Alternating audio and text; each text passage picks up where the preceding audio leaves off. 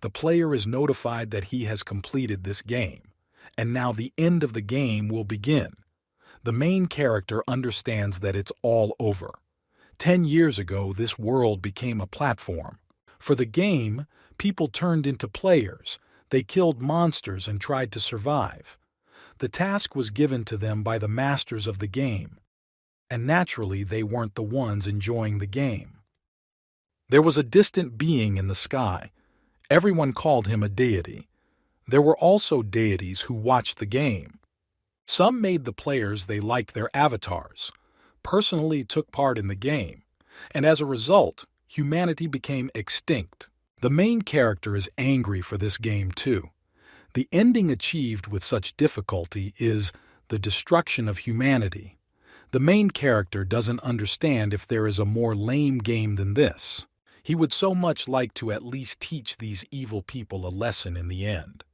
There was only one way to obtain salvation from death. This is to get out of this world through one hole. However, according to the rules of the game, the avatar of a deity cannot pass through it. And the main character was just an avatar. The main character thinks about the fact that his deity probably looks at him and mocks him. Or perhaps it casts pitying glances. But the main character understands that someone like this deity is most likely criticizing him. At this moment, the guy receives notifications that he has reached a bad end called the lonely world. The guy reads this in bewilderment, but he doesn't even understand. What else can you call it if it's a good ending? And lonely world is a very sonorous name. It fits so well with the main character, the last man standing. The system gives the main character a reading for completing all tasks alone. The game will end soon and the guy is great. The guy understands that this is how it all ended. At this moment, the guy breaks through the screen panel that hangs above him with his weapon.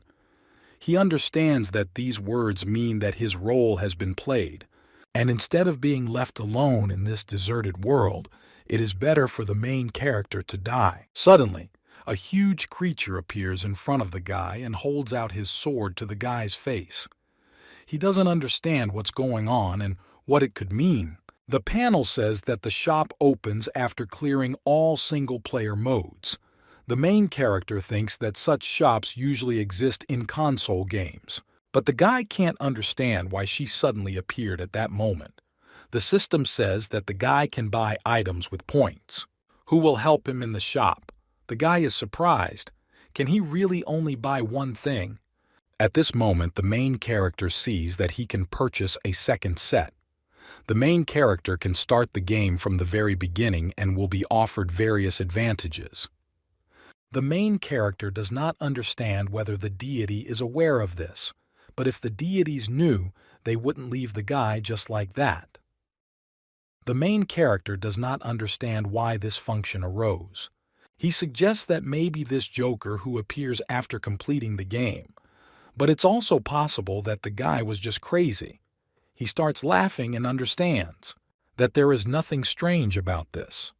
After all, this is a game. And if this is not a hallucination, then he can be sure of one thing. The guy says that he can make this game. To purchase, he needs 1 million. And over 10 years of playing, the main character collected 1,700,000 points. He is happy that he did not spend them during the game. The notification panel says that the guy has purchased a second set. And also the players got an advantage. After the start of the second round, he will be able to purchase various items in the shop. The guy hopes that, let it be true. If he can really start over, he can change everything, including that lame ending. At this moment, the guy begins his rebirth. The system tells the player to try. Come to the other end in the second round. They wish the guy a pleasant game. Thus ended the first round. At this time, the main character is sitting on a bench and thinking that everything has really returned. At this moment, people are passing nearby.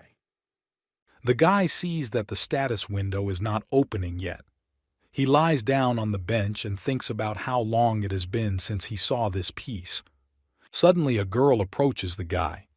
She asks what the main character is doing there. The main character can't believe this is Jisoo, because Jisoo was his close friend in the university. The girl asks if she has something on her face.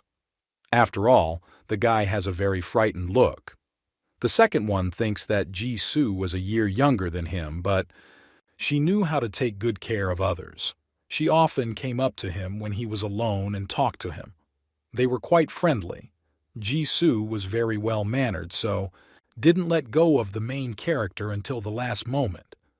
Jisoo asks if the guy was playing games all night again. The girl says that at this rate his grades might suffer this semester. The main character thinks that the semester won't even start anyway. He asks the girl what date it is today. Jisoo doesn't understand what's going on, but she tells the guy that today is August 17th. He doesn't understand. Does this mean that everything turned out to be true? The game started from the very beginning, so the main character returned to that very first day. The girl turns to the main character and asks why he doesn't answer her. The girl is wondering if Kim Se-han hasn't fully woken up yet. Jisoo doesn't understand, is this a guy? Played the game all night again. The main character replies that it looks like that. Kim Se-han is ready to admit that he played a dangerous game day and night, and I just saw the end. Kim Se-han doesn't understand. Is he really back? Jisoo asks whether Kim Se-han understands that classes start next week. The main characters understand this. He thanks the girl for everything. The main character is grateful to Jisoo not only because she took care of him. Jisoo says that anyway she suggests the guy go somewhere else. Kim Se-han asks why friend they should do this. Suddenly, a guy appears. He goes and looks at the phone. His name is Jong Hyun. He's always hanging around Jisoo and calls the main character a lost player. The main character doesn't understand.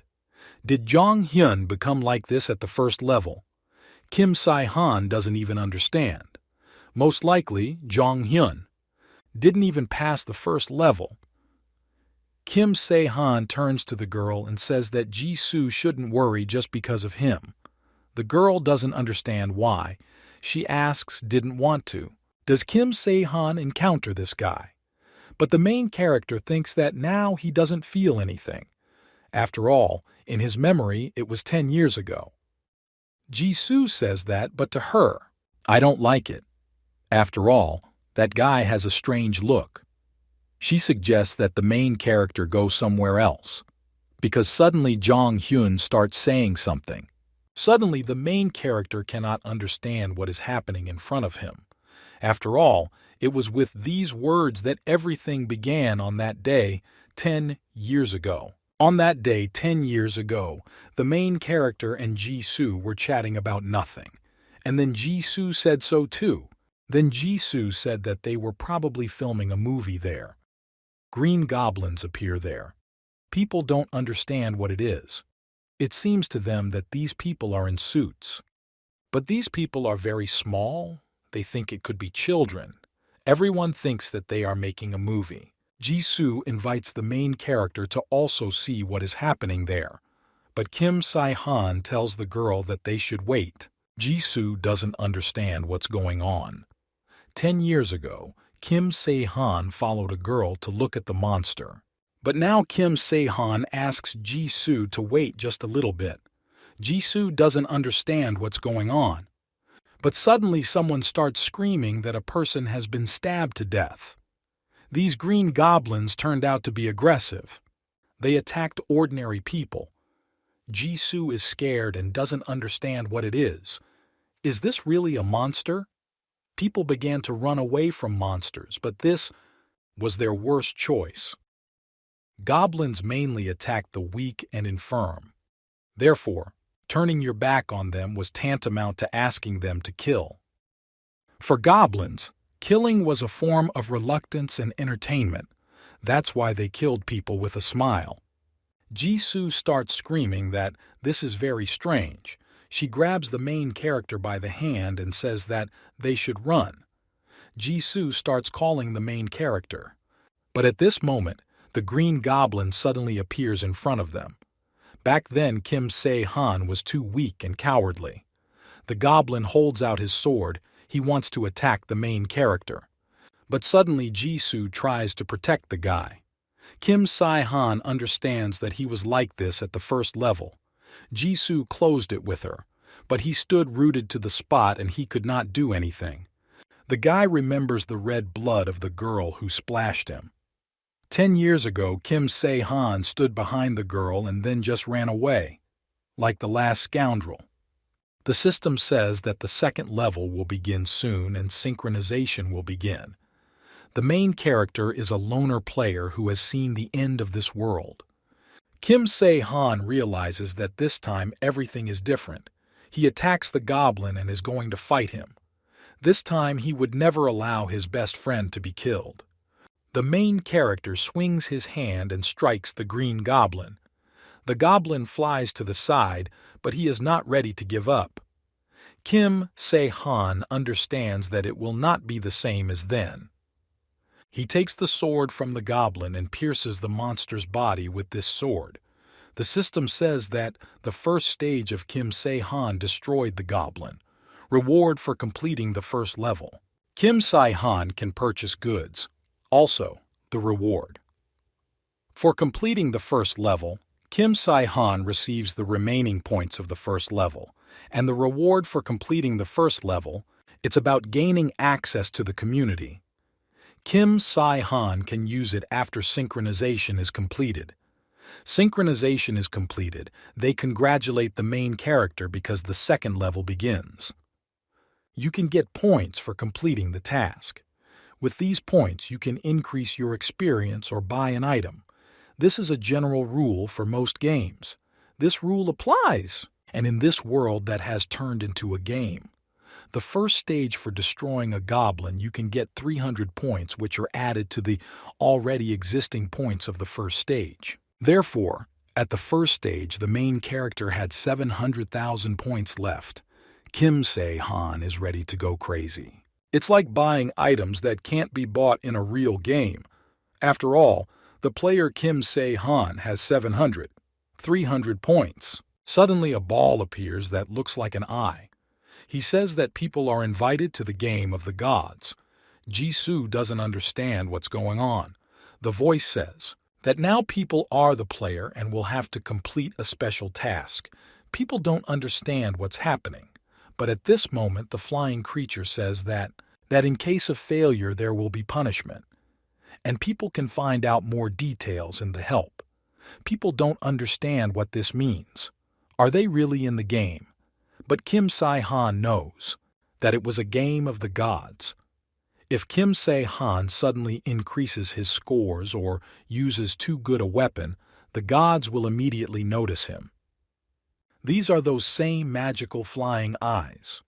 Kim Se-han understands that he needs to be careful. After all, he should be grateful that everything started anew. The observer is the eyes of the gods and the game master. For each user it can be different depending on the level, but in most cases it looks approximately the same. Kim Se-han understands that if they suspect him of something, that could affect the level of difficulty of the tasks. They won't just leave it like that, and for the main character the game may become more difficult. From the very beginning he needs to be careful in his actions and not stick his head out too much. The goblin attacks the main character and Kim Se-han grabs him with his hands. The main character is interested. Does it really look like he's having trouble dealing with the goblin? At this moment the main character begins to call Jisoo. Jisoo says that it's hard to believe, but it seems to her that she knows what's going on. After all, such monsters cannot just appear in the real world. Besides, this strange notification in my head and this voice. Jisoo says that this means that reality is no longer as she is used to seeing it. The main character answers that it is possible, because in the real world it is impossible to see such an alert with a message. Hyun-suk exhales and she says that this is good. Kim Se-han says that the girl is very calm. Jisoo replies that she is not the calm one but Kim Se-han. She asks why Kim Se-han is really so calm, and she asks how Kim Se-han dealt with that monster so easily. The main task for students is to get out of the university campus. The time to complete this task is 2 days. Observers say that from this moment on people will be attacked by numerous goblins, and they must either destroy them or run away from them. The main goal of people is to get out, outside the campus. Each player receives a reward depending on his personal achievements. The supervisors advise people to actively participate in completing the task. Kim Se-han heard all the conditions of the task, and he thinks that it is very easy. He tells the girl that they will talk later because they need to hurry before these monsters come to them. Suddenly, they are attacked by monsters. The main character grabs the girl by the hand and they begin to run. Jisoo looks back and sees the goblins destroying the students. There is a lot of blood flying next to them. Jisoo stops the guy and she asks, "What about those people?" But Kim Se-han replies that there are not many victims yet. Goblins have the strength of an average adult male. Moreover, as soon as people begin to gather in a crowd, everyone will calm down a little, but this is only before the hobgoblins appear. Kim Se-han says it seems around this time. They enter the safe zone. Kim Se-han thought so. Their system says that Kim Se-han and Jisoo have entered the safe zone.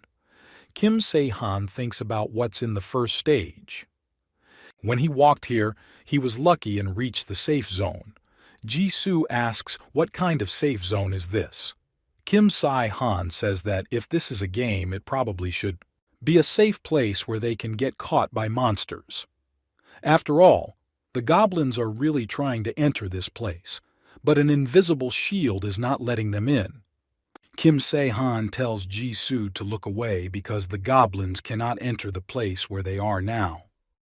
Jisoo falls to the ground and she rejoices because they were able to survive. Kim Se-han says that first Jisoo should rest a little with him in this place, and then they will move on. Kim Se-han understands that he needs to provide the girl with everything she needs, so that Jisoo alone can resist at least one goblin. People don't understand what's going on. They're trying to escape from these goblins. Jisoo appears in front of them. She is now armed and her eye glows. People ask the girl what it is and what happened. 3 hours before, Kim Se-han decided that he needed to arm the girl, and besides, I was now watching them. Jisoo sat holding the phone in her hands and she was worried. She didn't understand how they would be found in this place and whether saviors would come. There is only one reason why the gods were watching the players. They did it for fun. They chose the player they liked and made him their avatar. We watched the player go through the task and enjoyed the game. This is the gods. And also a game master. After all, there were so-called game masters who followed the server and gave tasks.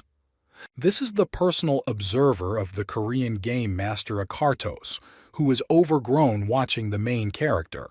Kim Se-han lies down on the ground. He hopes that this observer will leave as soon as possible when he sees their inaction. Jisoo did some research on disasters that happen in the mountains.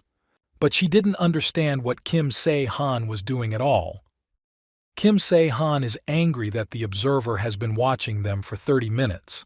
The main character is already quite impatient. He understands that therefore Akartos cannot become the best master of the game. Kim Se-han thinks that the observer is so impatient, although it is beneficial for the main character. At this moment, Kim Se-han decides that he needs to check out the merchandise store. Or, Kim Se-han decides to do something different. He presses a key on the panel and suddenly he feels a strong aura. At this moment, the main character was very scared. But judging by the fact that Jisoo does not react to the backlight, he sees this one. After all, Jisoo did not react to the main character, and she continues to sit on her phone. A notification appears in front of the main character stating that Earth has become the new location for the role-playing game. Kim Se-han understands that the game community is used by the gods. Feed of recordings tips on game strategy. Kim Se-han doesn't understand. Did they just copy it? Regular gaming site. At this moment, Kim Se-han notices the game chat. The main character is welcomed into the chat. Kim Se-han seems like an ordinary chat room on the internet. They start writing in the chat and asking about the anonymous person who just entered. They ask the main character to introduce himself, but Kim Se-han doesn't understand whether he has to. You need to reveal your identity. At this moment, the main character sees that someone is there asking if there is someone soon. At this moment, the players in the chat are chatting. Everyone understands that this is luck. It seems to him that the players were talking about them. And this chat is not a bad thing. The main character can get a lot of useful information next time. He'll have to try to write something. Kim Se-han thinks that he needs to remember to constantly check this T. First, he checked the community. And now, the crazy quality. Kim Se-han sees that several of them are closed. He asks, maybe it depends on the level passed, but it seems to the main character that this is the most important thing. But everything is closed here. And it seems that Kim Se-han generally understood what was what. It is not yet clear to the main character whether it is possible to open all of them or only part of them. After all, Kim Se-han sees that there is no explanation. Kim Se-han understands that even if part of it is revealed, it's not bad. After all, Kim Se-han showed himself well at the first stage. If there are any special features in this place, then he wants to take a look. To begin with, Kim Se-han decides to eliminate closed tasks. Suddenly, Kim Se-han notices that there is a set of cartoons. At the first stage, Kim Se-han was a single player. And at the second stage, they wish the main character a pleasant game in the collect company. Kim Se-han doesn't understand what this means. Can he really assemble a team for himself? Kim Se-han see what it's worth. About 20,000 points. The main character has 70,000 in his account, so that's enough for him. After all, prices are usually exorbitant for everything. Although if all the items cost that much, then the main character need to save. Some guy starts shouting for everyone to come to him. He doesn't know exactly what's going on, but if all the students unite, it will be better. Kim Se-han sees that people are slowly starting to unite. The guy shouts that they can do anything. He shouts that everyone should destroy these monsters together. They start fighting monsters. At this moment, the girl begins to run away from the monster and ask for help. The players fight the goblins and talk about how they need to hold out a little longer. Jisoo asks, are they really going to sit in this place? At this moment, Kim Se-han got scared because Jisoo approached very quietly. Kim Se-han replies that they will be on their way. Jisoo tells the guy to do it faster because she is already hungry. Kim Se-han doesn't understand. Is the girl really hungry in such a situation? The main character is surprised because Jisoo doesn't even ask anything, although it's even more convenient for him. Kim Se-han sees how Jisoo quickly adapted. The situation is so strange that he still can't understand, even if you tell him everything he knows. Kim Se-han says that, before they set off, he hands the girl a knife. Jisoo asks, is this the knife that Kim Se-han took from the goblin? She asks if Kim Se-han gives her this knife, then does he really have nothing left? The main character says that he will have another knife. After all, Jisoo is more defenseless than him. Jisoo asks if this is the same Kim Se-han in front of her. Although he was always a little strange, Jisoo says that in any case she is grateful to the guy. Kim Se-han says that the knife is a little rusty, so its condition is not the best. but still suitable for self-defense. At this moment, the main character tells the girl to take one more thing. This is a VIP brooch that speeds up wound healing and increases points by 20%. Jisoo asks, "Is this some kind of game item?" She wonders where Kim Se-han found it. The main characters talk about how when he caught the goblin, this thing was there. He asks how Jisoo knows about the game items. Jisoo replies that it would be strange in such a situation to give her an ordinary brooch, and even more strange if the main character had a brooch with him. But the game uses objects. Kim Se-han understands that this little thing is worth 10,000 points along with his 20,000. The brooch can be made invisible. The shop is the best. They sell goods of a completely different level than in a regular store. And it wasn't cheap, but if you think about the effect, then this is even saving. Reality became a game, but death still meant the end. If the main character judges from this side, then healing wounds for 20,000 points is worth it. Moreover, it increases points by 20%, so this is a very profitable item. After some time, the main character and Jisoo left the safety zone. Kim Se-han understands that it is not in vain that they say that items are important in the game. He invites the girl to try to leave this place. He wants Jisoo to remember that she needs to focus on protecting herself. The observer says that people are funny. He doesn't understand what kind of chaos this is. On his site, people begged to be saved and then they took and died one after another. He's not even interested in that. Another observer says that the shooting at his place created such a fuss. After all, shooting games are great.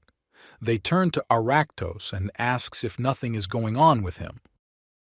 Aractos says that there is one guy who gives to Nadezhda, just on his site. This is talking about the main character. Kim Se-han decides to see if they forgot anything. Looks like the equipment is in place. He asks the girl if everything is ready. Jisoo replies that everything is ready. They decide to try to get out. When they came out, they watched from above what was happening between the goblins and the players. At this moment, Jisoo jumps to the ground and she is ready to go to battle. Kim Se-han remembers what he said about having a plan. The main character said that if there are so many groups of goblins, surely there must be someone who controls them. Jisoo doesn't understand how Kim Se-han knows this. The main character answers that this usually happens in games. Any gamer knows this. This is also shown in documentary programs. All animals existing in packs have a leader. Jisoo understands that this is generally the case. Kim Se-han says that this leader is the boss in this task. If you don't kill the boss, you'll be able to get out of this place. Jisoo asks if Kim Se-han wants to catch the boss alone. Kim Se-han says that that's why he needs the girl's help. Jisoo understands that they can do it. To begin with, the girl uses the smell of temptation. This elixir attracts weak monsters in the area. They will spray it and lure the goblins. And then they use the potion. This elixir of invisibility makes a person invisible for a duration, invisibility for 5 minutes. Jisoo asks if she will become bait, but this is the request of the main character and he will take care of the rest. He asks if Jisoo can do it. Jisoo, I agree to try. She doesn't understand where Kim Se-han got all these episodes. When they did everything, they succeeded, and the goblins gathered. Now the girl uses the elixir. Jisoo sees Jong-hyun, a girl running next to him. Jisoo doesn't understand. Is this really Jong-hyun? Jong-hyun asks for help. And Jisoo remembers what Kim Se-han told her in just such a situation, that this is a game.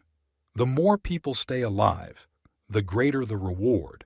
At this moment, the girl lands right in front of the guy. Jisoo feels that her body has suddenly become very light. Jong-hyun asks what's going on.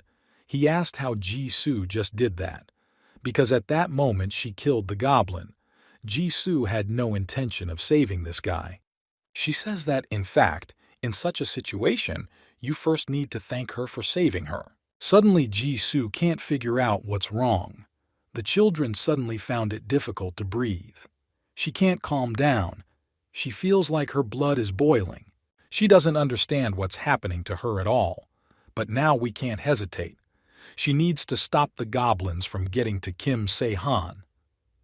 At this moment, the girl breaks the elixir and all the goblins begin to run towards her. Jisoo realizes that she needs to block the monsters. Kim Se-han hopes nothing will happen. He sees that a hidden boss appears in front of him. He says that they have not seen each other for a long time. After all, 10 whole years have come.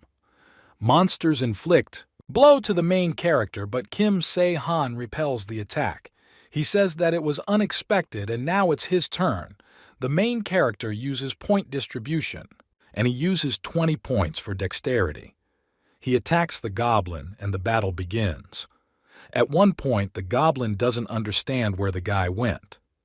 But at this moment, Kim Se-han attacks him from behind. Now the main character finds himself on top of a huge monster. Kim Se-han hits the monster in the eye with his hand, from which the main character jumps to earth.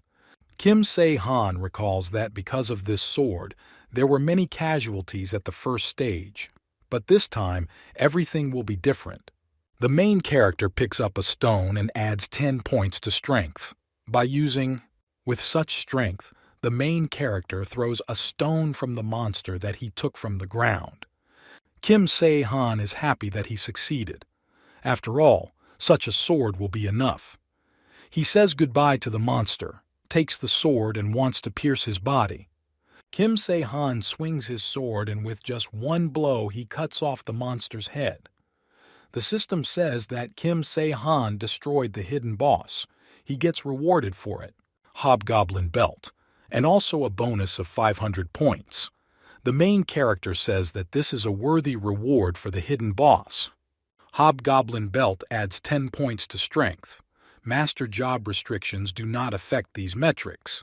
Kim Se-han thinks that this is not a bad thing. He understands that it turns out that there is now a limit of 100 points since the main character has a low rank.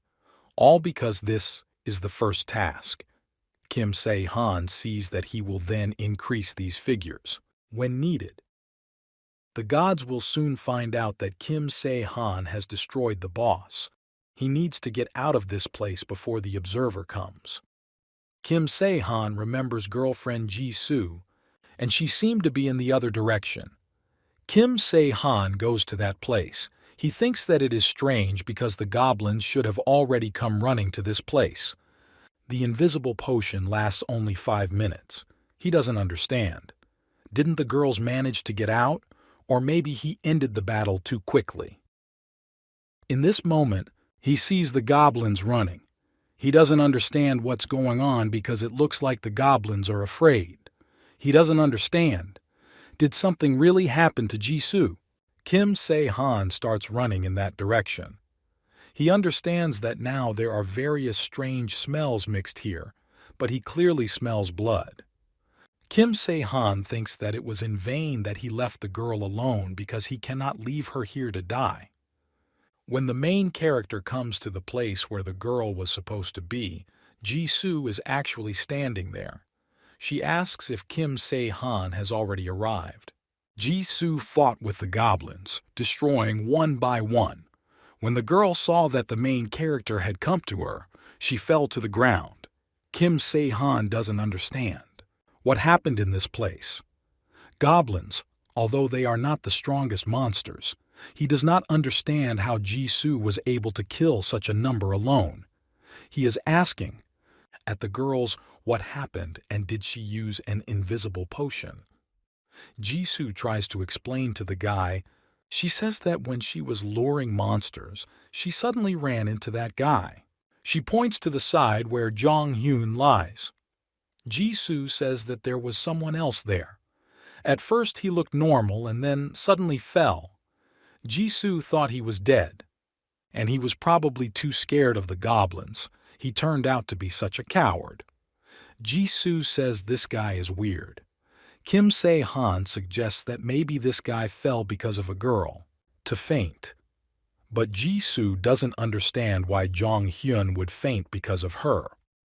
Kim Se-han doesn't understand what's wrong with the girl, and he wants to somehow check what happened. He is asking, can he see the girl's condition? Kim Se-han says that he will send a request for background check and the girls just need to accept it. Kim Se-han asks the girl to speak loudly, said the window status. The girl agrees.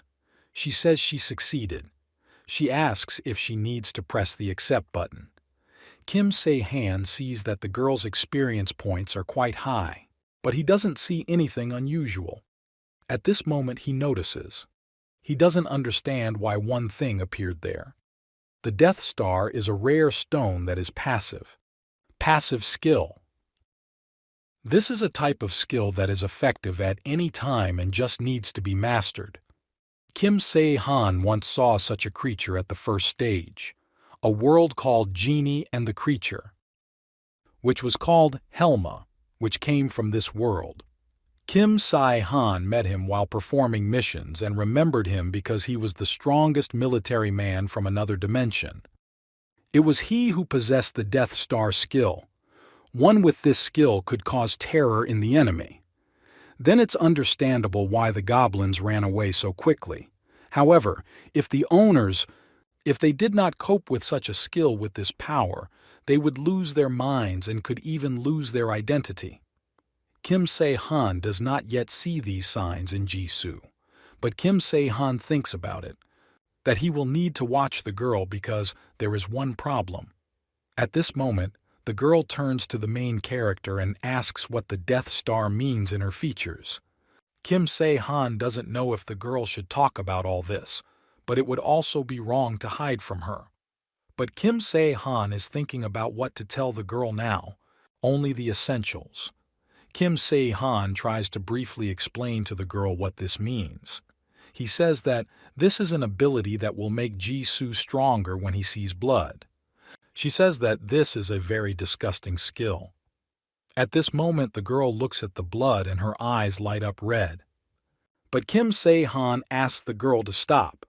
After all, if you use this opportunity often, it can be dangerous for the girl. The main character says that Ji-soo should be careful. After all, such a skill from the very beginning is a good indicator. Judging by the fact that there is not a single scratch on the girl, this skill is combined. They helped her a lot with the brooch. Amazing recovery power. At this moment, the main character turns to the girl and says what he thought. He asks if Ji-soo can sign a contract with him. Ji-soo doesn't understand what the contract means. Kim Se-han says that there is nothing so strange here. He simply offers to become a team with him. Ji-soo replies that she once participated in a team hunt. Kim Se-han says that this is a standard scheme in role-playing games. At this moment, the girl agrees. Kim Se-han is happy and he decides to buy the set. There is data transfer. If everything works out, the main character will be able to become much stronger than in his previous life. He sends the girl an application for the team. Ji-soo says that she received a notification. She asks if she just needs to confirm it, and that's all. She trusts the guy.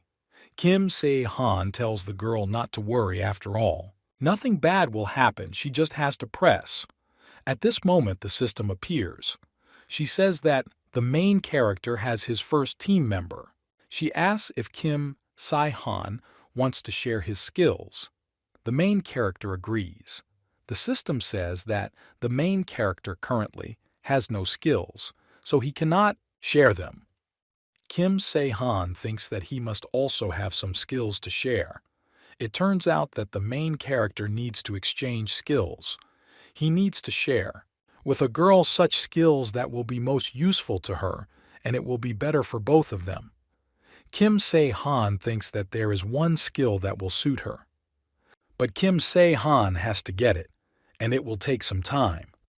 He decides to postpone this point for now, and now he still doesn't need the girl's skill, that the observers have finally arrived. The guy is happy that it's good that they didn't see how Jisoo dealt with the goblins. He invites the girls to finish the task at this moment. Jisoo agrees. She talks about it. That they just need to get out of this place. Suddenly, Jong-hyun regains consciousness. He is surprised to see Jisoo standing in front of him. The girl says that this is a reaction, much better than a nasty look. The main character approaches the guy. Jong-hyun asks, "Is this the same loser?" Kim Se-han asks the guy what he did here. Jong-hyun starts getting angry and screaming. He asks why the main thing is the hero's business with me. But at this moment, Jisoo uses a knife and presents it to the guy's face. She tells Jong-hyun to answer the question properly. Jong-hyun understood everything the girl told him.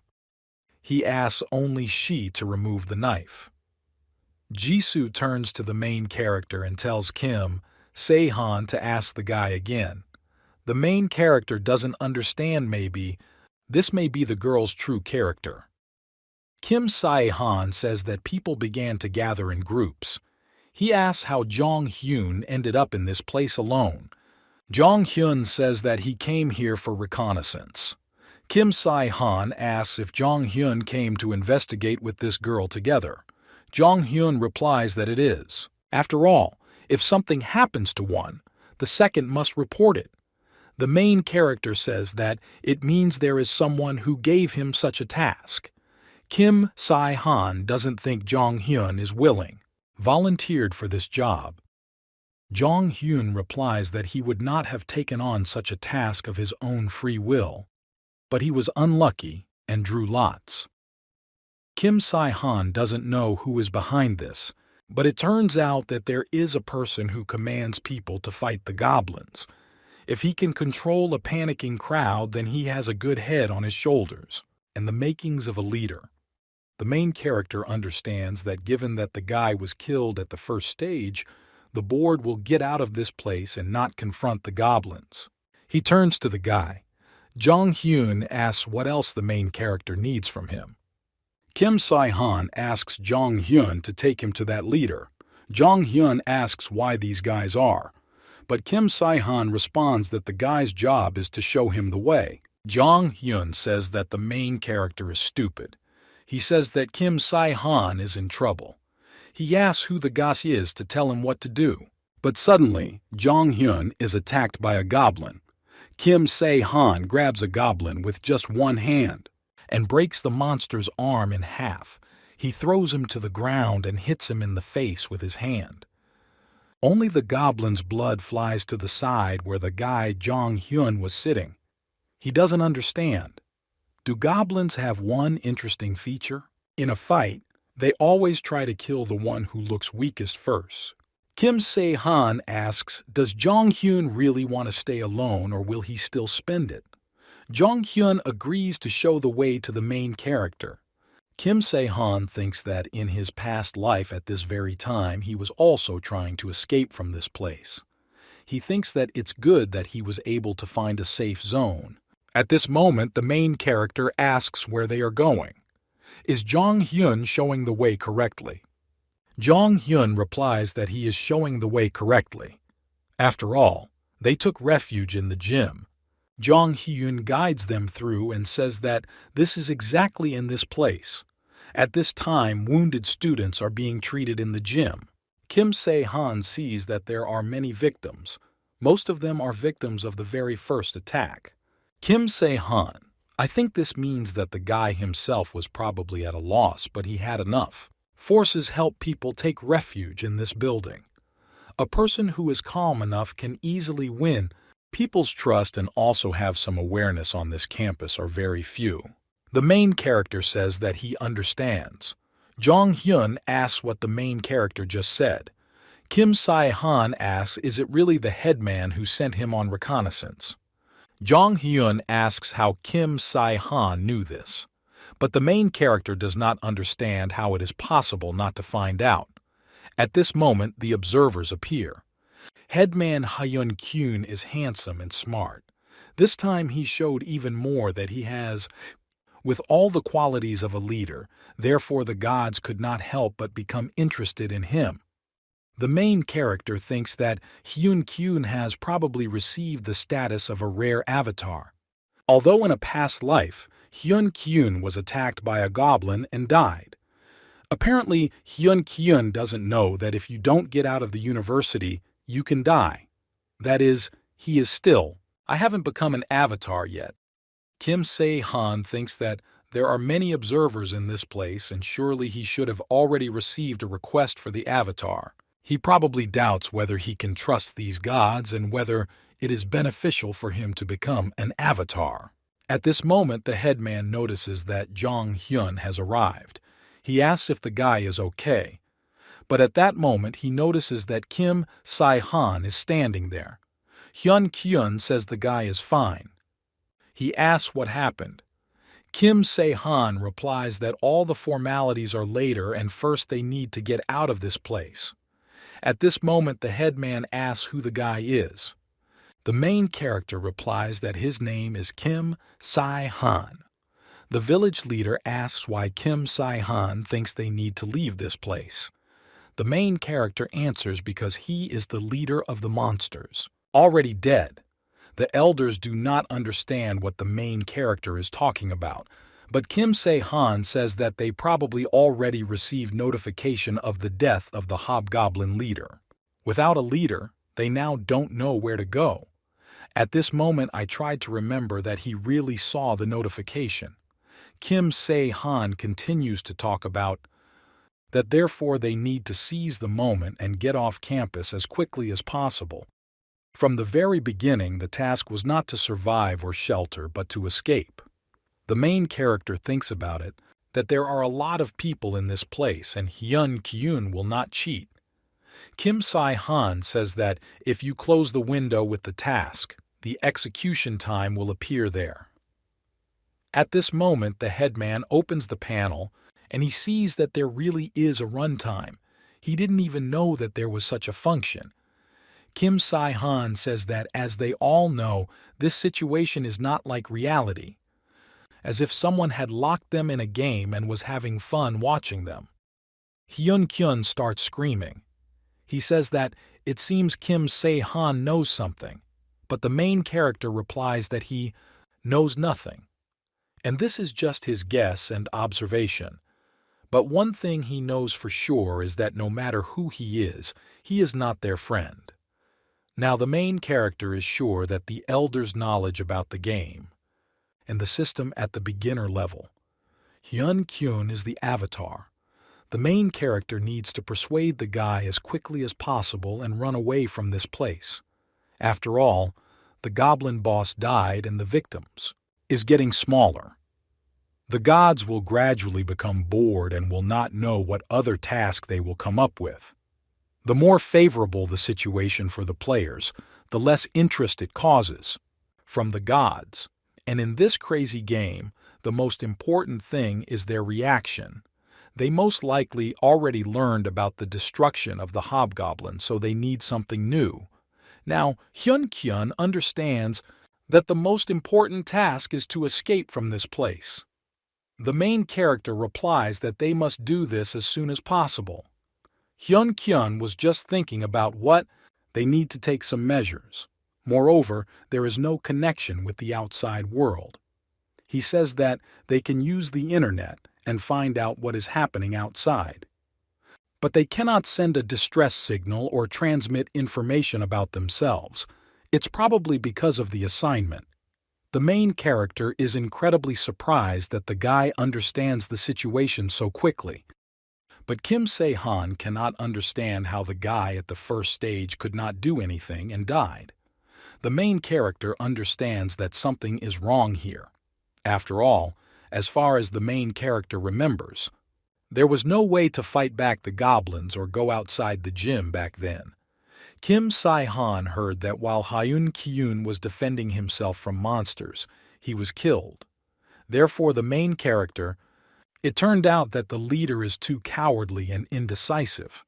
But Hyun-kyun doesn't look like that.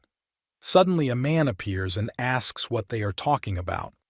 After all, The best thing they can do now is wait for help. He says that they cannot expose themselves to danger out there. He turns to old age and asks, does Hyun-kyun agree with what this man says? Kim Se-han doesn't understand. Is this a guy named Dong-gwan who is called a bat? Kim Se-han doesn't understand. What is Dong-gwan doing here? The main character knew this guy very well. In a past life, Dong-gwan set him up several times. The headman replies that this is only if they have contact with the police or rescuers, but he asks what if they sit here? But no one will come. Dong-gwan asks, is that why Hyun-kyun offers to go, at the risk of putting people's lives at risk? Kim Se-han thinks that Dong-gwan studied at the same university with him, but from his appearance you can guess what's going on. At this moment, Dong-gwan greets the main character. He says that he is the deputy headman in the name of Dong-gwan. The main character is very pleased to meet you. Kim Se-han thinks about how they met in such a place. Dong-gwan turns to the main character and says that Kim Se-han just said some ridiculous things to his old age. He asks if Kim Se-han is offering to leave here. Kim Se-han asks why these are ridiculous things. But Dong-gwan starts to get angry. He asks if the guy is in his right mind. He doesn't understand how Kim Se-han is going to run away because half of those present are wounded. After all, it seems like they were very lucky that Kim Se-han and Jisoo were able to kill a couple of monsters, and now they think that they are not afraid of anything. But Dong-gwan says that there is a terrifying monster outside, and it is impossible to go out with the wounded without carrying a weapon. Waiting for help from the military or police now is the best thing they can do for the sake of all people. Kim Se-han begins to get angry and realizes that any ordinary person could think so. But he knows exactly what kind of person Dong-gwan is. Kim Se-han remembers that Dong-gwan was infiltrated into different groups of people and revealed them. This is a psycho who watched with gloating the murder of people and ended up escaping alone. It doesn't matter to him that people die if it comes to personal gain. This is a monster in the form of a man. Kim Se-han is angry and thinks that this time it won't work out the way Dong-gwan wants. Jisoo starts to get angry and asks if Dong-gwan is talking about how lucky they were to kill the monster. She asks if Dong-gwan even saw them kill those goblins. Dong-gwan doesn't understand who the girl is talking about. Jisoo says that those monsters, the goblins that are outside when they are killed, that an inscription appears above their heads. Dong-gwan asks, does this mean that they killed them too? Jisoo asks if Dong-gwan wants them to go there and she will show him. Jisoo says that it's stupid to sit and wait for salvation while they are afraid of goblins. After all, it's breaking news and 20% of the population has died because of monsters. Jisoo says that they cannot contact the police and military. They don't know when they will come to save them. Dong-gwan asks, on the other hand, will other people be able to accept? That's all to understand. Kim Se-han says that then Dong-gwan can stay here alone. After all, Kim Se-han didn't think that they would be able to persuade all the people who are in this place. And if they want to stay, then this does not concern the main character. Kim Se-han understands that despite his words, Dong-gwan will never stay in this place. After all, if this is the same Dong-gwan who's the main character knows, then most likely his goal is to kill all these people and reward them for their lives, etc. The guy has a completely opposite method, unlike the main character. After all, Kim Se-han is trying to save as many people as possible in order to receive a reward. And if Dong-gwan stays here with those who are afraid of escaping and receives a reward for killing several people, then the risk of falling under suspicion will be less than if Dong-gwan survives and can choose from this place. Kim Se-han asks if Dong-gwan is here alone. At this moment, the headman says that he will go with the main character. Dongguan replies that he can't do anything about it and he will follow the headman. Kim Se-han thinks that this is even funny. And now he is sure that Dongguan is pretending not to know anything. However, he is definitely aware of the reward system of this game, and Dongguan thinks quickly. Kim Se-han sees that Dongguan has already become an avatar of the gods. A man looks out the window and turns to old age, asks if everything will be okay. After all, there are still many monsters outside the window. But the headman says that, according to the guys who were conducting reconnaissance, their leader is dead. Therefore, the rest seem to be unable to properly understand what needs to be done. At this moment, the professor appears and turns to the headman and starts shouting at them because Hyun-kyun decided to drag all these people outside. He says that if the headman engages in amateur activities, then next semester he may not expect good grades. The main character watches everything that happens, and he doesn't understand how the professor in such a situation still talks about some kind of grades. Kim Se-han doesn't understand how this man even became a professor. After some time, Hyun-kyun says that it seems everyone is ready, then they can move towards the exit. Hyun-kyun tells everyone to be careful. Ji-soo-woo, main character. Can they go out already? Kim Se-han says that if nothing special happens, they can quickly leave this place. Ji-soo asks, is the main character talking about goblins? But Kim Se-han answers that usually goblins who have lost their leader do not attack groups of people. Ji-soo asks what did Kim Se-han mean then? Kim Se-han looks at Dongguan and thinks that he doesn't like him, but killing the guy now is a bad idea. After all, there are too many people here, especially since they can use it and then they won't recognize it. At this moment the goblins appear. People are screaming for everyone to be careful. They don't understand are the goblins trying to attack them. But there are too many of them and they hope that the monsters will not attack them. The headman begins to shout that these creatures do not touch groups of people, so they don't have to worry. Kim Se-han thinks that Hyun-kyun is doing everything as he was told and this guy copes well. It seems to the main character that this guy can be trusted by these people. The headman shouts that there are very few people left. People should hold on a little longer. At that moment they saw that there was a gate in front of them. This is the first time they are so happy about the gates. They don't understand. Did they survive? At this moment, a system appears in front of the main character, which indicates that the difficulty level of the task is increasing, because now the guard will appear. Suddenly, the earth begins to shake. People don't understand what it is. Is it really an earthquake? One guy raises his head up and doesn't understand what's happening. At this moment, a huge, scary monster appears in front of them, which looks like a buffalo. They don't understand. Is it really the Minotaur? Kim Se-han doesn't understand, are the observers crazy? He doesn't understand how there can be a Minotaur on the first mission. They sent a monster here that usually appears after at least 15 completed tasks. Hobgoblins, or it looks like hidden bosses, can still be defeated somehow. And if ordinary players join forces, they may well complete this task. But not the guard. In single-player games, 100% win events are often held, and if they sent a guard here, that means they just want to kill everyone who is here. Kim Se-han thinks about it, that this Erectos decided to take the easy way out. Of course, the guard will have limitations on experience points since this is the first task.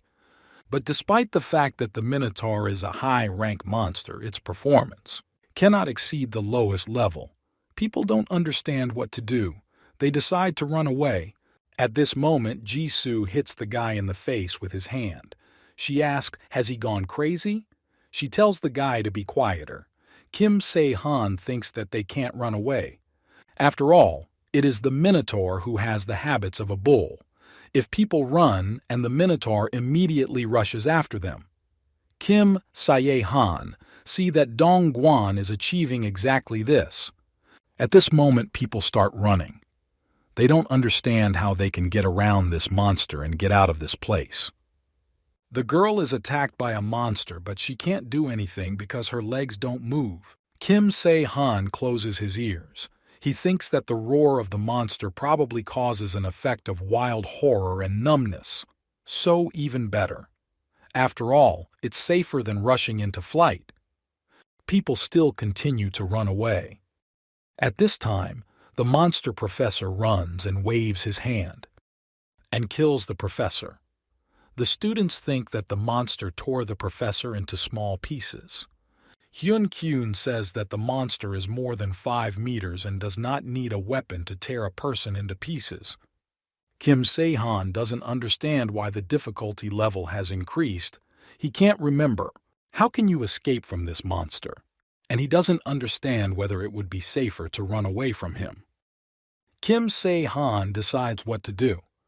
At this moment, the guy says that someone needs to distract him, this monster, and he will be bait.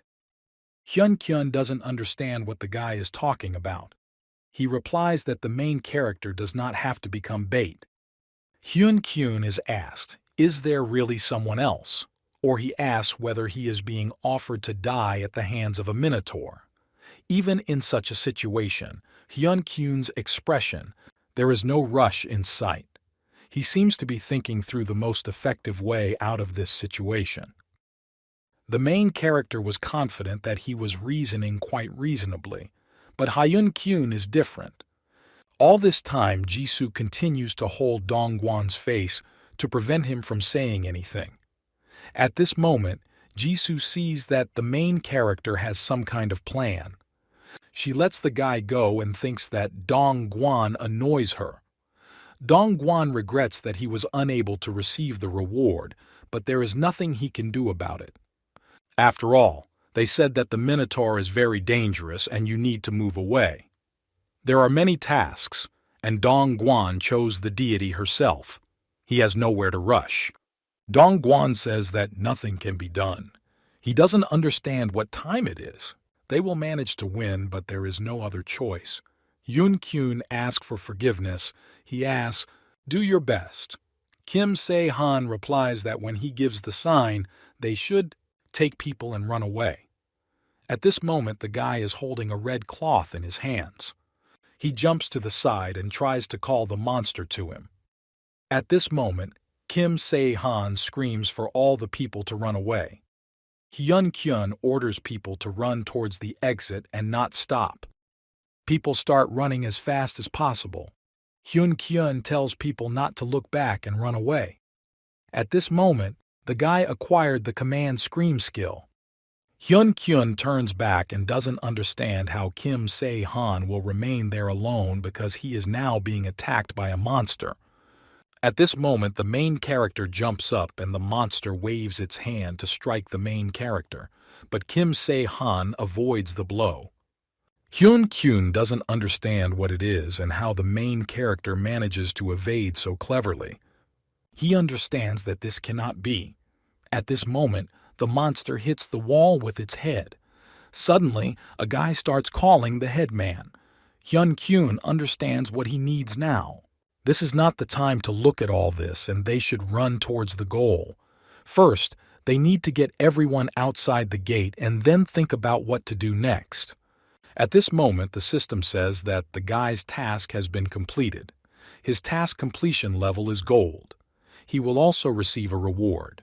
Hyun-kyun is glad that he succeeded and survived. He asks people if everything is okay. He asks the others to check on the people to see if everyone is alive and well. It seems to him that everything in safety. And now he decides that he needs to help the main character get out of this place. Hyun-kyun tries to get through, but he doesn't understand what it is, because it appears in front of him. Blue shell. He assumes that this is a blockage that prevents you from getting to the previous level. He begins to call the main character and say that they have all left and Kim Se-han can get to them as quickly as possible. At this moment, a huge monster swings at the main character. Hyun Kyun doesn't understand what's happening. At this moment, Kim Se-han flies to the side. The main character hits a wall and falls to the ground. All people do not understand what is happening. They think that this cannot happen. Hyun Kyun asks for forgiveness. After all, Kim Se-han sacrificed his life just like that. He will never forget. Hyun Kyun cries and asks for forgiveness. In his past life, Kim Se-han did not have a fair character. To be honest, Kim Se-han was even a little under the guy. And now it's not much different. Perhaps that's why when Kim Se-han heard words of gratitude from the headman, he felt a little disgusted. However, this is not so bad. Kim Se-han used to be weak. There were any number of players much more capable than Kim Se-han. But the main character wanted to live, and for this he had to become heartless and vile. And the end was clear. Kim Se-han says that when a person is the only survivor, in the end he will be left with nothing. Kim Se-han realized this and came back now. He may choose something else. Kim Se-han understands that there are no observers here, so this is good. He turns to the monster and invites him to try for real now. Kim Se-han says that he was in a little pain. Since there are no observers, the main character says that the monster can attack him as much as he wants. He asks, is the monster surprised? At this moment, the main character used physical strength level points, which rose to 94. After all, at this level of complexity of the country, the main character has not yet died because the monster hit him. But now the main character is definitely convinced that all the monster's indicators stopped at around 100. There is no way a player can defeat such a monster guard. In his previous life, Kim Se-han avoided meeting him. And if I encountered it, I used all means. The main character didn't care about other people's sacrifices. He just wanted to survive. But this time, Kim Se-han doesn't want to do the same. The monster is trying to attack the main character. At this moment, Kim Se-han flies to the side. Now he approaches the monster and grabs it by the horns. Kim Se-han used points and his strength increased to 83. Strength indicators reach the limit.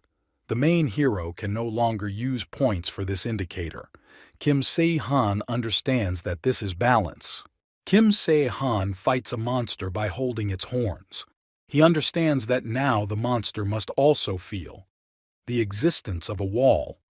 In this moment, the main character uses a hobgoblin belt which increases strength by 10 points, feels the existence of a wall that someone like him will never be able to overcome.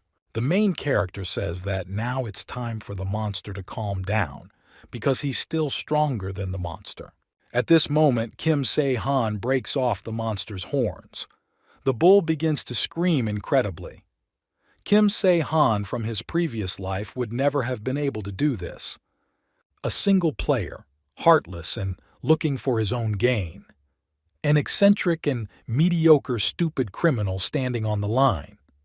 For someone like Kim Se-han was before, this is impossible. However, now he lacks nothing. He is a second-round player and Kim Se-han will try to become a hero. The system indicates that the main tasks have been completed. The level of completing the task is white gold, and soon Kim Se-han will receive a reward. Kim Se-han sees that it's a decoy to help others escape. White gold for the boss and guard monster. Kim Se-han knows that this is the highest award, but he still feels a little sorry. Kim Se-han doesn't understand what the reward will be. At this moment, the guy is already heading out of the field of play. He understands that weapons are also not bad, as now the main character does not have a normal weapon or he wants a good skill as a reward. He hopes that it will not be just a small item or points. When the main character goes beyond the shell, he sees Jisoo sitting there. He asks what the girl is doing here. After all, Kim Se-han thought that Jisoo left with the others. But now he assumes that Jisoo was worried about him. Well, Jisoo replies that she knew that the guy would be fine. After all, the last time they organized, Jisoo's team was able to see the condition of each member, and Kim Se-han was fine even when he got it from the Minotaur. So Jisoo thought that Kim Se-han was just pretending, and probably Kim Se-han just didn't want anyone to notice it. Kim Se-han replies that this is true. Jisoo asks if the guy caught the Minotaur. She wonders what rank passing Kim Se-han received. The main character replies that he received white gold. Jisoo thought so. He asks what the girl got. She says that she has gold. Kim Se-han says that gold is also good. Gold is also a high level of completing a task. The platinum barrier is simply too high. At this moment, the system says that the calculation of rewards is completed, and the main character's achievements are the victim of destroying the guard monster, destroying the hidden boss. Kim Se-han does not understand. Why is he a victim? Because he is safe and sound. As a reward, Kim Se-han receives shape-shifting orichalcum.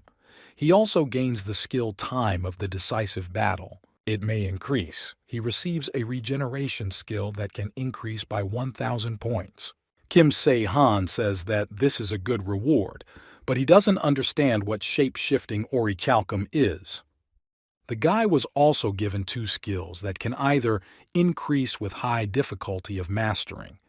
These are additional rewards for the hunt, and most likely this is the first time in the world when someone completed the main task and also destroyed the guard. Kim Se-han thinks that the return type has high potential in the second part of the game. However, he is a little sorry that this is not a rank 5 skill. For example, the Jong Salson mask skill. Jisoo turns to the guy and asks if he has already checked the reward.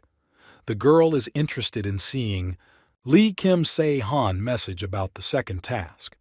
At this moment, the main character received the second task. It states that the player must go forward to the Roman Tower. His task is to go to the Roman world and destroy the boss monster. Kim Se-han has left the university and now he must take his first steps in a new world. He needs to destroy the monster, which captured the Roman Tower.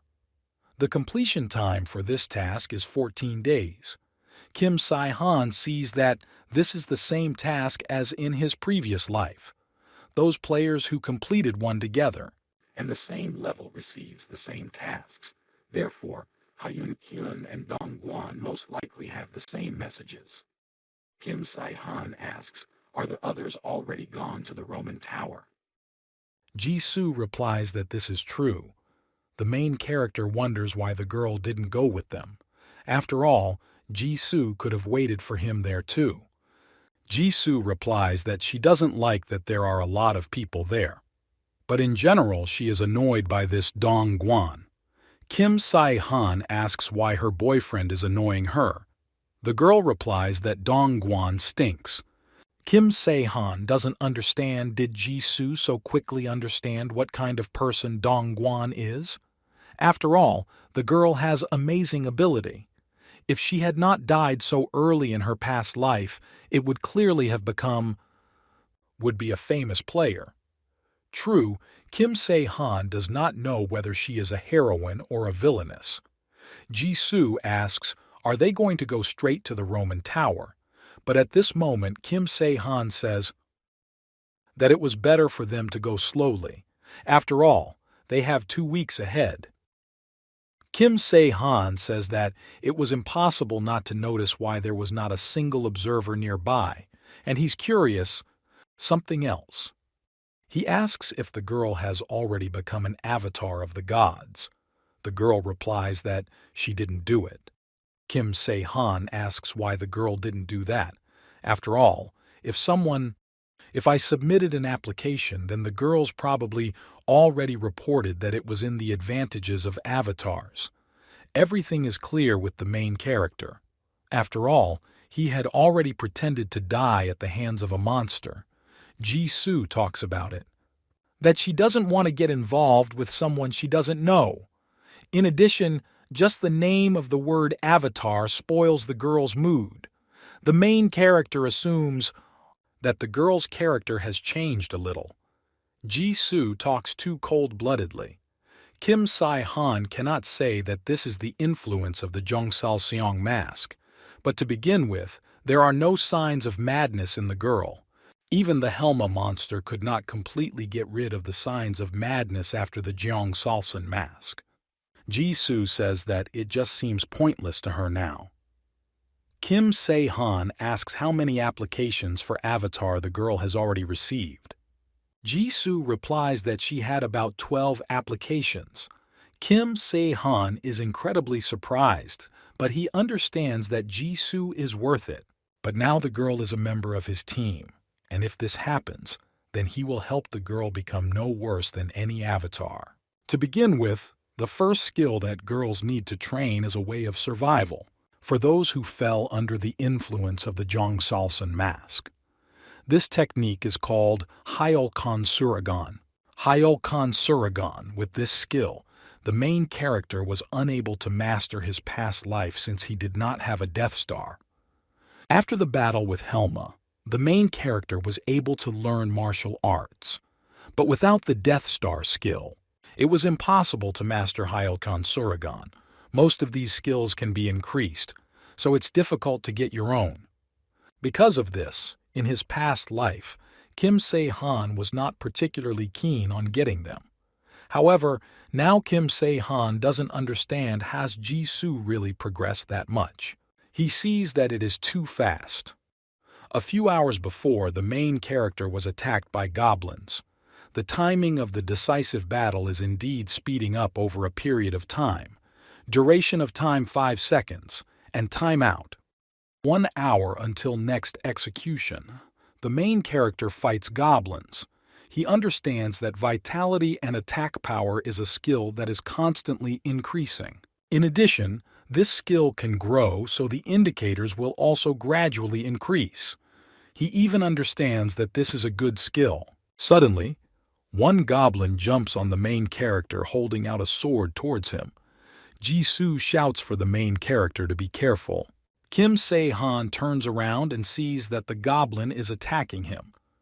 But at this moment the guy grabs the sword with his own hand, and with his other hand he hits the goblin in the face, from which the monster flies to the side. The regeneration skill, unlike during the decisive battle, is passive. If you combine the Death Star and a VIP brooch, you get a good effect. Recovers 50% faster from injuries. At this moment, Jisoo runs up to the main character. She asks if Kim Se-han is okay. The guy replies that everything is fine with him. He asks Jisoo to better say whether she sees the points. Jisoo replies that she sees the points. After all, thanks to the action of the brooch, she managed to accumulate a lot. Kim Se-han says that's great, and then, if they figured out this place, then they need to share the skill with the girl. He decides to go in the other direction. After some time, Kim Se-han asks Jisoo to turn on the status window. They sit down on a table in a cafe. The system says that the sharing of skills with a team member begins. The skill for spreading is regeneration. Obtained Jongsalsen skill. The time of the decisive battle. This is not a bad skill, but for Jisoo now it will be most effective. Regeneration skill. The system says that if the connection with a team member is not particularly strong, then the ability of the transferred skill drops to 30%, provided it is strong. Communication skill efficiency can reach 80%. However, when transferring a skill, the readings it contains are not transferred. Kim Se-han doesn't understand about what connection with a member. Commands are said. Is it really possible to use only 30% of the skill? He gets angry and thinks that this needs to be discussed in advance. It seems to the main character that, when decreasing, efficiency disappears, and punishment is madness. After all, the stronger the connection, the higher the effectiveness of the skill. Jisoo says that she is pleased to have new abilities, But here, I'm a little worried about the lack of attack skill. Kim Se-han says that regeneration can also be called an attack skill. After all, the survival ability is also an excellent attack ability. He tells Ji-soo to think for herself. After all, others need to evade attacks from a girl. You don't have to do this because she will immediately be able to restore your strength. This way Ji-soo can use that time and effort on equipment. In addition, regeneration not only heals wounds but also increases endurance. Therefore, it will be very difficult to defeat the girl. It's not for nothing that it's considered a high-ranking skill. Now it just speeds up the recovery process, but with increasing levels. He will become more and more effective. Ji-soo says that this skill is really good. She thanks the guy. Kim Se-han says that in this task, they have a lot of time. Therefore, he would like to learn a new skill before starting to perform it. Ji-soo asks if what we already have is not enough, but Kim Se-han answers that this is not entirely true. After all, this is not enough for equipment with avatars of the gods. Kim Se-han says that he still has one skill that he can share with the girl. These skills cannot be shared but simply given to the girl. Ji-soo thanks the guy, but she asks if the guy was like this before. It's as if Kim Se-han is ready. Give everything to her. After all, the guy didn't care about others and didn't care about anyone. Kim Se-han replies that this girl's skill is simply suitable and the name is suitable. Kim Se-han asks, doesn't the girl really want to? Then he won't give it to her. The guy is trying to please the girl. But Ji-soo replies that that's not the point and she wants this skill. Ji-soo asks, what is this? Kim Se-han replies that this is Hyokeon Suragon. Kim Se-han says that Ji-soo is doing a great job. Then exactly at that moment when the girl will not have time for this. Access to the community. Kim Se-han dives into a space with systems. He sees that there is more activity in this place than before. He wants to look. At this moment, Kim Se-han entered the chat. The players discuss that this makes them angry and does not want to just take everyone and kill them. But the game is in full swing. The main character is out of character because of this. Kim Se-han sees one player. He immediately knows who it is. After all, this god, unlike his login, is far from honest. This was the god Dongguan. He is as stupid as Dongguan himself. Judging by the number of complaints, Dongguan has calmed down a little and the task. And he didn't manage to get the award like in the first round. And the rest of this chat is all empty chatter. The main character begins to write something. After all, God alone writes about that his avatar is capable but stupid. Kim Se-han asks why he robs banks. Money no longer has much meaning for players. God answers that he does not know, but he's funny. Observe, so he simply began to do everything as it was. The main character is also interested and asks if he can watch it. At this moment, the system says that the user, called the clown, invited the main character into his observer. Kim Se-han is incredibly surprised. He doesn't understand. Were there really such functions here? The system says that the appearance of anonymous users is hidden. Kim Se-han sees what is happening. He doesn't understand. Was he really invited to the personal observer's channel? At this moment, the user clown appears. She sees that the main character came to her under the nickname Anonymous48. The clown shows where her avatar is. There is a girl there. The sheriff approaches her and asks if the girl is okay. After all, it is dangerous to be in this place. Kim Se-han doesn't understand. Is she really the one? After all, what can destroy the monster from the Roman tower is a key card. Ji-soo asks Kim Se-han to listen to her. At this time, the guy and girl are already on their way. Ji-soo says that the Roman tower is on the other side. Kim Se-han talks about it.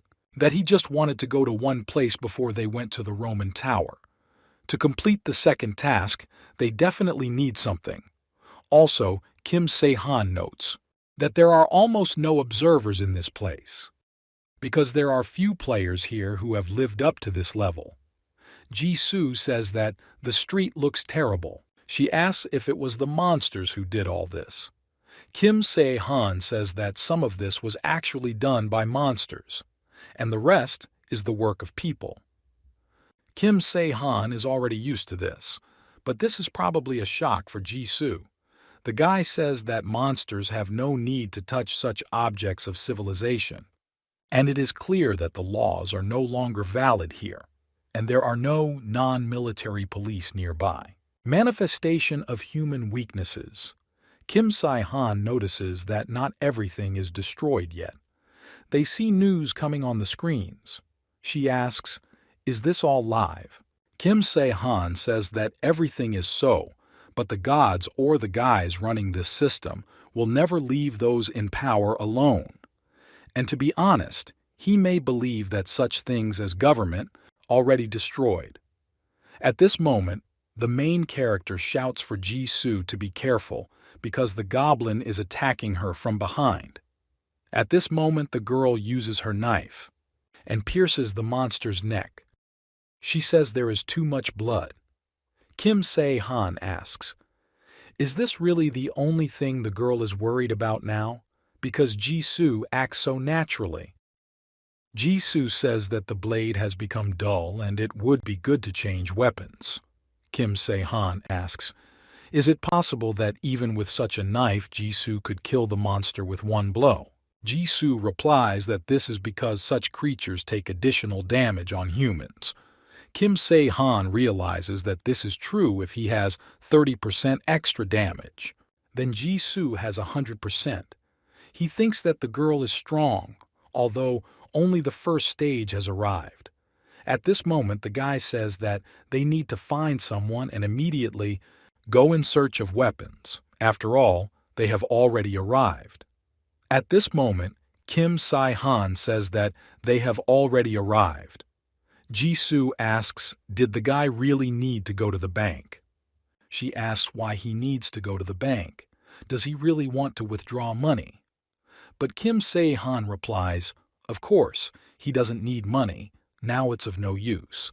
And to be more precise, nothing for money. You won't buy it. And you can buy with points. Jisoo asks why they came to this place then. Kim Se-han says that there is a person inside who is needed in the second stage. After some time, they go inside. Robbers broke into the bank. The policeman says that he will detain the robbers and the bank employee can run away. Employee asks, what will happen to the policeman? But the police respond that the employee need not worry because he will be fine. He tells the guy to run as fast as possible. The policeman is already on his way to attack the criminals. The criminals are angry because they were not told that someone would be here. In this moment, the guy attacks the policeman with a knife and the police parry the guy's blow and kick him back in the face. The policeman deals with these robbers, and they don't understand. Are the police really that strong? At this moment, one guy appears on his knees in front of the policeman. He talks about being a player. The policeman replies that everyone ran away. Therefore, he no longer has anything to do with the robbers. Everything ended well, only these weaklings got in. Jisoo says that this guy is very cool. She asks if the main character was looking for this guy. The main character says that this is so. After all, robbers are also players, but this guy beat them. Jisoo asks if this guy also has some kind of special item. Kim Se-han says it's quite possible, but he thinks there is another reason.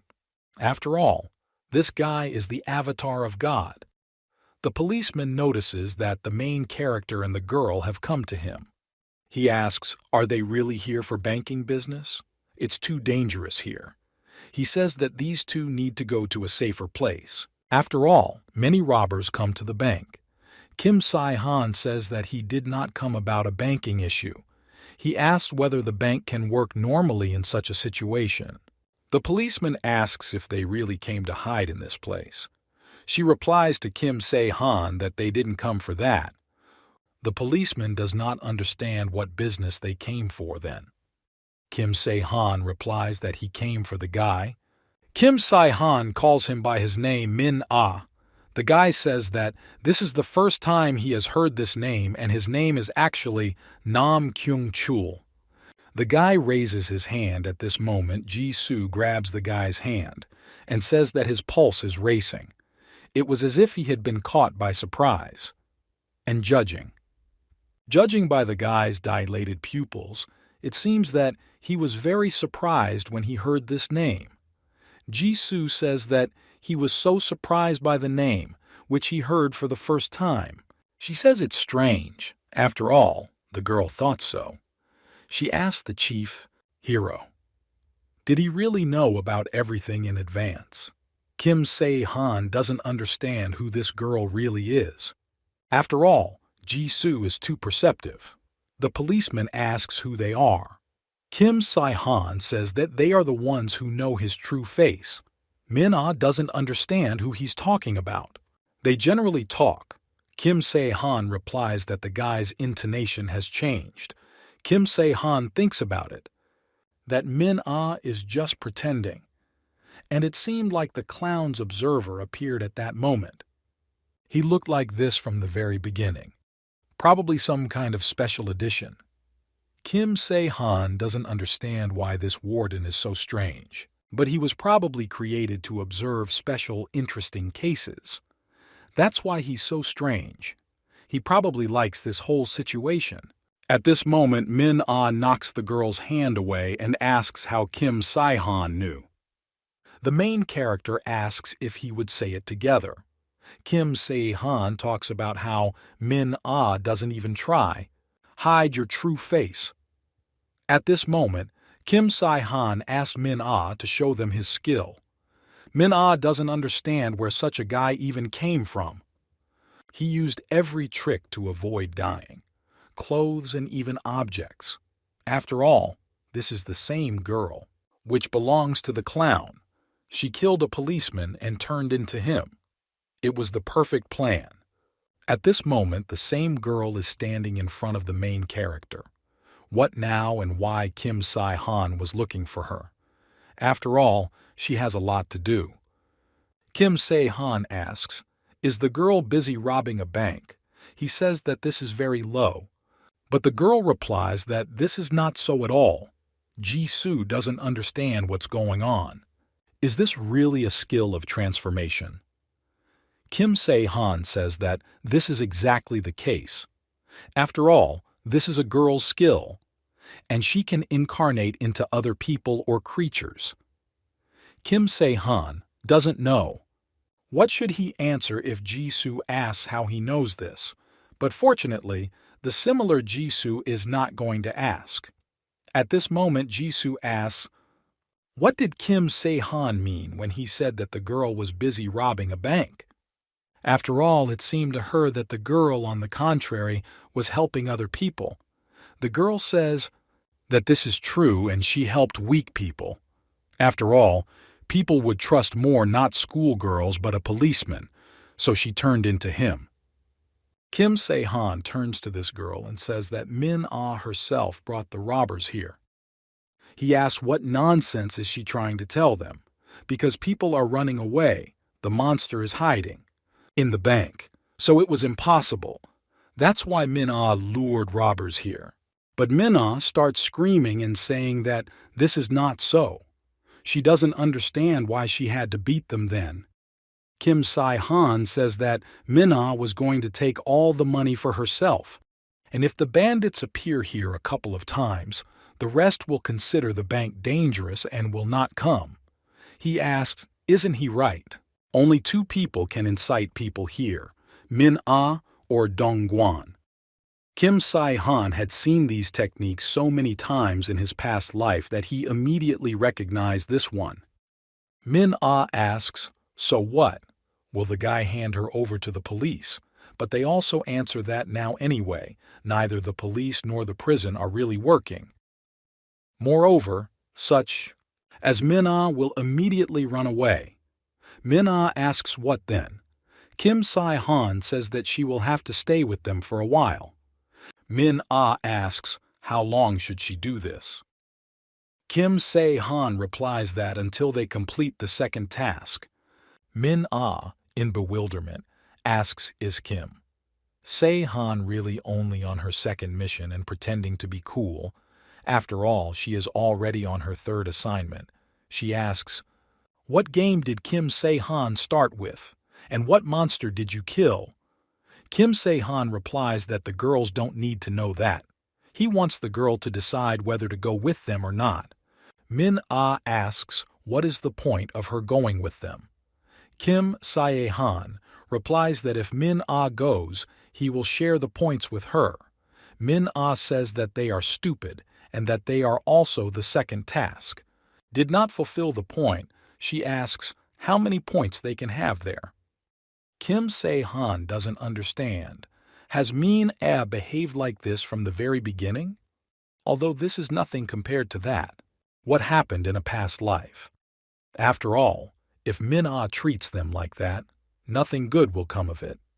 And Kim Se-han thinks that they need to raise their authority in the girl's eyes. At this moment, the main character reaches out his hand and hits the girl with his finger, from which Min-ah flies to the side. She asks what Kim Se-han just hit her with. And Kim Se-han asks the girl to behave politely. After all, she was probably in pain because the indicators exceeded the low rank. Min-ah tries to attack the main character and asks who he is to tell her how to behave. She asks, does Kim Se-han think that she will stand quietly and receive? Min-ah tries to hit the main character, but at that moment Ji-soo interrupts her. Min-ah asks what this is. She asks Ji-soo to let her go. Min-ah sees that this girl is very strong.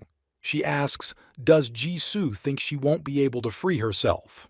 But at this moment Ji-soo uses his strength, and Min-ah begins to scream that her weak arm is now breaking. Ji-soo says that it looks like Min-ah can't concentrate because of the pain, and reincarnate. Ji-soo says that it would be nice to be polite to each other, as Kim Se-han said.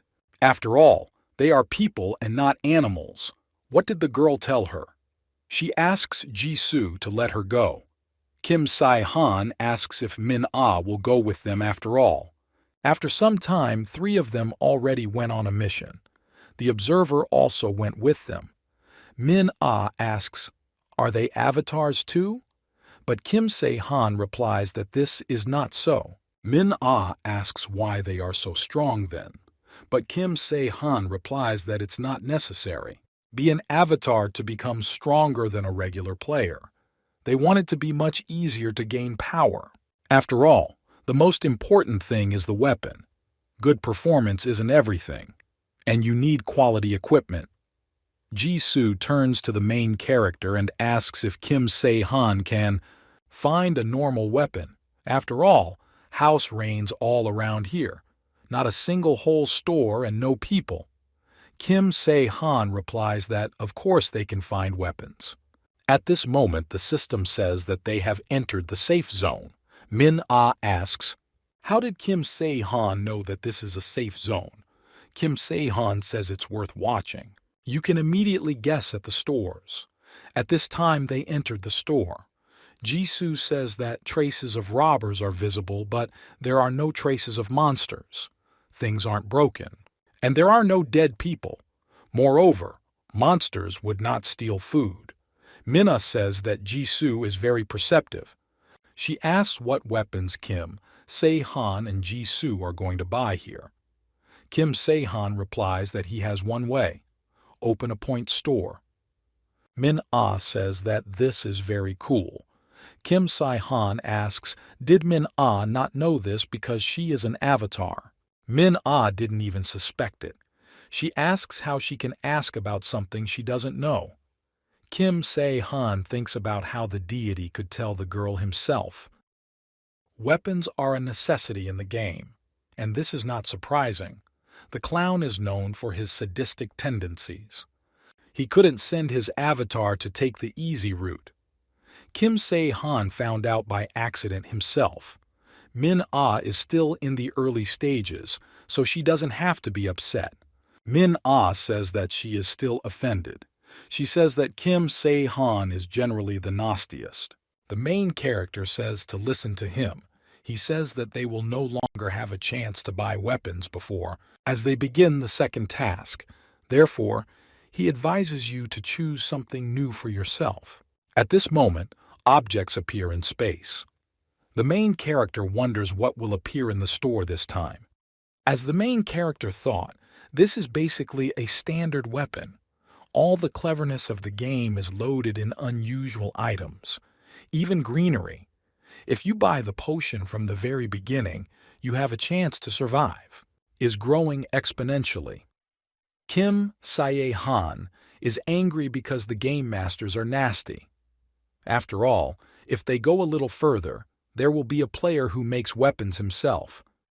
But at the moment, they don't have another way to get a weapon. Kim Se-han says that they should be grateful for at least such equipment. First of all, they would need to buy the most normal from what is available in this place. At this moment, the main character hands one thing to Jisoo and tells the girl to take it. Jisoo doesn't understand what it is. Kim Se-han explains what it is: a shield that protects the heart, so it needs to be wrapped around the body. After all, Jisoo spent points to increase experience, and then the girl can return it to him. Jisoo thanks the guy. She says that she will definitely return the points. He asks what weapon the girl will take. Jisoo sees that there is a sword, a spear, a blunt weapon, and a bow. These are only 4 types. The girl says that then she will take the mace. Although with Hyunchil Surigan's skill, it doesn't really matter what weapon you use. Kim Se-han thinks that for beginners it is more convenient to swing something, and not to cut and kill. In this moment, Min-ah was just wondering if Kim Se-han would buy her something. Kim Se-han asks why he should buy her a weapon. He asks what his interest is. After all, when he offered points, Min-ah herself refused. Min-ah gets angry. Kim Se-han says that the cheapest one costs 200 points. He asks if the girl has points. After all, if he were in her place, he would collect points and not waste time robbing banks. Min-ah is surprised. She asks, is it really worth 200 points? She doesn't understand. Where does the main character get so many points? In the evening they set off. Unexpectedly, the main character was attacked by a monster. Kim Se-han swings his sword towards the goblin. He sees that his weapon has just pierced the goblin right through the concrete wall. Since Kim Se-han bought a weapon, for one thing he would like to try out the platinum level reward. Kim Se-han thinks it's time to use it. Orichalcum shape-shifting item is a versatile item, which can be used in metal or liquid form, depending on the wishes of the owner. Orichalcum coating can be applied to desired equipment. When the coating is released, it returns to its original shape. Kim Se-han thinks that it is metal and liquid at the same time. There is also a return function. Kim Se-han tries to rub it on her weapon. The system indicates that the application of orichalcum to the short ball has been completed. Kim Se-han is surprised by how sharp he is. But this did not affect the strength. This is even beyond his expectations. Kim Se-han thinks that this weapon should be useful. At this moment, Jisoo turns to the main character. She thinks that they came to the Roman Tower. Jisoo says that she looks better than she thought. Min-ah replies that this is normal. After all, the world has just begun to change and she seems to have already adapted to everything. Kim Se-han asks how Min-ah is going to survive if she doesn't adapt well to what's happening. After all, the girl doesn't even have points. Min-ah says that it's funny for her to even ask about this, but she is interested in what task these two have now. Kim Si-han replies that they are on a mission to catch the boss of the monsters. Min-ah is surprised by what seems like such tasks. Kim Se-han asks what the girl had on the second level. Min-ah replies that she is simply concerned with survival. The main character understands why Min-ah finished the level so quickly. After all, they must kill or die at the hands of other players, until their number reaches a specified number. In comparison, their escape was a very peaceful decision. Although, if it weren't for Kim Se-han, all the players would have died at the hands of the guard or the hobgoblins. Suddenly, the main character notices that there is something ahead. He says that they should hide behind the stones. He sees two guys there. Jisoo asks what these guys are doing there. Maybe they're just standing guard. The main character says that it looks like these guys are guarding the borders. Jisoo replies that there don't seem to be any monsters here. But Kim Si-han says that these guys are not there because of the monsters, and because of people like strangers like them. Kim Si-han says that if this level assumes competition among players like survival, then he understands why these people are standing here. At this moment, Kim Si-han says that now he and Jisoo and Min-ah are not included in this number. He asks if the girl understands what he is talking about. Min-ah starts to get angry and asks what Kim Se-han just said. She doesn't understand. Is it possible that Kim Se-han is offering her to change her appearance and go to them and extract everything from them? Kim Se-han asks why Min-ah can't do it. After all, this will be the fastest and most effective way. Only Kim Se-han must figure out the situation himself. He asks if Min-ah won't come. Min-ah agrees to go. The girl goes and watches the guys. She sees that they are moving very quickly.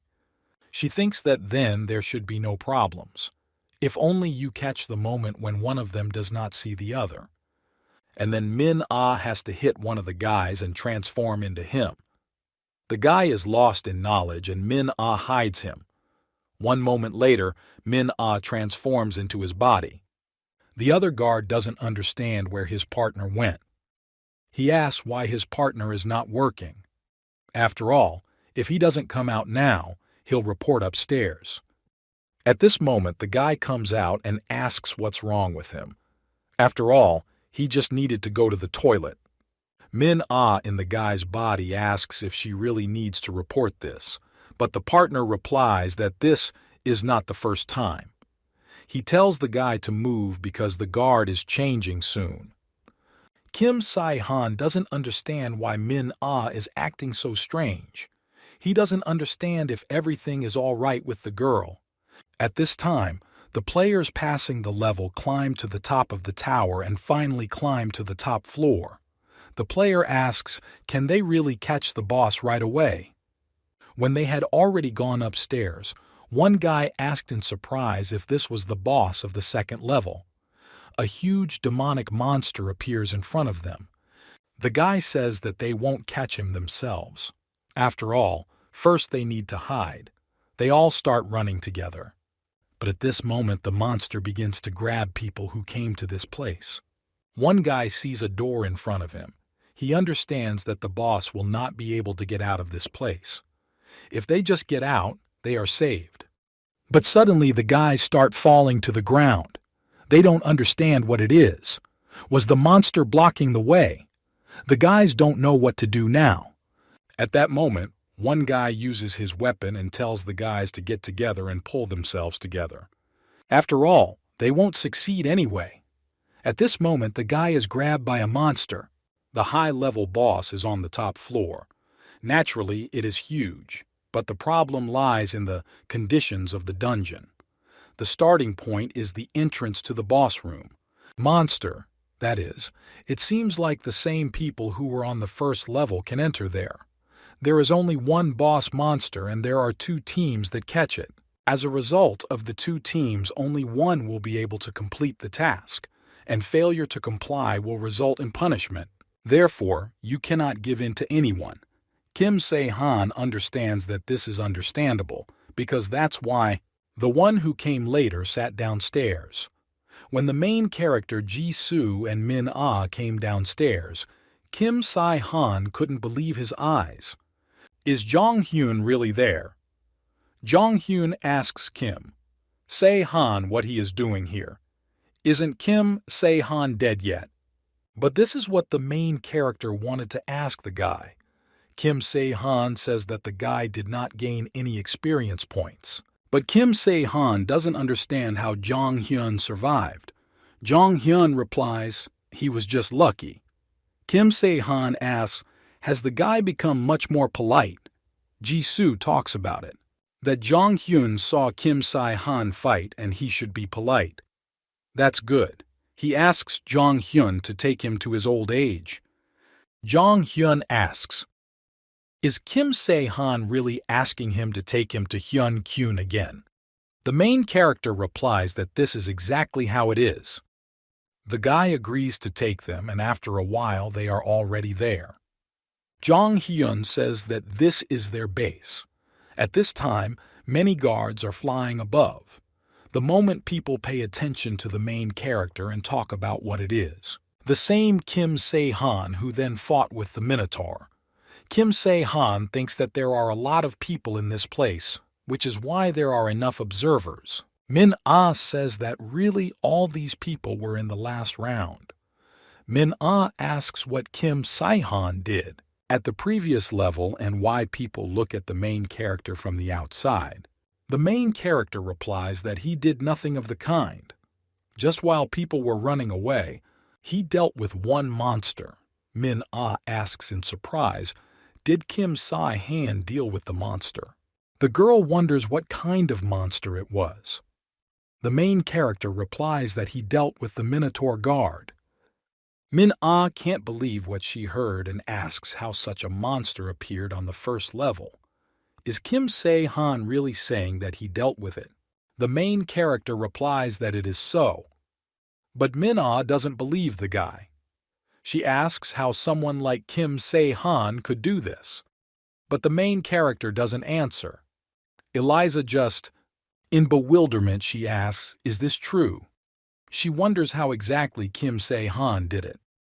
But the main character says that it just happened that way. Min-ah asks Kim Se-han to tell him more. Suddenly, someone starts calling the main character. It turns out this is Hyun-kyun. He is happy that Kim Se-han survived.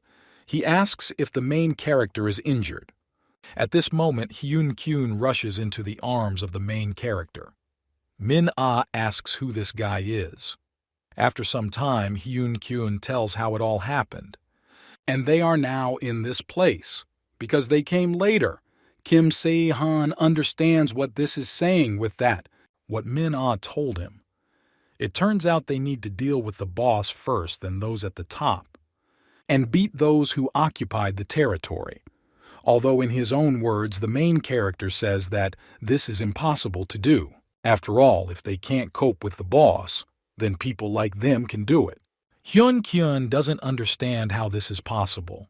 Kim Se-han talks about the need to lure out those from above who want to appropriate all the laurels for themselves. There is one boss monster inside the tower. 2 teams are hunting him. The team that fails to complete the task will receive punishment. The punishment for failure to complete a mission is, of course, death. The main character asks, just in case, that Hyun-kyun said that they know about the monster. Kim Se-han asks, are they really the ones who said that the monster is at the top of the tower? Hyun-kyun replies that it is. Kim Se-han says that if this is the case, then let that team catch the boss first. Jong-hyun asks in surprise what he is talking about. Kim Se-han, is he kidding? But the main character replies that he is completely serious. After all, if this monster is on the roof, then let them catch it first. Unless, of course, they can catch him. Jong-hyun starts asking what about their task then. After all, if they don't kill the boss monster, they're finished. Kim Si-han replies that Yoon Kyun will say this when that monster on the roof will be the real boss. Kim Se-han asked why Hyun Kyun decided that the boss they needed was sitting on the roof. After all, if they watched the video, you would have thought the same thing. He's too strong for a normal monster. Kim Se-han realized this when he saw a recording of another team's battle with him. But Kim Se-han says what's more important. He received an alert called Boss Stage when I first entered a Roman tower, and this means that there is a boss monster here. The system says that they have entered the boss stage. After that, not on one other floor. Kim Se-han has never seen a stronger monster than him. Hyun Kyun asks, "Did Kim Se-han check the dungeon then?" But Kim Se-han didn't hear about it. Kim Se-han will only say one thing. A boss monster has one difference from a regular monster. Hyun Kyun asks what difference he has. Kim Se-han replies that the boss is gathering an army to guard him. This is what makes it different. At this moment, one guy calls the player's name Hyun Neem. He says that Hyun Neem seems worth going out and watching. Hyun Neem asks what happened there. Could it be the same players again? The guy replies that this time there are new people there. At this time, the main character asks if Dong Guan will go with them. Kim Si-han asked why Dong Guan suddenly decided to trust him. Dong Guan replies that he thought what was in it. There is something. Leave those monsters to the other team and go underground yourself. After all, the main character is unlikely to be able to catch. Boss monster. Kim Se-han thinks that Dong Guan is stupid, but sometimes he can think. It would be better for him to think in moderation. Hyun Kyun asks the main character to listen. He says that although he agreed to go together, he asks, are they sure they can handle it? After all, most of them are former criminals, and among them, there are only women and children. During the first game, Korea was full of different guilds. Among them, one was especially different, which was organized by criminals immediately after the changes that began in the world. It was a guild that its very mention inspired fear. For their own benefit, they have no qualms. They killed people and were ready for absolutely anything. They called themselves Sin. And the leader who created this group was Jo Won. Jo Won asks what they want to tell him. Did they really come to wave their fists? He wants them to try. After all, he is ready to keep company at any moment. At this moment, Hyun Kyun says that they came to express their opinion. Ju Won is surprised that they have their own opinion, because it seemed to him that it was too late to ask for unification. But Hyun Kyun replies that they didn't think about it. Ju Won asks, what do they want then? Hyun Kyun says that they came to say that they are losing to them the monster boss who is on the roof. Ju Won starts laughing and asks, are they really inferior to them? Is it really that pathetic guys like them are inferior to him? Ju Won says that this is not called concession but escape. He admits that this is true. He asks whether this new team is going to give in to them, and they themselves are going to die. Hyun Kyun replies that they still won't defeat them if we'll start fighting, so they will find another way out. Hyun Kyun says that it is better for the team to go after this boss, and when the set time ends, then a new boss will appear and there they will start hunting for him. Kim Si-han thinks that Hyun Kyun speaks well. With such an expression on his face, he lies so calmly. Ju Won asks, is that really true? But Hyun Kyun asks what other way out they could have. But Ju Won replies that the guy has something else on his mind. Ju Won says that they are all finished. At this moment, Ju Won lands on the main character and his team. At this moment, the opposing team also heads towards the players. Hyun Kyun replies that it's all true. The main character has a very unpleasant feeling of anger. This is the avatar of one of the highest gods, avatar of Hades. Jo Won says it's great. He asks what his team thinks about this. But the guys answer that they shouldn't care. After all, if these players do not yield to them, they will die. And if they are planning something, they will finish them off and be done with it. Ju-won says he agrees and decides to do the same, but he says that Hyun-kyun and his team must understand that they cannot blindly trust them. Hyun-kyun understands this, then he will stay in this place until I fight the boss. Suddenly Dong-gwan bursts into the conversation and says that Hyun-kyun is their boss, and they can't do it without you. Dong-gwan says that it's better for him to stay. Hyun-kyun agrees and says that if the guy changes his mind, he can tell him so. Kim Se-han doesn't understand what's going on. And Ju-won asks, is there really only one left? He says not to be made fun of. After all, everyone who is here must stay. He especially talks about Jisoo. At this moment, the main character begins to get angry and he calls, your weapon. Ju-won doesn't understand who else this is. Kim Se-han thinks about what's possible. This guy didn't like Jisoo. After all, even if he doesn't know about Jong Salson, he probably felt something. Hyun-kyun asks what they are up to. Ju-won says that Kim Se-han is not bad. And the guy thinks that the main character is capable. Kim Se-han replies that this is true. The Ju-won team starts to get angry and ask who is this guy who talks so impudently with their main. But Ju-won tells his team not to do anything. He says that Kim Se-han is not so easy. Kim Se-han replies that therefore, if Ju-won does not want to fight with them, then it is better to compromise. At this moment, the girl uses her power and uses a form called the cannibal flower. Ju-won doesn't understand what's going on. The guys are turning to the leader of Ju-won and asks if these guys are allowing themselves too much. They want to kill them. But Ju-won doesn't understand who Jisoo is. At this moment, the main character stops the girl and Jisoo asks for forgiveness because she got excited. Kim Se-han says that for the skill Jong Sal-seong. This was a comparatively lethal level of malice. No matter how crazy this Ju-won is, he is not worth applying this skill to him.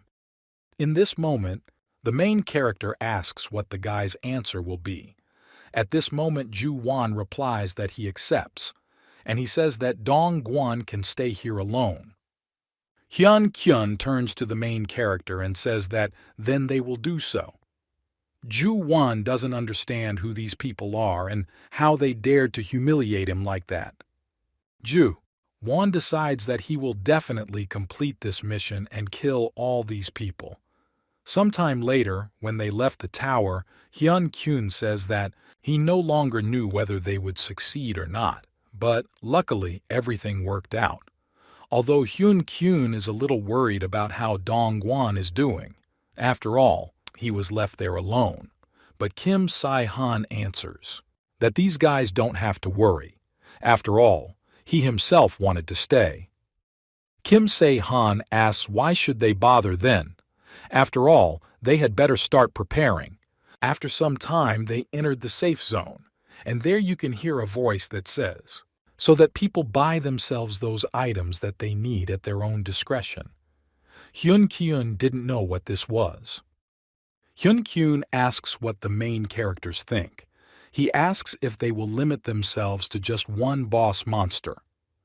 The main character replies that he doesn't think so, but they still shouldn't worry. Hyun-kyun asks why this is so. The main character replies that because the proposal after they catch the boss monster is simply pointless. At this moment, the main character is talking on the phone and says that the guy should try his best there. Jisoo approaches the main character and asks who Kim Se-han was just talking to. The main character was even scared when Jisoo suddenly approached him. He says that he just needed to talk to someone. Kim Se-han thinks about it. That Jisoo sometimes appears so unexpectedly and scares him. Jisoo asks what it is. At this moment, the main character is holding a spear in his hands. He says that he will use. It's in the battle. Jisoo asks what those rings are next to the main character. Kim Se-han replies that these are crystal color training bracelets.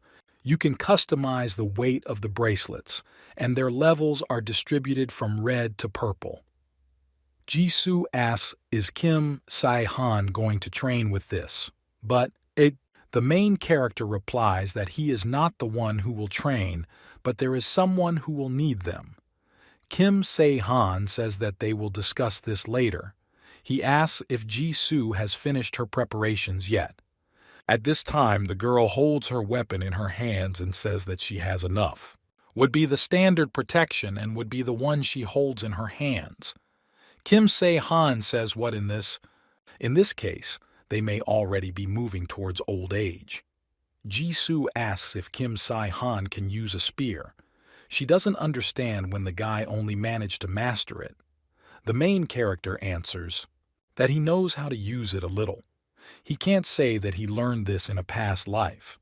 The main character is interested in what the teacher is doing now. Jisoo asks what weapon Kim Se-han is best able to use. The main character answers that there is no such weapon. He doesn't understand why Jisoo is asking him questions like this. He can't name anything specific. Kim Se-han understands that there is no such special weapon, and all the weapons are average for him. However, for survival or victory in battle, this ability is not the most important. At least for the main character, it was so. Because the strongest and best among people who defeated everyone and the only one who was able to stay alive after seeing the end of the human race. This is Kim Se-han. Perhaps this time he will be able to get the title of the strongest. At this time, the main character Jisoo had already approached the team. Kim Se-han asks Hyun-kyun, have they already picked out their equipment? Hyun-kyun, I answer that thanks to the main character. For the first task he received an excellent reward. Now he has a lot of points, so he can buy some good things. Kim Se-han see that it seems Hyun-kyun has become an avatar. But judging by its characteristics, this is not an evil god, although they learn this all the time. After all, at this moment there is a warden over the guy. Kim Se-han asks if you're done. Others' preparation. Hyun-kyun replies that they are all finished and that's why he came to say that it was time for them to leave. The main character says that maybe he and Jisoo will have to go separately. After all, they have some business to do. At this moment, the main character hands the guy a spear. Hyun-kyun asks why this. Kim Se-han says when they find the boss monster, then Hyun-kyun should stick. It's in the middle of his room.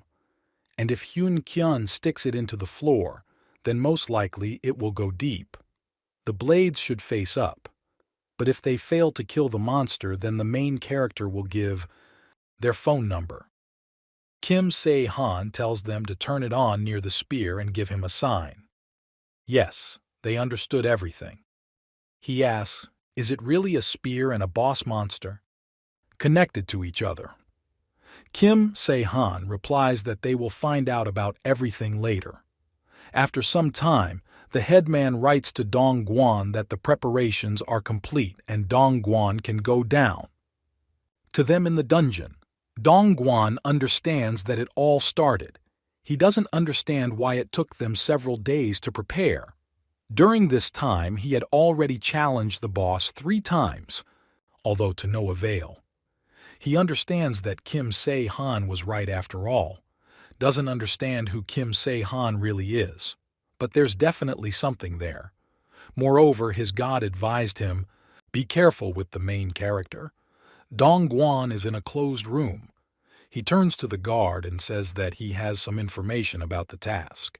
The guard tells the guy to tell him. But Dong-gwan replies that he will speak. It is not the guard. He asks the guy to take him to the elder. Dong-gwan says that he will not harm them, but on the contrary, perhaps even help them complete the task. Dong-gwan thinks about how Kim Se-han annoys him. However, Ju-won is quite strong, and if we have to choose, Dong-gwan leans more towards Ju-won, The security guard agrees to take the guy away, and he says that if these are some trifles, then he can be ready for anything. Dongguan understands that this is naturally the case. At this time, Hyun-kyun is already in the dungeon. He is fighting with huge rat monsters. Hyun-kyun says that they need to give credit to the main character for the advice. After all, without flashlights, they would have had a bad time in this place. Kim Se-han says that monsters living in darkness usually don't like light. Demonic rats attack the main character. Kim Se-han fights them off with his sword. It seems to the main character that the rats are not decreasing but only growing. Hyun-kyun is surprised. How Kim Se-han kills these monsters so easily, it's like he's catching rats. Kim Se-han asks what Hyun-kyun is talking about because these are rats. But that's not what Hyun-kyun meant. Kim Se-han asks how far they've walked. Hyun-kyun replies that they are about halfway through. After all, there are only 6 basement floors and they are already on the 3rd floor. The main character receives a notification that Min-ah is writing to him that they are going down. Ju-won is now heading to fight the monster boss. He thinks that an ordinary person cannot catch the boss. After all, this is a basilisk. His gaze turns people into stone and it's just a snake. Moment a guard comes to Ju-won and brings Dongguan. The guard says that Dongguan wants to tell the boss something. The guys get angry and ask if Dongguan is planning anything against them. Dongguan says what should be. Maybe now they are fighting monsters on the ground floors. That monster on the roof is the strongest in this building, but it is not a real boss. The real one is in the basement, and that's for sure. Now the team understands why these people so easily refuse the attack of the monster on the roof. They get angry and talk about it, that this nasty team made fun of them. Ju-won realizes that this was a psychological trap, and it was obvious that they still could not defeat Kim Se-han, because that's not what he's there for. Ju-won doesn't understand how these guys even dared, and he won't leave it that easily. Bones are happy that now the 2 teams will fight, and he will stay with whoever wins, and he can get rid of punishment with the help of the skill that he received from the deity. The guard says that this is all thanks to Dongguan. He thanks the guy for helping. After some time, they approach the dungeon and asks closer, "Is this the right place?" Dongguan replies that this is true, but he doesn't understand. Why is there no one here? Ju-won orders to inspect everything around. It can't be, so that no one is left outside. The guard asks Ju-won what if they left thinking they would follow them, and to the very bottom, because the faster they complete the task, the faster they can escape. They decide that they need to quickly catch up with this team and kill them. They should go there as soon as possible. Ju-won cannot rule out this possibility. He says that they are returning down. When they were already downstairs, the team did not understand whether it was too dark in this place. They decide that they should have at least taken a flashlight with them. In this moment, they notice the silhouette of a guy and a girl. One guy turns to Grisha and asks about what seems to be the same Kim Se-han and Ji-soo. Ju-won says that seems to be the case. Kim Se-han. They arrived later than they thought. Kim Se-han asks for an apology. She says that they can't get down. They will have to return. The team starts to get angry. They ask what Kim Se-han just said. Does he want to die? They turn to the leader Ju-won and say that this Kim Se-han seems to be living a second life. Kim Se-han turns to Dongguan and says that he assumed that Dongguan would be with them, but the guy turned out to be too boring and predictable. Dongguan is angry. He asks, has Kim Se-han gone completely crazy? The guy didn't know why Kim Se-han performed so much, but now he's finished. Kim Se-han asks if Min-ah thinks so too. And at this moment, one guy from the Ju-won team turns into Min-ah. Min-ah complains because Kim Se-han forced her to work again. She asks if you even knew Kim Se-han about what she had to endure, because these guys stink. Dong-gwan thought that everything was easy. He doesn't understand what's going on. Kim Se-han says that they even made a plan to deal with them all at once.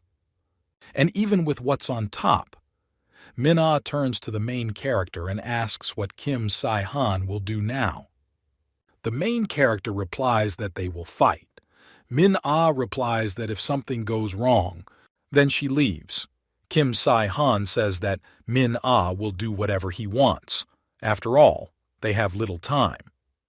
Jisoo talks about Kim Se-han leaving. After all, they just need to be detained so that they cannot go down. And there is no need for them to all stay together.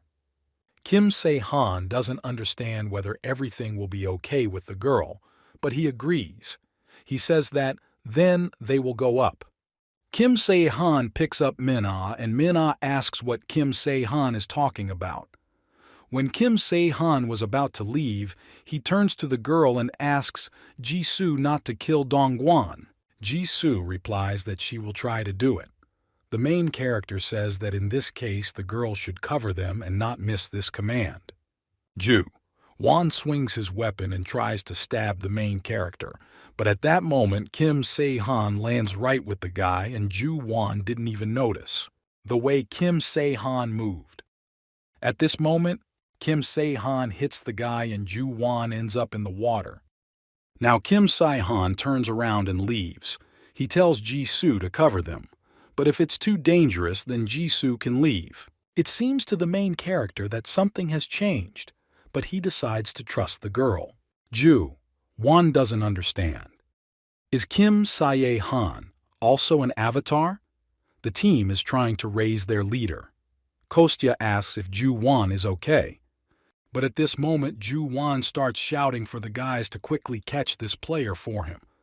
He orders his team to do this right away. At this time, Jisoo says that of all those who are in this place, Jisoo is not going to let anyone out. Ju-won sees the girl's gaze. He feels like Jisoo looks at them like they're insects. Ju-won asks the girl who she is. At this moment, the leader of the team orders to kill this girl. The girl uses her weapon and says that she doesn't like it when so much blood gets on her clothes. One guy pounces at the girl and tells her to die. He swings his weapon at her, but he doesn't understand that it just flew past him. After all, at that moment the girl used her weapon, and with just one wave of her hand she hits the guy in the face. At this moment the girl is attacked from behind by a guy, but Jisoo uses his weapon and deflects the guy's blow. The girl continues the battle, but no one can defeat her. She dodges each blow and hits back even harder. Ju-won can't figure out who this girl is and what she's doing here. After all, there are more than 30 of them, and this girl is alone. She is stronger than all of them combined and is not even the least bit tired. Ju-won thinks that Jisoo is not so simple, but he doesn't understand what's stopping him from dealing with this girl.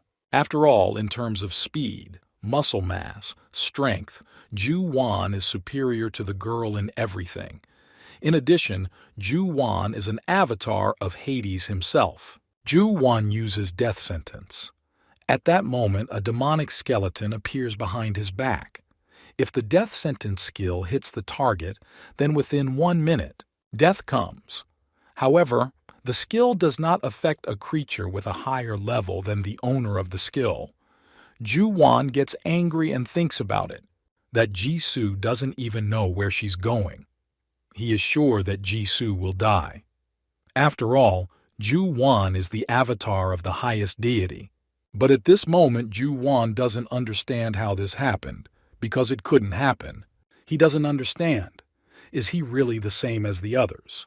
After all, at this moment, Jisoo swings his weapon and knocks the guy's head off. Min-ah and Kim Se-han are already on their way to their mission. Min-ah asks if Kim Se-han left Jisoo alone. She asks if the main character is even sure that Jisoo can handle it. The main character is probably sure of this. Min-ah asks why Kim Si-han is not sure about this. The main character replies that there is not such a strong enemy there. Min-ah talks about it, that she thought Ju-won was strong enough.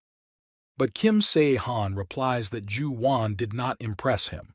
It's just the beginning of the game and Ju-won most likely just became an avatar. Of his skills, he probably only has a death sentence, but it takes too much time to use.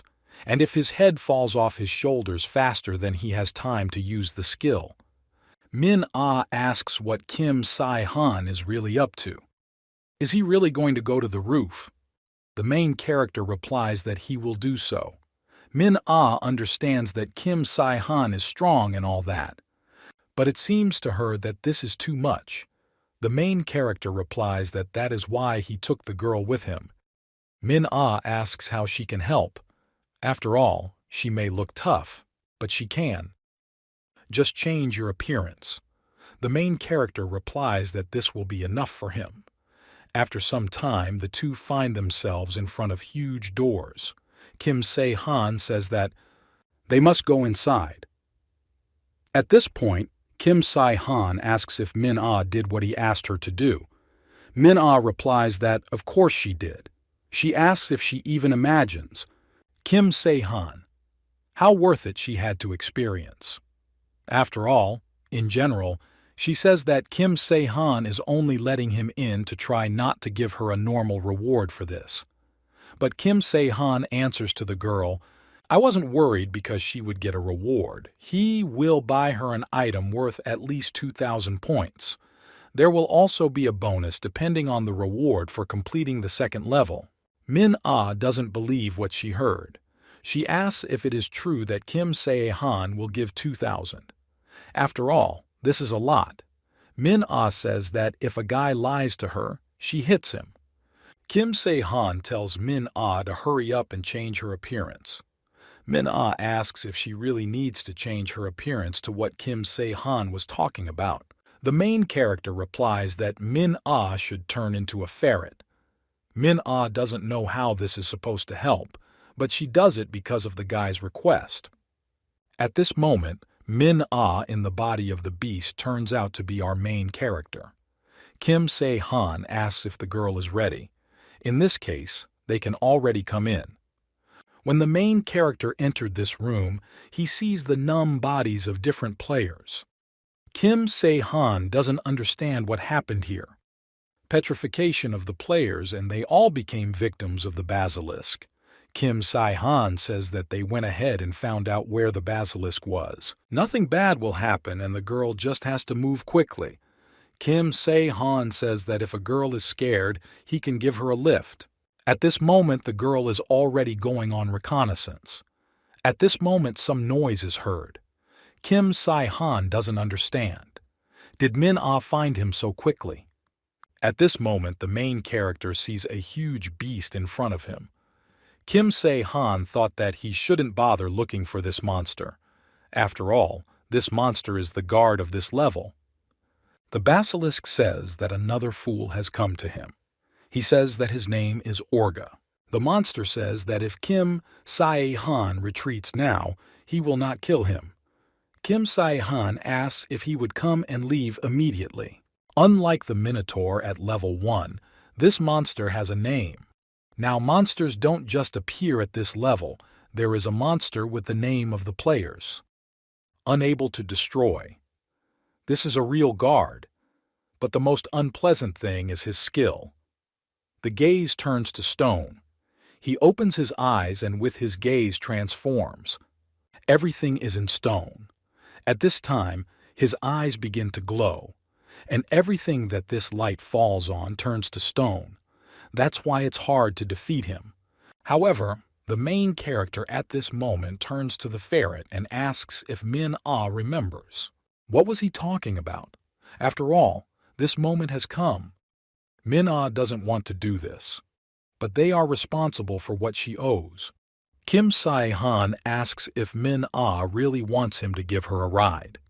In this case, the girls will have to help him. At this moment, the main character throws the animal onto a huge monster. Min-Ah is already approaching the basilisk's eye, and Kim Se-han shouts that now this skill has a cooldown. At this moment, when he cannot use it, you need to gouge out his eyes. The main character points his dagger towards the eye of a huge monster.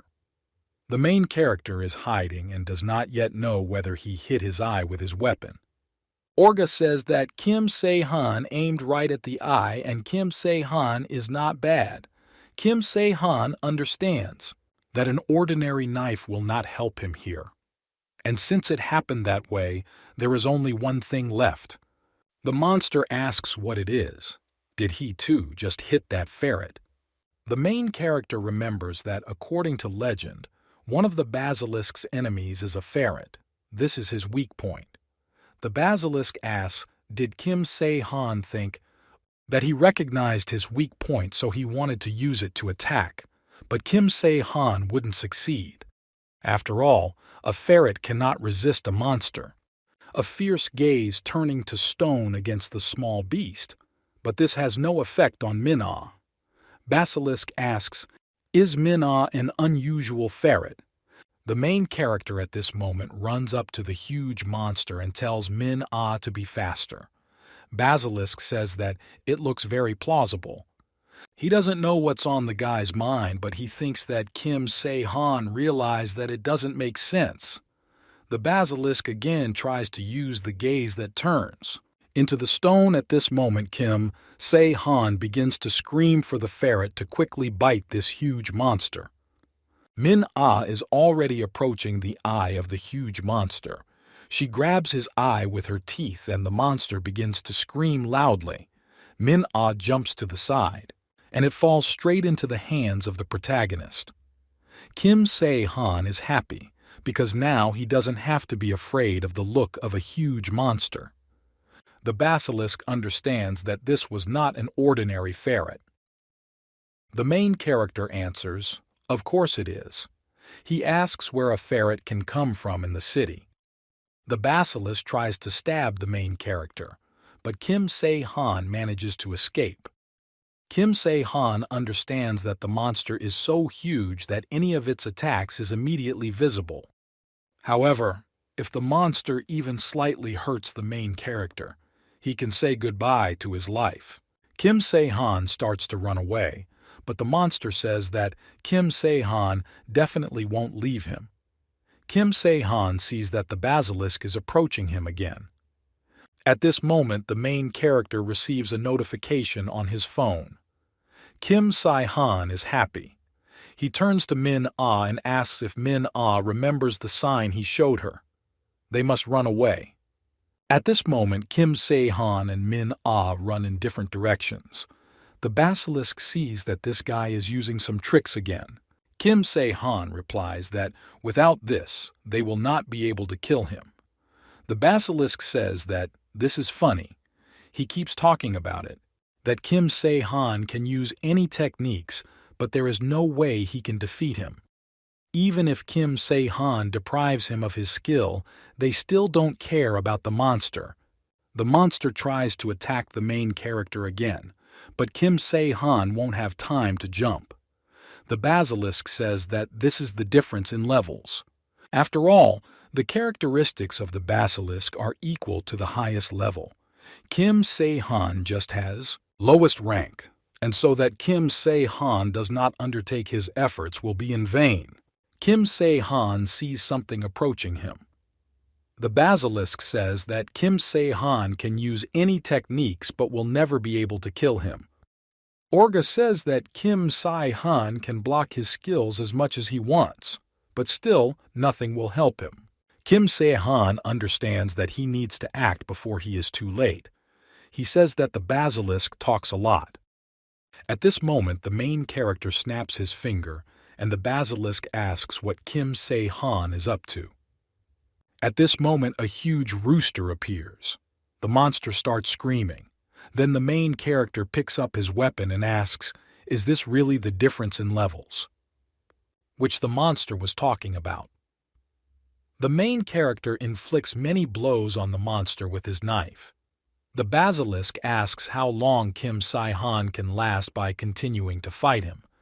The monster doesn't know how Kim Se-han knew his weak points, but Kim Se-han is not that strong to pierce his scales.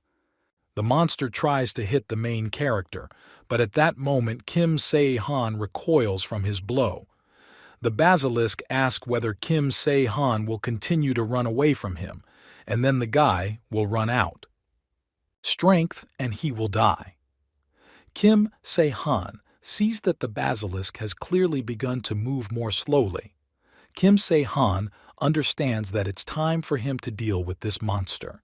It seems to the basilisk that Kim Se-han was well prepared.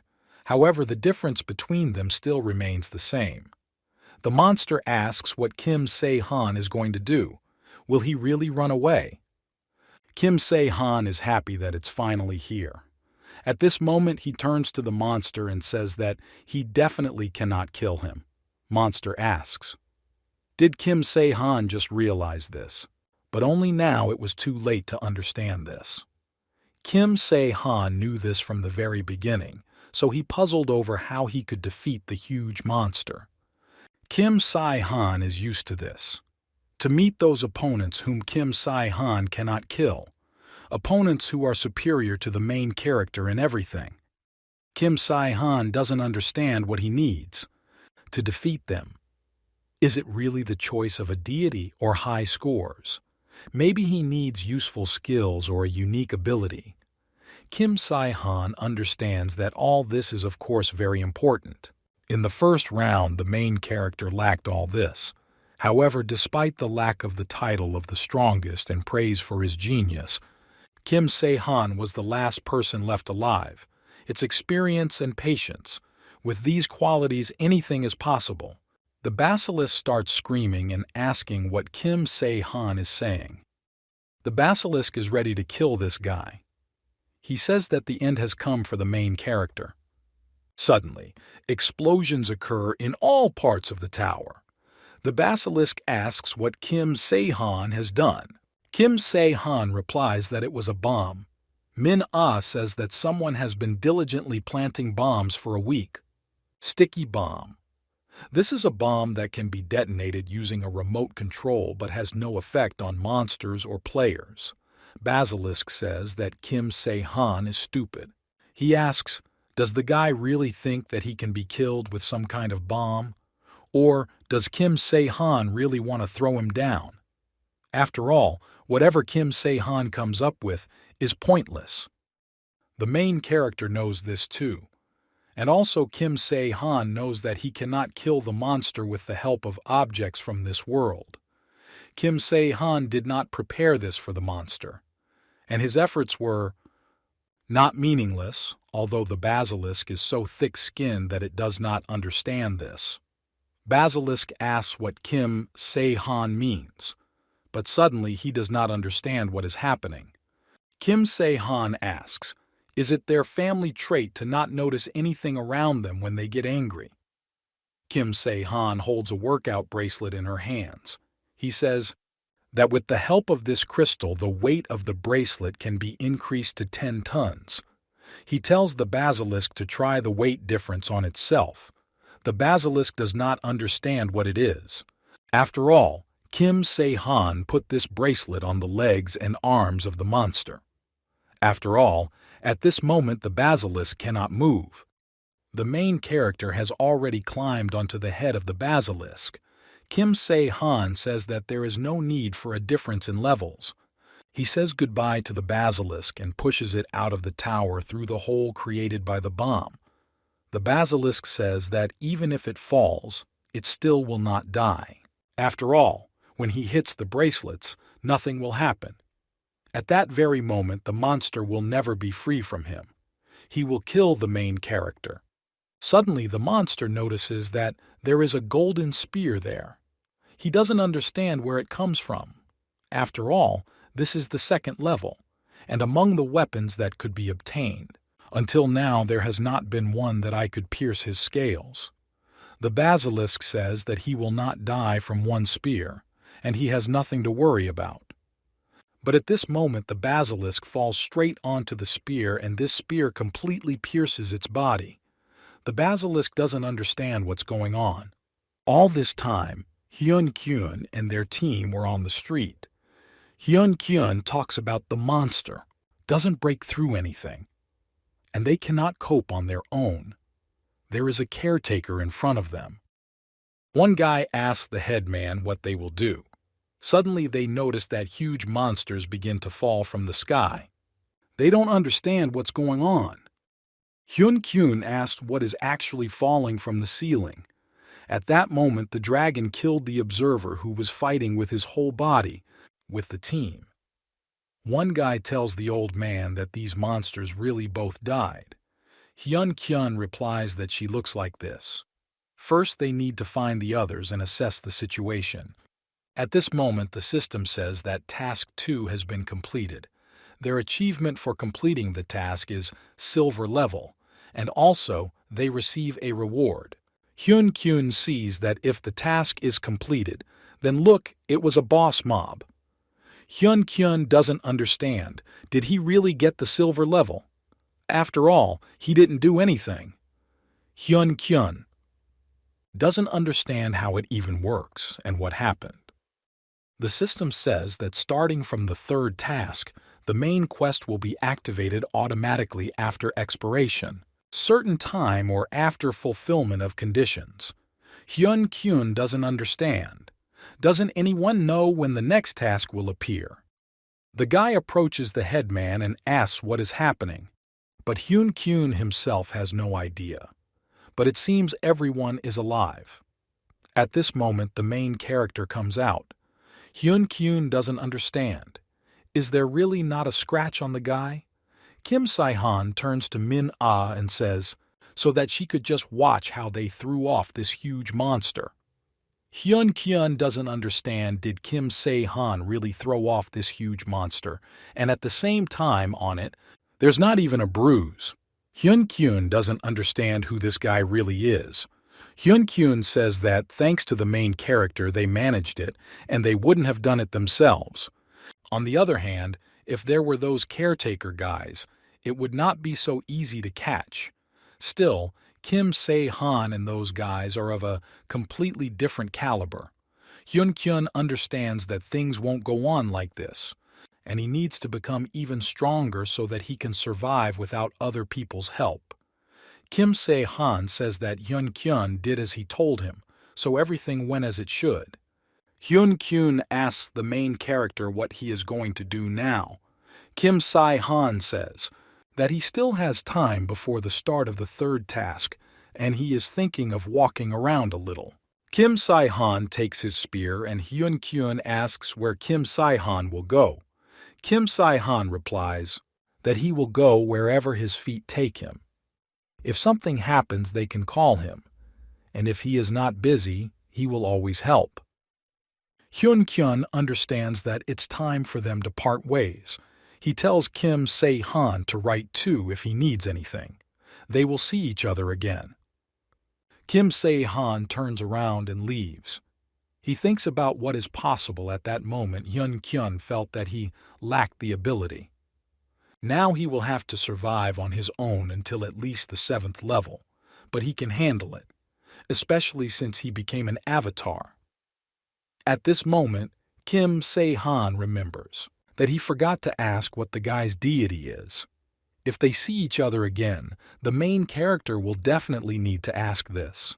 After some time, the main character meets Jisoo. Jisoo asks, is Kim Si-han here too? After all, he arrived later than the girl thought. The main character seems that the girl has a different chainmail. He asks if the old one is worn out. Jisoo says that she pulled out one of several sets that Kim Si-han bought for her. Kim Si-han sees that Jisoo is cleaning the mace as if nothing had happened, and something tells him that Jisoo was cruel to these guys. He asks the girl, where is that special guy? Jisoo replies that she locked him in the room just in case. Moreover, he made a lot of noise. Kim Si-han enters that room and Kostya is sitting there. He asks the guy how he is doing and how he is doing. Kostya starts to get angry. He attacks the main character. Kostya asks what Kim Se-han put on his neck. Kim Se-han replies that it's nothing special, just an interesting bracelet, although it would be more correct to say an interesting choker. He says that this choker suits him. At this moment, the guy falls face down on the floor and breaks his nose. The main character is interested in whether the player can withstand 200 kilograms. Kostya begins to get angry and scream. He is trying to take off this heavy bracelet. Kim Se-han asks, "Does Kostya really think that he would hang the bracelet around the guy's neck if it was so easy to remove?" Kostya asks why Kim Se-han is doing this to him. Kim Se-han asks, will Kostya really be asked why? After all, he gathered people during the first task, in the gym, to finish everyone off there. And this time, for sure, he was also going to inject everyone. Kim Se-han says that Min-ah was nearby and saw everything, but Kostya didn't know this. Kostya replies that this is so, but nothing worked out for him. Kim Se-han says that the guy didn't succeed because it was he who interfered. If it weren't for him, Kostya would have achieved his goal. He asks if Kostya knows what karma is. After all, the fact that the guy has a physical arrest on his neck, and now he will show the guy a psychological test. Kim Se-han bought this item from the store. It's called Absolute Contact. As soon as Kostya puts his signature in this place, then Kostya, there is no way he can break this agreement. Kostya reads there that he promises to become a disinterested, reliable, and honest person. And if the agreement is violated, the choker will begin to crush hours, after which Kostya will lose his head and death will occur. Kostya says that Kim Se-han must be crazy, but the main character says that this is within reason. He can turn a blind eye to minor violations of the contract. Kostya asks if Kim Se-han really wants him to tell him everything. At this moment, Jisoo comes up and Kostya says that this is not the point and he just needs a pen. He asks how he can sign without a pen. Kostya asks, "Is this all?" The main character says that Kostya can be free for this, and did not forget that Kim Se-han will now always know where Kostya is and what he is doing. The main character says goodbye to the guy and says, so that Kostya behaves well. Kim Se-han sees that this guy is only so calm in words, but his face is all distorted. But what else does he have left? Either this way or not at all. Then Kim Se-han will slowly begin to act. The main character remembers that Jisoo's scores also jumped. Jisoo asks where Kim Se-han will go now. The main character says that he needs to go somewhere. He asks what Jisoo will do. Jisoo replies that she also needs to look at one place. Kim Se-han says then everyone can't go by their own business. After all, they are now a team, so they can find out each other's location at any time. He asks if Jisoo knows how to find him. Jisoo is perfect. She has mastered this system, and when she finishes all her work, she will immediately return.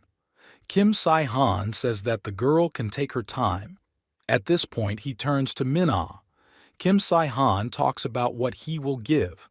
The girl was promised a reward. He asks Min-ah to come to him. Min-ah asks what is this. She says that if he doesn't give her anything special, things will go badly for him. Kim Se-han tells Min-ah not to faint. The main character gives the girl a secret ring. It makes wearers completely invisible for a maximum of 1 hour. It can be used twice a day. Min-ah is happy. She says it's incredible. She asks, "Is this a mid-rank item?" Min-ah is incredibly happy. Kim Se-han notices Jisoo's gaze and asks what's wrong with the girl, but Jisoo replies that everything is fine. Kim Se-han talks about what he will give to the girl next time. Then he will most likely have something worthwhile. Jisoo replies that she doesn't need it because that's not why she looked that way. Kim Se-han talks about what if they run out. With the calculation in mind, everyone goes about their business. After all, there is no need for them to stand here just like that. At this moment, Jisoo asks where Kim Se-han is going to go. At this time, they had already set off, and there are many observers following them. Kim Se-han says that he wants to harvest. Kim Se-han is surprised that there are so many observers around him. Kim Se-han wanted to harvest crops in this place, but there is nothing he can do now. He asks why. Min-ah follows him. Min-ah asks, is she really not allowed to do this? Kim Se-han replies that it's not like the girl can't just watch her or it gets on his nerves. One more observer, one less. There is no difference for the main character anymore. But anyway, he has already been seen. He asks why Min-ah is following on his heels. Min-ah thought that Kim Se-han had good skills. If she is with him, then maybe she will get something. Kim Se-han recognizes this girl. It's better for her to say everything directly than to plan it, something on the sly. Min-ah says that she is not so easy to follow. After all, if a guy needs something, it can always help. Kim Se-han replies that it's natural. At this moment, a man with a weapon appears in front of the main character Min-ah. He asks where Kim Se-han is going. After all, this dungeon belongs to them. Kim Se-han says that he understood everything. The guy asks the man to lower the knife. Kim Se-han turns around and tells Min-ah to leave. Min-ah asks, is Kim Se-han really going to just up and leave, and nothing will be collected here? Kim Se-han asks. Can he just leave? After all, he recognized the place and now he needs to go inside. Min-ah asks if she can provoke them. Kim Se-han says that they will do without it, and he will enter this place from the city with his head raised. After all, they are stupid people. They won't stand and watch Min-ah come in. After all, the surroundings of the dungeon are probably being checked. Min-ah asks how Kim Se-han was going to get inside. Kim Se-han replies that if there is no way, then you need to come up with one. At this time in the observers' chat, Righteous Life writes that everything is mixed up. Righteous Life does not understand who he is. What is stopping his avatar? The clown answers that she likes it. Righteous Life asks if the clown knows something, but the clown replies that she knows nothing. He got seriously angry, although in fact Kostya is still really didn't do anything. The crazy bird says that everyone should stop quarreling. After all, there is one dungeon here that is bad for me. It only allows 3 people in there. And it is located an hour from the Roman Tower. Kim Se-han understands that this is the same dungeon where the guards were stationed. Min-ah asks what the guy is talking about. After all, he doesn't explain anything to her. Kim Se-han says that the dungeon is located in one place. He asks whether he really has to report to the girl and report everything. Min-ah says that the entrance is on the other side, but Kim Se-han replies that he can make the entrance himself. The main character presses his hand to the ground and uses search. Search, if you put your hand on it, the search starts within a radius of 50 faustral. Kim Se-han does not understand. Is this skill really? Which was given for the basilisk, and it is at the level of white gold. Kim Se-han says that in general it is not here, but Min-ah doesn't understand what exactly is being said. The main character answers that they need to go a little more. Min-ah is already screaming for Kim Se-han to finally tell her what Kim Se-han is talking about. I'm already tired of asking the guy. Kim Se-han says that at a depth of 20 meters there is a boss room. Min-ah asks, is this the same dungeon that those people were guarding? The main character replies that this is so. She asks, is this all? Min-ah asks how they will go there if it is at a depth of 20 meters. Will Kim Se-han really be the land of Rei? Or he will start destroying everything here? Like in a Roman tower, Min-ah says that there was a task area there and that's why Kim Se-han was able to do this. Well, the dungeon is protected by special magic. It can't be destroyed. Or enter there using physical force. Kim Se-han asks if Min-ah didn't tell her deity about this. Min-ah replies that she heard some muttering. At this moment, the main character picks up an earth-moving drill that destroys the dungeon. He says that he can try this one. This is a drill for drilling that can change the topographic structure of the dungeon which is necessary. Select a drill depending on the difficulty level of the dungeon. Min. Ah, what is it, and where did Kim Se-han get it? Kim Se-han replies that this is a reward for completing the task. But this actually a lie. Kim Se-han says that if you turn this on, it turns out not bad. He tells Min-ah to watch carefully as he moves towards the boss's room. Min-ah asks when Kim Se-han is going to get there with this. Kim Se-han replies that he will probably be there in 2 hours. Min-ah asks, is an earth drill really supposed to look like this? Kim Se-han asks, doesn't Min-ah know that games should be like this? Min-ah replies that then she won't have to worry about the guy. She says, so that Kim Se-han drills harder now. Kim Se-han invites the girl to switch. Min-ah says that this is too much. But Kim Se-han insists, and Min-ah replies that Kim Se-han will pay her for it later. After 5 hours, Min-ah says that something seems to be visible. Kim Se-han says that here they are. The system says that they are in the deepest part of the dungeon. At this moment, Mantis appears in front of them, and also small praying mantises. Min-ah asks, is this a boss mob? Kim Se-han replies that it looks like that. Mantises begin to approach the heroes. Min-ah says that she hates insects. Kim Se-han asks if Min-ah can handle the small mantises alone. Min-ah certainly can. Then Kim Se-han will take care of the boss, and Min-ah will cover him from behind. Kim Se-han uses a steel spear. He directs it towards the praying mantis and they begin a battle. The main character thinks it's easy, but he just needs to be careful with their blows.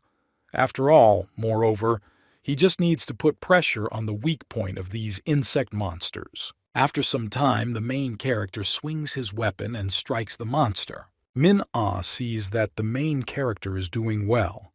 It seems to the main character that the time has come for their boss to take the stage. Mantises are easy to kill. The larger the size, the slower they move, and the dumber they become. Jisoo says that monsters don't even understand when they are attacked. The main character was able to defeat this huge monster. The system says that Kim Se-han has cleared the dungeon. He is the first of all players to clear the dungeon, and so the guy gets an extra 1,000 points. I also received an achievement called If It's Not Right, Then Nothing. Kim Se-han doesn't understand what this name is. Kim Se-han is of course happy that the level of the reward increases depending on the achievements. But the name is as if they are making fun of it. Kim Se-han decides to see what the praying mantis has. He sees that the monster has a crystal and a skill called a sharp blow. Kim Se-han knows that the monster has nothing special. Min-ah asks, is that all? Kim Se-han replies that, no, of course that's not all. After all, they gave it to him for the boss, reward for clearing the dungeon there. At this moment, a lot of gold and weapons appear in front of them. Min-ah asks, is this all you can take away? Kim Se-han says that Min-ah can take everything. Min-ah replies that Kim Se-han can entrust this matter to her. Min-ah asks which dungeon they will go to next. After all, her god says that she should go to the Coyote station. Kim Se-han replies that he will not go there. After all, he remembers that in his past life there were no normal objects there, and just this place is suitable as a bait. Min-ah asks, is Kim Se-han not going? After all, it's better not to stop. If Kim Se-han continues to clear the dungeon, he will be able to become a rich man very soon. Kim Se-han answers that he needs to complete the main task. Min-ah asks if this one is necessary. After all, time is not limited. The system says that starting from the third task, the main quest will be activated automatically after the allotted time has elapsed, or after the condition is met. Kim Se-han replies that if the fourth task appears, everything will only get confused, and they won't be able to miss the reward for the third task. Min-ah asks, does this mean that Kim Se-han will go right away? On a mission, the main character replies that he first needs to acquire a very important skill. Min-ah understands that even if she asks, Kim Se-han still won't tell her. But the main character is not going to tell the girl about this. Min-ah thought so. Kim Se-han asks Min-ah to just look at these stars. After all, despite the fact that the world is collapsing, but the sky remains just as beautiful. Kim Se-han says that he needs a constellation. Min-ah asks what Kim Se-han just said, but the main character is now doesn't answer. Min-ah doesn't understand. What kind of habit is this of stopping mid-sentence? Min-ah asks if Kim Se-han will be digging this time. It would be cool to get there right away. To the boss's room. Kim Se-han replies that it is too deep here and therefore it is impossible to determine the location of the boss room. Kim Se-han understands that this is unpleasant, but he doesn't mind. Won't be able to do anything until they come in. Min-ah has to wrap herself in one thing. Min-ah asks what kind of beggarly look is this. Kim Se-han replies that this will protect the girl from close attacks. Min-ah, it seems that this thing still stinks. She asks, can she put it on later when the monster appears? Kim Se-han replies that the girl should stop talking and she should follow him. They went to the metro station. Min-ah says that this place is too quiet. Kim Se-han says that this place is very strange. Min-ah talks about what they need. She wanted to take a flashlight with her. She asks if it's too dark here, but Kim Se-han answers that there are reasons why he did not take the flashlight. He tells the girl to move on. After some time, Min-ah notices that they seem to be walking in a circle. She asks, is it me or so the guy? Kim Se-han replies that Min-ah figured it out quickly. Min-ah starts screaming and asking, why didn't I tell Kim Se-han? At this moment, Kim Se-han throws his scarf at the girl and tells Min-ah to be quieter because he's getting closer. Min-ah asks who is approaching. At this moment, Min-ah does not understand what is happening, but it seems that her scarf deflected the arrow. The protective fabric is capable of blocking close-range attacks up to 5 times. After using the items, they are automatically destroyed. Min-ah says that this is incredibly cool, but the main character tells the girl that she has 4 more times left, and Min-ah must be careful. Kim Se-han sees that there are also arrows in such a dark dungeon. Kim Se-han understands that he has come to where he needs to go. Min-ah asks, maybe she will turn into something small because then they definitely won't hit her. Kim Se-han replies that they hit almost everything except one. He tells Min-ah to be careful and look around. After all, if anything, she can give him a sign. At this point, the protagonist's fabric also uses reflect, that he need not worry for now. He decides to look at the monster's face. Kim Se-han uses the thread of the chase and wraps it around the arrow daughter. After all, if you tie the thread to an object, it will lead to the place of its owner. This thread has one-time use. He sends an arrow and says that it should follow him. After some time, Kim Se-han sees that there is a monster there. At this moment, an archer appears in front of Kim Se-han. This is a night shooter. This is a monster who uses dark places where there is no light and he is able to move very quickly. The protective cloth has already been used 3 times. Kim Se-han understands that he must not miss this monster. He is trying to catch up with him. The main character has only 2 steps left, and the amount of rejection remained like that once. The tissue of the main character himself is destroyed. At this moment, the main character is already approaching the monster. At this moment, the monster begins, "Laugh, Kim." Se-han asks what the monster is laughing at. Often during the game, players can stumble upon small animals that are found in the dungeon. At this time, Min-ah turned into a bat. Usually in the game settings, it is set so that no one can touch them, neither players nor monsters. Min-ah uses flash. It shines with a bright light in a radius of 10 meter.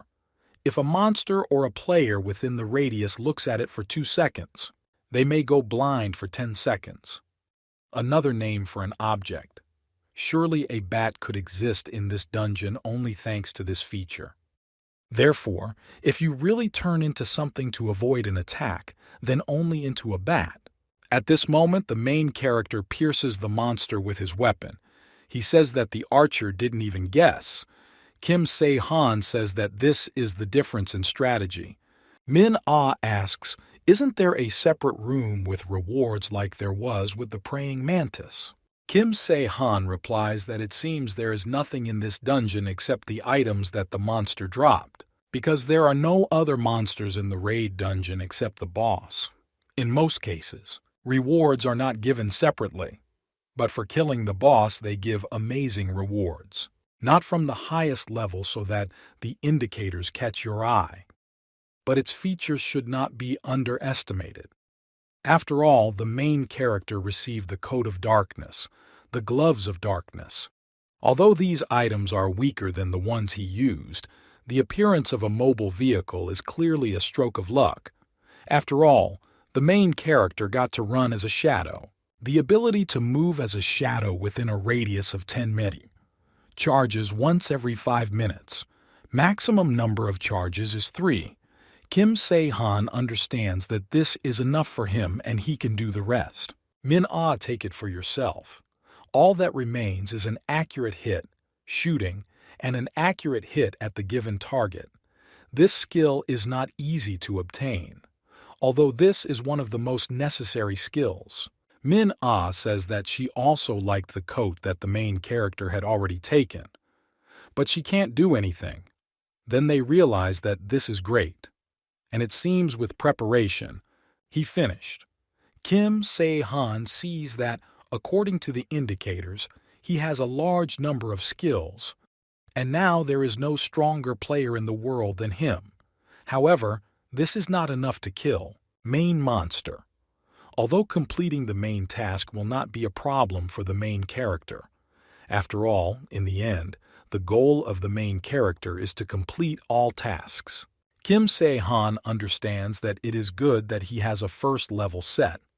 Upon completion of the 3rd task, Kim Se-han gets the opportunity to purchase the first level set. In any case, this will help the main character kill that guy from the 3rd task. This raven, Kim Se-han, already decides to try the task. At this time, Jisoo doesn't understand. Is there really no one there? She should have expected this. Jisoo tries to open the door. When the girl opened the door, she starts calling her parents.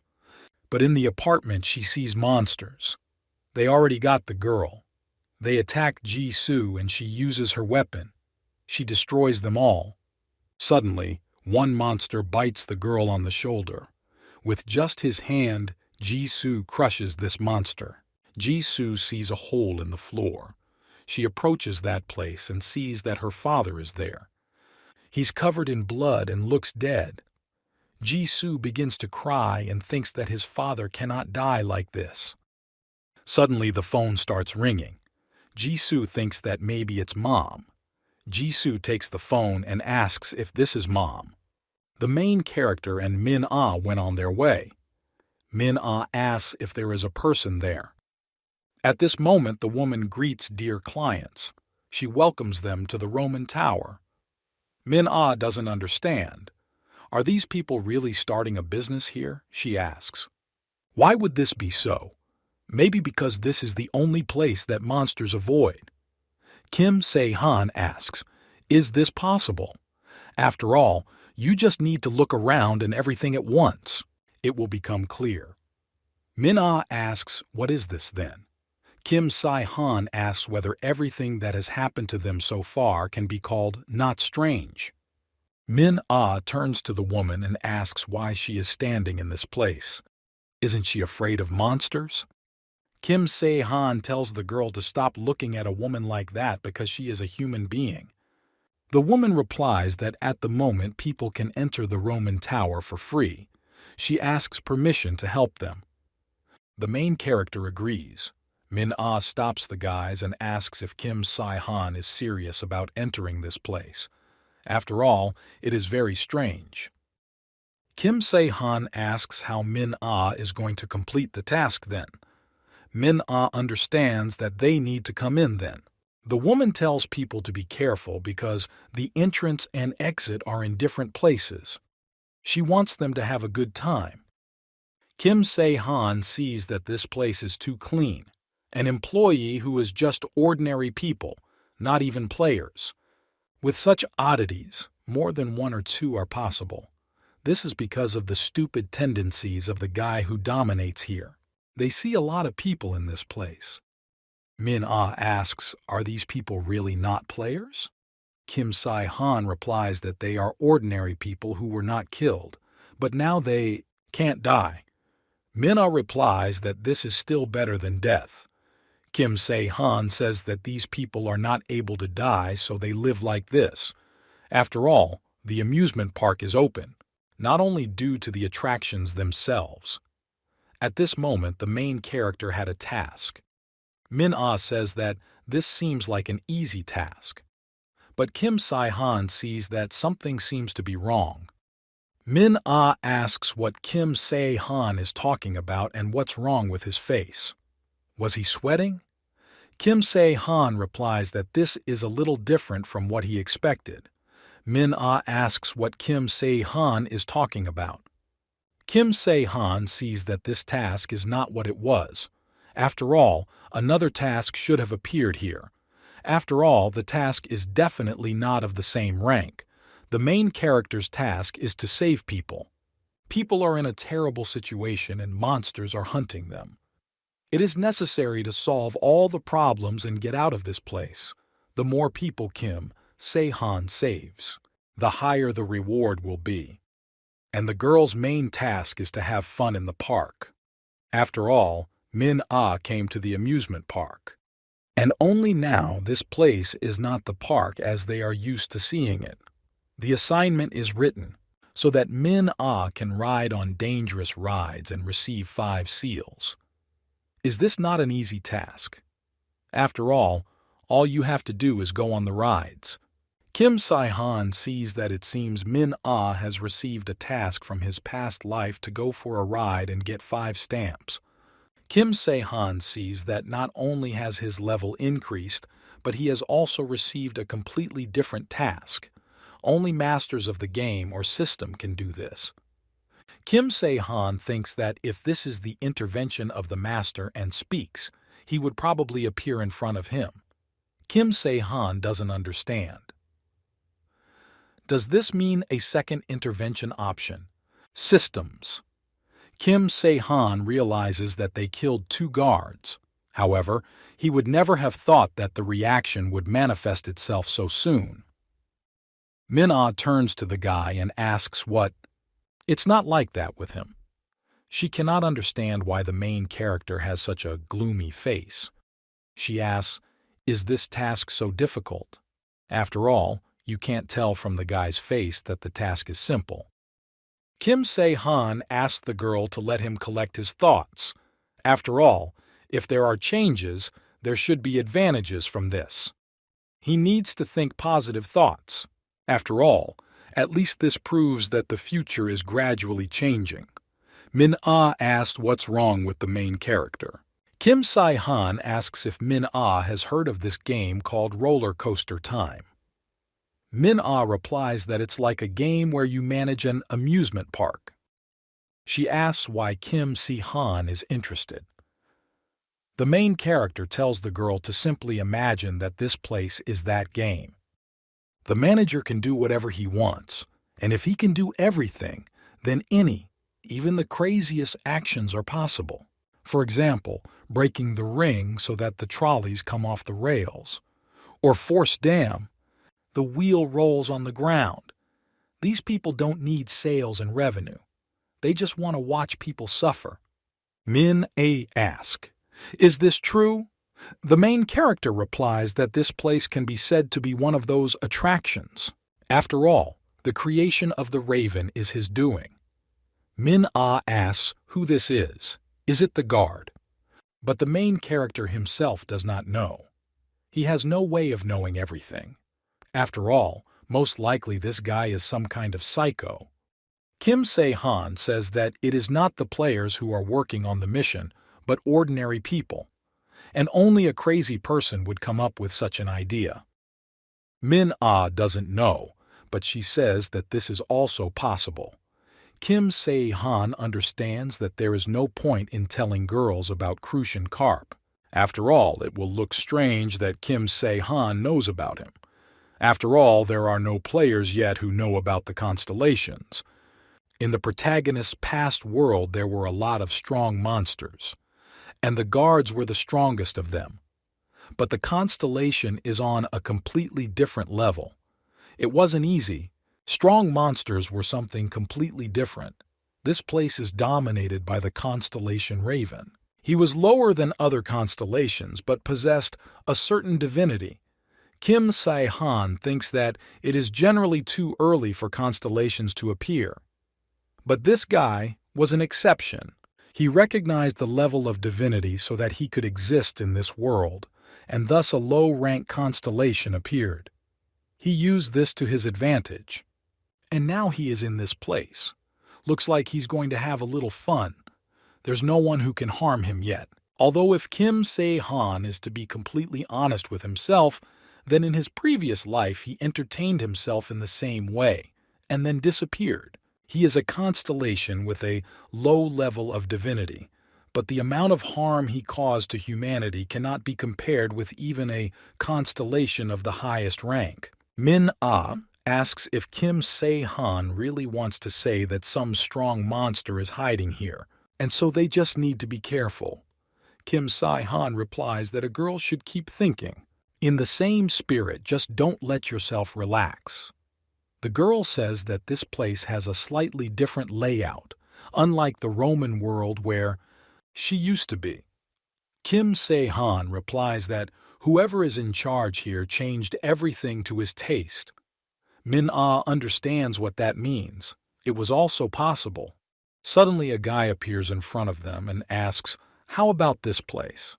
This is an ordinary person who says that it will be very exciting, and they can certainly try. Kim Se-han sees a voice tired of constant fear. He sees that this guy has something on his neck. Min-ah asks what exactly the guy is saying. The guy replies that it is here, House with the Ghosts. Kim Se-han asks if Min-ah doesn't like this. The girl replies that she simply avoids such places, not because she's scared. Suddenly, the guy's bracelet begins to glow red. He shouts that there is still time left. He asks to wait. Min-ah asks what's wrong with the guy. But he continues to scream. Kim Se-han remembers his mission and needs to save people at an amusement park. The number of surviving players at the moment is 138, and ordinary people are 724. Suddenly, the guy whose bracelet was glowing falls and red smoke starts coming from his body. Min-ah asks what happened just now. The girl is incredibly scared. Kim Se-han replies that it looks like people had a time limit on inviting visitors, just like they have time limits to complete the task. Kim Se-han assumed that this will happen. The task seemed even worse. Min-ah doesn't understand why they do this to these people. Kim Se-han tries to calm the girl down and tells Min-ah not to think about it because it's not her fault. After all, it was planned from the very beginning. And that's the problem. Kim Se-han thinks that in her past life only a handful of survivors were able to escape. Kim Se-han himself learned about this place from a couple of players. Well, then, there were more people. In any case, the one he needs is in this place. And first, the main character needs to collect all the seals. After some time, the main character approaches the employee and asks if he can tell him about this place. The man asks, does the guy really want to go inside? After all, he's unlikely to like this place.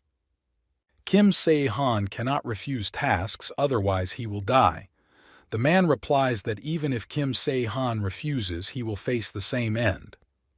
After all, the other players who came here did not last long and either died or hid.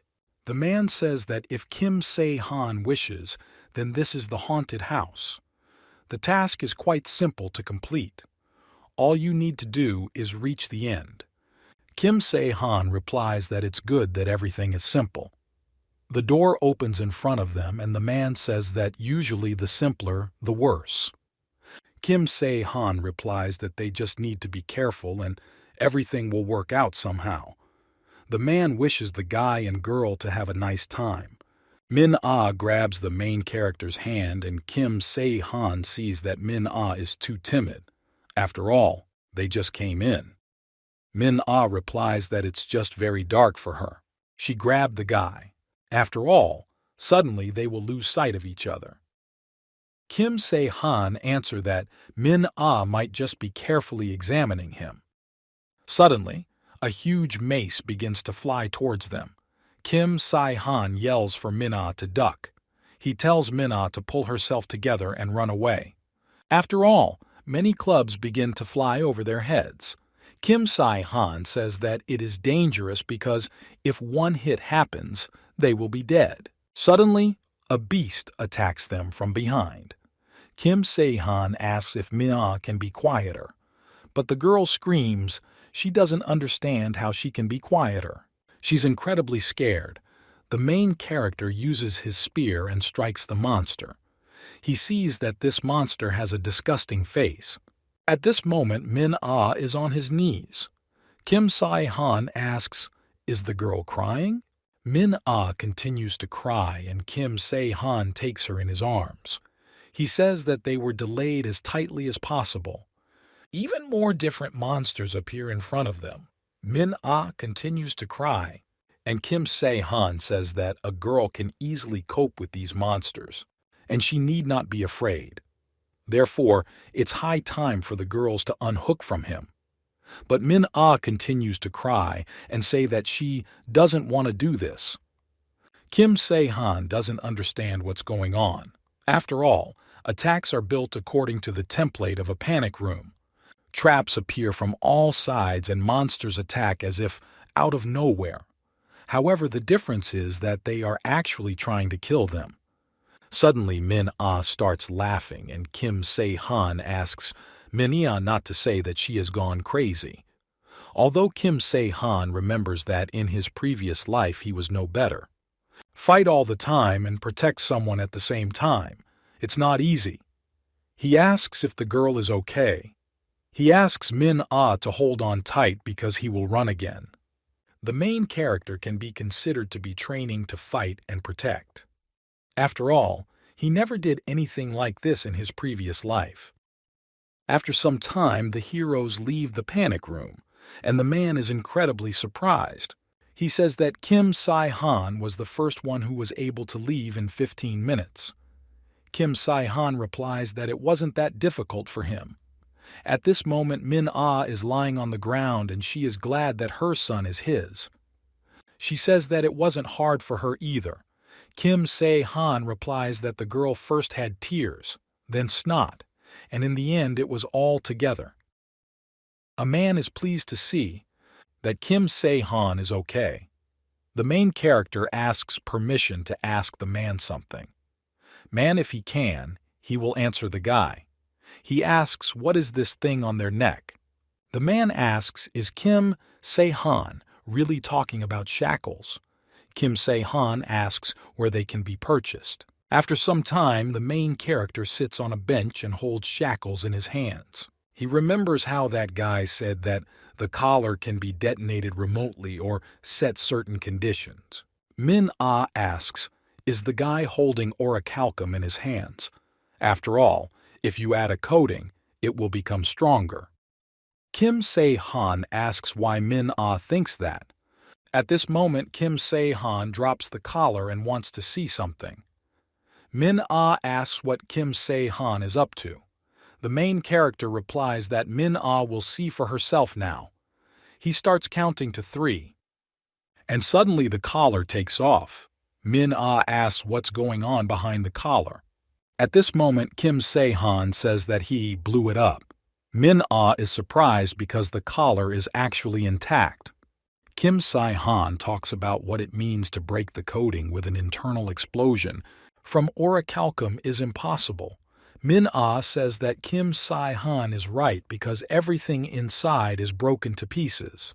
Min-ah asks if Kim Se-han wants to share now with this knowledge with others to help them. Kim Se-han replies that he is going to do just that. Min-ah asks since when Kim Se-han is so sentimental. One guy said that it is easy for someone who has turned away from others at least once to repeat it a second time, and a third time, and so on, ad infinitum. That's why it never goes away. Past people. In his previous life, Kim Se-han couldn't be like that person, although Kim Se-han was one of those who helped him. Kim Se-han replies that he just wants to do it, and that's it. Min-ah asks, will they really return to that place again? The main character responds that he will not do this. Min-ah repeats what Kim Se-han said that she is going to help people. She asks, how is that man? Kim Se-han replies that even if they don't have a necklace, it's still too dangerous, and perhaps they would be better off listening to the system. Min-ah thinks that someone who looks like the main character is just too lazy to go everywhere with her. Kim Se-han thinks that first he needs to collect seals and missing information. He asks if Min-ah rides roller coasters. Min-ah replies that it's all too simple for her. After all, she is against the amusement park and only she doesn't like the House of Ghosts. The main character says that then they can go. Min-ah starts to rejoice. After some time, Min-ah says that she doesn't want it anymore. Kim Se-han asks, what about the girl's previous words? Min-ah replies that this applies to a regular amusement park. But here everything is different. She asks how it can even be called an amusement park. Kim Se-han remembers that if it weren't for Min-ah, he would have died 4 times. First, they boarded a roller coaster that didn't smell safe at all. There were things with human faces flying there, but that wasn't enough.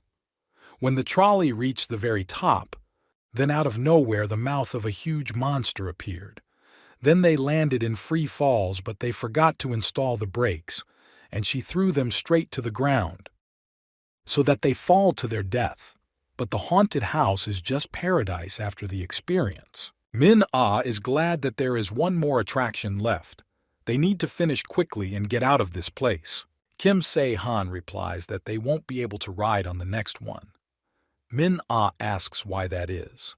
Kim Se-han replies that the park's opening hours have ended. It's already dark outside. Min-ah asks if Kim Se-han can't hear anything. The main character replies that this is probably some kind of evening event. They must first hide. Min-ah asks, is this some kind of parade?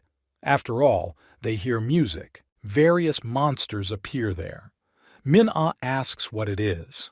But at this moment, the main character covers the girl's face with his hand. He doesn't want to show this to the child. After all, at this moment, huge monsters are mocking ordinary people. Min-ah is a child and she asks to look. Kim Se-han replies that there is that same zombie there. Min-ah turns around and says that then they can leave. Kim Se-han answer that it is dangerous to leave now. There are dead bodies of players lying in the parade for a reason.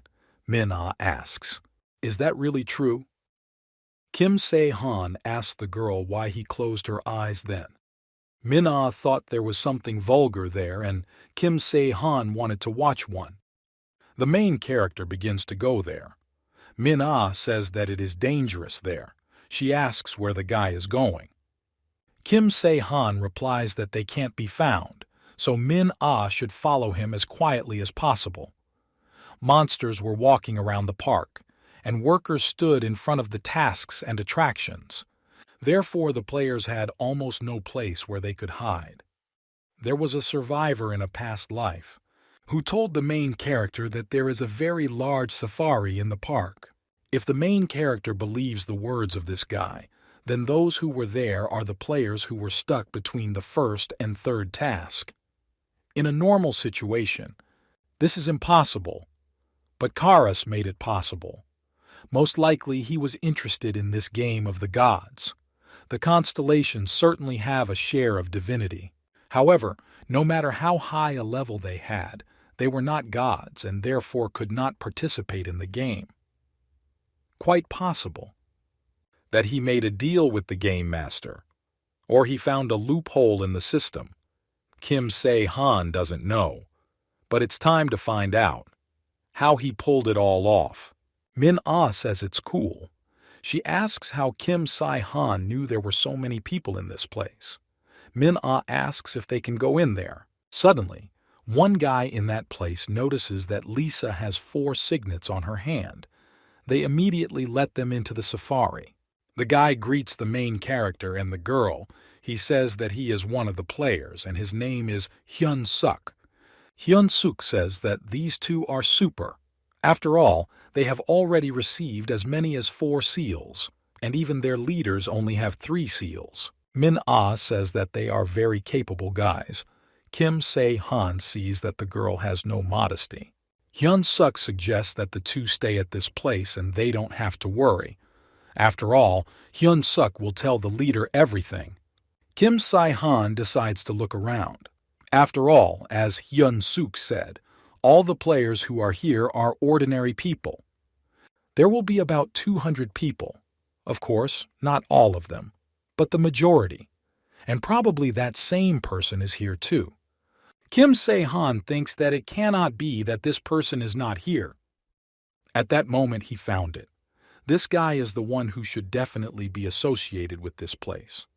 The highest deity Hephaestus, 12th god of Olympus, and his only avatar is named Shi-woo. Avatar Shi-woo in his previous life, he was one of the famous players. The equipment he created was always sold at huge prices at auctions. There wouldn't be a player who wouldn't dream of getting his hands on at least one of the items he created for the main character. It wouldn't even be an exaggeration to say that the players were supported for so long in the game only thanks to the equipment that Shi-woo made. And even though humanity perished then, this was not the Shi-woo he knew. He used to sit like the sun, did not lose hope even in the most hopeless situations. And now this guy has an expression on his face as if he had already lived his life. Min-ah says that she has a feeling that she might get depression. Kim Se-han thinks that this is really charging. After all, his older brother is most likely next to Sophia. Kim Se-han heard that this guy died at the end of the 3rd task. Kim Se-han addresses Shi-woo to his older brother. He asks if he can sit here if they don't mind. The older brother asks, are they really new here? Kim Se-han replies that they are looking for a place to relax, but have not yet found anything suitable around them. Shi-woo's older brother says that, of course, Kim Se-han can sit down. After all, others are their supporters. That's why there's no one here. He enjoys talking to people. At this moment, Kim Se-han notices that brother Shi-woo does not open his eyes. Kim Se-han didn't know that his brother was blind. Shi-woo asks, what's so nice about this? After all, these two are, after all. Kim Si-han says that maybe this is fate. He is asking, "Will the guys tell me what their names are?" The older brother says that his name is Chang-woo.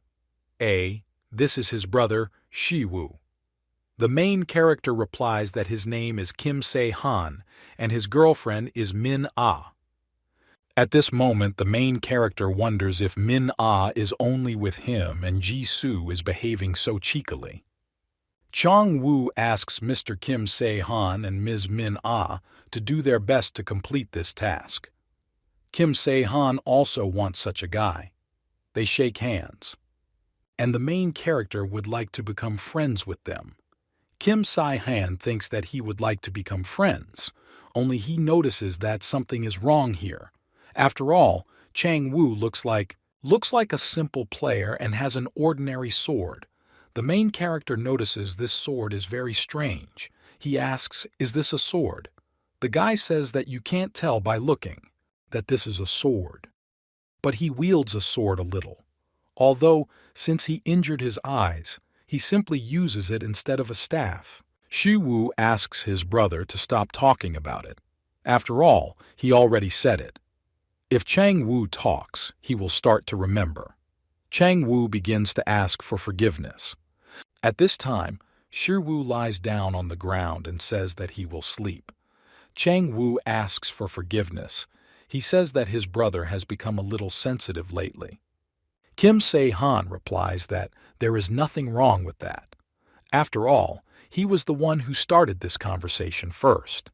If everything turned out this way from the very beginning, then it's no wonder that these people lead, "Be careful around strangers." Chang-woo thanks the guy for understanding them. Chang-woo. Kim Se-han ran away from him not long ago and asks who the guy ran away from. Is Chang-woo really talking about Crucian Carp? Chang-woo talks about a guard who dominates this place. He talks about Chol-wong. Kim Si-han is incredibly surprised. Does Chang-woo really mean the guard? He does not understand what the guard is doing on the territory of the Karas. Inside Seoul, the only guard was the basilisk whom Kim Se-han killed. Really? Chang-woo talks about another guard who is not so far from this place. Kim Se-han suggests that maybe because of this task, Shi-woo changed too. Kim Si-han doesn't understand. Have they already found out about him? This world is a game where the game master congratulates, but he is by no means the tallest being in this place. If the one who is higher than the master of the game, whoever interferes with the rules leads the game and controls it, then this system. There must be that all this is connected with her. After all, the guard is the hidden monsters which he determines. System. Kim Se-han. Of course he knew that this would most likely happen if they behaved too noticeably. But now this greatly stresses the main character. He decides to try it once. Kim Se-han lies on the ground and thinks that tomorrow he will start collecting information and will be as careful as possible. Suddenly he remembers Min-ah. He thinks about whether the girl is really so brave or whether she doesn't worry about trifles. After all, at this moment Min-ah is sleeping sweetly. Suddenly the main character notices Chang-woo passing by. Kim Si-han doesn't understand where Chang-woo is going at such a time. The guards at the gate ask what's wrong. Chang-woo replies that he needs to go to relieve himself. The guards ask where Chang-woo is going alone in this state. And they won't go together. Chang-woo says that he is around the same area, so he goes alone. The guards agree to open the door for the guy, but if he doesn't return, they won't look for him. Chang-woo agrees and goes outside the territory. Kim Si-han doesn't understand, is it possible that the general columnist is following Chang-woo? After all, Chang-woo said that he was going to the toilet.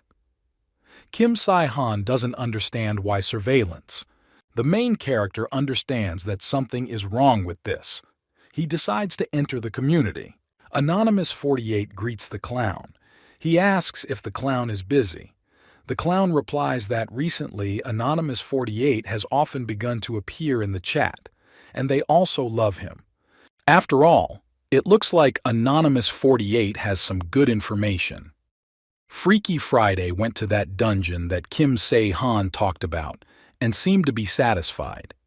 Kim Se-han doesn't understand. Really?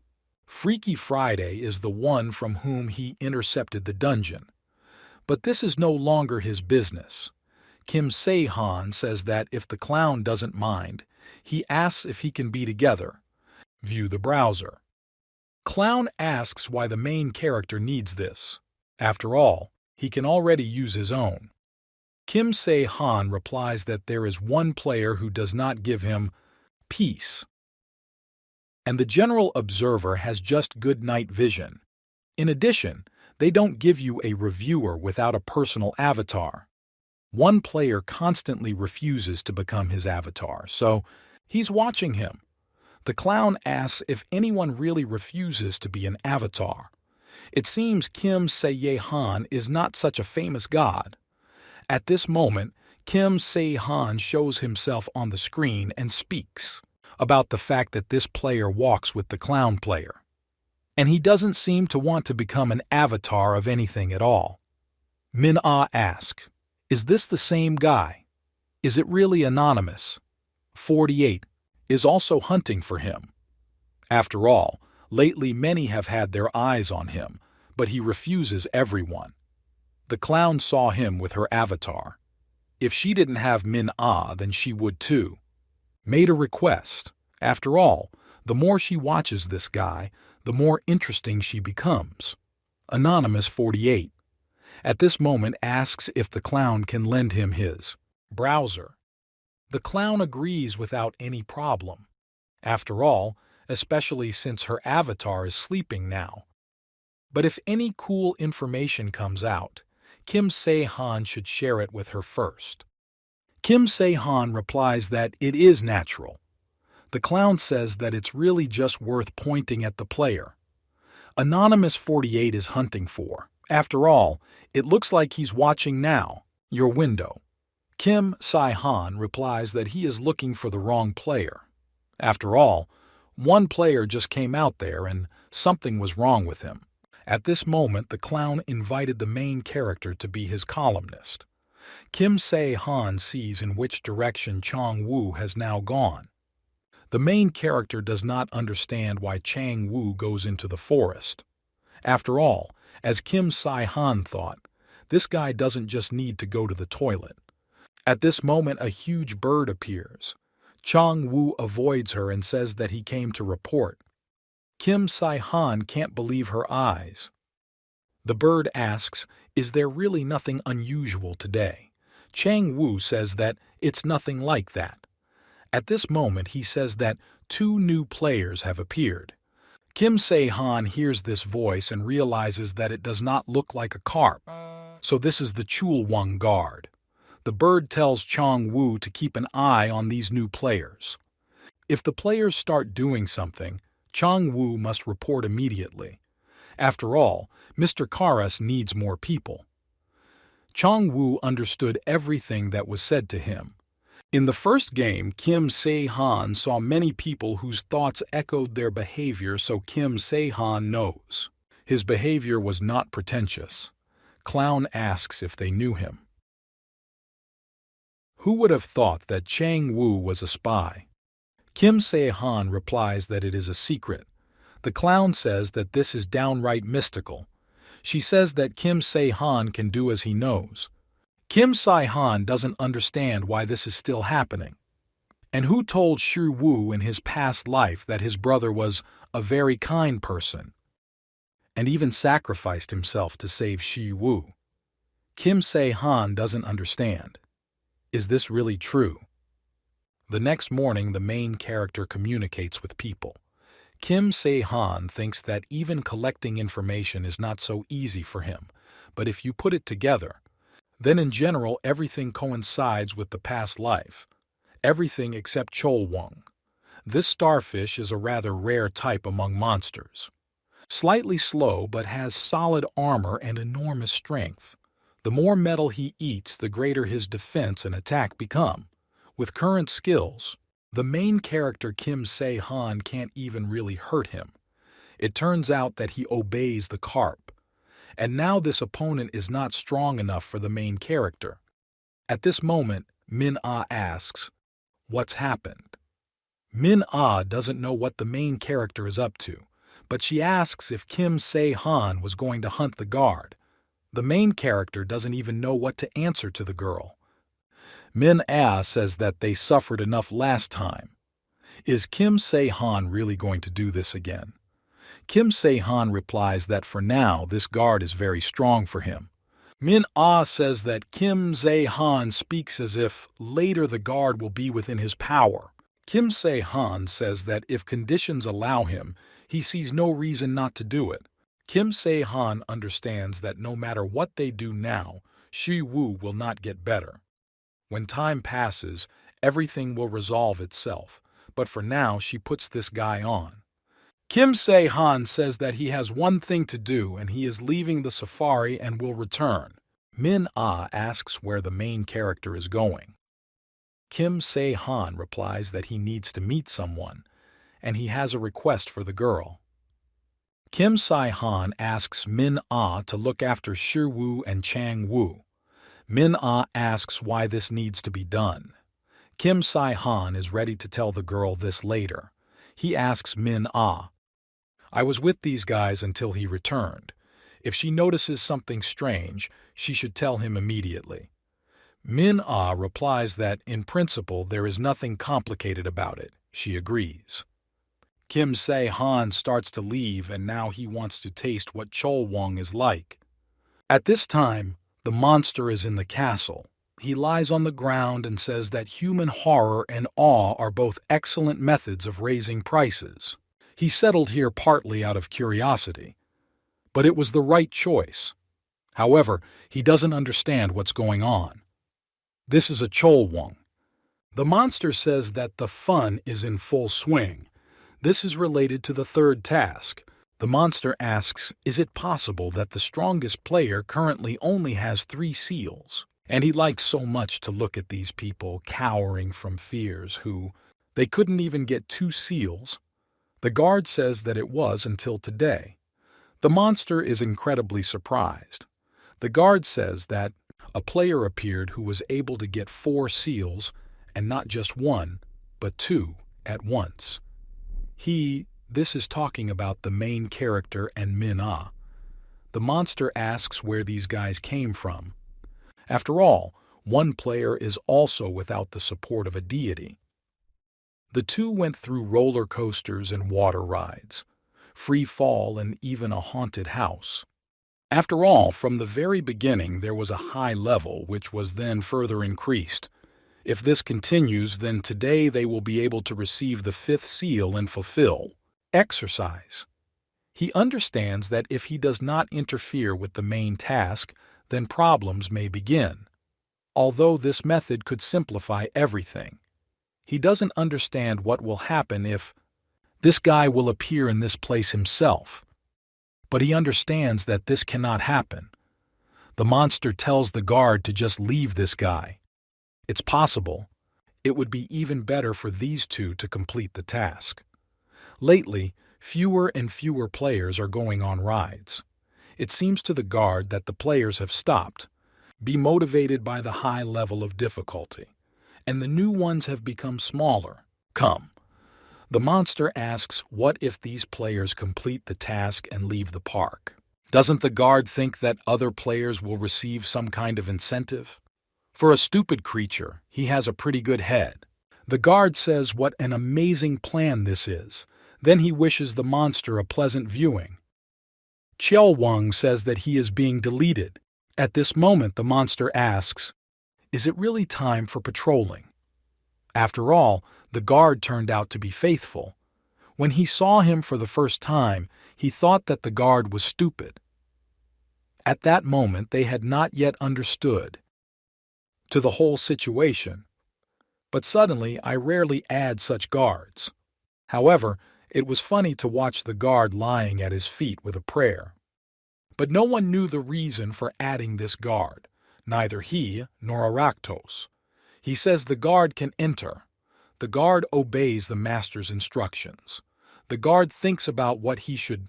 It would be nice to meet more bugs today. Kim Se-han walks through the forest and doesn't understand. Is it possible that the Cholwung is patrolling along this road?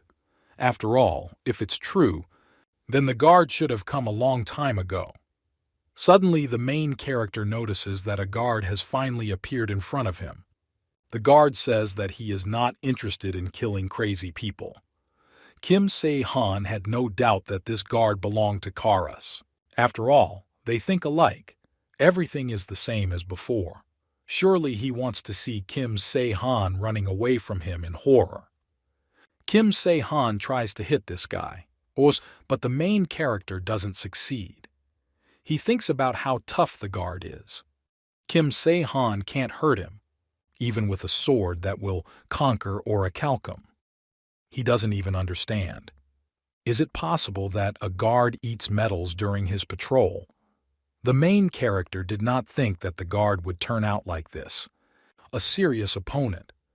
The main character tries to inflict at least some blow, but nothing works.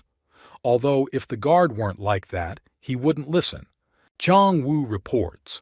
The guard says that Kim Se-han fights with all his might and he didn't think there were such players. He says that I'm interested in the main characters, he asks. How about we talk a little? After all, maybe the guy no longer has the strength to talk. Kim Se-han talks about how much a guard can talk.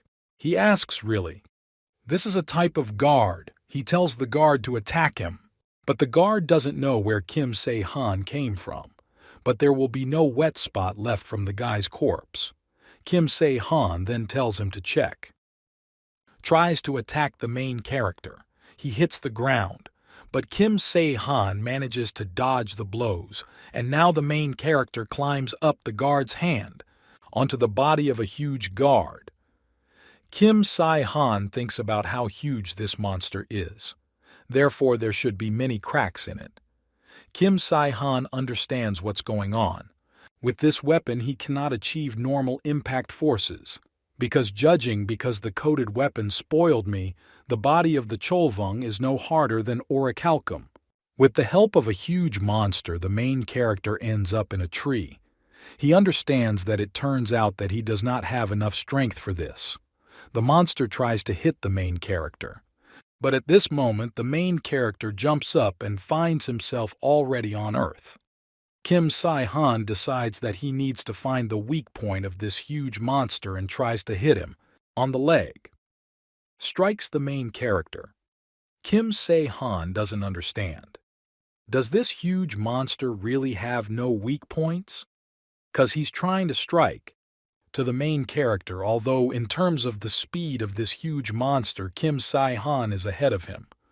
For the sake of fighting with Cholwung, Kim Se-han will try to improve all her performance to the maximum. Now they are all at a low level, in a state of brush stop. Kim Se-han understands that his performance is higher than that of any other player.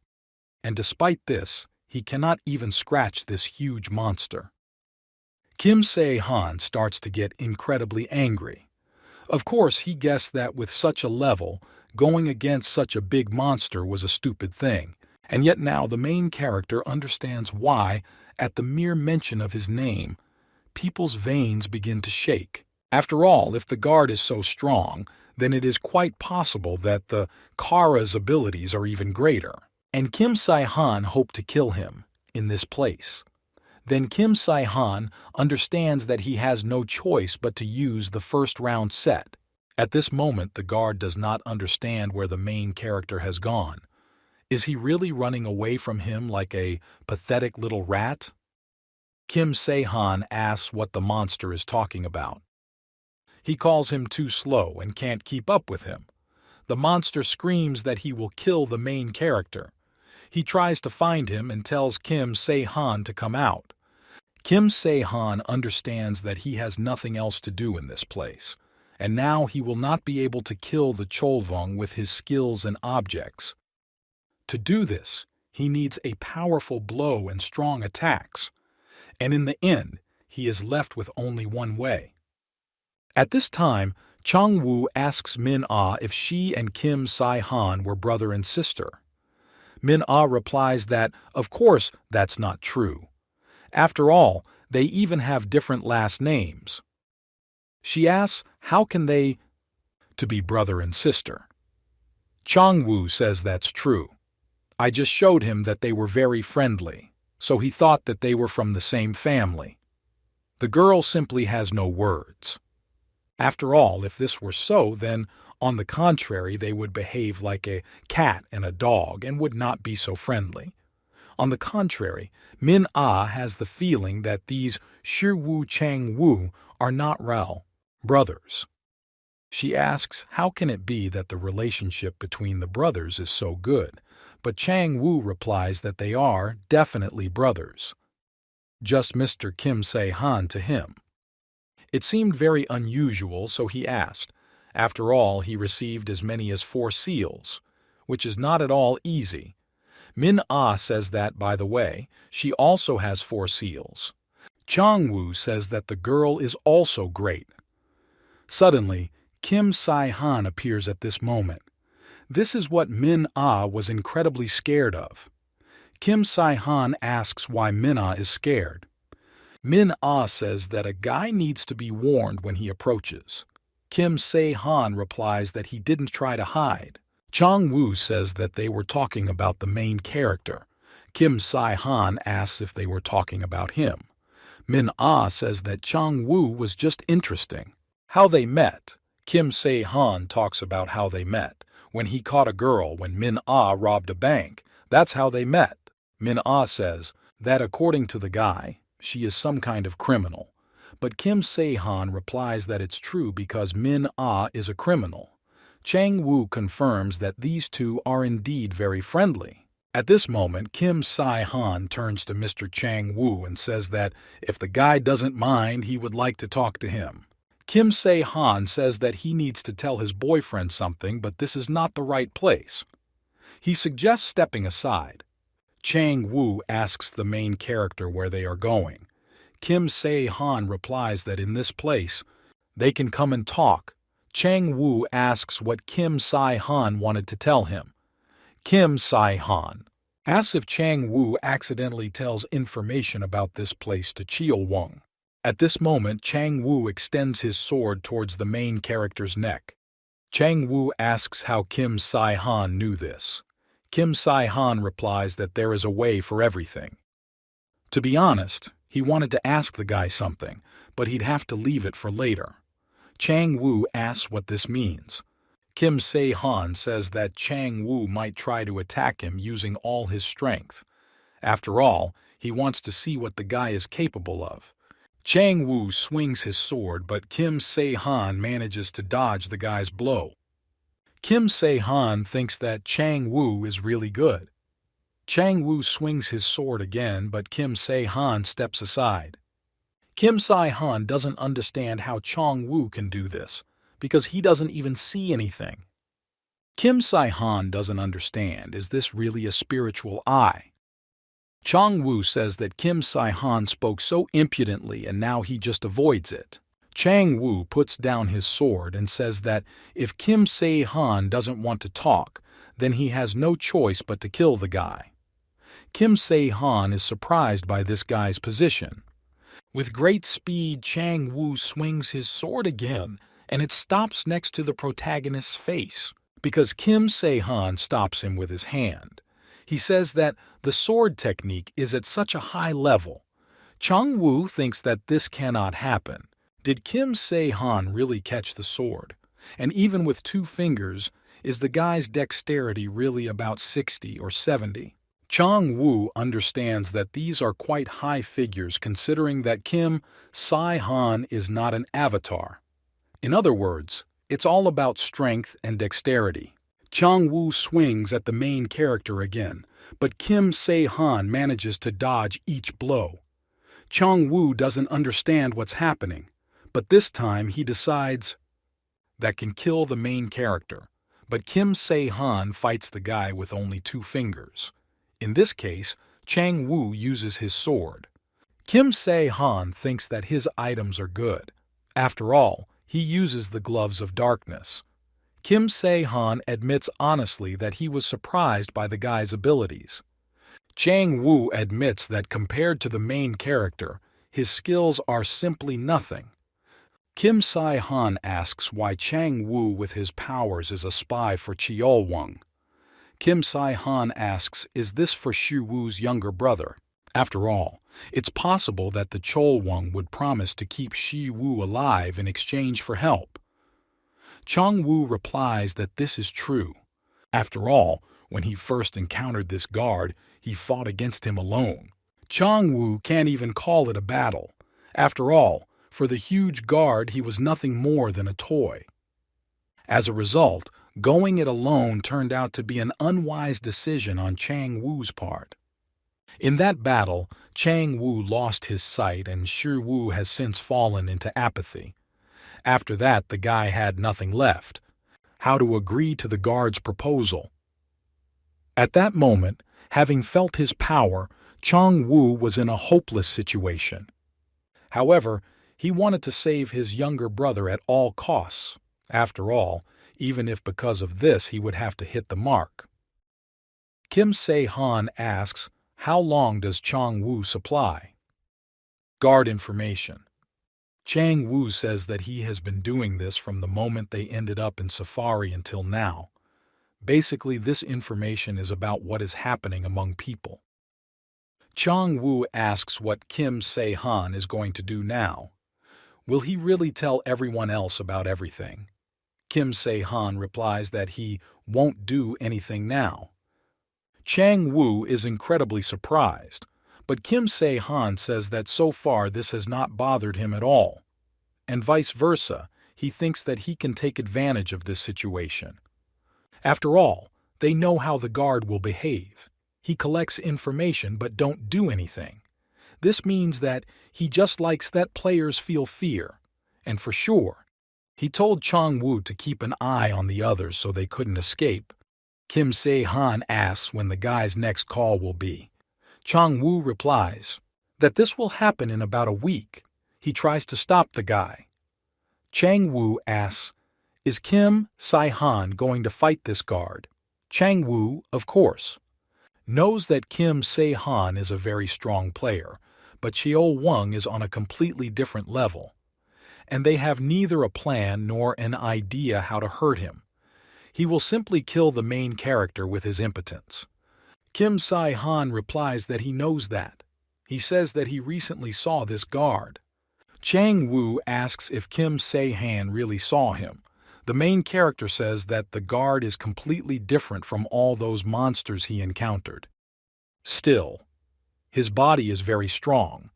However, the fact that he could not kill him right away does not mean that he, in principle, cannot defeat him. Chang Woo asks, what does this mean? Kim Se-han replies that Chang Woo just needs to continue to follow his instructions and tell him the information too. Kim Se-han says that he will tell you the details, then when they return. And also Kim Se-han says that Chang Woo should tell his younger brother everything. Chang Woo asks if this is necessary. He doesn't understand why this is. Kim Se-han says that Shi Woo is one of the main figures in this matter. After some time, they return to Safari and Shi Woo asks why Chang Woo didn't immediately tell him that this happened to him. Chang Woo apologizes. He didn't want Shi Woo to worry about him even more. Shi Woo asks, what if something happened to the guy? Does Chang Woo really think that Shi Woo would be happy? Chang Woo asks for forgiveness again. Min-ah asks the main character, is that why Kim Se-han told her to keep an eye on these two? Kim Se-han replies that he had some kind of strong premonition. Min-ah asks if this is considered good intuition. She asks what to do now. Kim Se-han answers that, naturally, you need to kill him.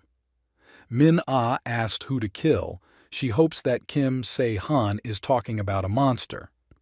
The main character answers that this is so. Min-ah thought so she goes to do the tasks. Kim Se-han apologizes, but the girls better not get out of this yet. Places. After all, Cholvung is most likely looking for him. And he also noticed the girl. Min-ah starts crying and asks what Kim Sai-han was doing outside. Shi-woo turns to the main character and asks, is it true that Kim Se-han is going to kill Cheol-wung? Kim Se-han asks, did Shi-woo hear everything? He says that now the situation is not the best. And he won't be surprised if a guard comes to this place and starts killing or kidnapping people. After all, according to Chang-woo, they have about a week left. Chang-woo asks, will Kim Se-han really fight this huge monster? Kim Se-han says that Shi-woo probably doesn't know that there is no other way to get out of here. Shi-woo understands that this is so, but he says that this is too much, even for someone who was able to get 4 seals. Kim Se-han replies that this is too much for him alone. That's why he needs the guy's help. Kim Se-han asks if Shi-woo wants to try to make a weapon that will kill this monster. Shi-woo agrees to try this. After some time, the main character presented the guy with a basic production kit for making equipment. He asks if this will be enough. Shi-woo is incredibly surprised. Min-ah asks where they got all this. Kim Se-han replies that this is a reward for the previous task. But in fact, this is not true because Kim Se-han bought it from the store for points. Kim Se-han asks Shi-woo if this is enough to do something. Shi-woo replies that this is enough, but he can't even wait to make something quickly. Min-ah turns to Shi-woo and asks if the guy thinks it's strange for such objects to appear in such a place. She asks why Shi-woo agrees so easily. But Shi-woo says that everything is fine and he is glad that he can create at least something. Min-ah asks why last time she and now Shi-woo. Did Kim Se-han really plan this from the very beginning? The main character asks what exactly Min-ah is talking about. Min-ah knew what kind of person Kim Se-han was but didn't think that he would behave this way with a young guy. Kim Se-han says that between Shi-woo and Min-ah, the difference is only 3 years. Min-ah is incredibly surprised, but at this moment, Shi-woo says that he is a third-year high school student. Min-ah says that Shi-woo really looks younger. Min-ah thought about Shi-woo being in elementary school. Kim Se-han says that they should stop talking about it. Kim Se-han asks Min-ah to try to stop the dome in this place, but Min-ah doesn't understand which dome Kim Se-han is talking about. Kim Se-han says that this is a protective dome to prevent others from entering this place. He asks why Min-ah is pretending not to know, because she knows how to do it. Min-ah asks how Kim Se-han knew this. The girl's main ability is to level people, but now the third task is underway and Min-ah has probably gained the skill of installing a dome. Min-ah uses the skill of space allocation. Min-ah asks if this is cool. She says that until she resolves this herself, no one will even know what is happening inside this space. We can assume that this piece is cut off from the world. Kim Se-han is incredibly surprised that Min-ah really knows how to share space. Still, supporting a high-class deity is a completely different level. That's why in the first round no one was able to find the girl when she ran away. Kim Se-han says that it is not in vain that they say that if you want to become an avatar, you need to choose someone of high class. The main character opens his inventory and he reaches out to the fairy for things that can be melted and make weapons. Shi-woo asks where the main character got all this from. It's worth wandering around through the dungeons and you can find anything. Shi-woo asks what he should do from this. Sword, spear, or blunt weapon, but Kim Se-han replies that this is not what is needed. At this moment, the main character hands the guy a piece of paper. Shi-woo asks, did Kim Se-han draw this himself? He asks how Kim Se-han could do this. After all, this is the first time he sees this. Kim Se-han already said that the weapon that will kill the Chol-wung will be made by Shi-woo. The guard thought that with such abilities, players would go around and collect seals. On trial due to lack of data and not in Safari, suddenly one monster starts. Call Mr. Chol-Wung. Chol-Wung asks what happened. Is Mr. Karas calling him? The monster replies that it still exists, and soon they will have fun. Chol-Wung thinks that he needs to go right now. The monster asks really. Chol-Wung will be going right now, but other monsters take time to prepare. The guard replies that it doesn't matter. At this moment, Chol-Wung grabs the monster and says that one is enough. Hyun-Suk asks if he's really coming today. Well, Mina, I don't know. After all, Kim Si-han said so they just have to wait. At this moment, people say that you need to go faster, and they must ensure that there is no pursuit. After all, other monsters may appear. They need to be prepared. Min-ah thinks about what first. They ignored their advice about evacuation, and then the relationship immediately changed when Min-ah showed them the seals. Min-ah doesn't understand what would happen if she didn't have these seals. Suddenly, Hyun-Suk says that the earth is shaking now. Min-ah turns into a bird and says that she should go and check what is happening there. Min-ah doesn't understand who it is. Is it Chol-Wung? Min-ah doesn't understand how they should catch this huge monster. After all, he is heading towards them. Min-ah lands next to Hyun-Suk and says that Chol-Wung is already close. Hyun-Suk, I knew it. He will warn the others to hurry up.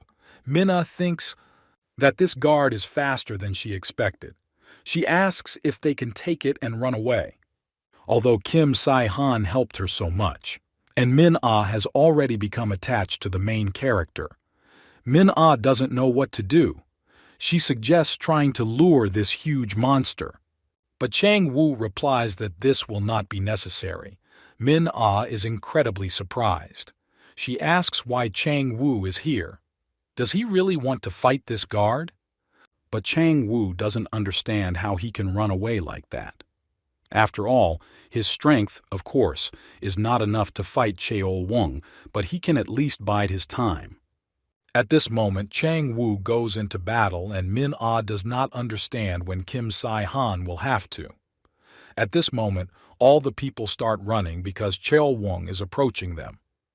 They are trying to evacuate as quickly as possible. Chong-woo had been keeping an eye on people all this time and was Chol-Wung's eyes and ears. Therefore, now he must answer for his actions. He needs to gain time any way he can. He is now heading towards the guard. Chong-woo says that he was waiting for Mr. Chol-Wung. Chol-Wung talks about how diligent Chong-woo is. Chong-woo says that you need to hurry and then Chol-Wung will be able to catch the fugitives. He decides to take him on a shortcut. At this point, Chol-Wung refuses. Chol-Wung doesn't want to listen to the guy because Chang-woo is trying to buy time. Chol-Wung says that Chang-woo is not one of those who would rush to help him, and like a faithful dog, would come running here. Chol-Wung understands this. Chang-woo starts to get angry. He can't just let this monster go. At this moment, Chang-woo points his weapon towards the monster and the guard says that he had not fought with the guy for a long time. He hopes that Chang-woo's abilities have improved since then. Chang-woo is trying to attack a huge monster, but the guard says that there is no speed and the guy needs to use a weapon better. Chang-woo thinks that at such a huge speed he didn't even scratch this monster. Chang-woo doesn't understand how this happens. Chol-Wung says that Chang-woo did a good job of getting information for him. A huge monster grabbed the guy, and Chang-woo mentally asks for forgiveness from his younger brother. The monster wants to hit Chang-woo, but suddenly he gets hit.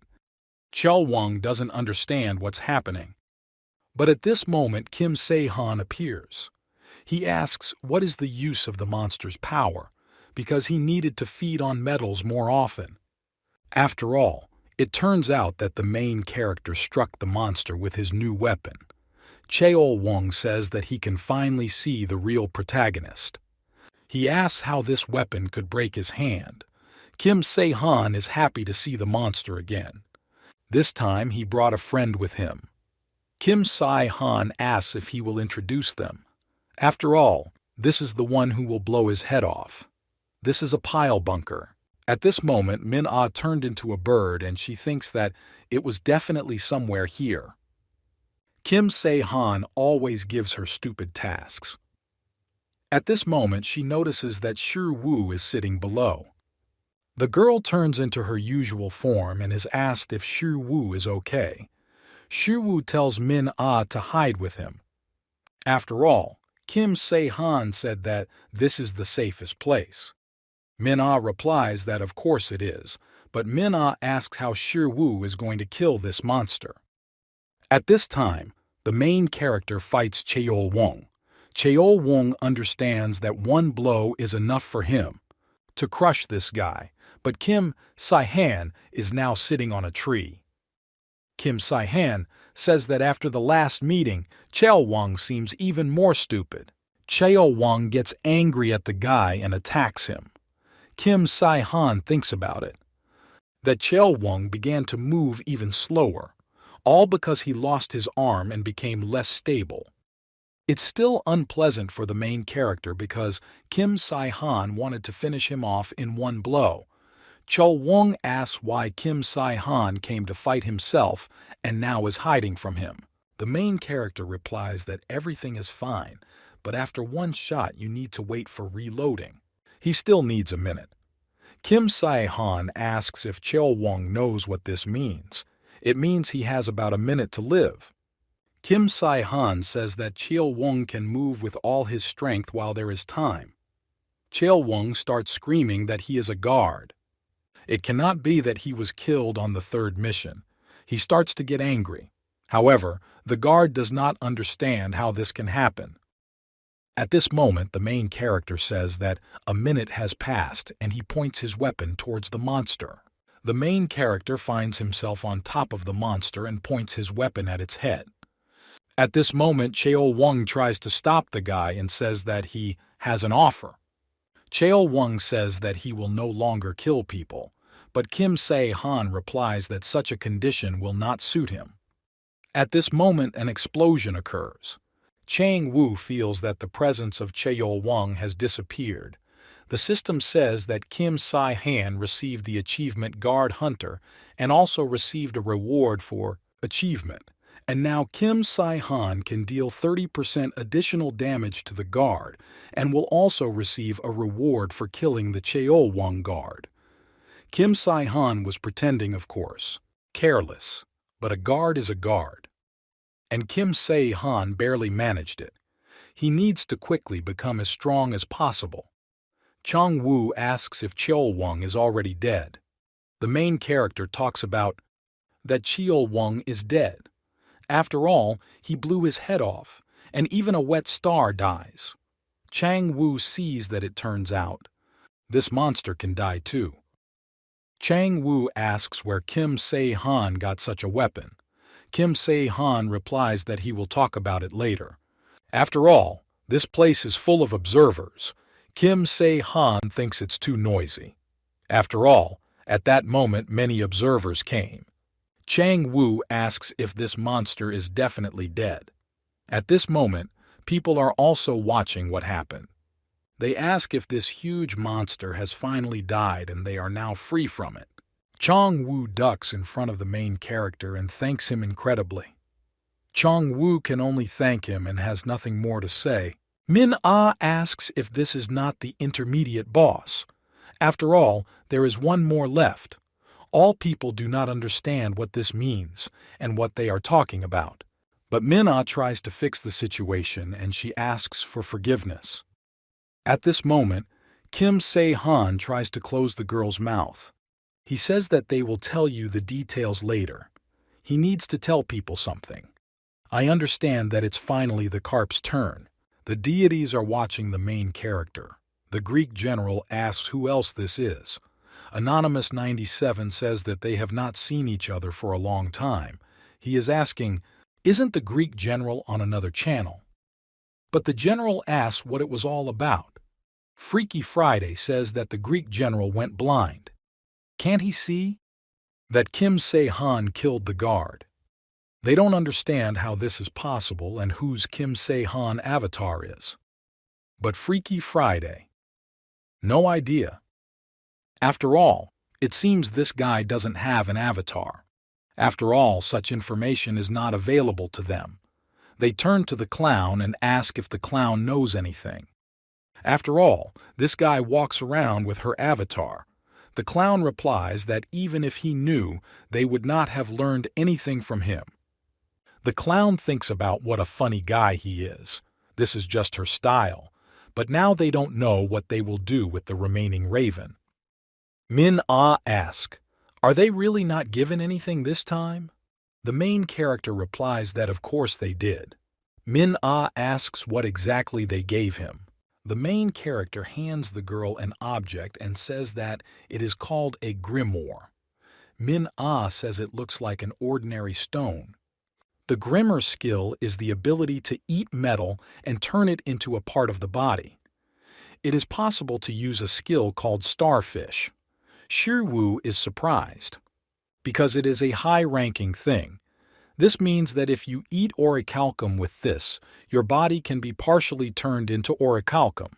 Kim Se-han says that this is true if you use the skill. Min-ah is upset because she will never see anything like this in her life. She asks if he only gets caught if he kills the guard, but Kim Se-han replies that this is not necessary. Just, he got lucky. He himself is surprised that this stone fell out to him. Min-ah is offended by the main character. She asks, "Is it really necessary to brag about such things in front of others?" But Kim Se-han says that Min-ah asked herself. At this moment, the main character calls the girl and throws a stone at her. Min-ah grabs it with her hand and asks if it is possible to throw such precious objects. Kim Se-han tells the girl to take it for herself. Min-ah is incredibly surprised. She asks why Kim Se-han is giving it to her, but Kim Se-han replies that girls are more needed. After all, she can change appearance. For example, make a weapon out of a hand and turn it into metal. Min-ah asks, "Is this possible?" But the main character replies that Min-ah herself must do this, to know. Min-ah asks will this item disappear after the first use. She asks if Kim Se-han is sure that he can give it to her. After all, this is a very valuable thing. Kim Se-han says that it's not that valuable, just rare.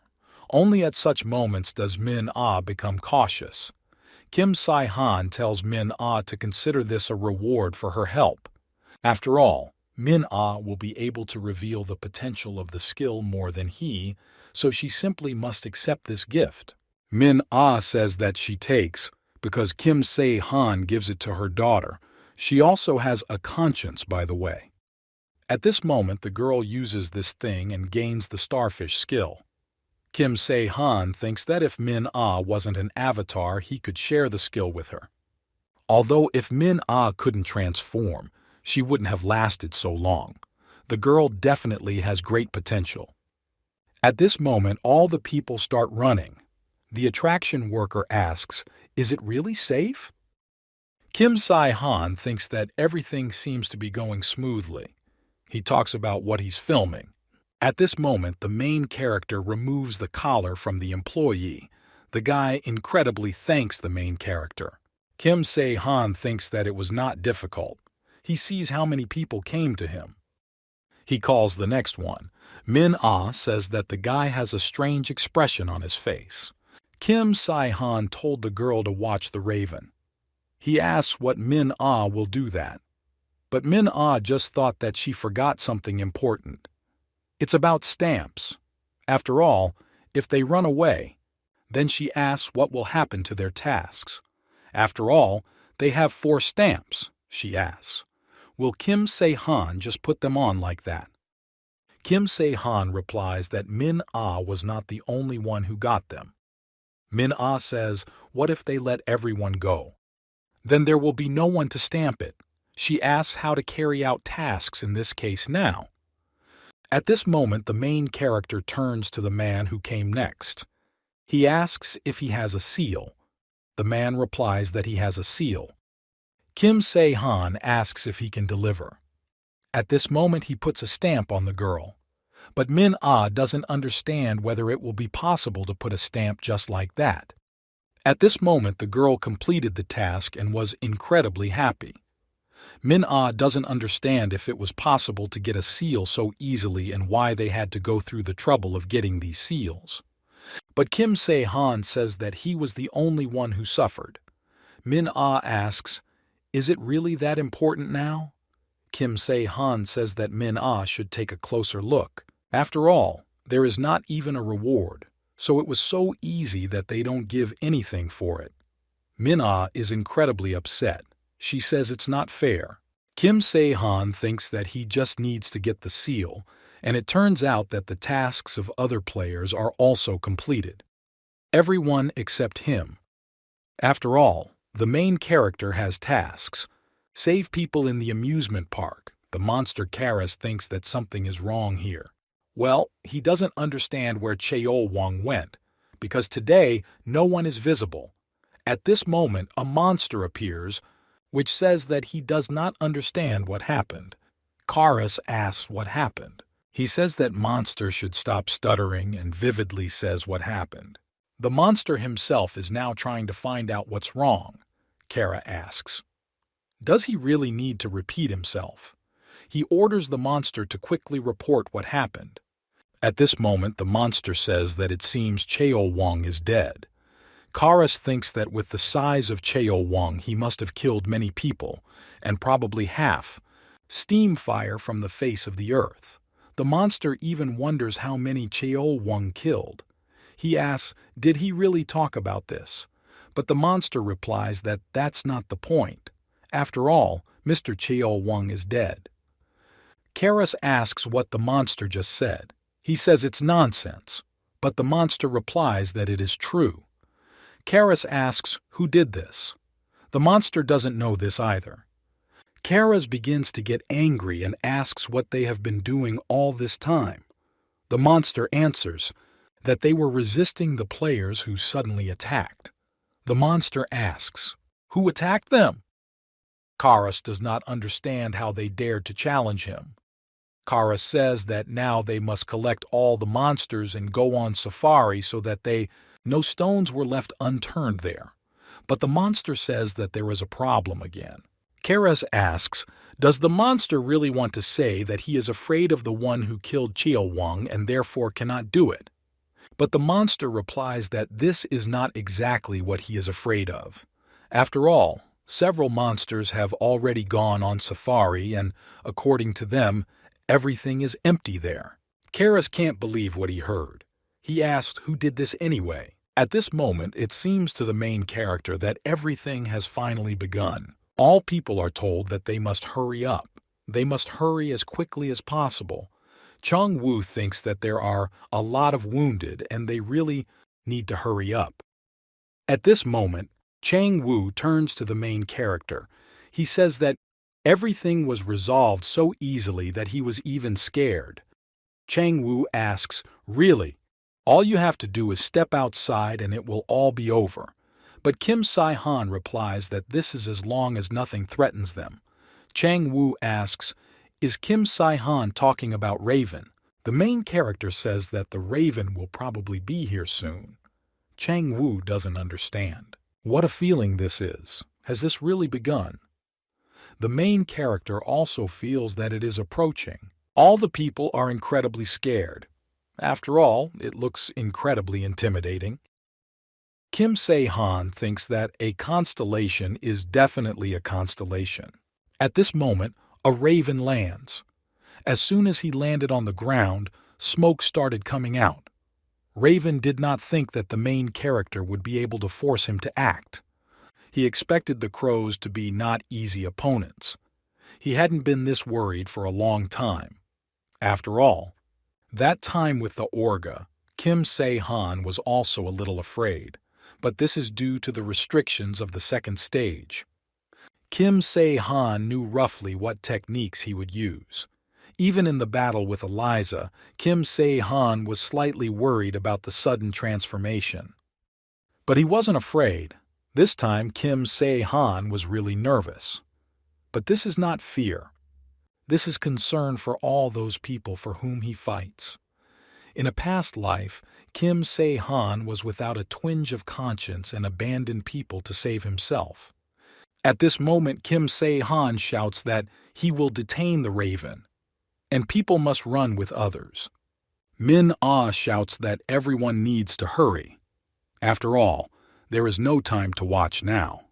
Raven says that people behave as if they think that he will stand and silently watch it all. He says he will kill all these people. Kim Se-han understands that this is the time for the decisive battle. Raven doesn't understand. Is Kim Se-han dodging all his blows? Kim Se-han sees that the raven is demolishing everything around. He turns to the raven and the raven asks if the main character is saying something to him. Kim Se-han asks if there is anyone else here besides him. Raven talks about it. What didn't he see here? So he didn't think that any person would communicate with him in such a tone. Doesn't the raven deserve it, Kim Se-han says, for the monster to look at himself? After all, he came to this place to catch these very people. Raven says that Kim Se-han talks too much. He starts to get angry. Kim Se-han realizes that he hit a monster, and now all he can do is stall for time. Even half of the people did not leave this place.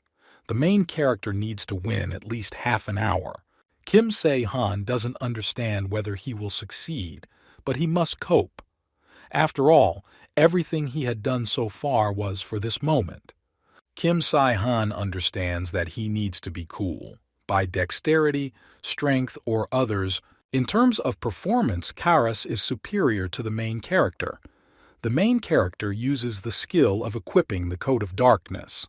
However, the main character has equipment that will allow him to survive and attack the enemy right on target.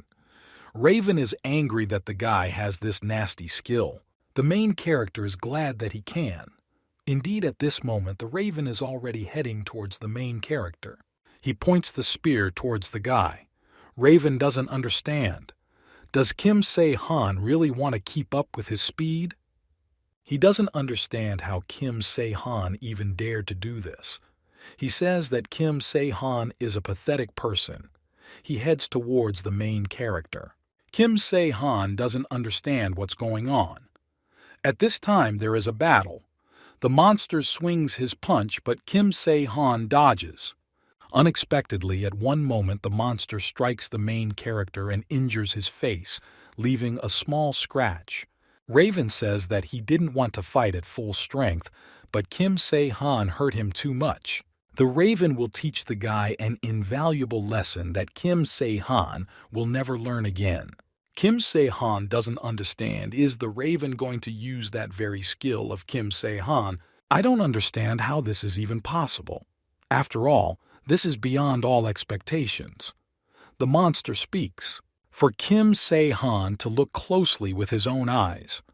The monster turns into incredibly strong monster and says that this is the power of the constellations.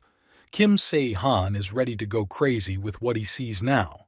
Raven didn't want to fight with his full strength, but Kim Se-han hurt him too much.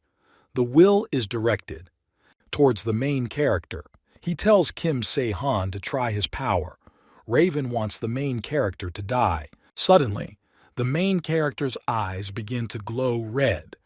At this moment, the monster noticed that Kim Se-han began to move much faster. He is asking, "What is going on?" At this moment, the main character uses the Death Star and regeneration.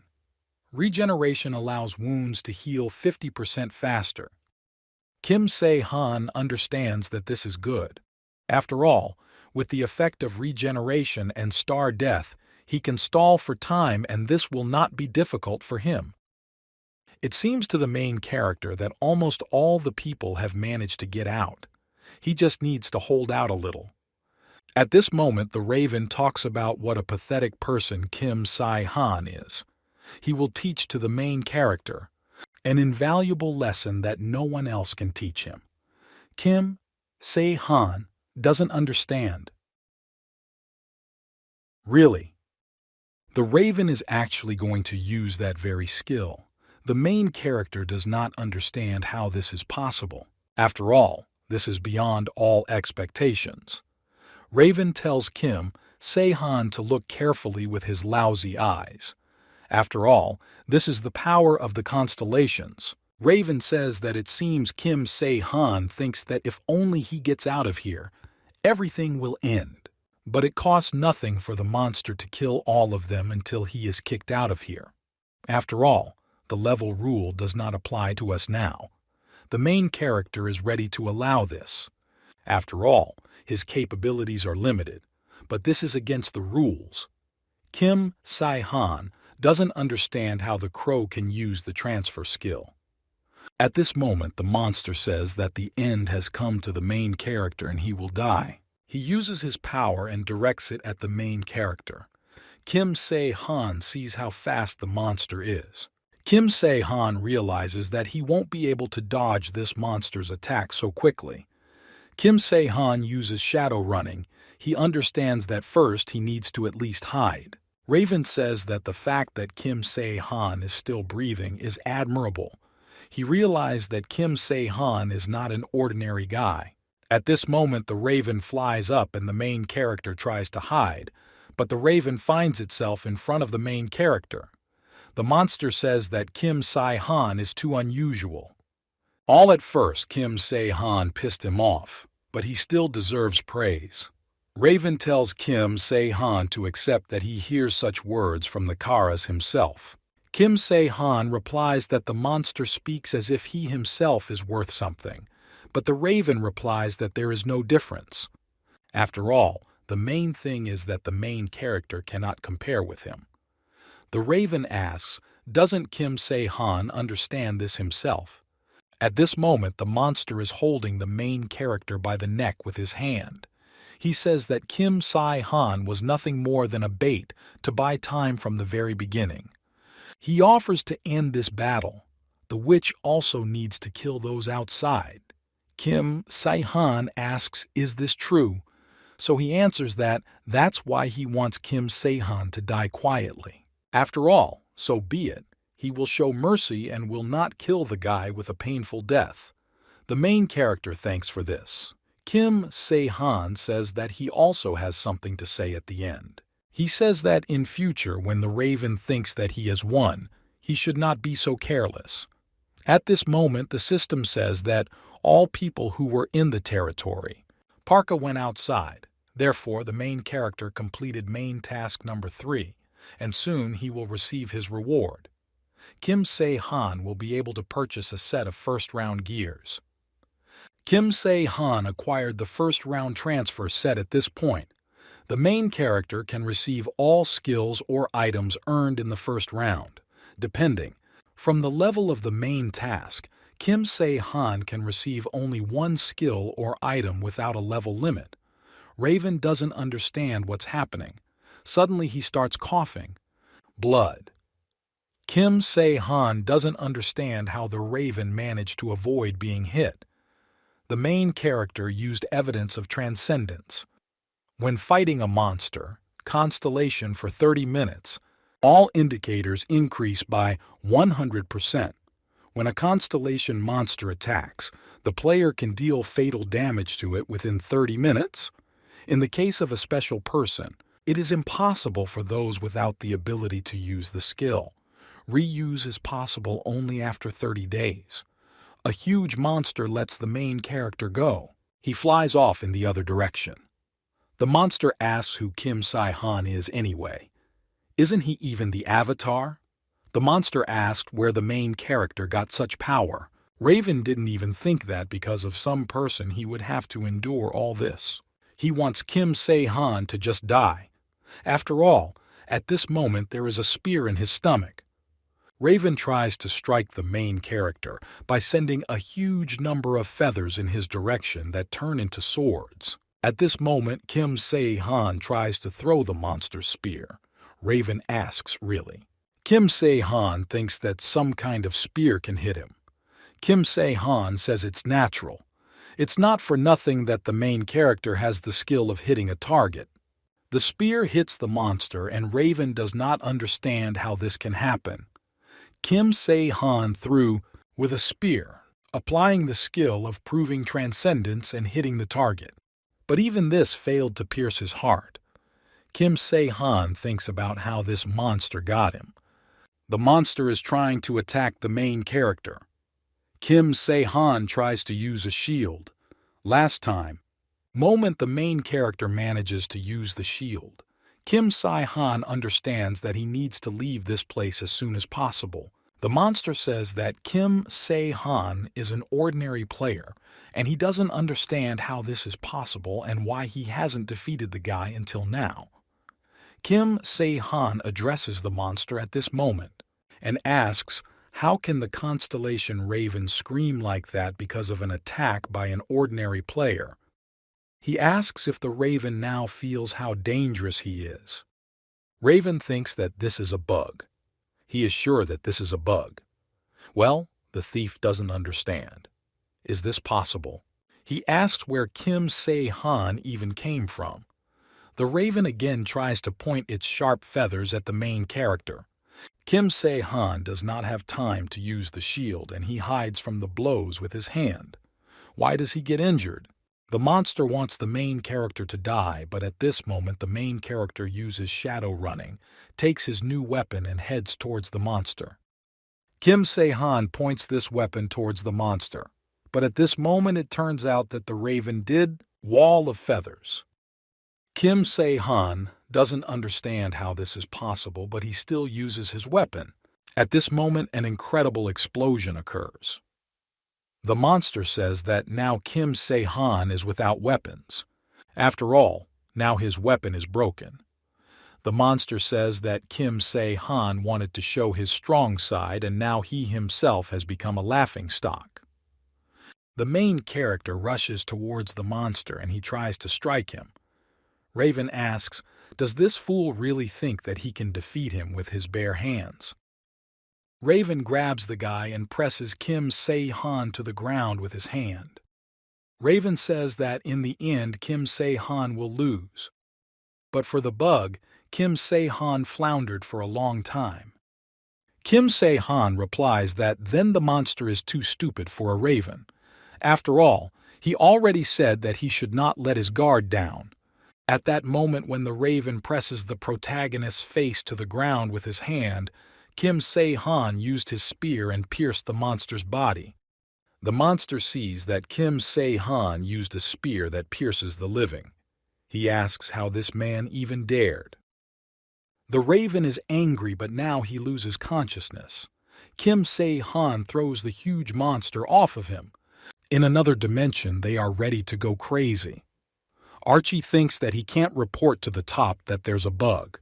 Archie thinks that he is a stupid Raven who needed to play quietly, but for some reason he ran into the player. Archie thinks that he shouldn't have trusted this Raven. After all, the guy thought it was funny, so he got 50,000 points and closed his eyes, even if he was rather weak, but still belonged to the constellations. Archie, I thought everything would be okay. There is also a problem with balancing players. Archie doesn't understand how it happened that the Raven had already used transfer skill. After all, Archie set up.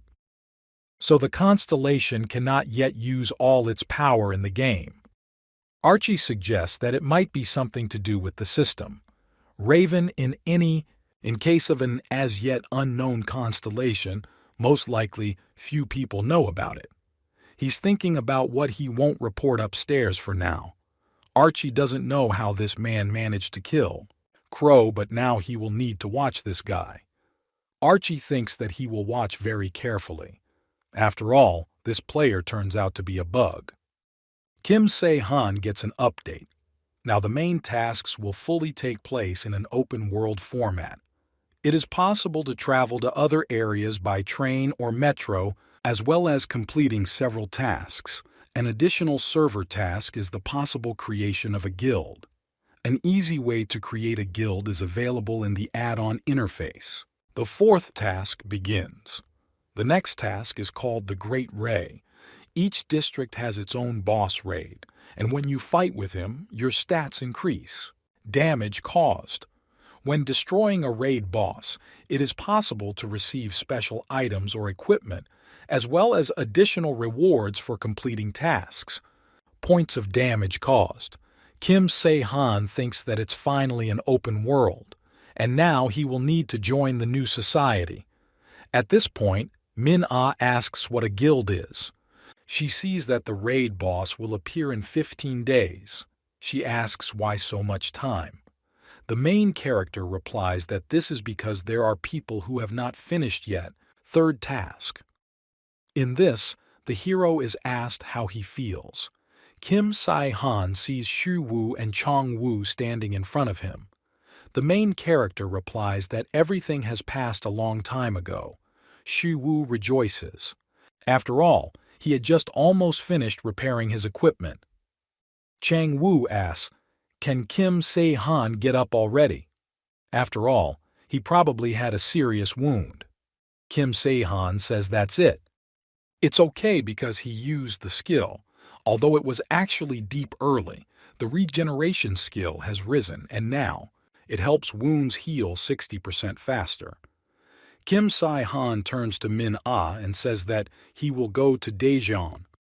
The main character asks what Min-ah will do. The girl replies that Kim Se-han should look at the map. After all, there are already 4 raids in Seoul alone. She asks why the guy should go to another city.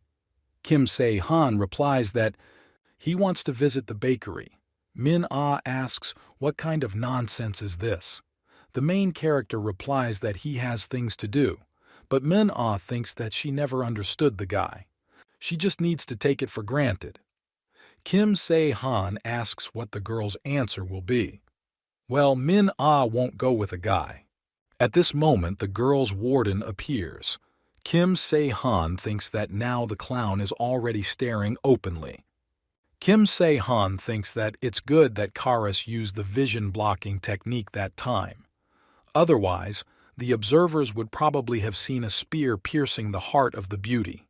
At this moment, Kim Se-han says that it seems that God Min-ah wants the girl to go with him. But Min-ah replies that she still won't go. After all, she doesn't want to go to Daejeon. The hero says that then, instead, he has a proposal for the girl, and he would like to make the same offer for Nikita and Shi-woo. He asks, how about joining the guild he will create in the future? Min-ah says that she doesn't really like this. Chong-woo doesn't know if he can be useful to the main character. Shu-woo asks what's wrong with his brother. After all, he personally wants to be in the same guild with the main character. Kim Se-han says that they shouldn't be so tense. They can say what they think like Shi-woo. Kim Se-han thinks that Shi-woo will be very useful. After all, for starters, Shi-woo will become the best master, and Chang-woo is a fairly strong player who is not inferior to the avatars of the gods. On top of that, he has a rare skill called the spiritual eye. It has a lot of potential. Min-ah says that she doesn't care, and in principle, anything goes with Kim Se-han. Chang-woo says that if they agree, then he agrees too. Min-ah asks when Kim Se-han is heading to Daejeon. Kim Se-han replies that he will do it right now. The main characters find themselves in the subway. There they greet visitors and say that people are on the bullet train next to Daejeon Station. The station staff will do everything possible to make people's journey comfortable. After some time, the main character got off the train. He sees people running. He doesn't understand. Did something happen on the train? At this moment, the main character begins to call, Jisoo. Kim Se-han asks when Jisoo arrived. The girl replies that this is too much. After all, they arrived with the guy on the same train. Kim Se-han asks, is this true? He is not. Understands why he didn't know anything. He asks if Jisoo has done all her work.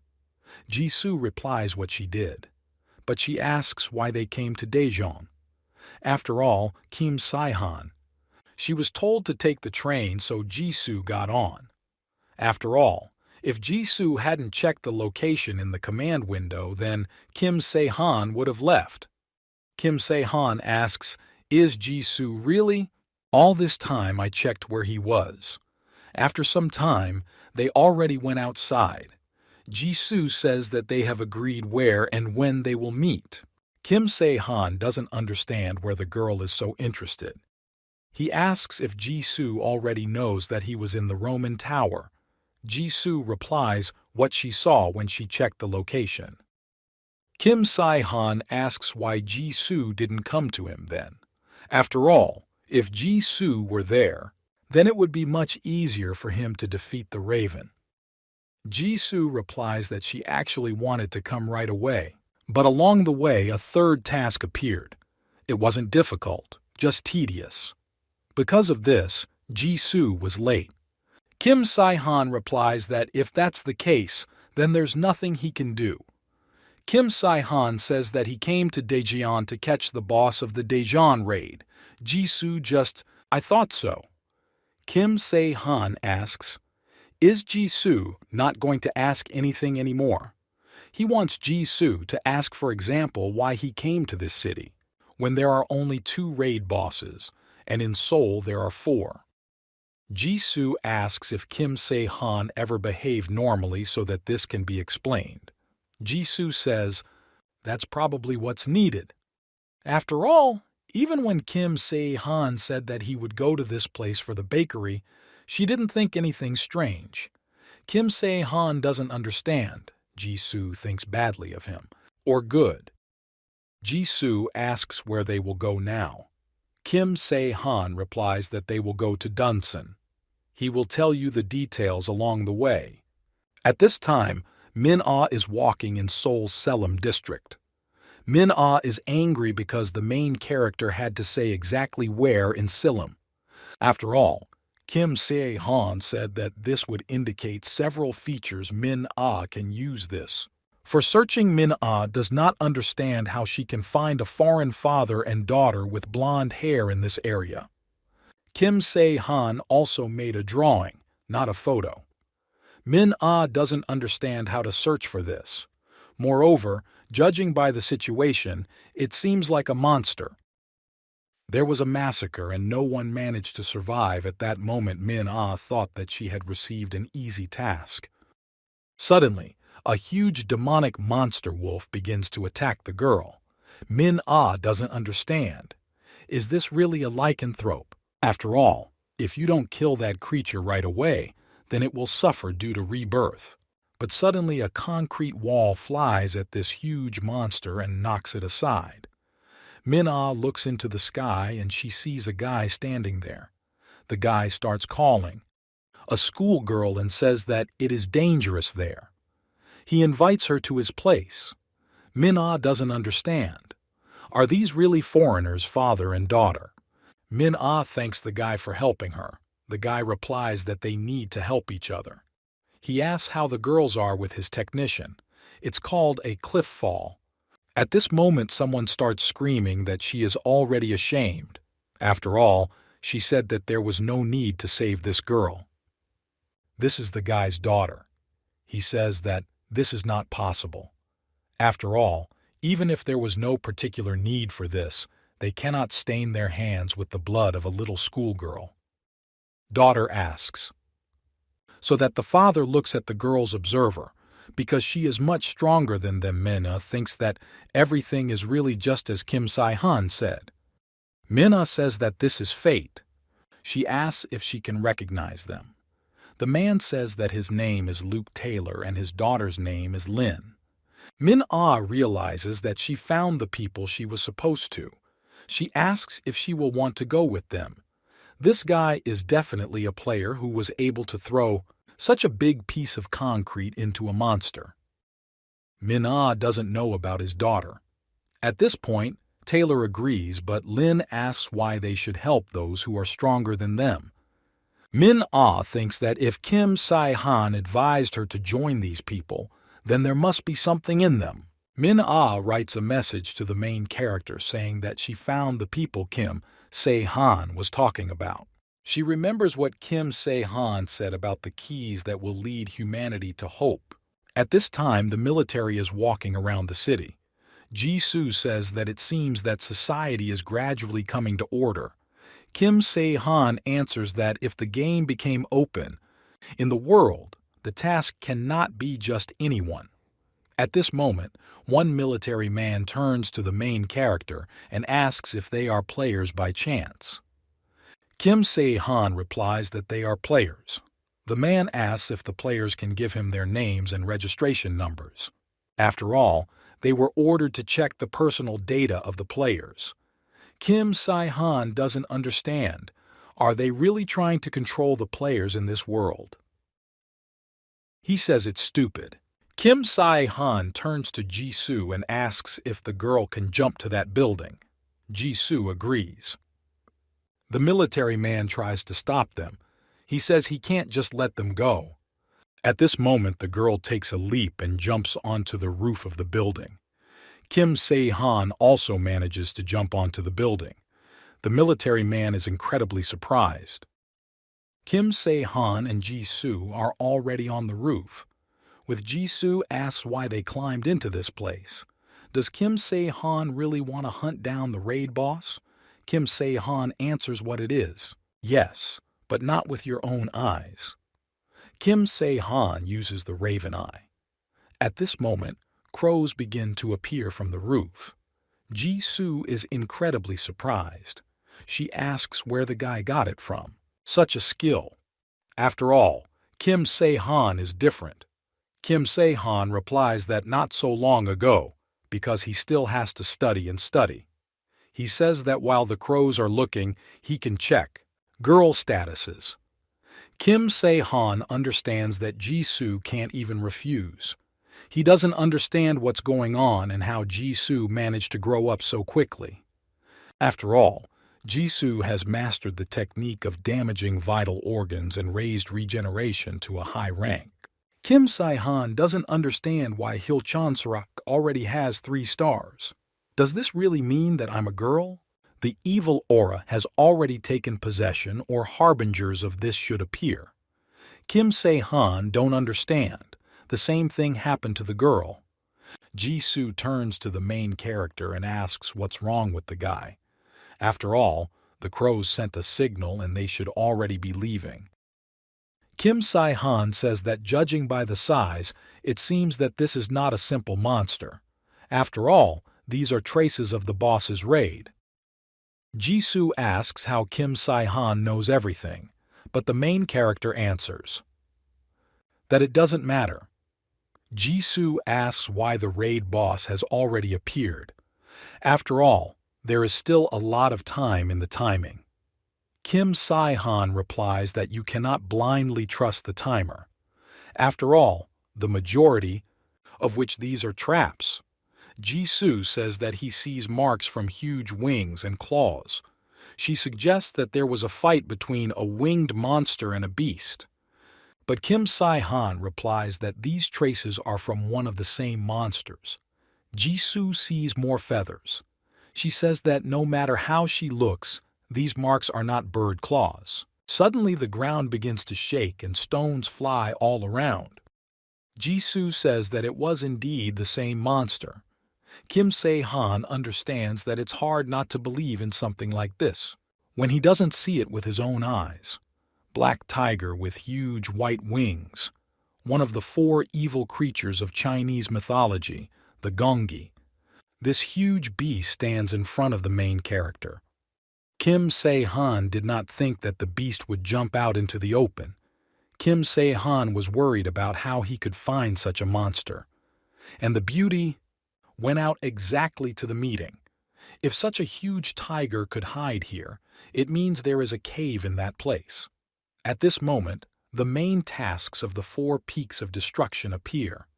The main character is overtaken by a disaster that he does not dare fight alone. The guy needs to join forces to win and survive. Jisoo says that the 4th task appeared. The 2 of them must kill this monster. But Kim Se-han doesn't think so. It's just that they found him too quickly. Tasks appeared first, only theirs.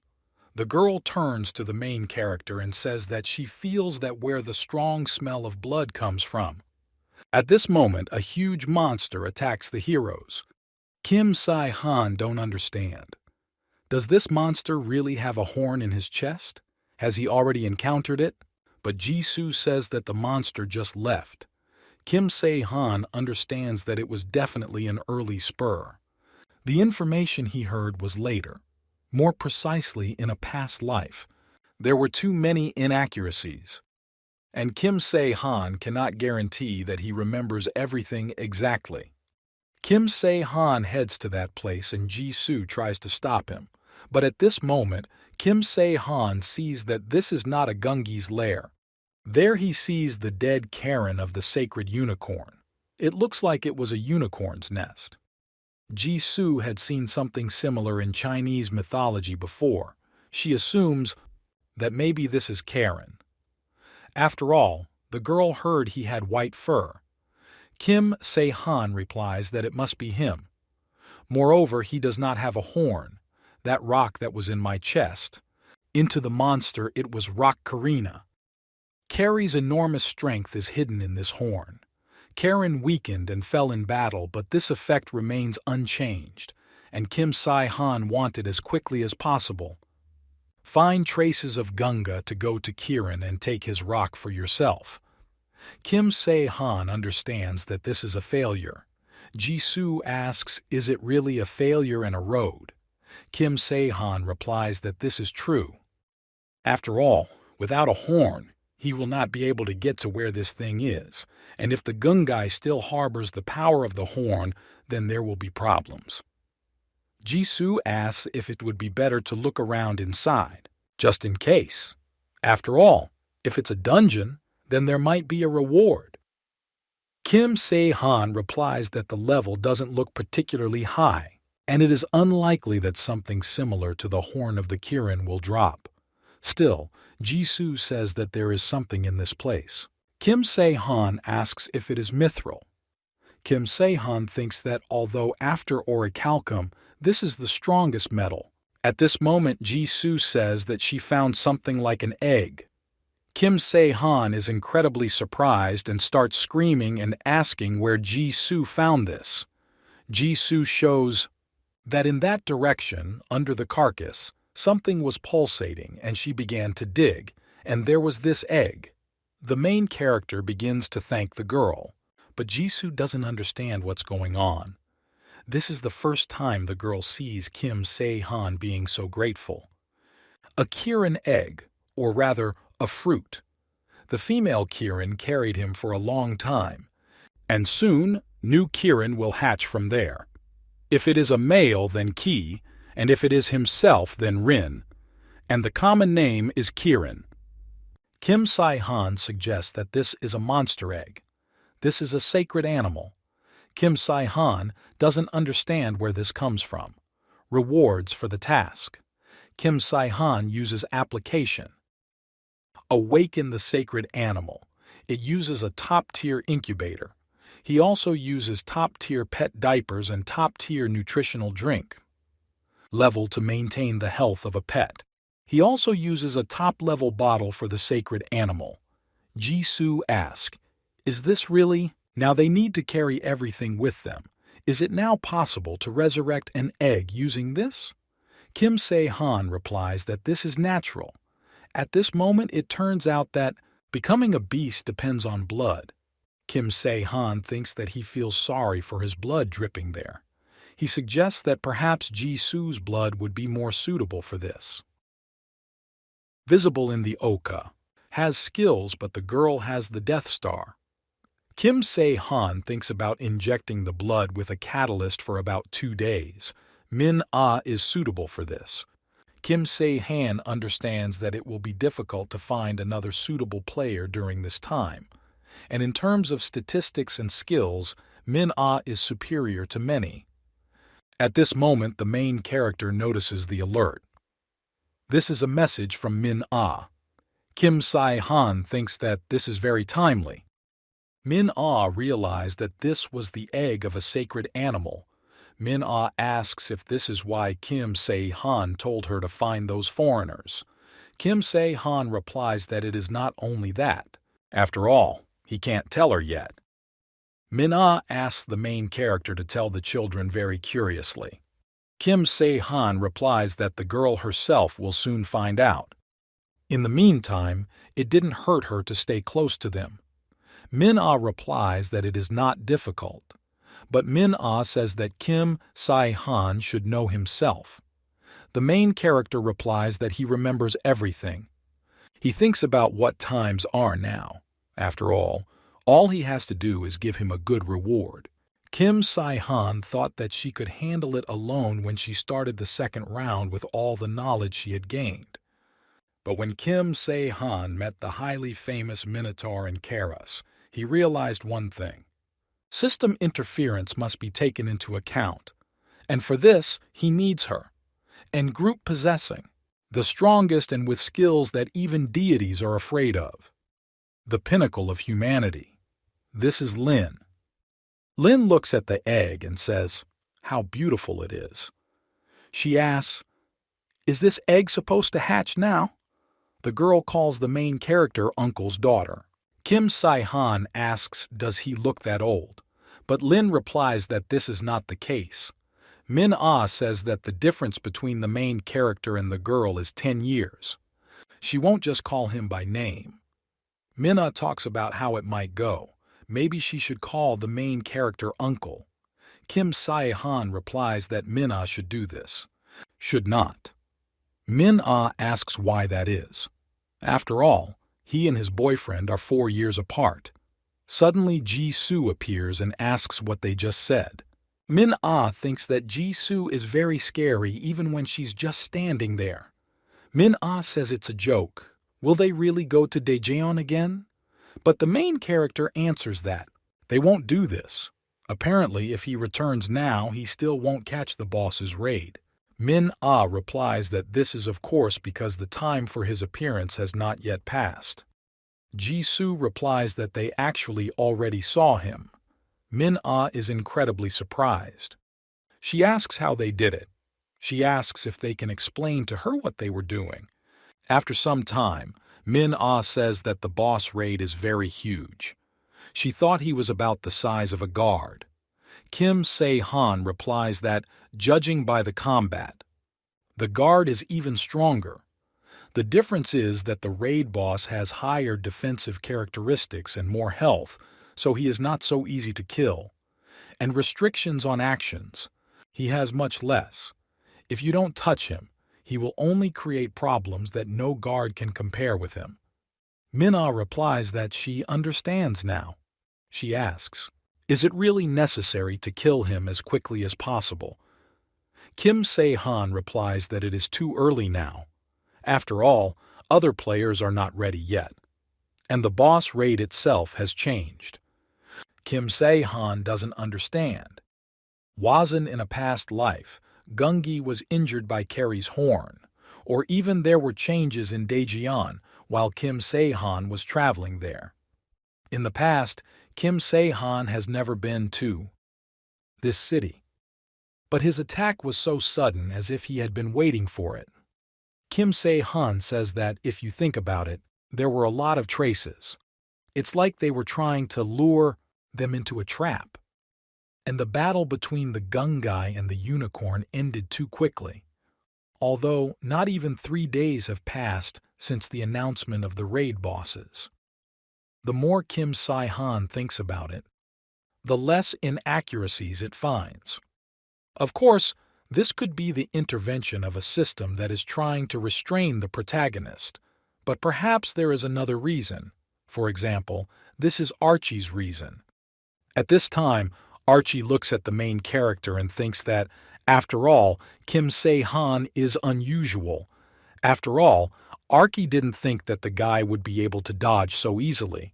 It seems that Kim Se-han got something from the dungeon. Is this really the fruit of a unicorn?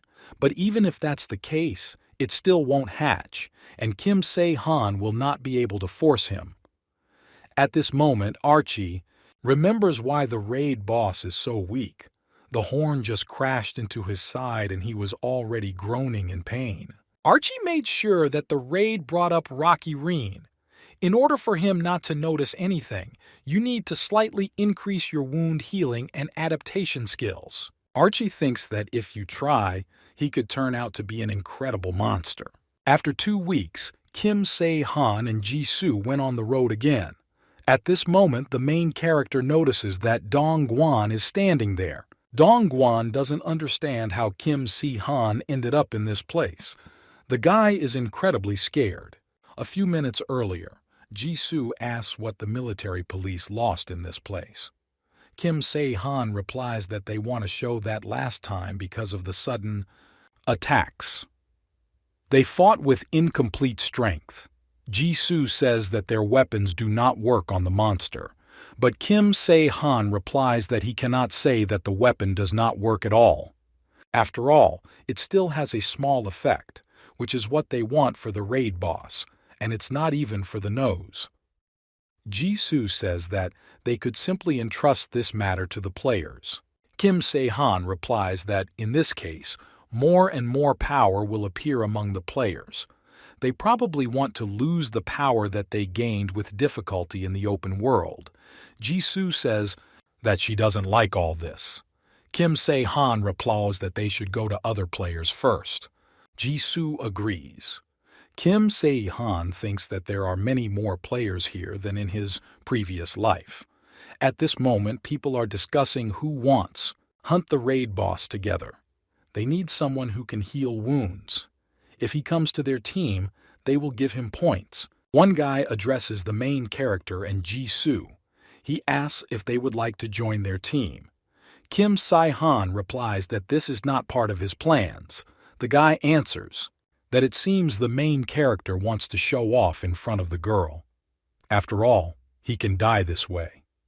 The main character turns around and leaves. The guy says that when the main character, if he comes to his senses, then it will be too late. Kim Se-han just wants to show off because it's immediately obvious that he's trying to be on the same team as Ji-soo. Because the girl is very cool, Ji-soo says that such people exist everywhere. She asks if they can handle them. Kim Se-han answers that there is nothing to deal with there. They must go faster. When the raid boss appears, they will disappear on their own. At this moment, the main character notices Dong-gwan. Dong-gwan asks what Ji-soo's main characters are doing in this place, but still he answers that he wants to ask the guy. He asks what happened to Hyun-kyun if he is here. After all, Dong-gwan really forgot what he promised. Dong-gwan replies that Hyun-kyun went to Jeonju. Hyun-kyun said that he was worried about his family, and they told him to go to this place. Kim Se-han sees that he seems to be a copy of the guy in the third task. He tried hard. This means that he most likely acquired a new skill. Transfer skill. Probably, there is still a long way to go. The transfer skill cannot be learned in the usual way. Avatars can only do this with the help of their deity, because they're so destructive. Effect. But the problem is that the deities do not give it just like that. Kim Se-han sees that the order to go to Daejeon was most likely from Denmark or from living a righteous life. The main character enters the observer's chat. The clown writes about how much she wanted for her avatar to go to Daejeon, but her avatar did not go with the main character. The main character believes something interesting, probably a series about the Kirin egg. At the clown's, she has such a character that she will never tell anything and there is no need to worry. And the deity who controls the bow also knows how to keep secrets. The main character turns to Dong-gwan. He says that Dong-gwan studied the skill of inducement. He asks if Dong-gwan can use it now, but Dong-gwan replies that he didn't study it. Kim Se-han asks if Dong-gwan knows what will happen to him if he actually lies. At this moment, the main character takes the crystal in his hands. Dong-gwan starts shouting about what he was studying. Kim Se-han replies that Dong-gwan should have said it right away. At this moment, the black raven appears in the sky. The main character does not understand. Is the asphalt moving? Kim Se-han approaches Dong-gwan and tells him to use this skill now. Dong-gwan asks, is the main character talking about awakening? He asks why he was suddenly needed. Kim Se-han replies that otherwise everyone who is here will die. Kim Se-han doesn't understand if the raid boss is lying in ambush to attack the players. If he fights with them, there is no need to take a detour. Moreover, there is still a lot of time left before his appearance. Kim Se-han understands that then the answer is simple. Before the battle, he wants to refresh himself. At this moment, the main character begins to shout for everyone to take cover. After all, the boss raid is coming here. People don't understand what Kim Se-han is talking about. After all, there are still 10 minutes left before the boss appears. People start laughing. They suggest that maybe Kim Se-han doesn't know how to tell time. They say that the main character is stupid.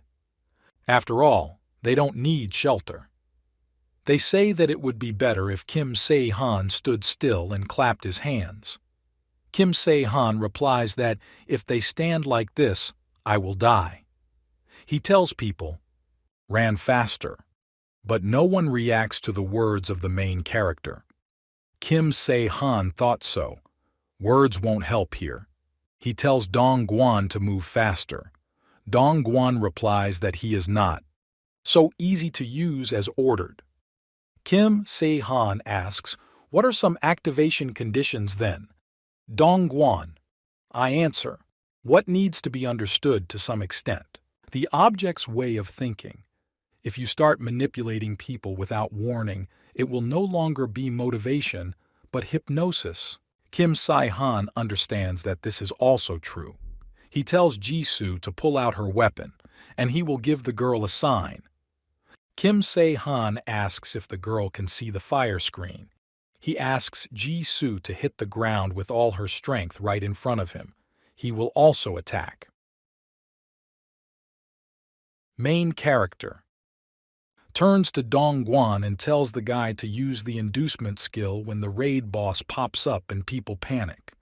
It is necessary to take them away from this place. He asks if the guy can do this. Dong-gwan replies that this will happen if the boss appears. After all, people usually don't panic so easily. Main character replies that Dong-gwan should not worry, because soon the turmoil will begin. At this moment, the main character uses his new weapon. Dong-gwan asks where the main character got this from. Weapon. Kim Se-han replies that he has one way. 5 seconds left before the boss appears. At this moment, people begin to shout that the earth is shaking. They don't understand. Is this really an earthquake? They see that it is not yet time for the raid boss to appear. They don't understand what's happening. But at this moment, the raid boss suddenly really appears, as the main character said. Kim Se-han yells at Jisoo to do it now. At this moment, the main character uses his weapon and points it towards the raid boss. He stabs the monster. And now Jisoo is carrying out the order of the main character. She hits the huge monster. The monster falls to the ground. Kim Se-han doesn't understand why the winged monster is coming out of the dungeon. At this moment they are asked what is happening. It's not time yet, but they don't understand what it is then lying on the ground. After all, it's immediately clear that this is an unusual monster. At this moment, one of the soldiers begins to shout for everyone to open fire and go on the attack. They use their machine guns and start shooting at the huge monster. The commander orders not to cease fire. They try to stab the monster. The commander understands that after such an attack he should be left with a sieve. But at this moment the warriors believe that there is a silhouette of a monster in front of them, and they begin to run away to the sides. The monster is trying to attack people. Kim Se-han doesn't understand why this monster has changed so much. Kim Se-han doesn't understand Are the monsters going to evolve into adults? After all, if so, then this is a problem. An adult Gungai is the same as a guard. His covering the action and coping with it will not be easy, judging by the fact that he completely receives power from his horns. Kim Se-han understands that this could not have happened without the master of the game, and Archie did it all. The monster is trying to attack people. People start running and screaming. The warriors continue to shoot and hurt with everything they have. They are trying to stab some monster, but at this moment it doesn't even hurt the monster one bit. Kim Se-han shouts for Dongguan to do this now as quickly as possible. Dongguan asks, does he have to do this right now? The main character tells Dongguan to do this. Dongguan uses the skill of motivation and says that people need to retreat from this place as soon as possible. After all, let them deal with the monster, but people need to quickly go to shelter. Dongguan asks, can't people see for themselves? After all, this monster is not affected by modern weapons. Kim Se-han sees that it looks like the players have just received the fourth task. Dongguan tries to convince people, but they don't understand. At this moment, Dongguan notices that the skill ends. People rush and want to kill this monster. After all, he is so huge and there is room for them to hit. They decide to make a bloody mess out of a huge monster. They are trying to attack this monster. At this moment, a huge monster steps with his foot right in front of one player, but the main character pushes the guy away so that the ground shakes under the people's feet. At this moment, one guy flies to the side. He thanks the main character and talks about what he didn't see. After all, it seems the monster just didn't notice him.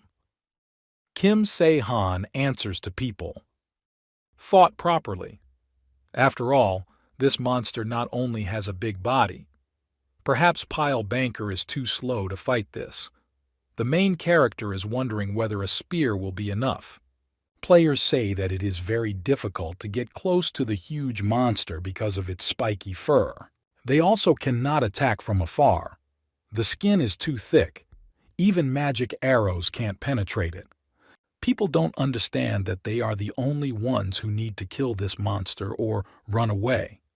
Kim Se-han understands that right now there is an opportunity to confront the monster without losses. But Kim Se-han doesn't know when he turns into an adult monster, so there is not much time. At this moment, the monster flies up. People don't understand what's happening. Is this a monster? Can fly. They don't understand how to catch him now. The monster is high in the sky.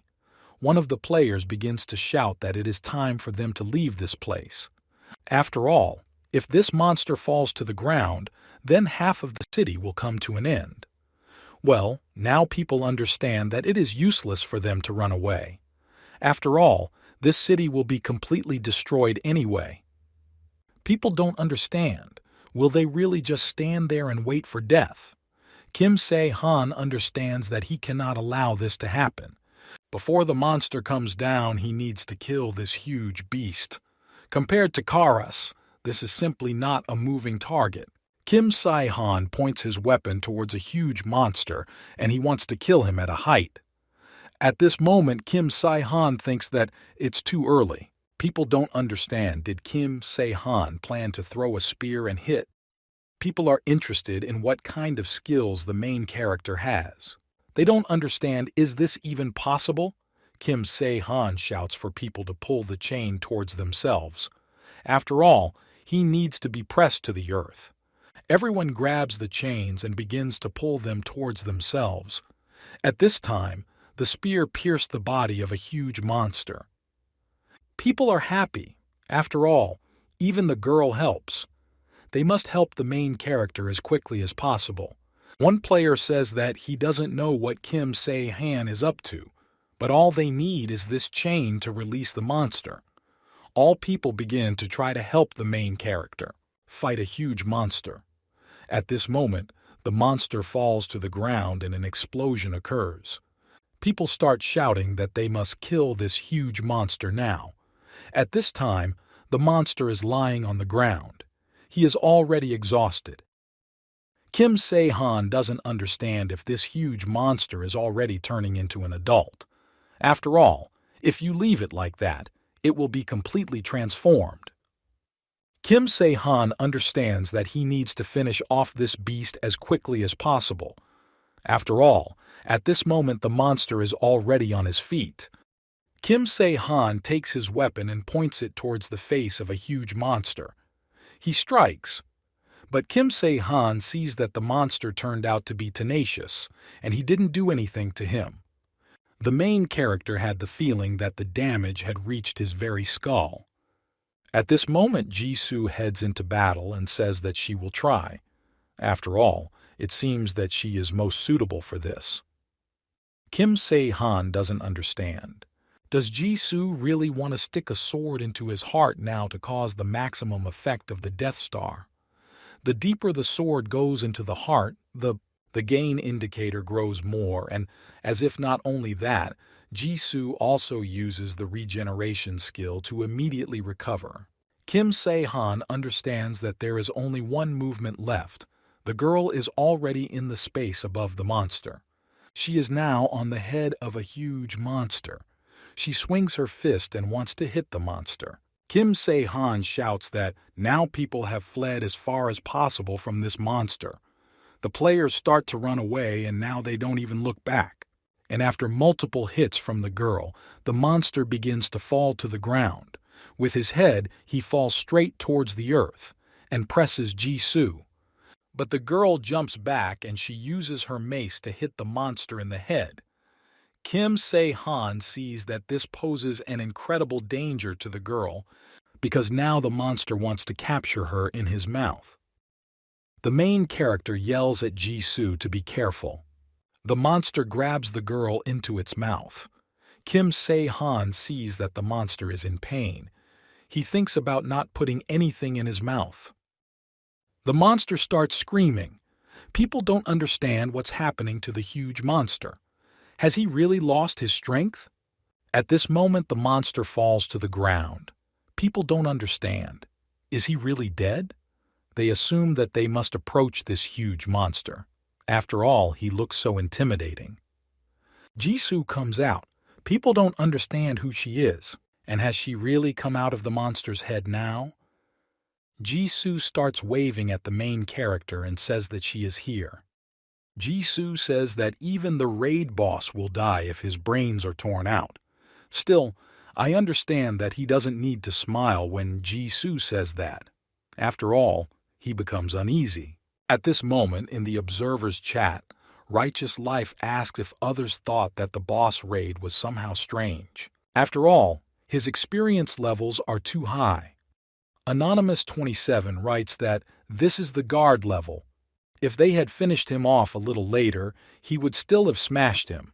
Tea with Lemon suggests that the Game Master has intervened, and if not, then he would not be able to become so strong. The Bright Star asks why the Game Master needs this. She assumes that maybe because of that guy in black who dealt with Karas. The Greek captain replies that this may well be the case. He's been doing well lately. I also dunked the Crucian carp. At this point, Anonymous48 asks, how about making your suggestions? The gods do not understand only what proposals are being discussed.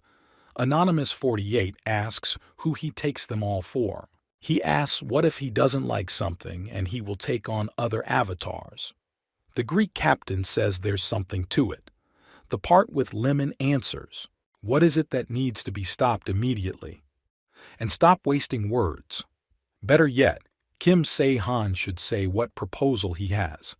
Righteous Life says that this Archie is not coping, which is why their server is the most unpopular. Anonymous35 says that Archie does not know how to work, and this is true. You can't get away with this. Kim Se-han says that after this, the Game Master Archie could not log into the Korean server for a long time. The main character received Genga's skin. This is one of the 4 monsters described in Chinese mythology. A rare type of adult fur that is still fierce and durable. It can be used to make excellent items. Kim Se-han doesn't understand. Are these fur adults? Individuals. Maybe he changed into an adult before Jisoo killed him. Kim Se-han thinks about how lucky he is. At this moment, Jisoo addresses the main character and says that it ended up in her inventory. Kim Se-han is ready to go crazy. He asks if Jisoo just absorbed this. This is the dark jade of an unlucky star. Condensed crystal of the powers of the Kirin and the fallen Gunga. Contains extraordinary power. Kim Se-han understands that if this is made into a weapon, it will become a top-class weapon. Although now there are no proper materials, so it is not yet possible to make it. He says it's just a bomb, and you'll have to thank Archie. Jisoo asks if Kim Se-han wants her to give it to him. The witch just finished him off at the very end.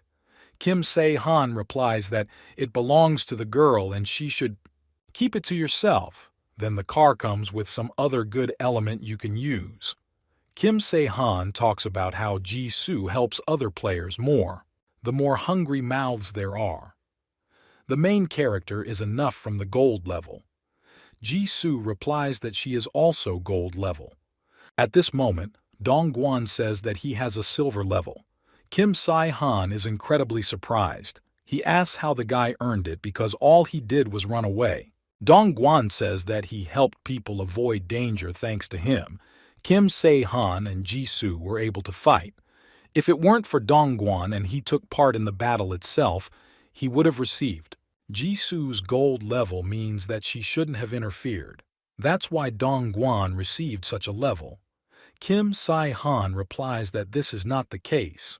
After all, if he wanted to kill the monster, then he would have to tinker. Kim Se-han says that if they have already sorted out the rewards, then Dongguan has probably completed the task too. He asks what the guy is going. Now he is doing. Dongguan replies that he has things to do. Kim Se-han answers that then he won't be able to do anything. Kim Se-han thinks about what he probably needs. Leave this guy to slowly grow into old age. Kim Se-han talks about it, so that Dongguan does not decide to do anything again if he wants to live a long life. Dongguan replies that he knows all that. Kim Se-han says that they will now go to Seoul. Jisoo asks, are they really going to do this right now? Kim Se-han asks if the girl has anything else to do. Jisoo replies that she has nothing to do right now. Although if her mother can contact her, Kim Se-han asks if the girl has any ideas where her mother might be. Jisoo replies that she only talked to her mom once, but she never said anything. Kim Se-han understands that in this world no one knows when they will die. If the mother found out that her daughter was alive and did not even try to meet and even didn't say where she is, there are probably reasons for this. But the stronger as Jisoo became, the more often the main character had this question. If in a past life, he didn't leave her to die so things could change. In the past, Jisoo didn't even have time to develop her abilities and died, but now Jisoo is simply shining. In this life, she became a guide for the main character. In her previous life, Jisoo died, but now she is alive. This proves that fate can be changed. At this moment, people are leading small children on leashes. The man tells the children to obey as long as they are spoken to in a friendly manner. But the children just continue to cry. The man tells the children to shut up. He asks why they made noise. He says that whoever makes noise will die. Men discuss what they have today. Catch. They found a place where ordinary people were hiding. There is a primary school on that side, and there they were hiding. The man asks where they are taking these children. The other player answers that he doesn't know. After all, he was simply ordered from above to bring them, and that's all. They assume that these are demons. Maybe they need the blood or soul of children. But just the thought makes them scared. And for children, They are also scary. At this moment, the leader appears in front of them. He says that the guys talk here as if they have nothing to do. The guys ask for what Chan Woon question in this place, but Chan Woon tells them to be quiet. After all, a rat appeared among them and Chan Woon came for it. Players don't understand who could have gotten in to this place, but Chan Woon replies that he doesn't know that. He doesn't know why this is so he needs to kill everyone. At this moment, the players begin to run away from the leader, and the leader begins to get angry. He says how annoying this is to him. He grabs the player one by one and starts killing them. He says that for them, Black Sky is a joke. At this time, a huge number of dead players are already lying on Earth. Meanwhile, in Seoul, Min-ah and Lin are walking along the road. Lin turns to the girl and says that if it weren't for Min-ah, they wouldn't have earned so many points. Min-ah talks about it, that she did really well. She wants Jisoo to see how cool she is. She also has a gold level. Min-ah understands that, of course, this is not without the merit of the stone that Kim Se-han gave her. Lin says that she was so scared that something would happen to Min-ah or her dad. But Min-ah replies that everything is fine, and Uncle Luke is not weak either.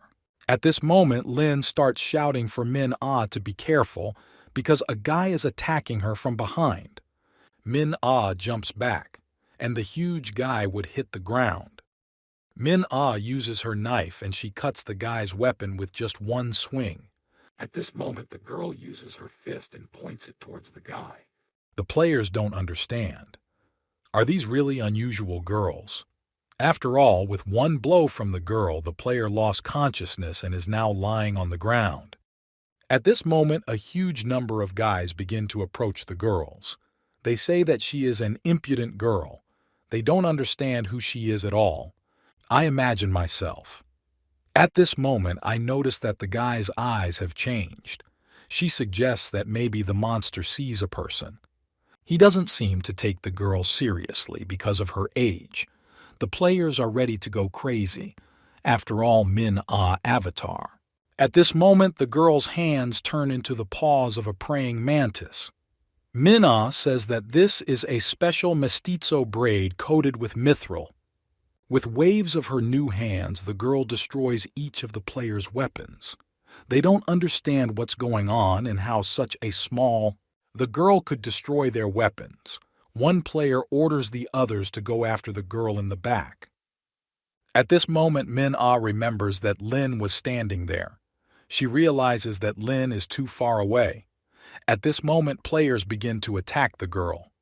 But the girl turns out to be okay. And Min-ah believes that this is her chance. At this moment, the players begin to run away. Min-ah approaches the girl and asks if Lin is okay. Lin replies that she is fine. Min-ah asks how Lin dodged the blow. After all, the girl thought that she was enough now. Lin replies that she herself doesn't know. After all, she simply repeated the techniques that she saw Min-ah do.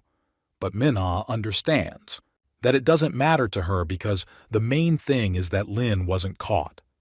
At this moment, Min-ah notices something suspicious. She sees that the players who attacked them have black blood. Min-ah remembers that Kim Se-han said that she would arrive today and she would need to question the guy well. After some time, the main character actually arrived. He asks if they were attacked by strange players. Min-ah says that it flowed from his hand and black blood flowed from there. Kim Se-han doesn't understand. Were they really after Min-ah and Lin? Black blood also means that these were definitely servants of the devil or a black gang. But they don't have enough strength yet and they should be lower than the grass and quieter than water. Kim Se-han doesn't understand. Is it because there is no Ju-won? Kim Se-han understands that if everything goes the same as the previous life and a black gang should not appear in Seoul because of Ju-won. But if it is not there, then their influence may have increased. It turns out that Kim Se-han only helped the appearance of these demons in Seoul. Lin turns to the main character and asks if Kim Se-han knows who these people are. The main character answers that he knows. Min-ah thought so. After all, she said that Kim Se-han knows them. Min-ah asks who these people are. Kim Se-han thinks that he hasn't seen such an expression on Taylor's face for a long time, but Kim Se-han understands that the guy can be understood because people tried to kill his daughter. Kim Se-han says that it is likely that these are those who are associated with the devil. Taylor is incredibly surprised that this is connected to the devil. The main character says that the problem is that he doesn't know where they are going. In a past life, other people dealt with them. At this moment, Jisoo says that she has one proposal. Jisoo asks if Kim Se-han remembers what she told about the third task. Jisoo said that it wouldn't be that difficult. There were just a lot of opponents. Kim Se-han understands that this is true, and so he had to deal with the Crucian carp alone. Jisoo says that then she came across a man with black blood. Jisoo thought it was his skill, but if Kim Se-han is right, but the main character understands that there is no doubt that these are the ones who entered into a contract with the devil. But he doesn't understand. Did groups associated with the devil appear in this world? Last time Jisoo crushed them, apparently there are still groups left. Kim Se-han says that first you need to go to this place. He asks Masha where they should go. After some time, the main character came to Gangseong-gu, Hwagandong. Kim Se-han thinks that Jisoo said that it is somewhere here. Suddenly, the main character notices that someone has already opened a store. To the main character, it seems that it is still dangerous to do this. However, ordinary people have nowhere to go. The main character turns to one man. The man replies that, judging by his clothes, Kim Se-han is a player. He asks what happened to him. After all, the man doesn't have his goods ready yet. Kim Se-han replies that he wanted to ask something. He asks if it was, there are random cases of child abductions nearby. The man replies that he knows nothing. He asks Kim Se-han not to ask strange questions. Kim Se-han understands that it seems exactly here, but the guy has few clues. He thinks about what he needs to try again. The main character turns to this man again, but the man replies that he cannot say anything. At this moment, the main character shows a photo of Jisoo on his phone and asks if the man has met this girl by chance. But the man tells Kim Se-han to take it away from him. Kim Se-han doesn't understand what Jisoo did here. Kim Se-han says that this girl is his friend. The man replies that he will tell everything, only he asks the main character to put away the phone. He says that there are too many unnecessary eyes in this place. He invites the main character to go inside. The man talks about how this is a cruel girl. In general, if we talk about those guys, they recently went to this place. Or rather, their guild. They are not in this place from the very beginning. That girl in the photo, she killed them all. Therefore, in their region now, you won't find such people with fire during the day. Every time he sees her face, a man is terrified. Kim Se-han understands that in general it is clear what Jisoo did here. Kim Se-han doesn't know how Jisoo joined this guild, but it looks like she destroyed all the organizations that exist here. A black gang took advantage of this and took over the area. The man says that, in general, they began to steal children and force people to remain silent under threat of death. Kim Se-han understands that if this guild is stealing people, then their goal is a mask of sorrow. In this world, not only gods play games. There are other creatures called demons. The first chose no more than 2 avatars for themselves because they needed to be controlled. They focused on them and provided great support. But at the same time, they intervened and gave instructions. With demons, things were different. One such person could sign a contract with people and share his power. In addition to this, he could endow their servants with his power. They could even belong. Entire guilds. Demons, unlike gods, did not look at the capabilities and character of a person. Some only looked at one thing: thirst for power. And weakness is a temptation. All that had at least some possibility for them was whether a person would follow them, and the rest didn't matter to them.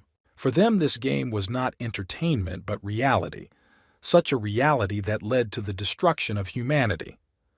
Kim Se-han understands that if these creatures are collecting children, then he doesn't understand. Do they really want to get the Mask of Sorrow? Thickened demon skin Mask of Sorrow. Its owner. Quite a strong demon of level 27, his name is Nebiros. Karis doesn't even hold a candle to him. It absorbs human sorrow and vitality with the help, which becomes stronger. Life force is converted into points and transferred to Nebiros.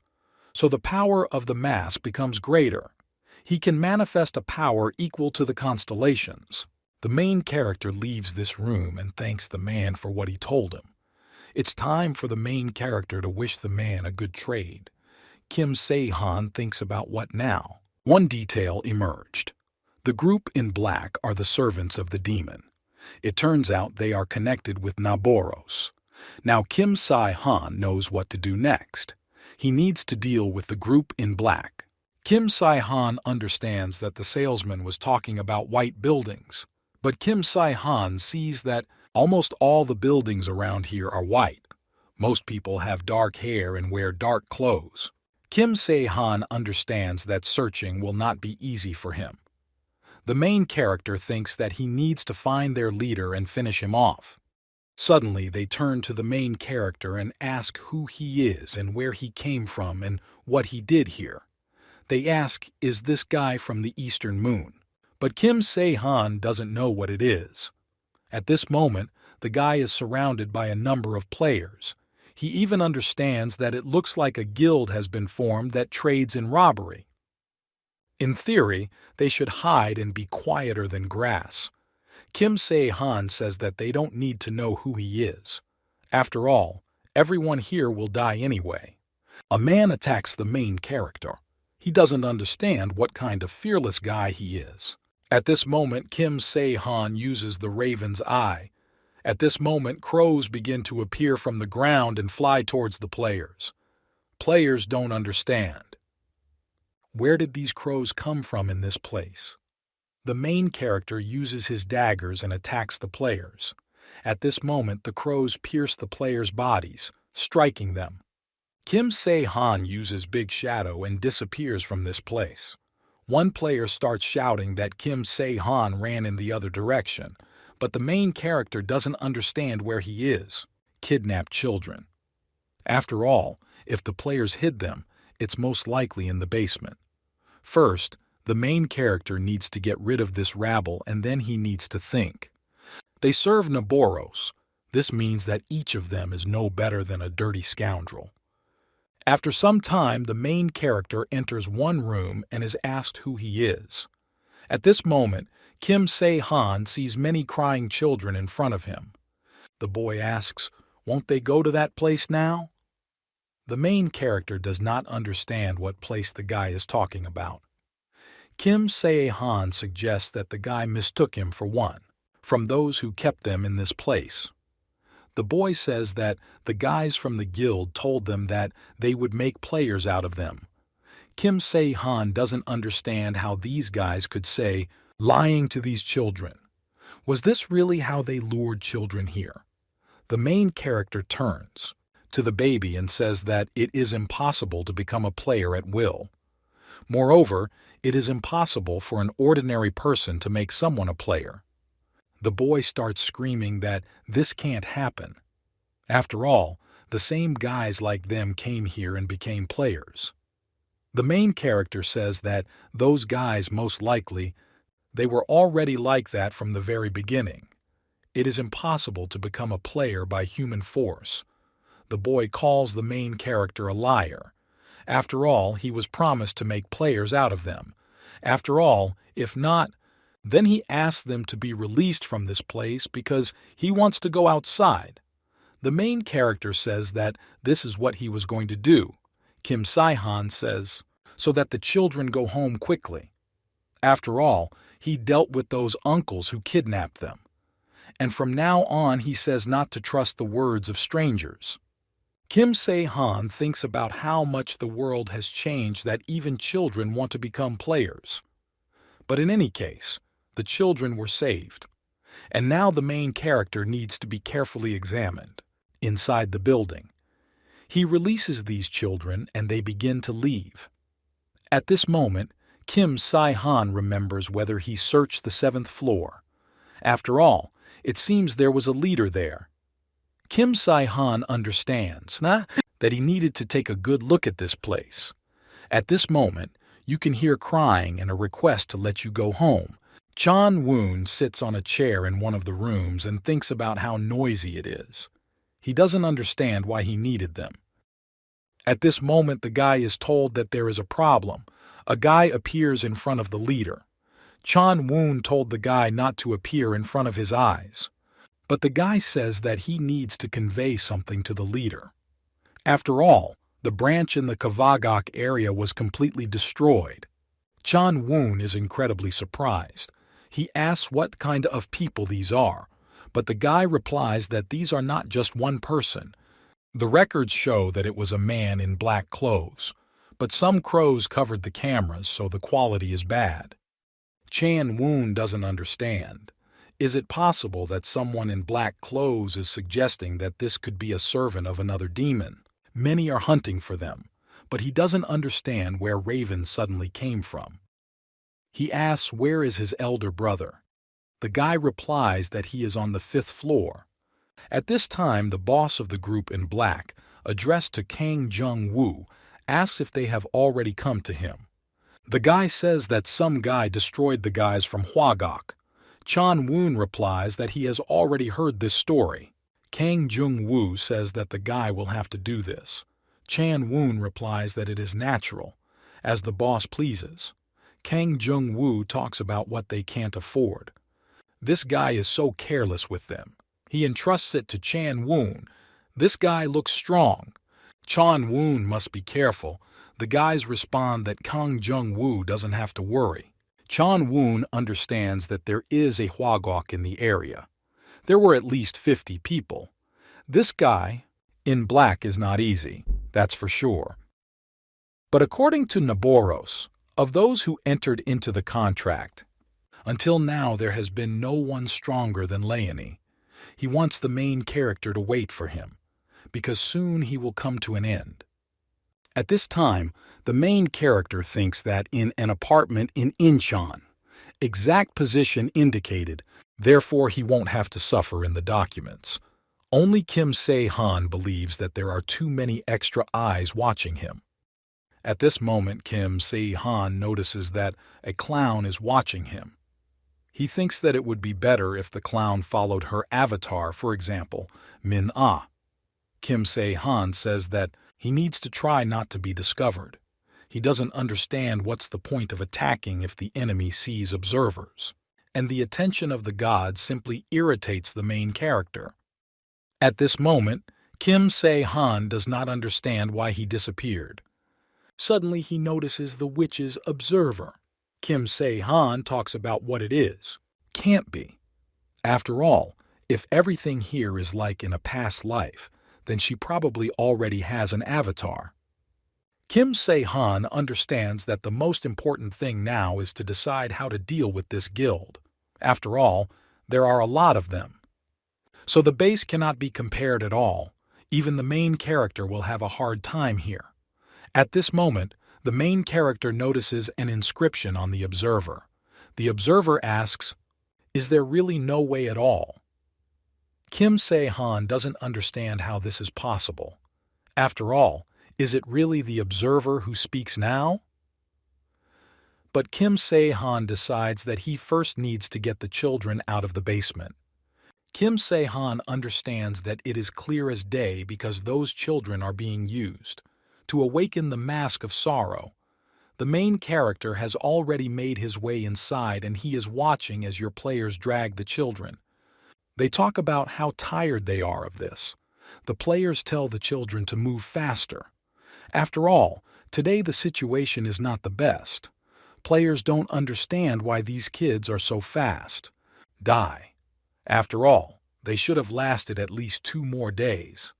Another player replies that the branch in Vagok was destroyed and now they need to look for new children. Kim Sai-han doesn't understand. Is he really late? The player asks whether it is possible to leave children just like that. But usually the captain of Kang Jung-woo dealt with this personally. Kim Sai-han doesn't understand really. This is really Captain Kang Jung-woo. He doesn't understand. Wasn't in a past life he was also in this gang. Kim Se-han can't do that. He suggests that maybe they will give out something else. At this moment the main character comes outside. They ask who the guy is. After all, he has an unfamiliar face. Is he really a newbie? The guy starts screaming for Kim Se-han to help as quickly as possible.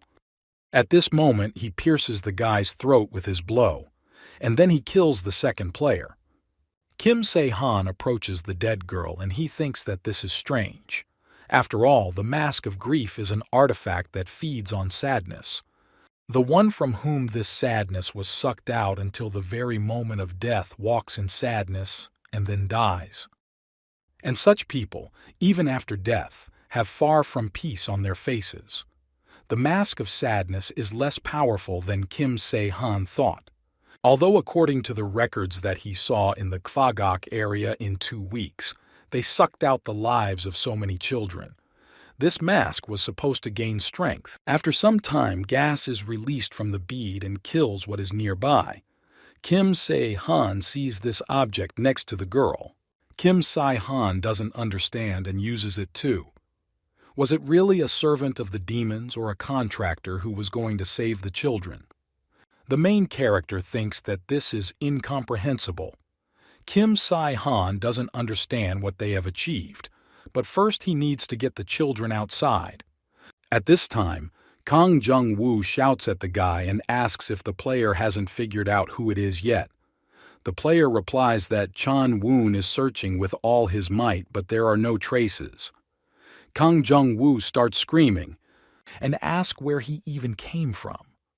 After all, you will need to ask Mr. Naboros to wait a little longer. It will also take time to gather new children. Kang Jung-woo says that the man in black clothes controlling the crows is quite possibly a servant of another demon. The player replies that not a single servant, or rather a contract worker, cannot defeat the guild leader. Kang Jung-woo replies that it is natural. If this guy is not as strong as Chan-woon, then he is than Kang Jung-woo. At this moment the guy asks if everything will be okay with Lenya. Kang Jung-woo doesn't understand what the player is talking about, but the player asks if Chan-woon is very strong, because if he has something on his mind, otherwise there may be problems. Kang Jung-woo says that the guy should stop talking nonsense. After all, it may seem so, but Chan-woon treats Kang Jung-woo like an older brother and never will not betray. The guy replies that if this is really so, then this is not the main thing now, but it's worth thinking about. Kang Jung-woo says they need to get back to that player with crows. At this moment, the player asks if something happened to the leader. Frightened, Kang Jung-woo asks if the guy sees the same thing, because at this moment to their window, a flock of ravens is flying. Players who are on the street do not understand what it is. Where do so many ravens come from? At this moment, they notice that there is something glued to the crow's legs. They don't understand what it is. At this moment, the raven has explosives glued to its paws. Suddenly, explosions begin to occur in all parts of the building. At this moment, Chan-woon says that our headquarters was attacked. Chan-woon doesn't understand, is this true? But the demon asks, does Chan-woon really think that he would be in heaven? After all, something bad happens with such waste. Chan-woon asks what happened to Kang Jung-woo and the mask. The demon tells that after the explosion of the building, the mask was found under the rubble. He thought that the guy in black would take her when he was taking the children out, but she was there. If he has divine, by force or connected with a demon, he must surely know that it cannot be destroyed. Chan Woon asks, was the main character's goal to free the children? The demon replies that he does not know this. Chan Woon says that Kong Jung-woo couldn't die so easily. After all, he made a contract with a demon. He made a contract, but the body is still human, the one who controls the crows, maybe so. The raven sign has recently changed. Chan Woon asks, is the sign of the raven a constellation? This is true, but it looks like they killed him and appropriated the power for themselves. More precisely, it is impossible to take the raven's place. It is simply empty. Chan Woon asks if the demon knows him. The demon answers that this guy is now one of the most famous players. As a demon, he cannot get into the community of gods, but sometimes rumors reach him. Chan Woon says, for the demon to guide him to that player.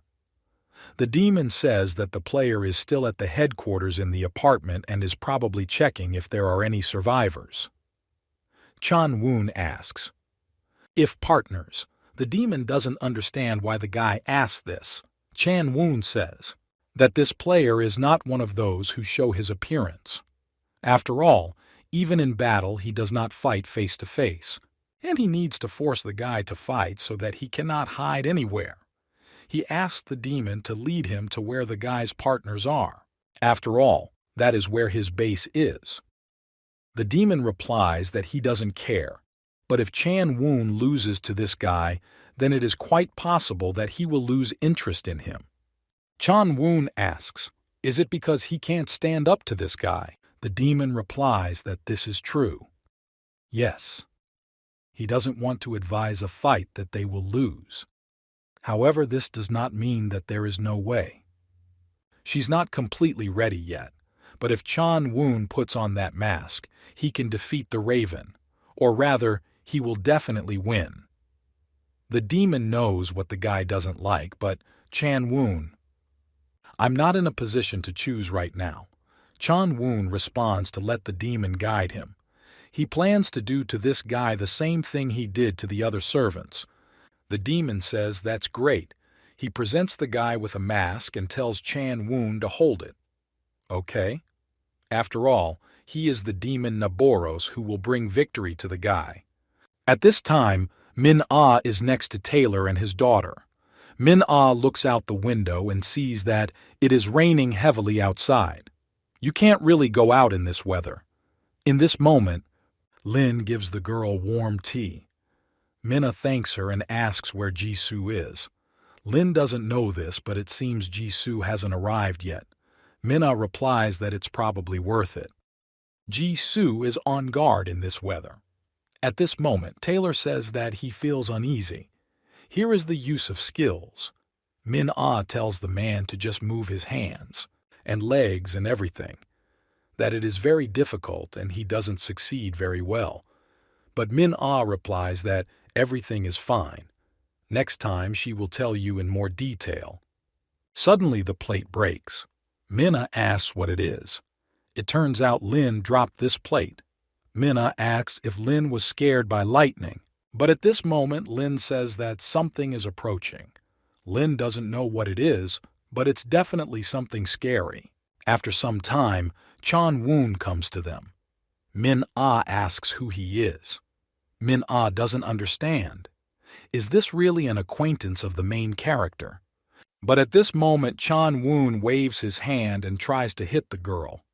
At this moment Min-ah avoids the blow. She doesn't understand who this guy is. But at this moment the guy still hits the girl in the stomach. Min-ah feels an incredible blow. Even despite her mithril, the guy was able to hit her. Chan Woon says that if Min-ah behaves quietly, then in return he will kill her quickly.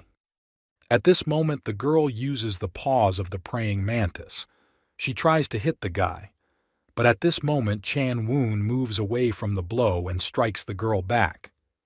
Chan Woon wants to hit the girl again, But at that moment, Taylor stops his hand. Taylor says that Chan Woon is great at waving his arms. Chan Woon says that he is offended. He is sure that Taylor was far from the weakest opponent. Before the game starts, he asks the guy to apologize but says that he doesn't have time. He just wants Taylor to die quietly. But Taylor replies that he can't do that because he has a daughter. At this moment, the two guys begin to fight among themselves. At this time, the main character is in the group's base in black. He holds an explosive in his hands and thinks that its effect is 100 points. Only my head is pounding. After all, Kim Sai-han summoned about 100 birds. Kim Sai-han understands that then it will be possible to deal with the guys in black using this. They probably took the mask themselves. The main character has not yet destroyed it.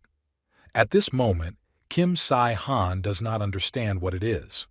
After all, the observer gives a sign to the main character that her avatar is in danger. Chan Woon thinks that if Taylor had a little more experience, he would become a serious problem. At this moment, Min-ah and Taylor lie unconscious. Lin is crying over a guy. Chan Woon thinks about how tired he is of this. The demon says that there is something interesting here. Chan Woon doesn't understand what suddenly happened. The demon speaks, so that Chan Woon doesn't kill this child. Chan Woon doesn't understand why this is so. The demon replies that Lin has hidden enormous power. Her high pure magic will definitely come in handy. Chan Woon asks what he should do with the others. The demon replies that it doesn't matter. Chan Woon turns to the little girl and tells her to follow him. After all, if Lin doesn't want these two to die, she better go. With him, Lin asks if she goes with the guy. Will he save these two? Lin agrees. At this moment, Chan Woon hits the girl on the neck, causing Lin to lose consciousness. Chan Woon takes the girl in his arms and takes her with him. Suddenly, an axe flies near Chan Woon's face. At this moment, Lin appears. She did not think that Chan Woon would be able to dodge. Chan Woon doesn't understand what it is. Is there really a person in front of him? Chan Woon asks if Jisoo is at the same time with them. At this moment, Jisoo attacks the guy. She tries to hit him. Chan Woon realizes that Jisoo is moving faster than him, but Jisoo just lashes out and that's it. Jisoo waved her hand. She thinks that Chan Woon should have died already, but nothing happened. She says that the guy has a strange gait. But Chan Woon asks what Jisoo is even talking about. After all, the guy thinks that Jisoo is strange. Jisoo, I was sure that I hit the guy, but he moves so deftly like a snake. Chan Woon replies that this is due to the boxer's experience. Now Jisoo understands that this guy is a boxer. Jisoo is preparing for battle again, but Chan Woon is talking about what an annoying girl Jisoo is. Jisoo tries to attack the guy again. She swings her hand and strikes. At this moment, Chan Woon dodges the girl's blow. Jisoo deals untold amounts. Blows, but nothing happens. Chan Woon sees Jisoo only aiming for the head and attacks without thinking. Nothing complicated, but her skill really irritates the guy. He decides to deal with the girl with one blow. He hits the girl and she flies off in the other direction, hitting the carriage. Although Chan Woon and dodged, but he did not expect such speed. After all, Jisoo almost managed to repulse the attack with her second hand. Chan Woon realizes that it was a little dangerous. Chan Woon realizes that he needs to leave ASAP before this problem gets much bigger. Suddenly, he notices that Jisoo is standing there and she is still alive. One of her eyes is glowing red. Or Chan Woon is ready to go crazy with what he sees. Chan Woon thinks that this is no longer a dream. He doesn't understand what kind of agility it takes to catch up with him at a speed of 80 kilometers per hour. After all, at this moment, Jisoo is still trying to catch up with the guy. Chan Woon sees that the girl seems to only be accelerating. At this rate, she will catch up with him. Jisoo almost catches up with the guy at this moment. Chan Woon uses a mask, causing Jisoo to fly to the side. The demon says that the guy doesn't have to thank him. After all, he cannot allow the main dish to be spoiled. Chan Woon thanks the demons for their help. It still continues to rain outside and they stopped at the pier. The demon says that this raven should appear here soon and he is looking for a guy. Chan Woon doesn't understand. Who is this raven anyway? The wind is at the same time with him. This foreigner is a high school student with strange abilities and a girl who is interested in the demon himself. Surely there must be a reason for the interest. And also that girl in black. If there are such people around this guy, then Kim Se-han himself is also not easy.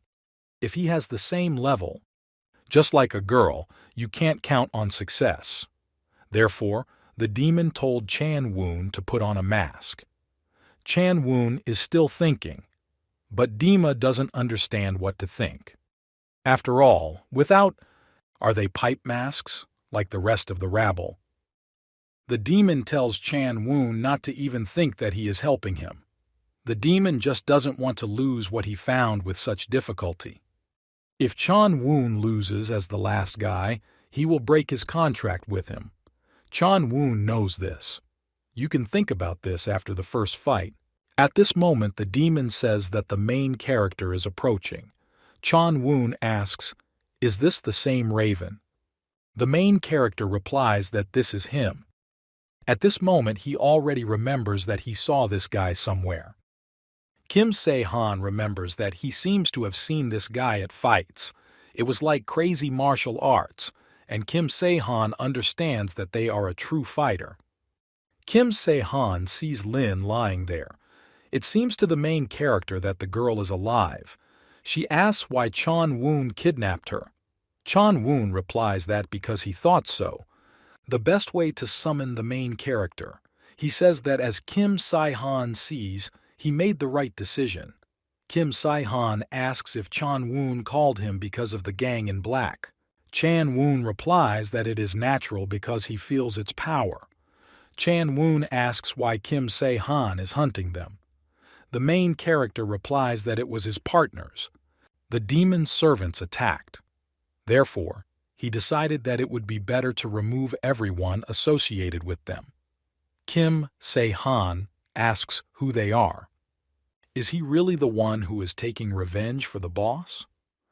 Chan Woon replies that he simply has a debt that he has not yet paid off. Kim Se-han sees that the guy has changed. Hands. This is probably a strengthening of the body. Kim Se-han says that it has been a long time since he fought without a weapon. He tells Chan Woon not to even think about regretting it later. The battle begins. Chan Woon tries to hit the main character. Kim Se-han keeps up. To escape the attack, he then tries to hit the guy with his own hands. Chan Woon sees that Kim Se-han is too strong. The demon asks, didn't he tell the guy to put on a mask? He says Chan Woon is stupid. That's why these low-quality people are going nowhere. No good. Chan Woon doesn't understand if he can win if he puts on this mask. The demon replies that if Chan Woon continues to resist, then he will have to use force. After all, Chan Woon knows the difference between a contract with God and a contract with a demon. Unlike gods, demons can coerce. At this moment, Chan Woon is already holding the mask in his hands. The demon says that it was hard for him to watch the boring fight. At least now you can enjoy it. Chan Woon doesn't want to wear this mask, but the demon forces him. The demon says that this is all for the sake of the guy. If Chan Woon were stronger, then he would not have to resort to such measures.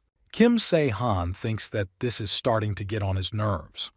According to the perception from a past life, Kim Se-han assumed that if Chan Woon put on a mask, it would be possible his experience points will become equal to his. At this moment, the demon says that it is funny for him to control Chan Woon directly. Kim Se-han sees that this is a very terrifying mask. The demon turns to the main character and says that first he will introduce himself. The demon says that he has 27th place in rank, and his name is Naboros. Kim Se-han tells the demon to attack faster. It's not good for him to stand in the rain for so long. Demon asks, "Is it true?" The fact that Kim Se-han killed the Crucian carp. After all, this is impossible. With the power that comes from the guy, it is now impossible to hunt constellations. Naboros tries to attack the main character, but Kim Se-han thinks that it's good that the mask is not fully formed, and he has plenty of strength. However, the movements are too simple, and the demon will be easy for the main character to deal with. The main character hits the demon's neck with his sword, but his sword breaks. The demon speaks that Kim Se-han is not bad if he tries to resist the demon.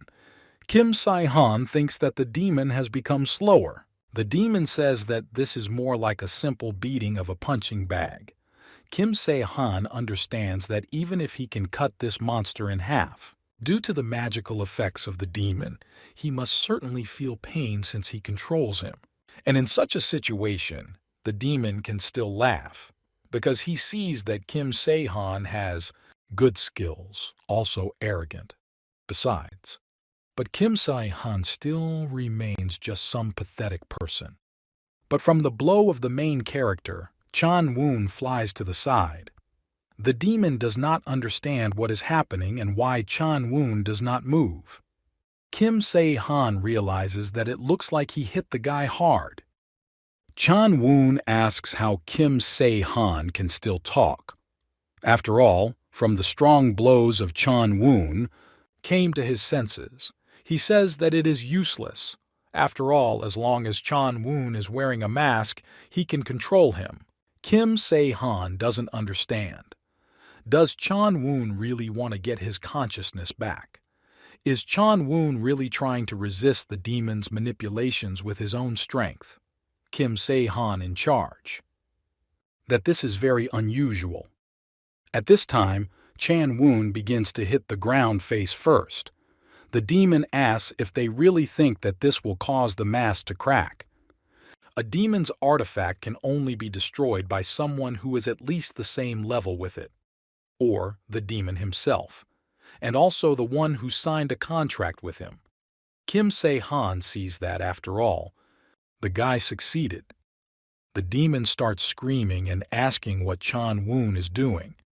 After all, this is very stupid on his part.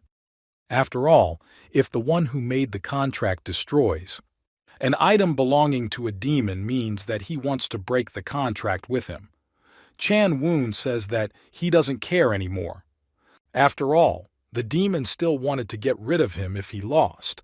If so, he will abandon the demon first. At this moment, Chan-woon rips off his mask. He turns to the main character and says that he made him wait too much. Kim Se-han says that the guy no longer has a contract with the demon. He asks if Chan-woon is sure that he still wants to fight him. Chan-woon replies that he is not fighting the main character because of the demon. Kim Se-han doesn't understand. Does Chan-woon really want revenge? After all, Kim Se-han doesn't even remember anymore what the boss of that gang in black looked like, but he trained his people well. The contract was terminated and the experience points remained at the same level. Now that's all Chan-woon can do, one single attack. He invites the main character to fight in the next battle. Chan-woon sees movement that he hasn't seen before. Now in this state, Chan-woon will be able to fight. The main character tries to hit the guy, but Chan-woon jumps away from the guy's blow. Kim Se-han sees that Chan-woon has accelerated. He doesn't understand. Do the guys still have the excuse experience points? Kim Se-han says that the guy was just unlucky. The main character hits without the power guy and Chan-woon flies off in a completely different direction. The main character takes back his words. At this time, Chan-woon does not understand why he survived. Chan-woon sees a girl in white in front of him. She says that Chan-woon has finally woken up. She calls the guy a remnant of Naboros. The guy seems to wonder how he managed to survive. The girl says she healed him. After all, Chan Woon is funny. Chan Woon sees that this is not a person. He asks who she is. The girl says that there are a lot of questions about Chan Woon.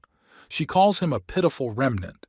She decides to tell the guy. After all, she is one of a family of demons who rule the devilish world, and her name is Azazel, and she is the demon of laziness. At this time, in a building in the Gangnam district of Seoul, a meeting of the Master with the Ascendant Guild as well as masters from the Genesis Guild is taking place. At this moment, Tai's sun is rising. The guild asks if Sung Hyuk is really inviting him to unite with the Genesis Guild. Sung Hyuk in response asks, didn't Tae-sun say that the bear began to rot from the head because of the showdown with the Eastern Moon? Tae-sun says that this does not concern the guy. After all, the fact that Sung Hyuk was the first to suggest this guy suggests that there is a catch somewhere. But Sung Hyuk can't deny it. At this moment, Lee A-young from the Genesis Guild does not understand what is going on. After all, if this continues, she will leave. She doesn't understand what they've done now. Tae-sun starts to get angry, but Sung Hyuk tries to calm them down. He says that today he called them all here not just for the sake of unification. After all, there are questions. About the main task, Sung Hyuk says that the announcement of the guild took a little time. The main task never began. However, there are some signs. Have you heard that recently various dungeons have suddenly started appearing? And Sung Hyuk think they are ghosts. This time, a lot of dungeons have appeared, and because of this, the feuds between the guilds are growing. And Sung Hyuk made one proposal. The next task will most likely be aimed at competition between guilds in the fight for the dungeon. Sung Hyuk is not suggesting they should unite, but at least they shouldn't quarrel. This is simply a proposal for a peaceful solution to the problem. After the fourth task, it became possible to form guilds. Guild buildings purchased within the city limits can now be configured as a safe zone. Kim Sai-han thought that this would happen a little later. After all, the attention of the gods is already focused on his team. Therefore, Kim Sai-han planned to become a member of another guild. But after meeting with Chan Woon, he changed his mind. The main character thinks that he needed a safe zone so that neither an invader nor even an observer could get there. Jisoo asks, "Is this the main character's building?" Kim Sai-han replies that this is it. Min-ah is incredibly surprised that you can buy such things with points. You're thinking about it, which he wanted to purchase a little later. But I had to think positively. In the guild building, you can feel a little freer since there is no scrutiny. Observers. One of them will be the storage. One more for Shiwu. There are also enough floors. Kim Sai-han will tell you everything inside. Kim Se-han notices that Jisoo has been feeling sad lately, but Jisoo replies that she simply could not protect. Kim Se-han tells Jisoo not to be upset because this is already in the past. Jisoo realized that she was missing a lot, not just increasing experience points and using skills. She thinks that she needs to master a specific technique. Kim Se-han thinks that Jisoo is extremely strong even now. Kim Se-han doesn't understand how much stronger the girl wants to become. Kim Se-han understands that he is okay with this. Kim Se-han didn't pursue Chan Woon because there was an explosion. But something clearly prevented the main character's attack, so specifically only demons can interfere. Moreover, if the main character takes into account that this force was able to deflect his blow, then it is quite possible that these are the 7 demons. Kim Se-han thinks about how much this annoys him. Min-ah asks when the next task will start. After all, the announcement is not known. She asks if she really needs to look again. Kim Se-han answers that most likely this is not the case. Min-ah must wait a little longer. When everyone has gathered, he will say. After some time, when everyone has gathered, they ask the main character if he is talking about capture. Chang Woo says that lately there have suddenly become a lot of dungeons. But for capture, it is not so easy. Kim Se-han replies that the number of dungeons does not indicate occupation, and this is the seal of the dungeons. Kim Se-han says that, simply put, only those groups that contain marked people will be able to enter the dungeon. Until now, there have been no restrictions on entry, but now you can install them, for about a month. Chang Woo says that it will be profitable to take possession of as many dungeons as possible. Kim Se-han says that the stable supply of acquisition resources, player growth points, is a kind of chance to become a leader in Seoul. Chang Woo says that real competition will begin. Major guilds have already begun preparations. Kim Se-han says that the team may have heard that several guilds have already appeared in Seoul. At this moment, Min-ah wants to ask, are those who are not members of the guild unable to take part in the main task? Kim Se-han replies that's why. He gathered them all in this place. Kim Se-han would like them to join his guild. At this moment, Shi Woo says that he agrees. He said this before. Chang Woo replies that he also agrees. After all, they owe a lot to the main character, so Chang Woo agrees to everything.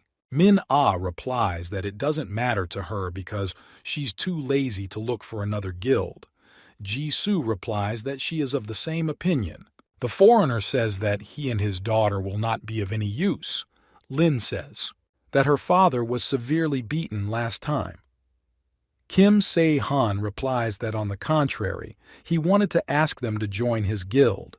Lin Taylor has the best abilities of all the players who are alive at the moment.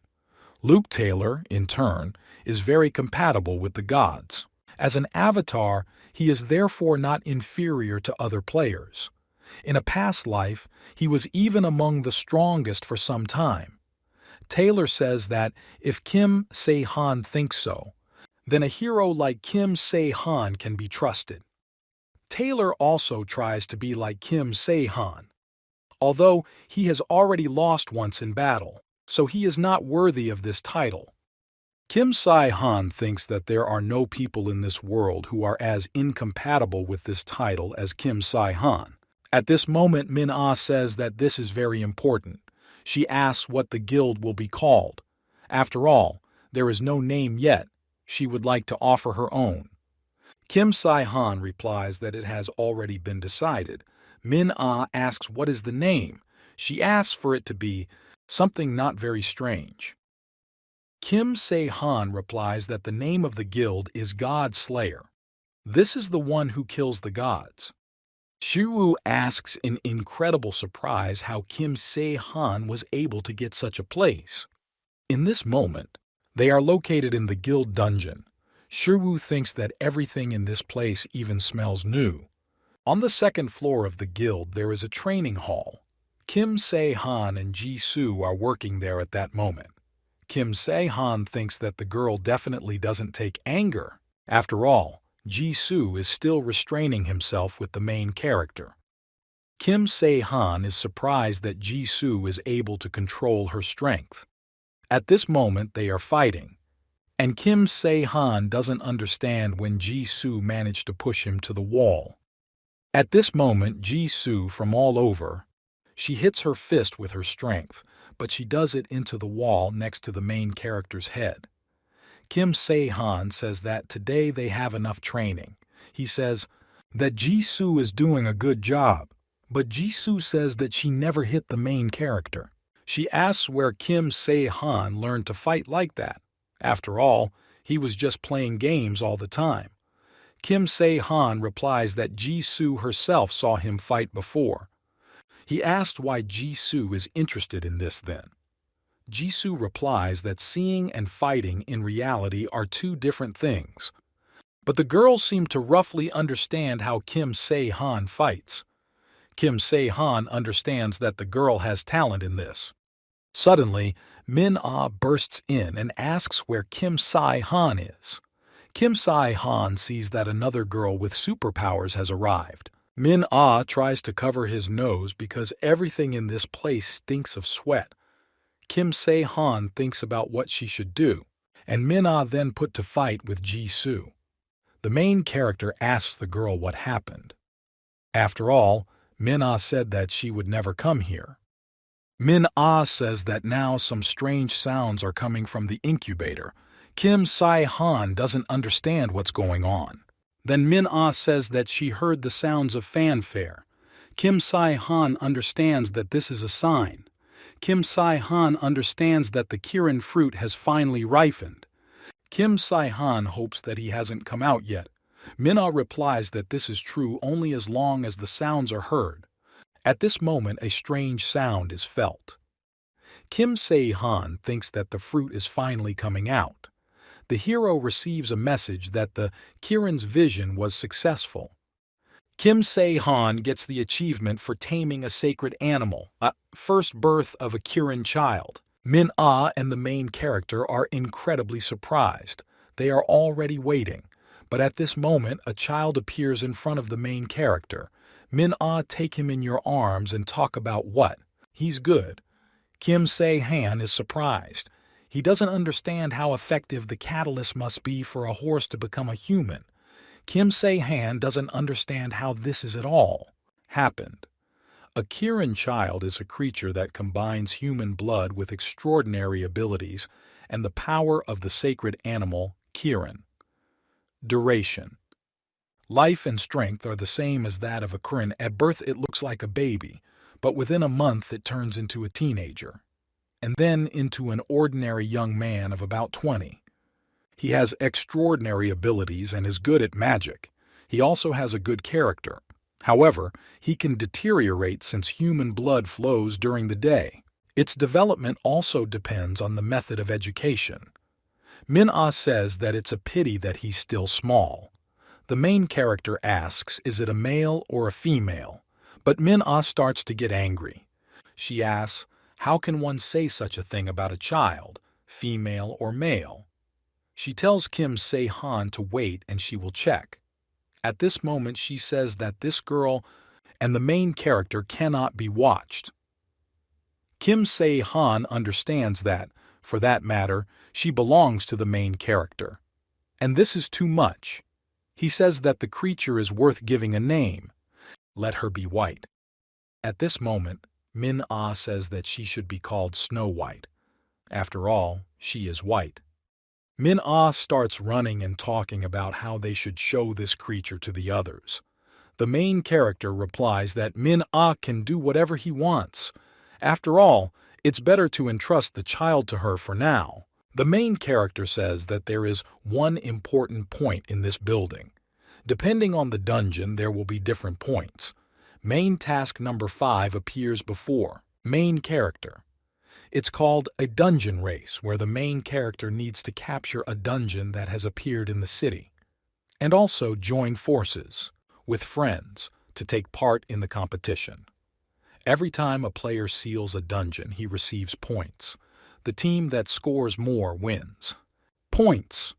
The player must succeed together with his teammates. They cannot participate in the task alone. The task is activated after the level in the guild. The higher the rank, the greater the reward. Points depend on conquering the dungeon. Jisoo talks about the importance of clearing as many dungeons as possible. In their guild, too few people. Jisoo asks if it will be difficult to compete with others. Kim Se-han replies that it will be difficult to simply capture. Jisoo asks if there is another way. The main character replies that they need to activate those dungeons that give a lot of points. Min-ah asks how they will know which ones give a lot of points. After all, even the guys from the 3 largest guilds don't know this, who were originally involved in this. Kim Se-han asks how Min-ah knows whether they know this or not.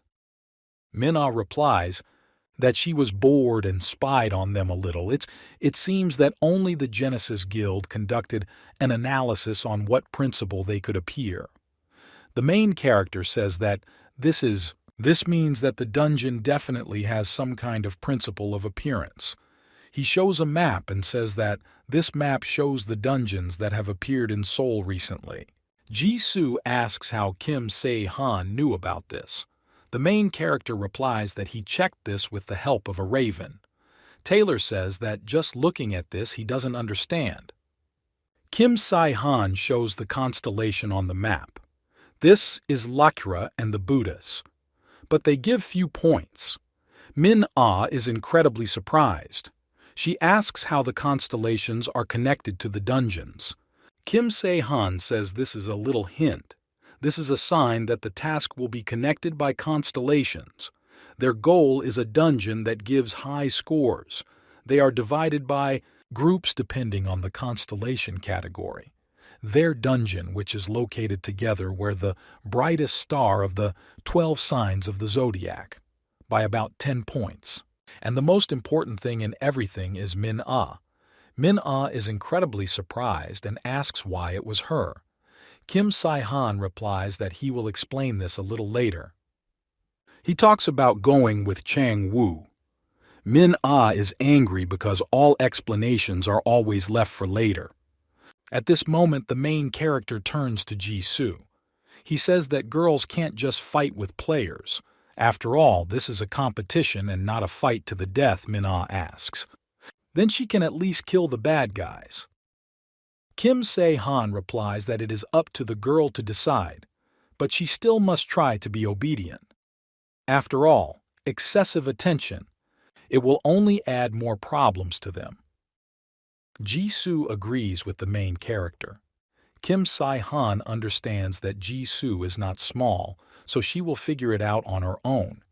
Suddenly, the main character receives a message from the Dream Witch. The main character is incredibly surprised. He doesn't understand what it is because he was her avatar in the first round. At this time in the observers' chat, His Majesty the King writes that he was looking forward to these competitions. He says that the war is calling him. Righteous Life asks who has now captured Seoul. The Scandinavian beauty replies that she did it. His Majesty the King begins to laugh. He says that the Scandinavian beauty should not worry, because this will not last long. After all, a little more, and his avatar of all will destroy. Anonymous 48 enters the chat and writes that they haven't seen each other for a long time. The main character has information about dungeons that give high scores. Scandinavian Beauty asks, is this the same god from the prophecy? She asks the guy who is his avatar. After all, she will let him into their guild. Main character answers that this needs to be done. He asks the Scandinavian Beauty to take a better look at something else. For starters, there are 2 highly rated places in the Gangnam area. The law code asks, is there really no good place in the West? After all, he thinks this could be a profitable dungeon.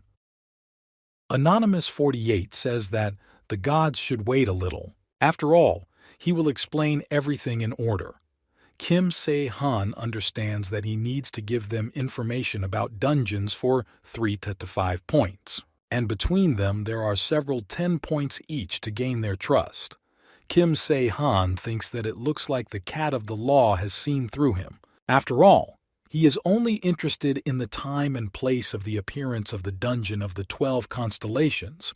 It turns out that the leader of Genesis is already aware, even understands that the distribution of information is now complete, and now he was left with a message from the goddess whose avatar Kim Se-han was in the first round. A message from the Dream Witch. The gods can send messages to players up to 10 times a month. Even your avatar has to send an occasional message. It's very unusual that God sent something to a regular player like Kim Se-han. The main character thinks that even in his previous life he never received a message. The goddess continues to send to the main character messages. She asks if Kim Se-han doesn't want to answer her because she likes the guy. Kim Se-han thinks that the goddess doesn't even care about limiting messages. The goddess writes that others say that Kim Se-han is someone's avatar, but she doesn't think so. After all, simple human strength is cool. She even wants to applaud.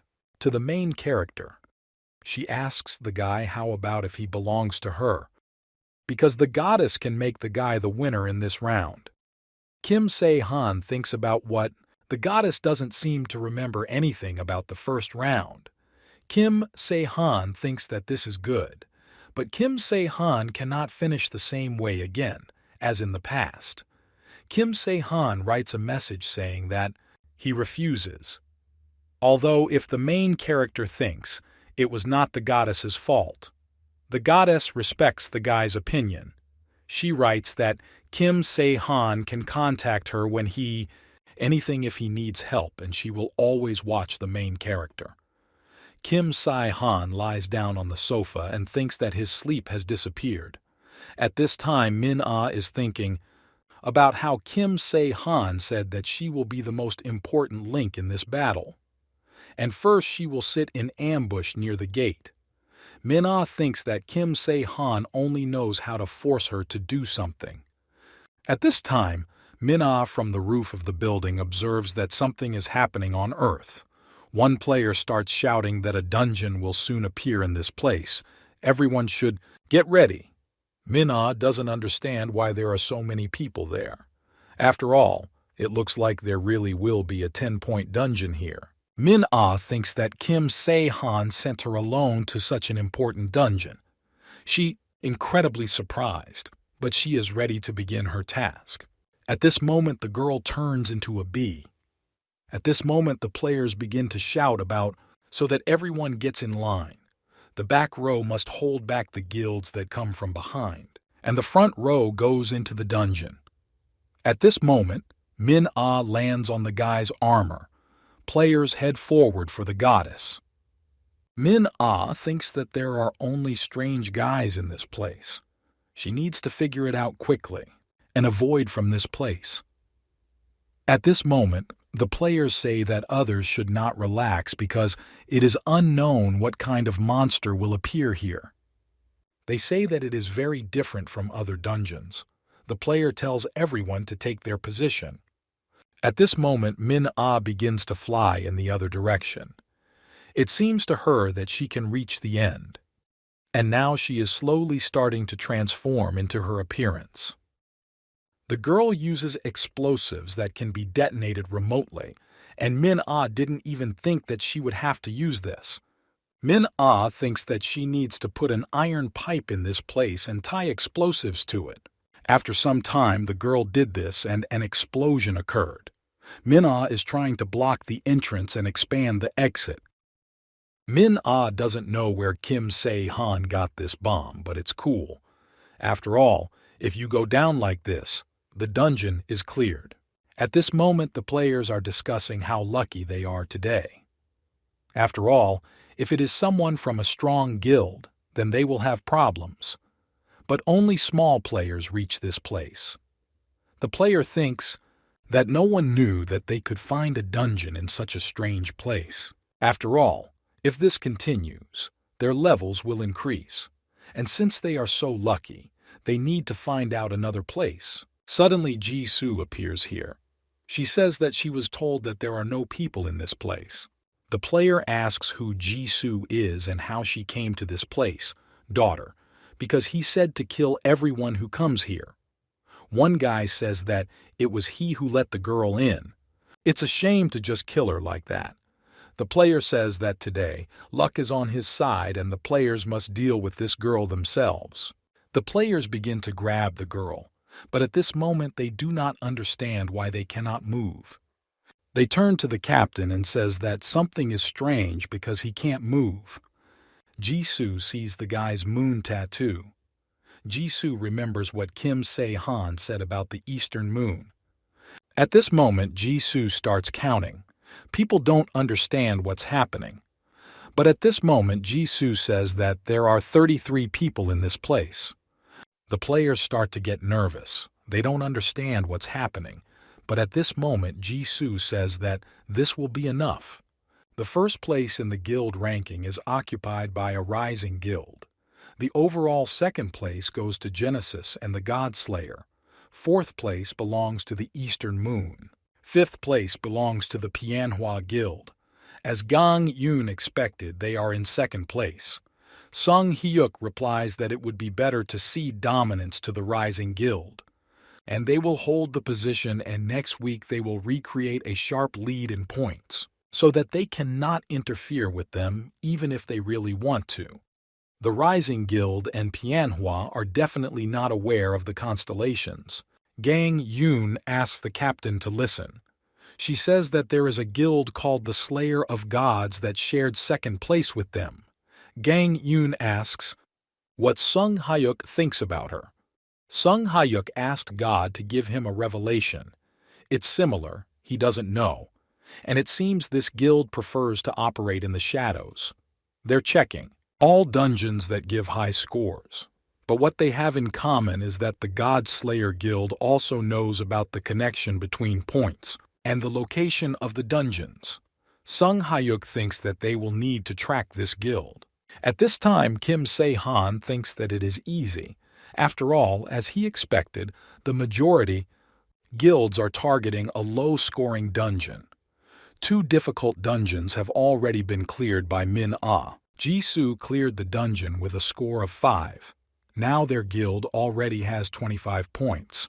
Chang-woo and Shi-woo also have no problems. At this time, Lin approaches the main character and says that she also wants to support Snow White in her arms.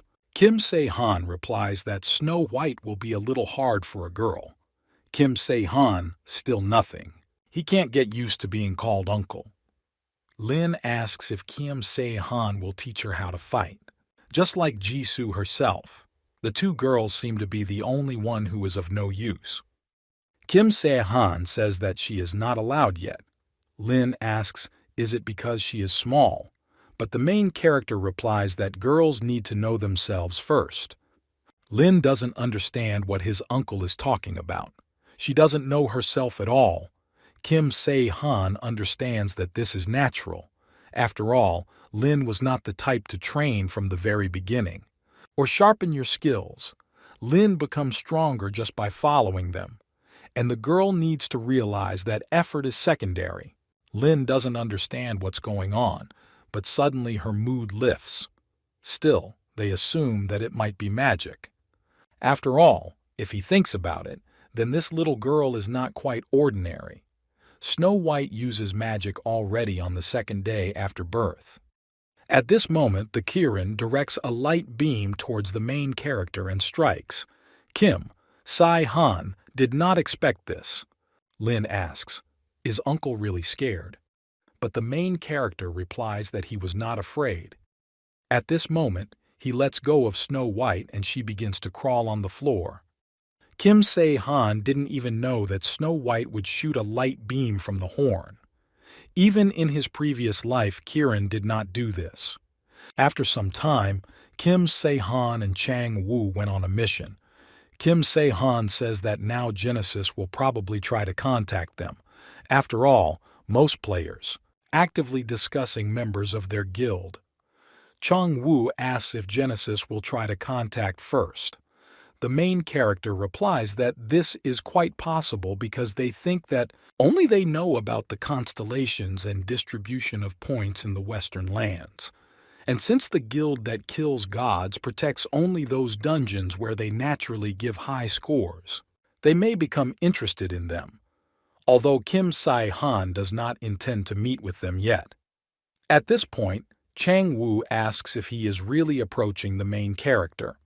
After all, perhaps there is someone better than him.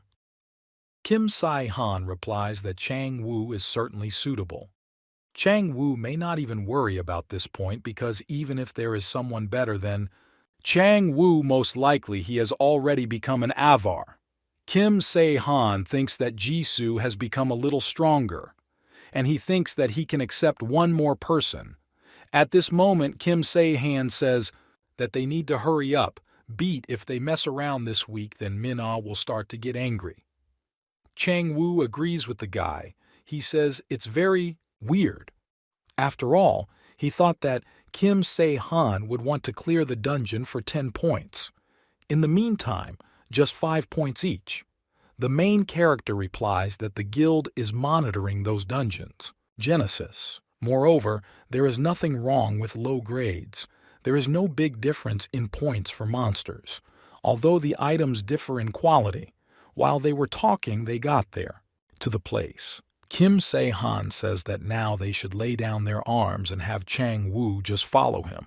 Chang Woo doesn't understand what this means. Kim Se-han combined the Gonggi leather with the coat of darkness to create the outfit. At this time, people do not understand what is happening with the rating. After all, Manhwa is in 5th place, and Genesis is in 2nd. And on the 1st is now the Killer of Gods. This is the first time people hear what kind of guild it is. They assume that these are some kind of scammers. They don't understand who these people are at all. At this time, Lee Ah-young says that those who protect their dungeon are the guys from the Godslayer Guild. Sung Ha-yuk replies that most likely it is.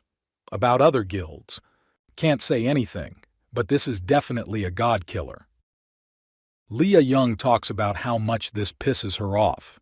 After all, let them just try to catch her eye. Sung Ha-yuk says the problem is that they don't show up.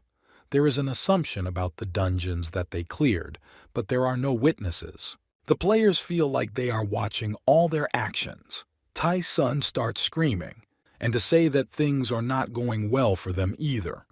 After all, some strange guy is hanging around their area, but it's impossible to verify who he is. Sung Ha-yuk says that this is definitely the guy from God Killer. They need to be careful because no one knows. Maybe they are collecting information from the guild. Tae-sun says that's true and he has one question. He says that it's okay with those guys and with the Killer of Gods, but he asks who the Genesis Guild is.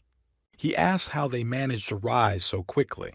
After all, he remembers that the difference was 20 points. Sung Ha-yuk replies that they were just lucky because everyone is protected. The places turned out to be high-scoring dungeons. Sung Ha-yuk says that they better think about how to stop this guild. After all, at this rate, authority can fall. 3 strongest guilds. There are 2 weeks left to complete the task, and now is the best chance to catch them. Tae-sun asks what Sung Hyuk is offering. Sung Hyuk says that first they need to stop clearing the dungeons and find out what kind of guild of gods this is.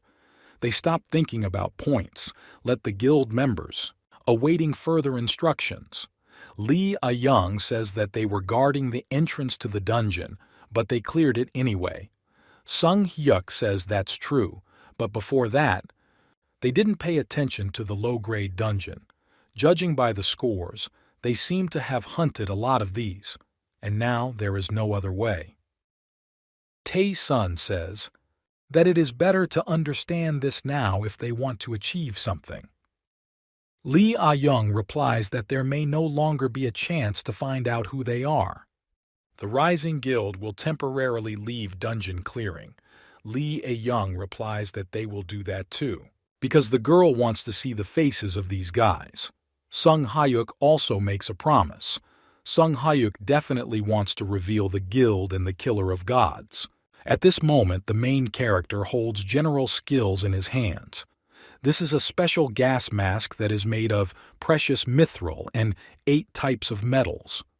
It allows you to breathe fresh air no matter how toxic gas is around. Shi-woo asks what Kim Se-han thinks because he did everything as Kim Se-han asked.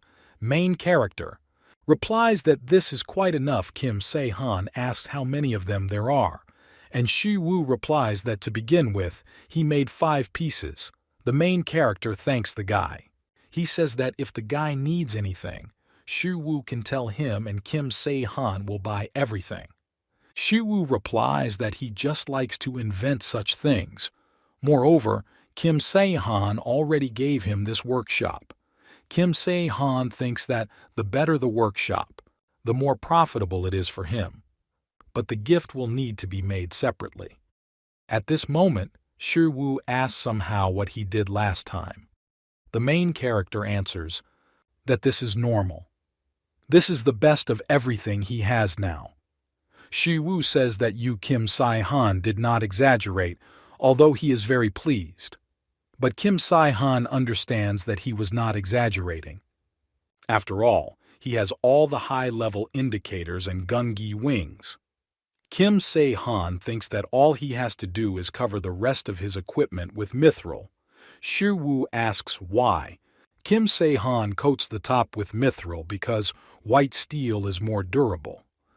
And in the case of the gas mask, okay, but the guy thinks that white steel weapons don't need to be coated. Kim Se-han replies that he does this because of the peculiar quality of mithril. Kim Se-han thinks that Shiwu is probably knowledgeable about metals, so he will immediately understand. What does Kim Se-han mean? This time he wouldn't have to use such a volatile material as orichalcum. Shiwu asks, is the main character going to go there alone? The main character replies that he wants to go alone, but he can't because he won't have enough time alone. The system may suddenly intervene, and the team decides to hit the road together. Min-ah asks, do they really need to go into every dungeon and look there? After all, it feels like they are making life difficult for themselves. The main character says that in this, there is no need and he will tell you everything soon. He asks Master Luke not to stop watching other players. At this moment, the main character hands the guy a thing and asks Luke to take it. The main character got this bracelet as a reward for clearing the dungeon. Kim Se-han thinks that this will be useful to them. Luke asks if he can test its effect. You answer that this is most likely not the case, since the bracelet belongs to the main character. But in any case, the guy is grateful. And now the main character wants to try to find it. The main character uses his memories with the help of a raven, and after some time he found it. Min-ah asks where it is. Kim Se-han replies that it is not far from this place, 5th and 12th dungeon. But one of the dungeons is still in the state of the gate. Kim Se-han cannot check it. It is the last dungeon that is located, in the place where the star shines brightest, the constellation Scorpio. Chong-woo talks about that if it has not yet formed, then you need to start with these two. The main character answers that in their condition it will take at least 2 days. The last dungeon will need to be dealt with separately. Chang-woo agrees with the main character. Kim Se-han thinks about it. When will people try to clear this dungeon that is right in front of them? After all, the players are guarding this dungeon. There are about 10 of them. Min-ah asks maybe whether she transforms and goes inside.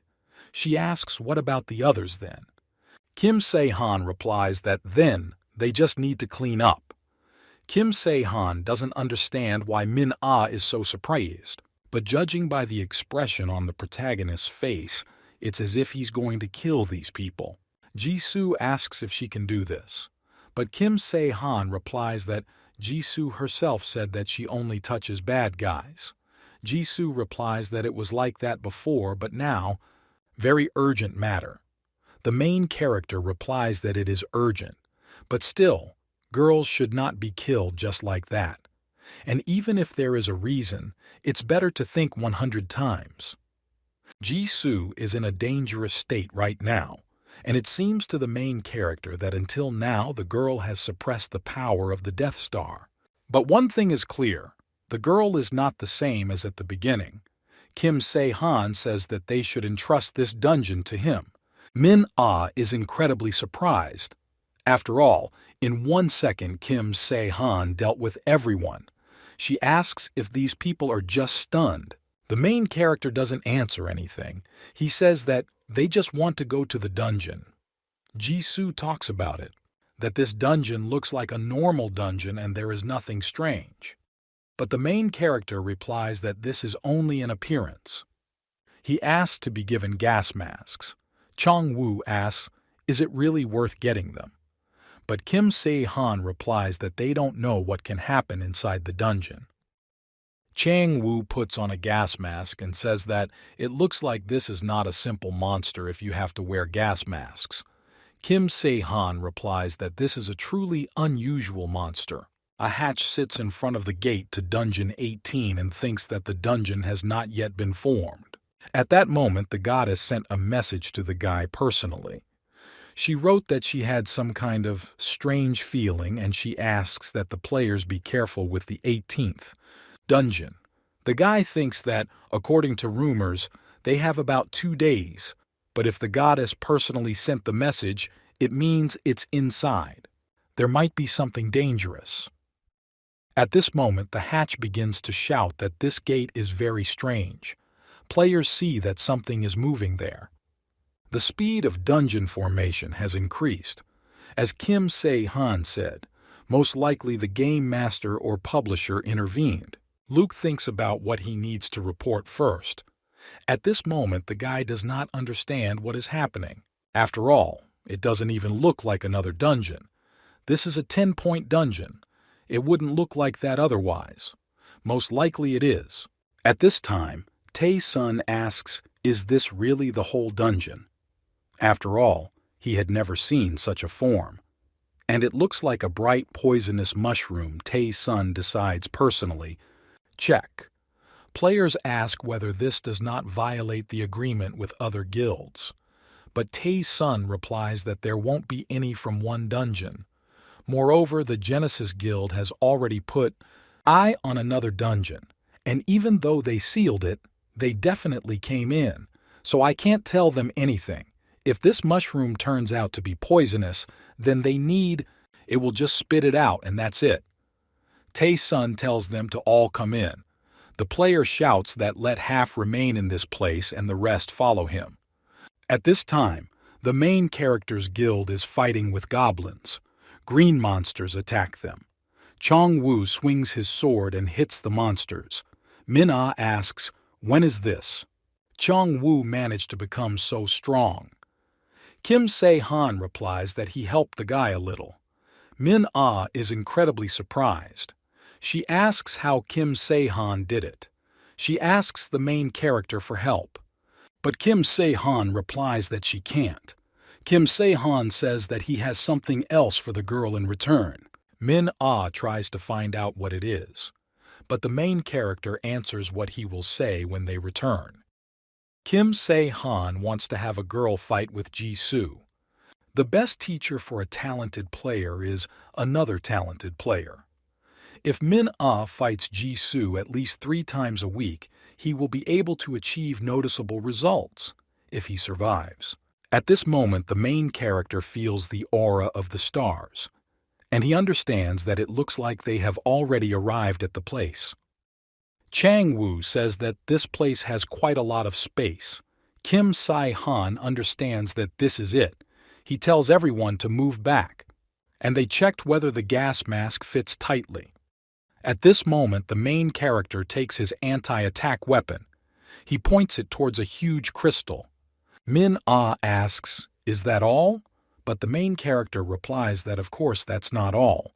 The team should not relax because he will be here soon. At this moment, a huge, deadly Scorpio appears in front of the heroes. The main character understands that this is all because of this monster. The reason why, in the past, the lives of the people of Seoul were simply swept away. Scorpion gas with a regular gas mask. There would be no escape from him. The losses were considerable. Min-ah asks if that's true. Kim Se-han will be able to destroy him. The main character replies that this is so, except for the poisonous eye. His level is lower than that of the guard.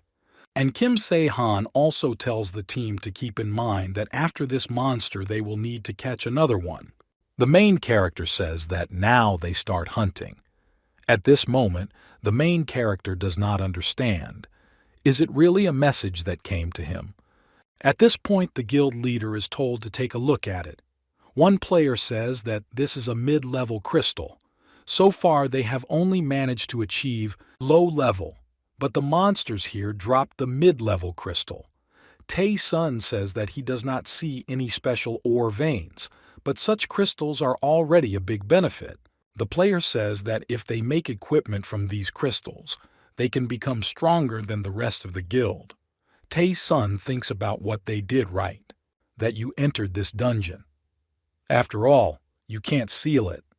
But there was no agreement about farming. Moreover, these guys from Genesis were the first to start. One player starts shouting that it seems the search is almost over. They say they found a huge hole there, and they decide to try to collect everything here without a trace. Luke thinks that this is a problem. After all, if they go down to the very end, they will be in danger. And if this were a normal situation, the goddess would probably order them to be saved. Of course, Luke would have done that himself. After all, he has no choice. But the goddess writes that, in that place the dangerous hatch should come out faster. Kim Se-han thinks that the goddess wrote this message in a hurry.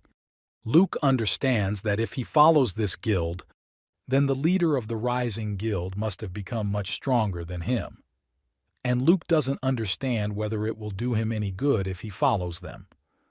Luke listens to the goddess, but he doesn't understand. How can he abandon ordinary people and run away? But at this moment the goddess writes that these are not ordinary people, players, and they are stronger than the hatch. If the enemy is beyond their strength, then the hatch, with they won't be able to handle it either. The hatch suggests that he is still a military man, and even if they are players, for the guy they are citizens whom he must protect. Luke asks if he knows someone when he experienced the greatest joy of the moment the world became like this, when the goddess chose him as her avatar and said that he had the heart of a hero. The goddess said that Luke is the one who has the heart of a hero, and is not inferior even to mythical heroes, and she would like to work together. But Luke says that if now he turns around and runs away, he asks whether these words will be at least worth something. He turns to the goddess of justice Aster. The girl says the hatch is amazing. Tae-sun sees that in front of him is a stone with a dungeon seal. He says that this is an incredible radiance, and he immediately feels the level. At this moment the hatch begins to shout for everyone to leave this place. After all, the monster has the strongest within. If they don't hurry up, they'll all die together here in a mass grave. Tae-sun asks where this guy came from, and where did he get this information from. At that moment, God Tae-sun sent him a message telling him to leave this place now. Tae-sun doesn't understand why they are telling him about this only now. At this moment, the stone begins to crack and everyone tries to retreat. A huge monster is already starting to climb out of this huge stone. People are trying to escape as quickly as possible, but Scorpio didn't think that cracks would appear so soon. He expresses his gratitude. Scorpio Antares. This is the reason why he became interested in playing on Earth. This death of the Raven Karas and the fact that this constellation was acquired by man. Therefore, when he was asked by several Scorpions for the game, then he expressed a desire to participate personally. However, the difficulty level needed to be adjusted, because he was the 12th constellation and had above-average divine power. That's how it all turned out. Scorpio said that he did not like the reduction in points, but overall it's not such a big problem for him. Scorpio sees people running away and he thinks about it. That running is not the worst decision, but so be it. He will give them the opportunity to run out a little and release the poisonous gas, to have fun. Moreover, the Virgo avatar is with them. Luke doesn't understand why this monster is so huge. Scorpio thinks about what is happening. Did this guy know about his appearance in advance? But somehow the guy doesn't look anything special. But Scorpio says that the game has already begun. But there cannot be such a strong player capable of killing the constellation. Surely there is some other way. The one who killed the Crucian carp found out about it. Scorpio swings his arms and hits the ground. He talks about people moving as quickly as possible. He also calls them cockroaches. Tae-sun doesn't understand what's happening. He sees his players being killed. Scorpio laughs because he only needs to lightly touch people and he already destroys them. He's not even interested. Luke and Tae-sun are trying to hide from a huge monster. Scorpio says that the avatar really helps the players. Tae-sun doesn't understand what kind of crazy people he is. Where does he get such strength because the guy is from one? The scorpion hit broke his arm. Tae-sun understands that because of his greed, the guild members suffered. At this moment, Tae-sun begins to shout for people to retreat quickly, and he will detain the huge Scorpio. Luke says that if Tae-sun blocked the monster's blow in this position, then his hand is unlikely to remain intact, and the guy doesn't care because this monster is now relax, and no one knows there may not be a second chance. He tells Tae-sun to run away while there is still time, but Tae-sun gets angry. He asks for whom. The guy generally accepts him. However, Tae-sun realizes that it is true that he cannot defeat the monster, and the best he can do, this is to run away. Finally, Tae-sun says that he leaves this huge monster to the guy. The monster is incredibly surprised that the hatch is like this. Situation sacrifices himself. After all, they will all die when he comes out anyway. And the monster also says that he will show mercy twice. Luke tries to hold off the monster's blows. He doesn't understand. Is this really the end for him? He mentally asks for forgiveness from his daughter and hopes that the main character and his team will be able to take care of his daughter. Luke is already exhausted. At this moment, the goddess asks the guy to be her representative. Scorpio does not understand what the goddess is talking about. He asks, is she really going to conclude an alliance that has not been concluded even in the times of myths? He asks, maybe the goddess has gone crazy. At this moment, Astra appears in front of the guy, representative of the goddess of justice. At this moment, the main character appears. He asks for forgiveness from the goddess and says that she will have to be patient. Scorpio doesn't understand who the guy is and where he comes from. He came here because something else is more important to him. Really, if a player has such power. Kim Sae-han says that he was just passing by. Luke Taylor, the most suitable representative for a goddess, but she understands that nothing will work out. The goddess asks how Kim Sae-han even knows this. The main character answers that he has a skill. The goddess chose Taylor as her representative to save his life. But in this situation, it is better for her to be patient. At this moment, the main character thinks that it's good that he gave the guy a bracelet, and the stall equipment turned out to be useful. After all, this bracelet of changes in locations, depending on the user's state, allows you to instantly be transported to the location of the owner of the bracelet. The guy turns to the main character and asks if he doesn't have enough ability to become a representative of the goddess. But the main character answers that that's not the point. It will just be difficult for a person to withstand this. Kim Sae-han thinks it's the other way around. The problem is that Luke Taylor is too good for this. And if the goddess uses all her strength, his body will not stand it and will simply burst. And Kim Sae-han won't be able to look at it again. Luke says that if Kim Sae-han says so, then it is so. The guy is grateful to the main character and he survived. But Luke thought that he would die. Kim Sae-han replies that the hatch can now rest a little. He will take care of the rest. Scorpio asks, how dare they speak here in his presence? The main character attacks Scorpio, and Kim Sae-han asks if Scorpio really came because he wanted to check how he killed the Crucian carp. Scorpio doesn't understand how a guy can know this. The main character answers that it's just in Scorpio style, but he will still find out when Kim Sae-han starts beating him. Charis, which is an ordinary constellation, could not fully display its full power. He is a top-level constellation and will probably have more nerfs. Scorpio asks, how long will Kim Se-han talk about his abilities, but do nothing? After all, the guy shouldn't underestimate him. Main character replies that the monster should not worry because Kim Se-han never underestimated him. Kim Se-han hit it pretty hard. Monster and Kim Se-han realized how hard the monster is. Kim Se-han understands that he needs to aim at the joint area of the monster so that he can bring more damage to the monster. At this moment, Mozart shouts that they will stop playing games. At this point, he uses poisonous gas. Kim Se-han starts screaming for Jisoo to hit this huge monster in the head.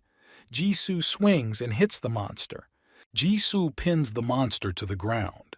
Kim Se-han sees that the monster is a postcard and he will not see anything else. Scorpio asks if they were aiming for his eye. Luke wants to help too. He picks up a huge piece of concrete and throws it at the huge monster. Everyone is ready to fight. Jisoo and the main character are hit multiple times in this monster. Scorpio understands that the situation is becoming dangerous, and now he understands how these people defeated the Raven, especially the main characters. He sees that the guy's equipment looks ordinary.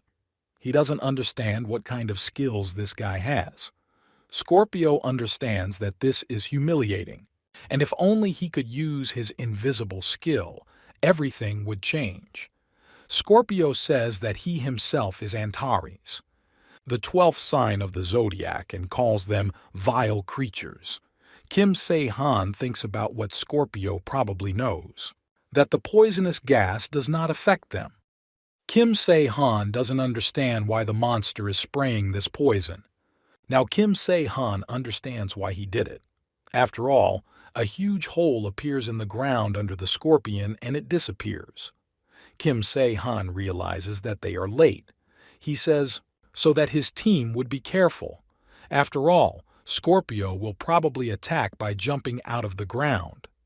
Kim Se-han thinks about how much this makes him angry.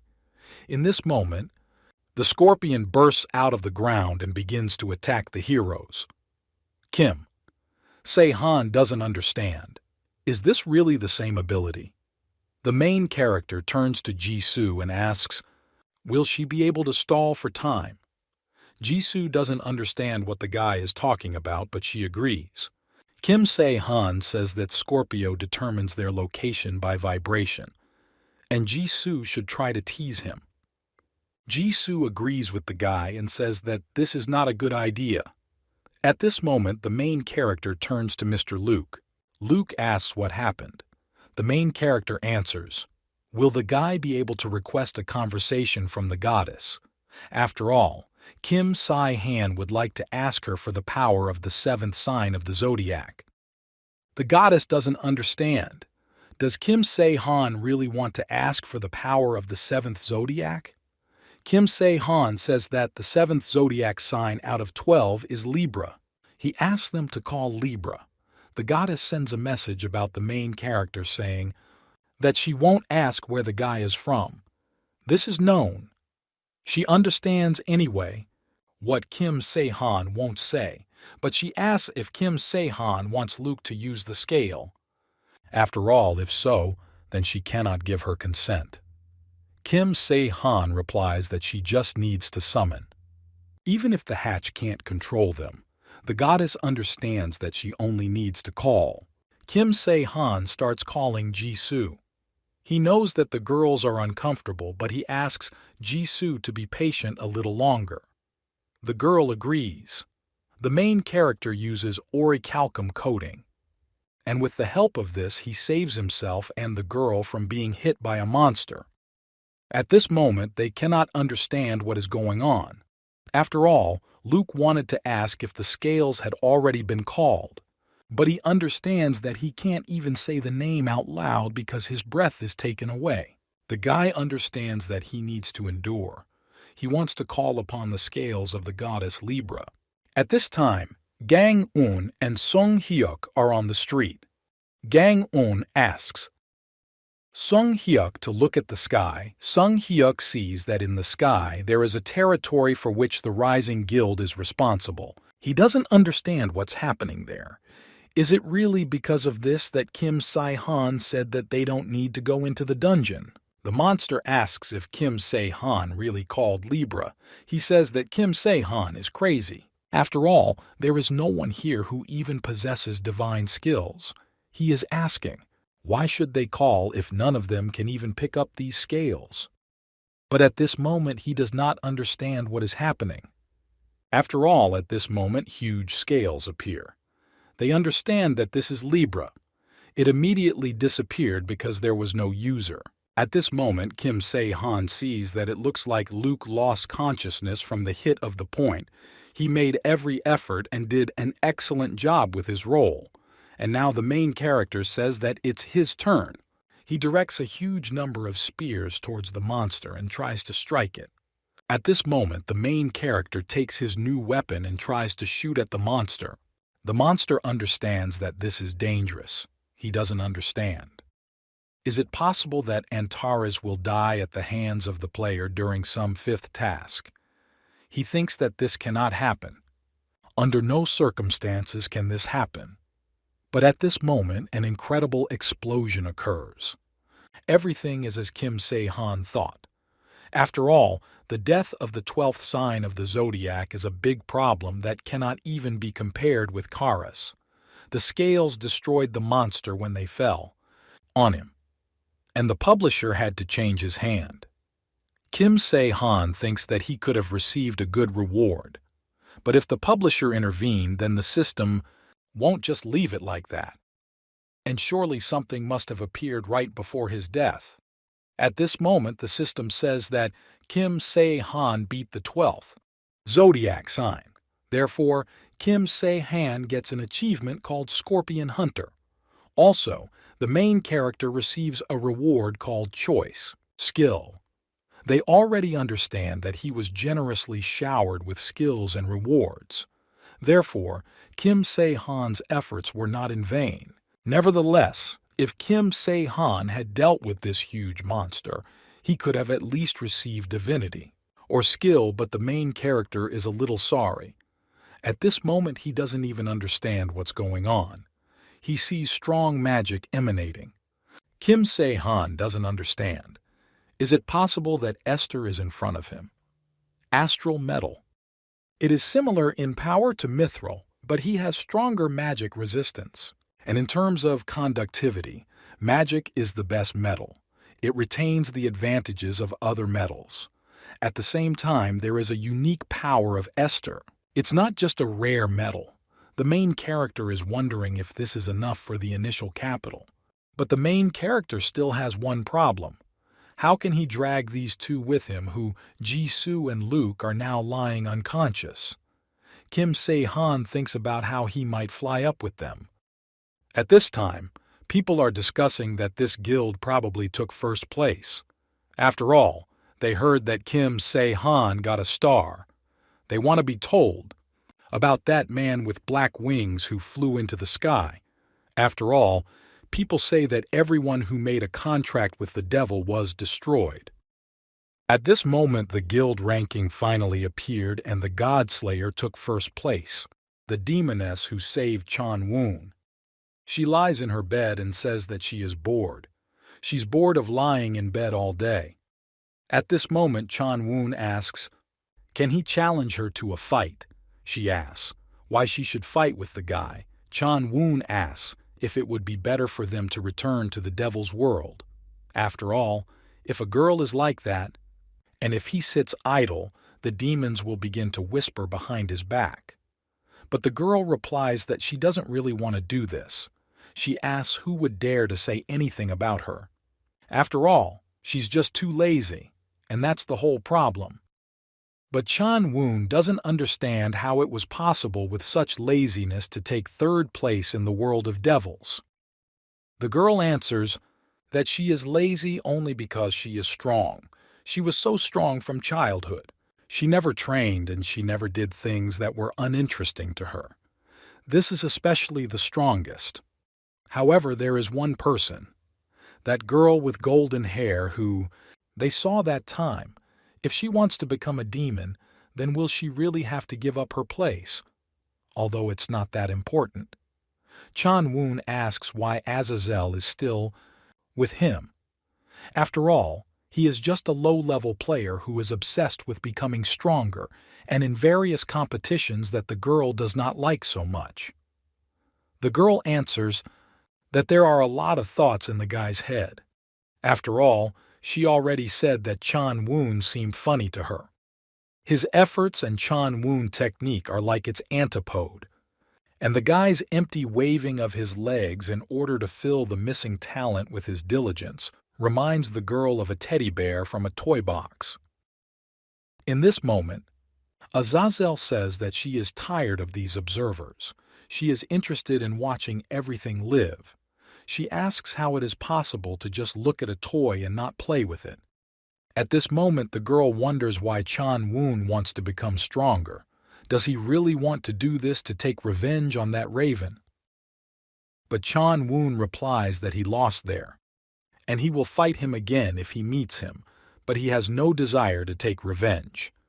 In this situation, Chan Woon simply does what he can, that's all. The girl understands that the guy has no purpose. After all, she thought that Chan Woon was doubting, and now she understands what the reason is. At this moment, the girl says that she would like to go to the store. Chan Woon asks, "Do the girls really need something?" But she suggests they just go out for a while. Chan Woon doesn't understand what the girl is planning to do again. The girl says that she will feel good in this place. Chan Woon says that this place is not quite to her taste. But Azazel replies that they talk too much. The guy asks what the girl is going to do. Azazel replies that she is going to reflect. Chan Woon doesn't understand what's going on in her head. After all, this is an industrial zone. Suddenly the guy notices a child running past. Chan Woon doesn't understand where a child could come from in such a place. At this moment, the demoness thinks that someone like Chan Woon, who used the item to free the children, can't stand to see it. She asks what Chan Woon is worth. She asks him to go. After all, if you leave everything like this, the child may die. Chan Woon asks, "Are demons already saving children?" The demoness asks where it is written that this is prohibited. The guy thinks that the girl never gives normal answers. Chan Woon thinks that there was nothing in his future except death. But recently, everything has become so vague that he can no longer predict. You, someone who shouldn't have been there in the first place, intervened in this matter. At this moment, two men are chasing after the child. They say that soon there will be a dead end and they shouldn't stop because soon they will grab this girl. The girl is crying, but suddenly she bumps into the guy. The child falls to the ground and she sees that they are standing in front of her. She sees that the guy is wearing black clothes and he is also a demon. But at this moment the girl sees that Chan Woon is a contractor. The child does not understand how she was able to run into a contractor when she was running away from these servants of the devil. The girl asks for help. The players who were chasing the child go outside. They ask who Chan Woon is. They see that this is the one who made a contract with the devil. They don't understand, isn't he new? Chan Woon sees that these people are servants of the devil. But he doesn't understand why these people are not wearing clothes. After all, for a long time they wore only black clothes. Players ask who he is. Is he really after this girl too? Player asks, does Chan Woon really think that they will give him this girl? But at that moment the guy hits the man in the face. And this player flies off in a completely different direction. Chan Woon tells the man to close his mouth and just die quietly. After some time, all the servants of the devil who were chasing the child lie dead on earth. Chan Woon turns to the girl and asks her to listen. He asks why these people were chasing her. After all, this is not even one player, but a whole crowd. But Chan Woon says that if the child doesn't want to, then he doesn't have to tell him this. And she can leave. The girl doesn't understand what's happening. But Chan Woon says that if the girl doesn't want to answer, then he won't ask her. After all, it seems that he dealt with all his pursuers. He asks if the girl will cope further. Chan Woon thinks that he probably asked too much, but if the girl is captured again, he won't be able to do anything. Chan Woon turns around and sees that this child is somehow strange. She probably won't run after the motorcycle. Chan Woon approaches the demoness and this child follows him. The demoness comes down to earth and asks what the girl's name is. The girl replies that her name is Min-sua. But Min-sua doesn't understand who the girl in white is. Is she really a player? But at this moment, Chan Woon says that the demoness should not scare the girl. The demoness replies that she did not plan to scare her. After all, if Chan Woon is going to take Min-sua with her, then she will have to go separately. Chan Woon replies that he planned to leave the girl in this place. But Demonitsa does not answer that Min-sua is not just an ordinary child. Chan Woon replies that he doesn't care. Chan Woon is already heading to his motorcycle, but Min-sua stops him. Min-sua thinks that this person changed her destiny. Originally, she was supposed to die in this place. Chan Woon asks what's the matter, but Min-sua asks the guy to listen to her. She asks Chan Woon to take her with him. Chan Woon asks why he should take her with him, but at this moment Min-sua replies that she can see the future. Chan Woon is incredibly surprised. Min-sua reveals that she is actually Skulda's avatar, goddess who controls the future, and Min-sua knows how this game will end. Min-sua says that she can see the future, what will happen in a few seconds, and even what will happen in a few years. Chan Woon asks, "Is this really?" And there is a reason why he must take the girl with him. But at this moment Min-sua says that if Chan Woon doesn't do this, then her brother will die. After all, her brother is dying now.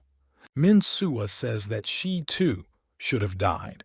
Then her brother would have decided to take revenge and would have escaped from captivity and become himself alive. But the opposite happened, and now her brother will die. Chan Woon doesn't understand, did Azazel really know the outcome, and that's why she brought him to this place. Chan Woon turns to Diana and asks if she can return alone. Azazel says that the guy can of course go. She'll take a walk again. Chan Woon tells Min-sua to get on the motorcycle with him. Min-sua doesn't understand what's going on. But the guy replies that first they need to return. There they will talk. And he says that he doesn't have a helmet. Min-sua says that those who kidnapped her and her brother, this guild is now competing with the Eastern Moon. Chan Woon asks what the name of this guild is. Min-sua says that this guild is called Mountain Spring, but they leaned away from the Black Brotherhood Guild. It's no surprise to the main character that they are acting out. Chan Woon asks, are they stealing children too? But Rita responds that this is not the case. After all, they just wanted to use her abilities. After all, with the help of the skill to see the future, they were not going to get benefits in guild events. Of course, Min-sua didn't want to help them.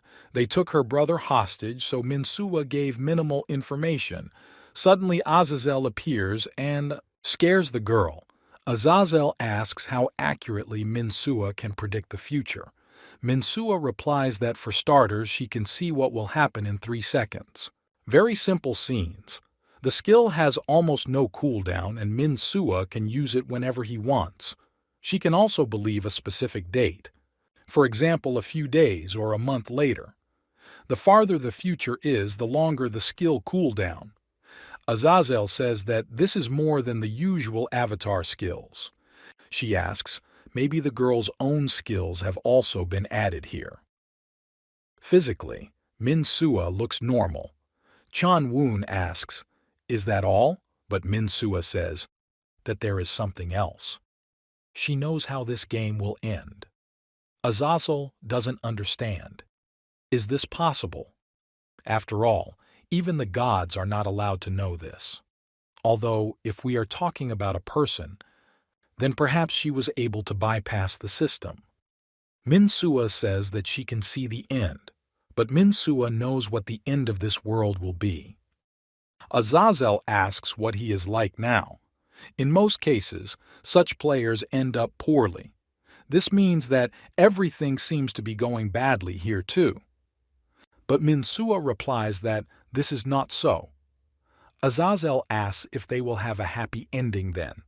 But Minsua replies that this will not happen either. Minsua says that the ending has already changed once, but she doesn't know the reason for this.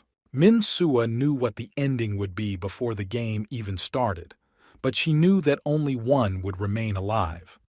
But the ending changed before the game started, and then she saw the end that would happen this time. This is the real end. Madman Demon King. At this time, Kim Se-han thinks that he planned to stay in second or third place. Well, the guy doesn't understand how it happened that they took first place in the guild ranking. Kim Se-han doesn't know if they were scared or gave in. But in the end, they didn't get any points. Although this is better than giving away the Eastern Moon Dungeon but what's more important, Kim Se-han asks why Snow White is looking at him like that. Snow White thinks about what to name the main character. She thinks about calling the main character father. But Kim Se-han starts to get angry. He says she can't say that. He then asks who is her mother. But Snow White replies that she does not have a mother as such. But if she thinks like that, then she can call Lin Mom. Kim Se-han asks, has Snow White gone crazy? After all, she can't say that. Kim Se-han asks Snow White to just call them by their first names, and it's more convenient for him. Snow White agrees. Kim Se-han thinks that Min-ah says that such a cold creature is very cute and takes her everywhere with him. However, Snow White is quite unusual, and perhaps because of the blood that Lin gave. But it now has 5 magical attack techniques and even a regeneration skill. And if Snow White continues to develop, she will become as great as Samarin. Kim Se-han says that, in general, Snow White wanted to tell him something, so she was waiting for him in this place. Snow White says that Uncle Chang Woo asked him to convey that she appeared in the dungeon that Kim Se-han was looking for. The main character goes on a mission to the dungeon. He returns to his past life. Snow White and Jisoo went with him. But the guy did not allow him to go with him. He threatens to complete the task. After some time, the main character regains consciousness. He sees that it is dark around him. He doesn't understand. Is he already back? After all, Kim Se-han would like to see what happened after, but he'll do just fine. At this moment, the main character sees Laplace's hourglass in his hand. This is an item that can cause the future of one person. Kim Se-han understands what he needs. Get out of this place. After all, Snowball and Jisoo were probably already back. At this moment, the system says that Kim Se-han receives achievements and also a status called Former Representative. Kim Se-han has achieved results that no one has ever achieved before. He receives a large reward in Mao. Result of outside interference. Kim Se-han also gains new skills. The main character does not understand what a former representative means. Isn't this just a hallucination? From the Dungeon of Dreams. At this moment, Jisoo appears and asks if Kim Se-han is still standing at the door. She asks, is he already about to go out? Kim Se-han asks how long they've been waiting for him. Snow White replies that if she is sure, then they were waiting for the main character. 7 hours and 22 minutes. Kim Se-han says that this is less than he thought. He suggests going back and resting for a while. After all, the girl must have had a hard time waiting. Kim Se-han understands that this is quite possible. Change this world. Jisoo holds Laplace's hourglass in his hands. Now she hides them behind her back so that the main character does not see. The main character's witch hopes that the guy will like her gift. After some time, the main character was in his building, and it still seemed strange to him from the moment when he received a new skill that didn't even have an exact titles. Kim Se-han didn't think that the Hydra skill would return to him. After all, this is an imaginary space. The main character can create and open a temporary space in the air. In his past life, Kim Se-han often used this skill along with spiritualism. But usually the main character was not able to open the space where there are living beings or large objects, although this is a pretty good skill because Kim Se-han immediately connects with the inventory. But the main character does not understand why he got it. After all, Kim Se-han has never heard of such a skill appearing as a reward in the dungeon. After all, this is probably somehow connected with the Hydra. Kim Se-han understands that she has two. There is no way he can ask in person. But when she herself realizes that Kim Se-han used this skill, she will be the first to start a conversation. At this moment, Min-ah appears and asks what it was. Did Kim Se-han really use new skills? Min-ah doesn't understand what's going on and why the main character is so angry with her. Looks strange. The main character replies that nothing happened. Kim Se-han asks where the girl is going. Min-ah replies that she wants to take a walk. Kim Se-han understands what it means Min-ah was looking for friends during these so-called walks. Kim Se-han replies that Min-ah just shouldn't get involved with strange people. Min-ah replies that the main character should not worry because Kim Se-han knows her. He immediately runs away as soon as it becomes dangerous. Min-ah turns to the main character and says that Kim Se-han is somehow strange today. After all, he became like this after he returned from the dungeon, and the girl assumes that it was difficult for the main character there. The main character replies that it was a little hard there, but he under no circumstances wants Min-ah to go there. Min-ah replies that Kim Se-han didn't get anything special there anyway, and she'd rather buy it and not worry. Min-ah turns around and leaves. Kim Se-han thinks that if everything is so, then it would be better for him to deal with Min-ah first. After all, she said that it was connected with the devil. And the most important thing is to collect information. At this moment, Jisoo is trying to find the main character. She doesn't understand.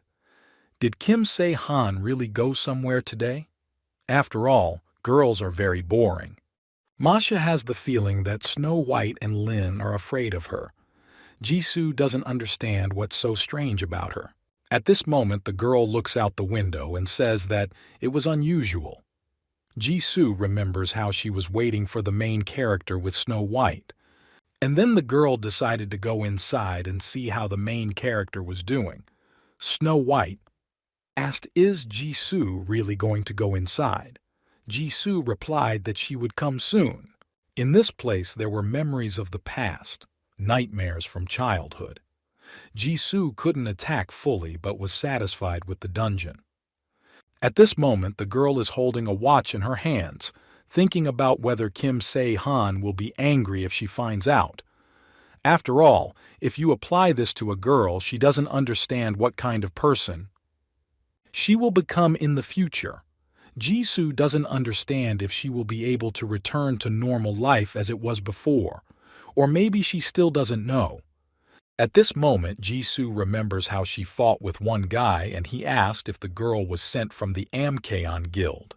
He asked, is Jisoo the one who made a contract with the devil? Jisoo thinks that Amcheon were happy with the strength in the Gongbook area, and people say that the guild leader made a contract with the devil. Jisoo thinks that if she doesn't have much to do, she will need to visit that place tomorrow. At this time, Chan-woon is approached by Soo-gon. He also asks about information about the Amcheon Guild. Soo Guzun asks what type of information Kim Se-han is talking about. Soo Gyun is nicknamed the Backstage Information Network. Chan Woon replies that he doesn't need anything so grandiose. After all, it will be enough for him to tell. Location. Soo Gyun heard that the Dark Brotherhood was destroyed, and he wondered why someone like Chan Woon needed the location of the Amcheon Guild. Soo Gyun hopes that Chan Woon will not want to go against this guild. After all, this is a guild on the sly, gaining strength, and Chan Woon cannot cope with it alone. And if he needs a location, he will let the guy know about it. Soo Gyun is about to leave. At this point, Chan Woon asks how many points he should give the guy. Soo Gyun replies that 1,000 is enough for him. Lennon says that it's very cheap. But Soo Gyun replies that this is not such important information. After all, if Soo Gyun gives the guy too high a price, he risks losing his head. Soo Gyun says goodbye to the guys and says that Chan Woon can contact him whenever he wants. At this moment, Azazel appears and asks, why did Chan Woon ask what he already knew? Chan Woon replied that he did this so that rumors would spread that he was looking for this guild. Azazel asks, is this?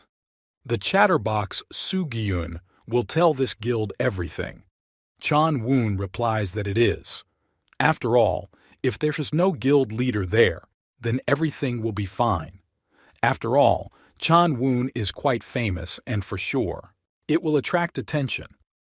Azazel is surprised by the guy's self-confidence. She asks if Chan Woon thinks he can handle them. Chan Woon asks, how are you doing? Azazel thinks. Azazel understands that she asked in vain. Chan Woon thinks that he can go to that guild tomorrow. Chan Woon thinks that Soo Gyun is probably heading to the Amcheon Guild now. Chan Woon thinks about how long it has been since there have been normal battles. After all, the Iron Devil of the Amcheon Guild, named Do Yan, is waiting for him. Chan Woon hopes that Do Yan's level will not disappoint him. At that moment, the main character found what he had been looking for so long. Kim Se-han doesn't know the name, but the faces are familiar to him. That's why Kim Se-han found them quickly. But the problem with the main character is how exactly he can terminate the contract with the devil. The main character is wondering if there is anything in the store. Everything will work out if you destroy the devil's relic, like Chan Woon did. But this cannot be done by simple effort. After all, even Kim Se-han, who is already the second. Since participating in the game, I have only seen this once. After all, the easiest way to do this is for the devil to terminate the contract himself. It's quite difficult. After some time, the main character came. He sees Lin and Snow White standing there. Kim Se-han asks where the others are. Julia replies that they most likely left. For points. After all, Min-ah said that she would go for a walk.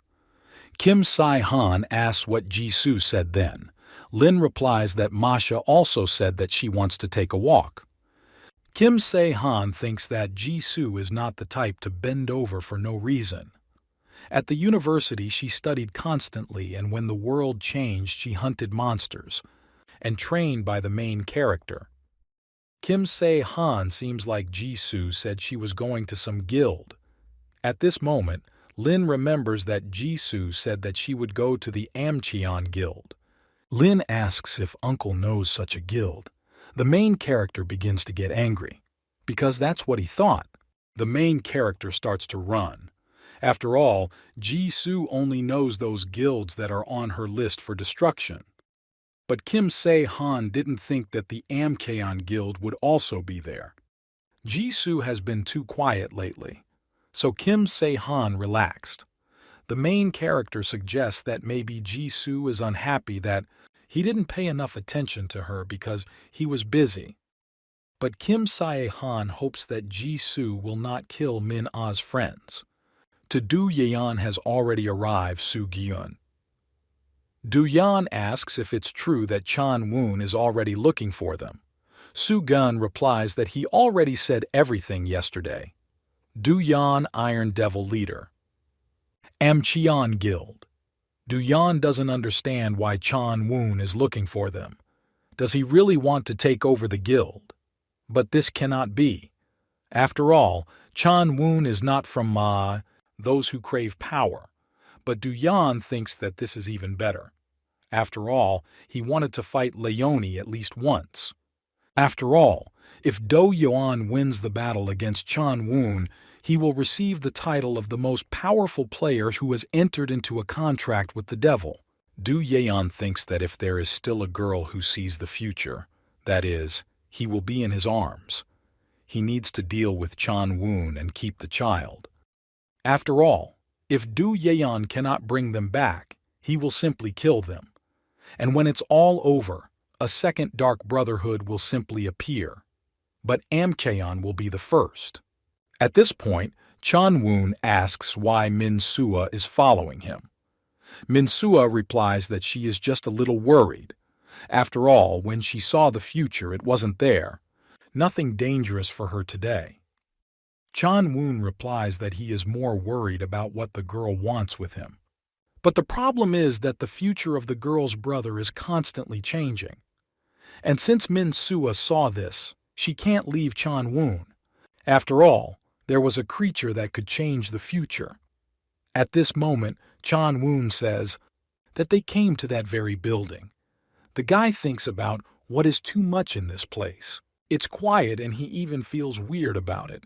He suggests that Su-gun may still be didn't tell Do-yeon everything, but Chan-woon will find out about this when he goes inside. After some time, Chan-woon doesn't understand what's going on. After all, everything around is empty. At this moment it seems to him that he hears some strange sound on the upper floor. Min-sua says that her brother is in the basement. Chan-woon asks how Min-sua knows he is there. Well, Min-sua replies that she was also in that place. Chan-woon and Min-sua walk down the steps and head to the basement. Chan-woon hears someone discussing that there is chaos upstairs and they should sit downstairs. At this point, Min-sua asks, how about going the other way first? At this moment, Chan-woon tells the girl that he senses the presence of two players on the other side, but the girl's brother is not there. Min-sua knows this, but she says it would be better to look elsewhere. Chan-woon understands that it looks like Min-sua saw something again. He thinks about what annoying skill the girl has. Chan-woon and Min-sua enter the same room. They see two girls there. Chan-woon doesn't understand what's going on and why there are children here. After all, Chan-woon. Of course I knew that this was a lowly guild, but Chan-woon did not know that they use children as workers. At this moment, the older girl asks what everyone else is doing. She doesn't understand if it was because of him that they weren't told to go upstairs. But at this moment, they assume that he complicated everything. After all, the girls didn't want to fight. At this point, Chan-woon says that if things go this way, there is only one way left for him. The girls find themselves on their knees in front of the guys asking him not to kill them. Chan-woon asks if Min-sua knew about this. Min-sua replies that she knew everything. Chan-woon replies that this makes him angry. He asks, is Min-sua asking him to take these girls with him? Naruto replies that she doesn't want that. Chan-woon doesn't understand why Min-sua brought him to this place. Do they really have something? After all, they are just servants of the devil. At this moment, Min-sua runs out of the room and says that they must go save her brother. After all, there is no time. After all, there is no one in this place anyway, and that's not the problem because they need to hurry. Chan-woon hears some strange sound, as if something was about to jump out. Chan-woon asks to be told why they are following him. At this moment, those same girls are following the guy. The girl replies that they also ended up here not of their own free will. They just thought that if they followed, they could get out. The girl says that her name is Eliza and the younger girl's name is Ji Sung. Chan Woon replies that he didn't ask the girls' names. He thinks that girls would not be able to join a guild like Amkeon of their own free will. At this moment, Min Sua starts screaming that her brother is in this place. At this time, Suho is sitting there tied with chains. Chan Woon asks, "Is this really the girl's brother?" Min Sua replies that this is her brother. At this moment, Chan Woon breaks the bars with his own hands and says that Andre has a fever. First, you need to bring it upstairs. They go up again, or they think that this is all very strange. After all, in this place not a single person is visible. Suddenly, Chan Woon starts yelling for everyone to head for cover. He passes Suho Min Sua, and he tells Min Sua to take her brother. Eliza doesn't understand what it was. At this moment, a huge hole appears in the ceiling from where Jisoo falls, holding Do Yeon in her hands. Eliza doesn't understand. Is it really the guild leader Do Yeon and he's already dead? At this moment, Jisoo notices that Chan Woon is standing there, heads to the guy and says that this is the same guy she fought with. Jisoo didn't think they could meet again. Chan Woon thought so too. Chan Woon sees that this time Jisoo is with a weapon. She heads towards the guy and wants to hit him, but Chan Woon repels the girl's blow and the battle begins. Jisoo pierces the guy's body with his sword. Chan Woon doesn't understand what this sudden attack is. He hits the girl in the stomach, causing her to start bleeding from her mouth. Chan Woon understands that it is not his attack that is the issue, and the fact is that Jisoo is not going to block the blows. This is an amazing regeneration skill. The blow to the jaw was supposed to prevent a concussion. Chan Woon thinks that his body was tempered with magic and he is surprised by the girl's such strength. Chan Woon sees that Do is lying there yawn. Although judging by the fact that his arms and legs are in place, it looks like it was not for nothing that he was called the Iron Devil. And if Jisoo hits Chan Woon even once, he will die. Chan Woon is surprised that Jisoo has become much stronger. After all, it clearly did not only increase the girl's scores. This is not just trusting your feelings. After all, Jisoo has mastered the technique perfectly and does not hesitate to use it. Jisoo attacks the guy and it makes him incredibly angry. Chan Woon understands that it is not profitable for him to fight the girl now, but if he escapes, then these girls will not survive. Somehow maybe two of them are servants of the devil. Chan Woon realizes that they have no choice but to fight. After all, if he doesn't kill her with one blow, he himself will lose. At this moment, the girl picked up a huge stone with her hand and is trying to throw it towards the guy. Chan Woon tries to break this huge stone with his strength, but when the stone breaks in front of his face, Jisoo appears. Chan Woon understands that he needs to collect all the magic of the mask to apply. Hit the girl so she doesn't touch him anymore. But at this moment, Chan Woon does not understand what is happening. After all, Jisoo doesn't even think about dodging his blow, but on the contrary, she attacks the guy herself. No, the girl doesn't know if she's in her right mind. Chan Woon is already exhausted and bleeding everywhere.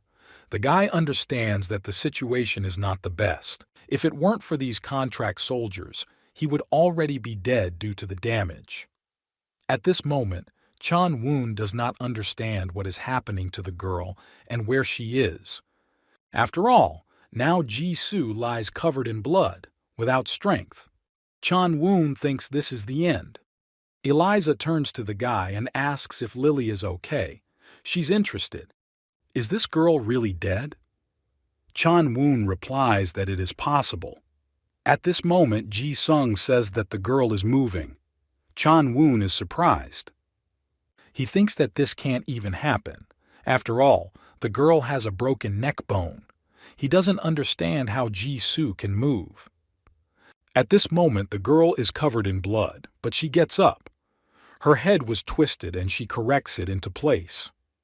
Jisoo thought that Chan Woon would be incredibly surprised. Chan Woon understands that he has no other way. After all, there is no hidden strength or hidden trump card. He sees the girl's wild look, as if she were looking at a stone lying on the road. Chan Woon doesn't understand. Can this girl really be called a human? Chan Woon understands that this is the end. At this moment, Jisoo tries to hit the guy. But Chan Woon doesn't understand what's going on and why Jisoo stopped holding her mace at the level of the guy's head. Jisoo replies that she won this time. Chan Woon doesn't understand what's going on, but Jisoo repeats that she won. She asks if Chan Woon wants to play again. Chan Woon doesn't understand what the girl is talking about. After all, if the guy remembers that he attacked her comrades, then Jisoo, on the contrary, should have killed him. Jisoo talks about it, that Chan Woon did not kill anyone that day, although he could very well do it. And to be honest, Jisoo wanted to kill him. But she sees that there are children here who need help. Jisoo also says that someone did not ask her to kill the masked man. Chan Woon asks if Jisoo won't kill them. Jisoo asks if she looks like a hitman. She asks if they really think that she just kills everyone, but Chan Woon asks if that's not true. Jisoo replies that she's just being a sensitive jerk, but there is no evil spirit coming from Chan Woon now, so she could kill him. And she also says that Kim Se-han wanted this person to protect those children. Chan Woon understands what Jisoo seems to have said about the raven. Chan Woon understands that he owes this guy. At this moment, the main character watches from the roof as Chan Woon walks with the children. Masha's heart is about to burst out of her chest with fear. After all, it seems those words that she just heard something incomprehensible strike in Jisoo's soul. Chan Woon is curious about something.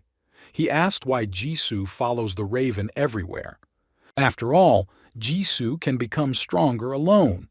Chan Woon says that Kim Se-han is certainly strong, but Jisoo is also unusually strong. And it's strange that Jisoo listens to him so much. After all, the message that Jisoo checked. During the fight, it was from a raven.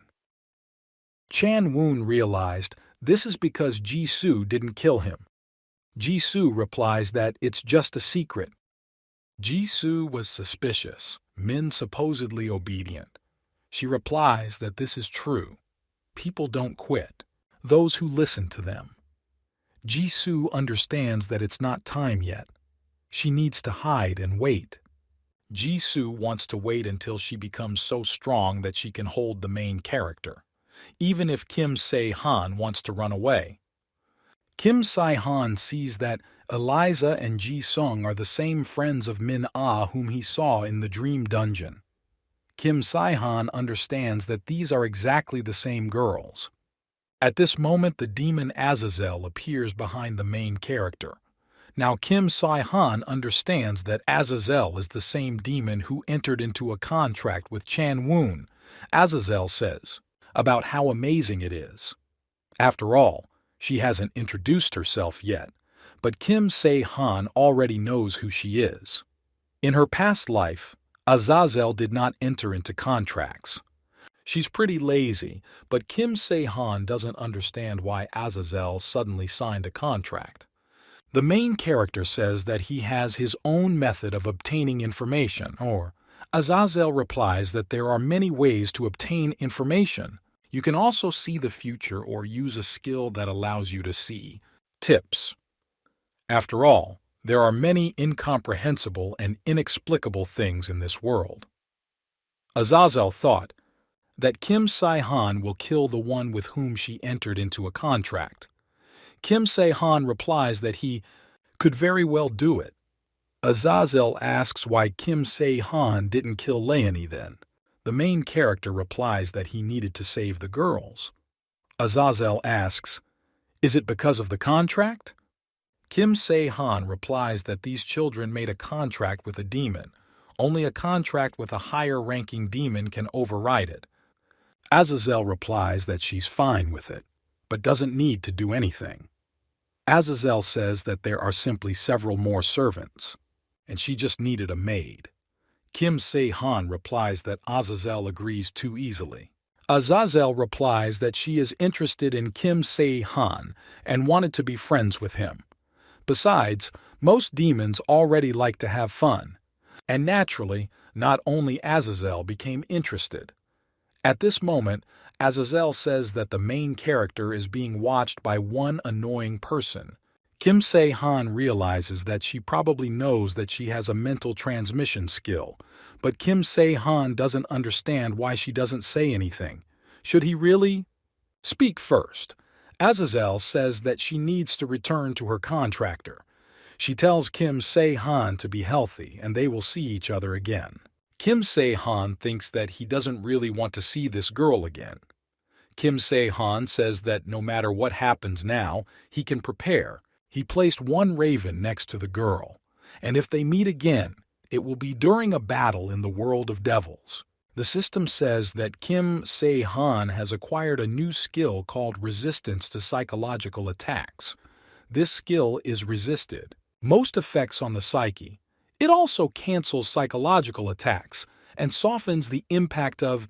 And so, Kim Se-han thinks that, after all, it's good for him to have the right to choose his skill. After all, he received a skill that cannot be obtained in the usual way. The main character should just try a little while standing, and he will be able to promote him to the highest rank, in which case Kim Se-han will be immune to psychological attacks. After some time, the main character enters the gym and asks if Jisoo needs help. Jisoo asks what Kim Se-han can help her with. At this point, the main character uses a ferocious killer. Strengthening is also possible. Ferocious assassin increases power when absorbing blood. Kim Se-han tells Jisoo to sit next to him. She asks if she should just sit down. Kim Se-han tells Jisoo to look at him. Jisoo asks if she should just look at main character. But Kim Se-han tells the girl not to just watch. He asks if Jisoo can use the Death Star. Jisoo is incredibly surprised. She doesn't understand what the main character is talking about. Kim Se-han asked Jisoo to do as then when she tormented the devil's people. Jisoo thought it was with the main character. She seems to be asking, has Kim Se-han really mastered some strange skill? The main character replies that this is so. The girl agrees. At this moment, the girl uses power and directs it towards the main character. Kim Se-han is incredibly surprised. At this moment, he activates the resistance skill. Psychological attacks. Jisoo asks if the main character is okay. Kim Se-han replies that in principle he is fine. He asks if Jisoo can enhance the skill. The girl says that she probably can. At this moment, her eye begins to glow with a bright red light. The main character is incredibly surprised. As Kim Se-han expected, the Death Star skill itself is a psychological attack. After all, an ordinary player would not even be able to move from this. This way, Kim Se-han can practice using the skill. Kim Se-han asks the girl not to even stop. After some time, the main character says, "That's enough for today." He asks if the girl needs anything. After all, Kim Se-han always turns to her with some requests. But Jisoo replies that everything is fine because Kim Se-han gave her a weapon, and she will consider that they are even. Kim Se-han gave the weapon because he promised, just for him for a while. The girl will need help in training. Jisoo is incredibly surprised. Kim Se-han replies that he needs about a week. After all, of course, he knows that this is a big load. But this time Jisoo agrees. Kim Se-han is incredibly surprised that Jisoo agreed so quickly. Jisoo replies that she can do it every day. Do it. Besides, there's not much to do anyway. But in return, she will have one feature. Jisoo asks that they do this not in the training room, but in hers, or in the main character's room, so that it would be just the two of them. The main character asks why this is so. Is it so that others will not get hurt if they enter this place? Jisoo replies that she thought so. Kim Se-han understands that if Jisoo hits Lin or Snow White, they will be injured. Kim Se-han agrees, but he doesn't think it's any special request, but Jisoo answers that maybe this is a special request, but that will be enough for her. Kim Se-han replies that then tomorrow they will do so. He will wait for the girl in his room. Or he will come to her himself. She agrees and says that for her it's even better. After 2 months, the main character faces a special task. It's called a competition. Event servers where 100 representatives from each server are selected and perform a special task. This time the task will be called a treasure list. The game master will tell the player additional details of the task at the location of the task. The location is determined randomly after the end of the task. All players will return to their home server. The duration of this task is 2 weeks. Kim Se-han sees that this quest is being conducted by the publisher himself. Therefore, there must even be an explanation, polite.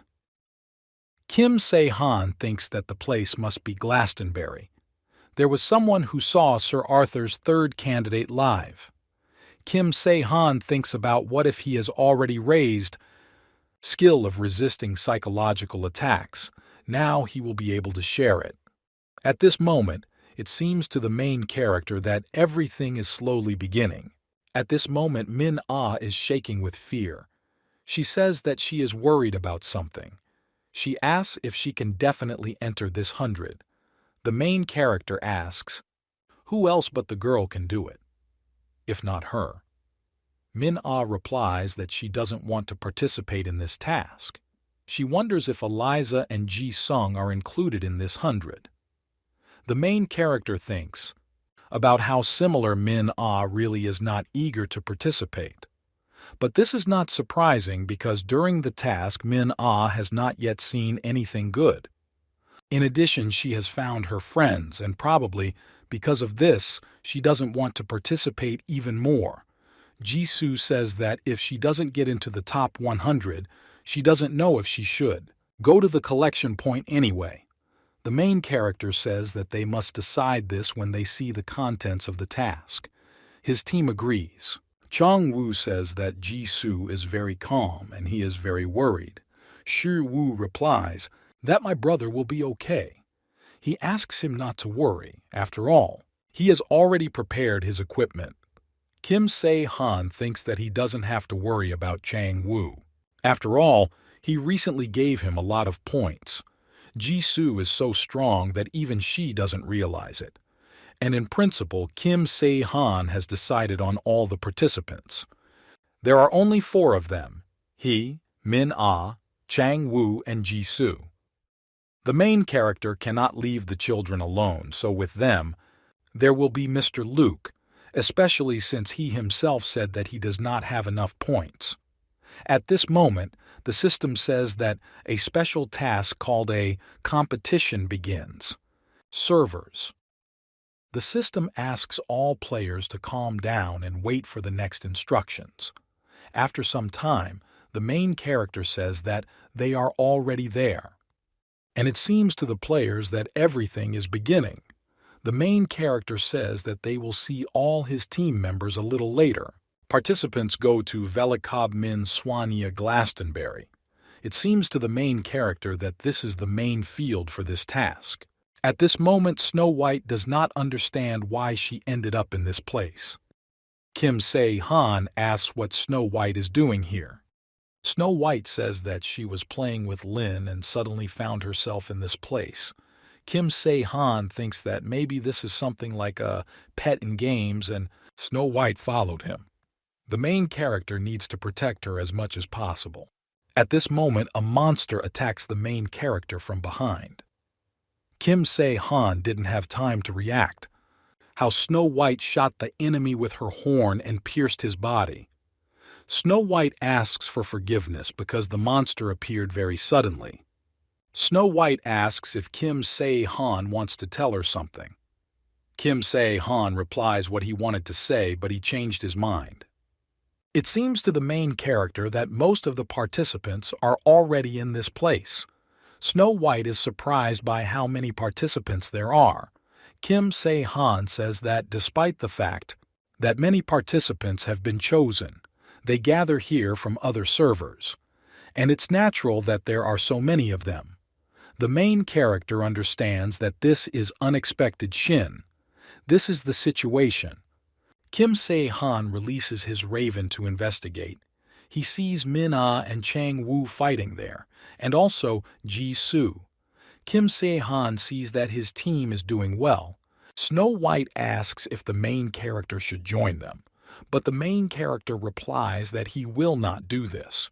After all, the treasure hunt is still going on.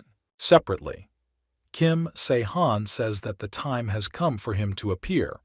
After all, this is the game master of the English server, Akinen. The game master welcomes all players.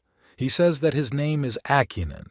He is the game master of the English server. The players have been called to this location for an intense mission. He says that in simple words he wants to say that this is the time for bonuses. Something like a gift for a server representative. They probably saw in the window that this task would be a treasure hunt. Akinen says that objects are hidden throughout this place. They can lie in ordinary chests on the ground or maybe on trees. Some players may have already gotten it by killing monsters. And the important detail is that players should under no circumstances attack the guard. The Game Master says that at Glastonbury the guard is a dragon. The Game Master tells players to try to avoid him. After all, they all know the reason. After all, this is robbery. Akinen says that now the treasure hunt can begin. The assignment deadline is 2 weeks. The guys can't wait to find out who will become the owner of the item, highest rank, and also which server will take first place. He wishes everyone good luck. Snow White asks what Kim Se-han plans to do now. The main character replies that first they must act separately. After some time, Snow White asks if Kim Se-han was looking for this place. The main character replies that it is so. Snow White says she feels strong, magic, and it seems to her that some kind of magic spell is activated here. Looks like the one that scares away monsters. The main character replies that it is so. Snow White asks, did Kim Se-han know everything? Kim Se-han replies that he knew, but approximately. After all, this is exactly the same lake that Arthur told him about. He came running here, running away from monsters, and then I realized that they wouldn't come here. But still, Arthur was afraid of the monsters that could be outside. That's why I couldn't leave this place. Arthur was mentally exhausted. He threw himself into the lake and chose death. That's how he ended up in that very place. The main character begins to enter the lake. Snow White is surprised and asks if they really have to do this. The main character answers that they should go there. Snow White says that she can't swim. Kim Se-han asks for Snow White to close her eyes and hold her breath. Kim Se-han asks if she doesn't have magic tricks to use in the water. The guy picks up the girl and Snow White says that she doesn't have these techniques yet. After all, as Kim Se-han knows, magical skills appear depending on from actions. Kim Se-han understands that even though Snow White is a Karen, she won't drown in the water even if she goes completely into it. But he asks Snow White to try to hold her breath just in case. Snow White agrees. They dive into the water. Kim Se-han sees that it looks like an ordinary lake. He cannot do this without the skill of searching. Kim Se-han uses this skill and tries to find that place. He notices something and approaches him. Kim Se-han notices a stone. He realizes that if he turns it, then the door will open before him. That's how it all happened. Kim Se-han and Snow White walk into that place. The system says that they have entered a safe zone. They are met there by two guards. After some time, the guard says that they have already been told that Kim Se-han can enter. When Kim Se-han and Snow White walked down the street, people did not understand whether it was really the player, which came from the outside world, and people don't understand how Kim Se-han came to this place. Kim Se-han thinks that, as he was told, this place is just a copy of Glastonbury. And to the main character, it looks like the guard sees the player for the first time. After all, they are isolated from everyone. The guard says that they have already arrived. Kim Se-han asks if he just needs to go inside. The guy replies that the main character is already there. When the main character entered that place, he was met by a witch who did not think that anyone from the outside world will come to this place. The magician says that a guest came to her for the first time, which she didn't invite. She suggests that maybe she should be more careful. In addition, Kim Se-han brought with him an interesting little thing. Kim Se-han asks that if they want to talk to him, he asks that first they introduce themselves to him. At this moment, the girl snaps her fingers and the light comes on. She says that her name is Li Fei. She is the mistress of Avalon and the last witch. At this time, Jisoo looks at the map and does not understand why Kim Se-han is heading to another place. Was he planning something else again? After all, if I wanted to join forces, I would have called already. And judging by the fact that he doesn't call Jisoo, he understands that the main character doesn't need her help yet. Jisoo thinks that she has everything. I don't have enough strength yet. She doesn't have many abilities. And he doesn't know how to create weapons. But anyone can just fight. It turns out there is nothing special about the girl. Jisoo thinks that until this world turned into a game, she was the only one. And the girl regrets it. After all, if Jisoo knew that the world would change so much, she would have acted differently. Now she only has physical strength left, but still she remains second after Kim Se-han. And if the guy suddenly decides to leave her, Jisoo won't be able to stop him. Therefore, the girl tries not to do anything that the main character might not like. Jisoo thinks that she needs to obey the main character in everything and watch him like she obeyed her parents. After all, Jisoo has always been a diligent child. Jisoo has always been a good, obedient child. She was immune to psychological disorders, and hence the feature of excellent control, your emotions. To be honest, it wasn't even immunity, more ability to manage these oddities. Therefore, there was no desire to kill, something special for Jisoo. Thanks to this, she did not fall into madness from the Power Star and was able to remain a good child. However, she had a desire to hold Kim Se-han in her arms. But Jisoo understands that this is not possible. After all, she still needs to remain good for a while. And she doesn't want to. Kim Se-han hated her. For now, Jisoo should be an obedient and kind girl. Avalon Utopia, where fairies and mages live. The owners of this land are Ivan, Nimue, and a real witch who lived during the myths, Li Fei. Kim Se-han realized that there was Avalon in this place.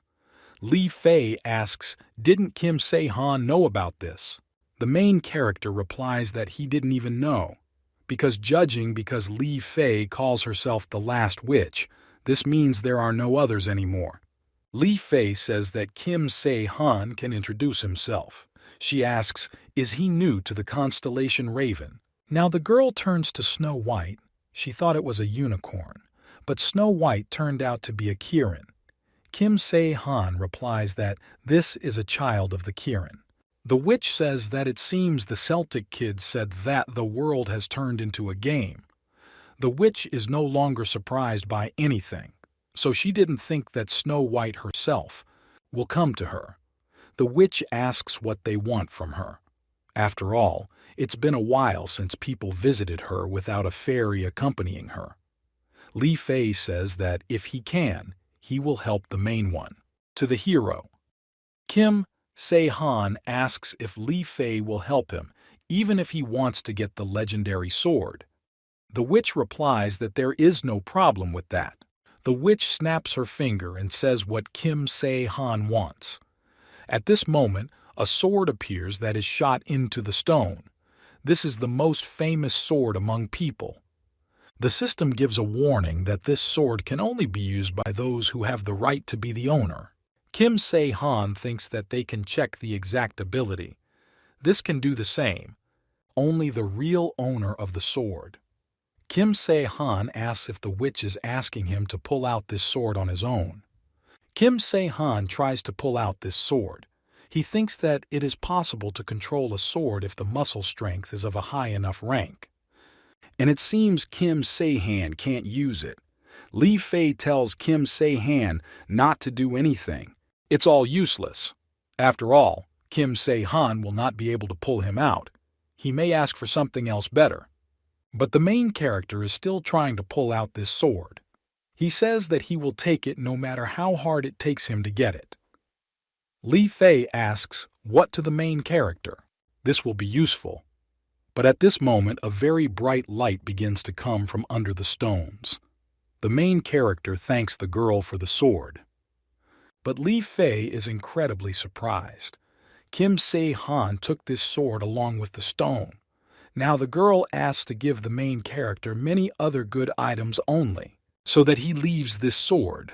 But the main character replies that he doesn't need it because he likes this sword. Kim Se-han replies that the girl should not worry because he will personally give this sword to the owner. Li Fei asks who Kim Se-han is and how does he know who the owner of the sword is. After all, he's not Merlin. How would he know that? Kim Se-han replies that he has his own channels. The witch gets angry and says that Kim Se-han talks like Merlin. And it makes an impression. Exactly the same. Kim Se-han doesn't understand is the witch calling names. Kim Se-han says that if he does not find the owner of the ball in 2 weeks, he will return this sword to her, Li Fei Rada. She says that then she cancels those words about Merlin. Kim Se-han thinks that it was name-calling after all. Kim Se-han says that in return he will ask Wu. Girls are different. Li Fei replies that the guy should not worry because she will reward him generously. She gives her word to the lady of this village by the lake. Kim Se-han asks, nothing will happen if he stays for 2 weeks in this place. The witch answers that Kim Se-han can be in this place as much as he wants and it doesn't matter. Only the witch has one request to the main character. The witch asks if Kim Se-han can report this child to her for a while. The witch won't do anything strange with her. Snow White asks in fear, are they really talking about her? The witch says that she has simply never seen Eastern deities, and she wants to find out more. Snow White answers that she is not a Kirin but just his child. The witch tells the girl not to be afraid of anything because she won't do anything bad. Kim Se-han asks Li Fei to teach Snow White magic in this case. The witch naturally agrees. Snow White runs up to the main character. She is very afraid. But Kim Se-han replies that walking girls with him will be more dangerous than in this place. Besides Li Fei, I can't say that she's a bad witch though. But just in case, Kim Se-han says that if something happens, Snow White can call him and he will come right away. Kim Se-han says that he will return this evening. Snow White agrees. Kim Se-han asks Snow White to behave well while he is away all this time. At this time, Arthur is in the forest. Suddenly the players stand in front of him. The main player asks, is the English server really full of weak people? He doesn't understand how such a stupid guy got into leadership, and why such a weak person represents their server. The guy asks how you can walk with your head up when there is such a shame here. He hits Arthur and the guy falls to the ground. Things fall out of Arthur's bag. He starts, put them back together. But the player begins to mock the guy. He asks if he doesn't even have pride, but Arthur doesn't answer. The player grabs Arthur and lifts him up by his clothes. Arthur doesn't understand what's going on with these guys. Has he really done something wrong to them? The player throws the guy aside and calls him a pathetic coward. He asks if they can fight if Arthur is so cool. But suddenly crows begin to fly at the players and they do not understand what is happening. Is this really a monster? But they understand that these are just crows. Player says that he doesn't know what it is, but he'll just kill them all. Suddenly, the crows fly away in front of them. The main character appears. The player asks who the guy is. But the main character asks for forgiveness from the player, but he has one thing to do with Arthur. Therefore, he asks the players not to touch the guy anymore. The guy asks why the main character helped him. Kim Se-han asks why the guy just stood there and didn't fight back, because Kim Se-han knows that Arthur is much stronger than these guys. Arthur replies that he is just a weakling, and nothing will change if he boasts of his strength. Because these guys are right. Arthur is the weak one who left his family to die. Arthur asks, what business does the main character have with him? Kim Se-han says that he came to heal the guy's leg and also his mind. A screen panel appears in front of Arthur, inviting him to become a member of the protagonist's team. Kim Se-han invites the guy to join his team. At this point, Arthur refuses. Kim Se-han asks, is it because Arthur doesn't? Can't forget that illusion. Kim Se-han respects the guy, but he shouldn't give in. Illusions. Arthur must face reality. The guy thanks the main character for his help, and he thinks that this is enough. Kim Se-han asks if Arthur wants them to talk about something else. Kim Se-han asks if the guy likes King Arthur.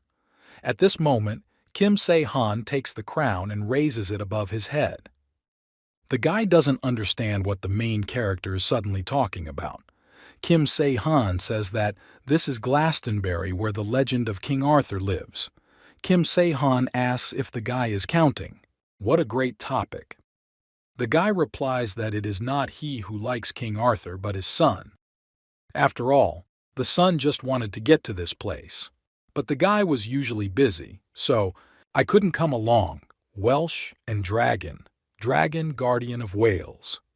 Kim Se-han asks, does the guy really know about this? The guy replies that he often told his son about him.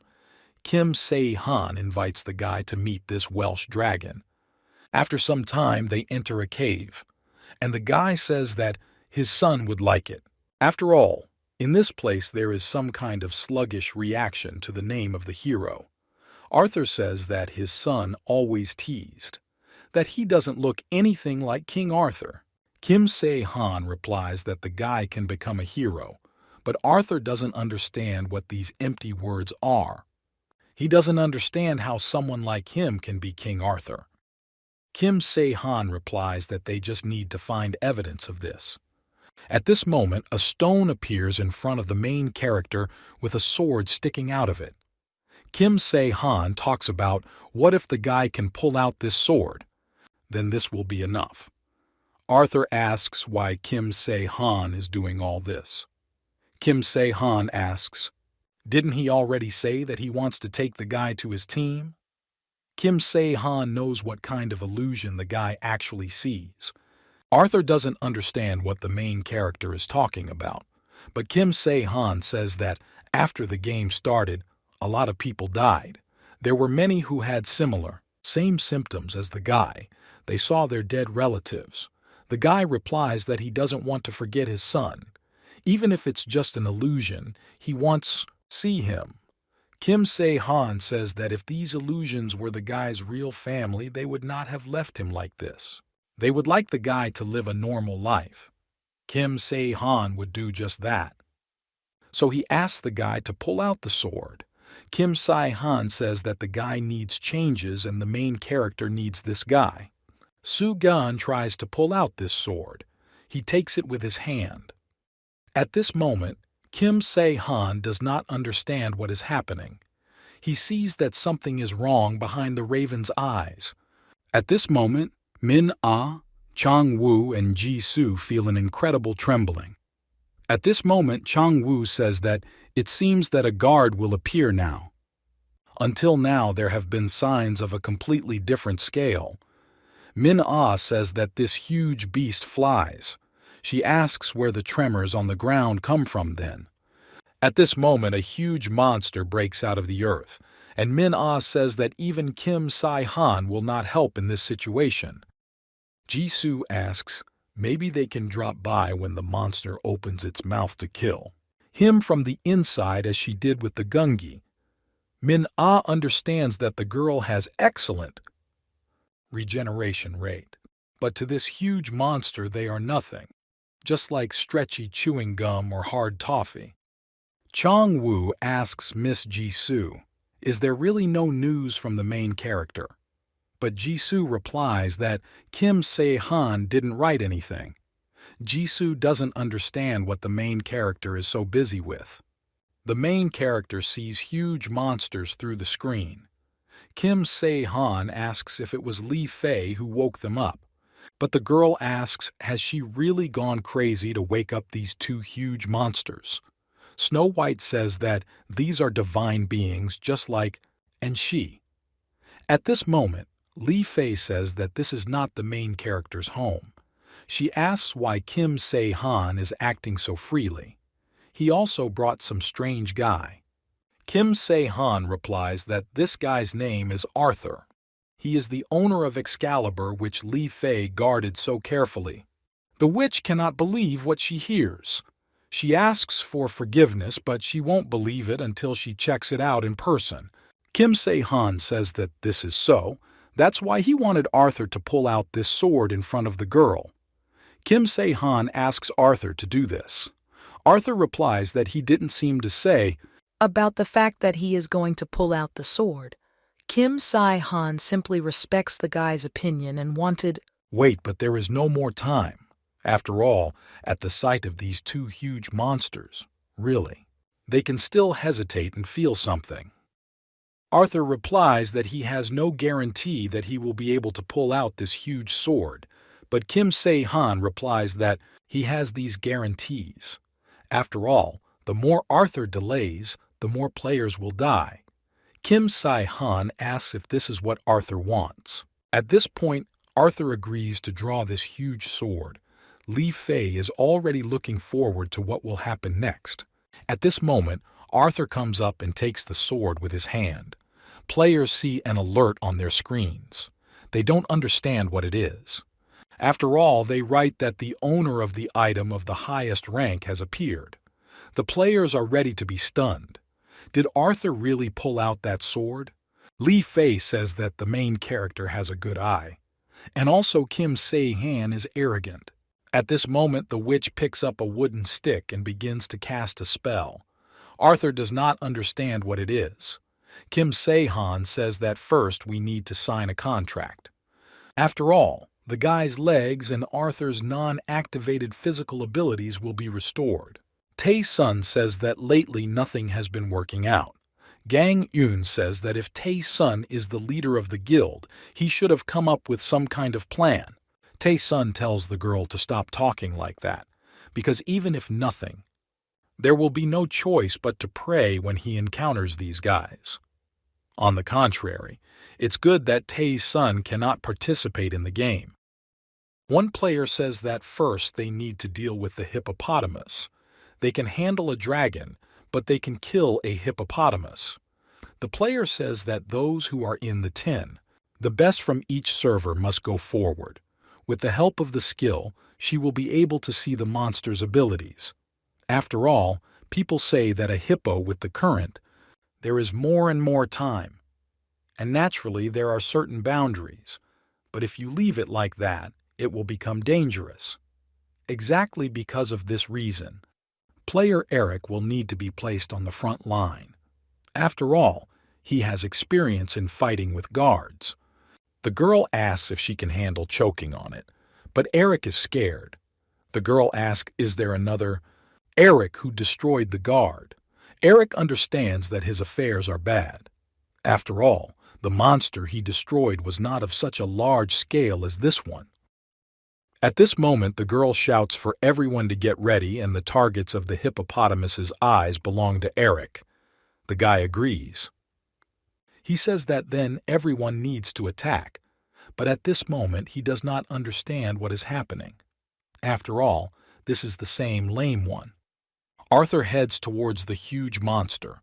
Now in his hands he holds the very sword that he was able to pull out. Players see that Arthur is no longer limping yet, and he had a sword. They don't understand what's going on.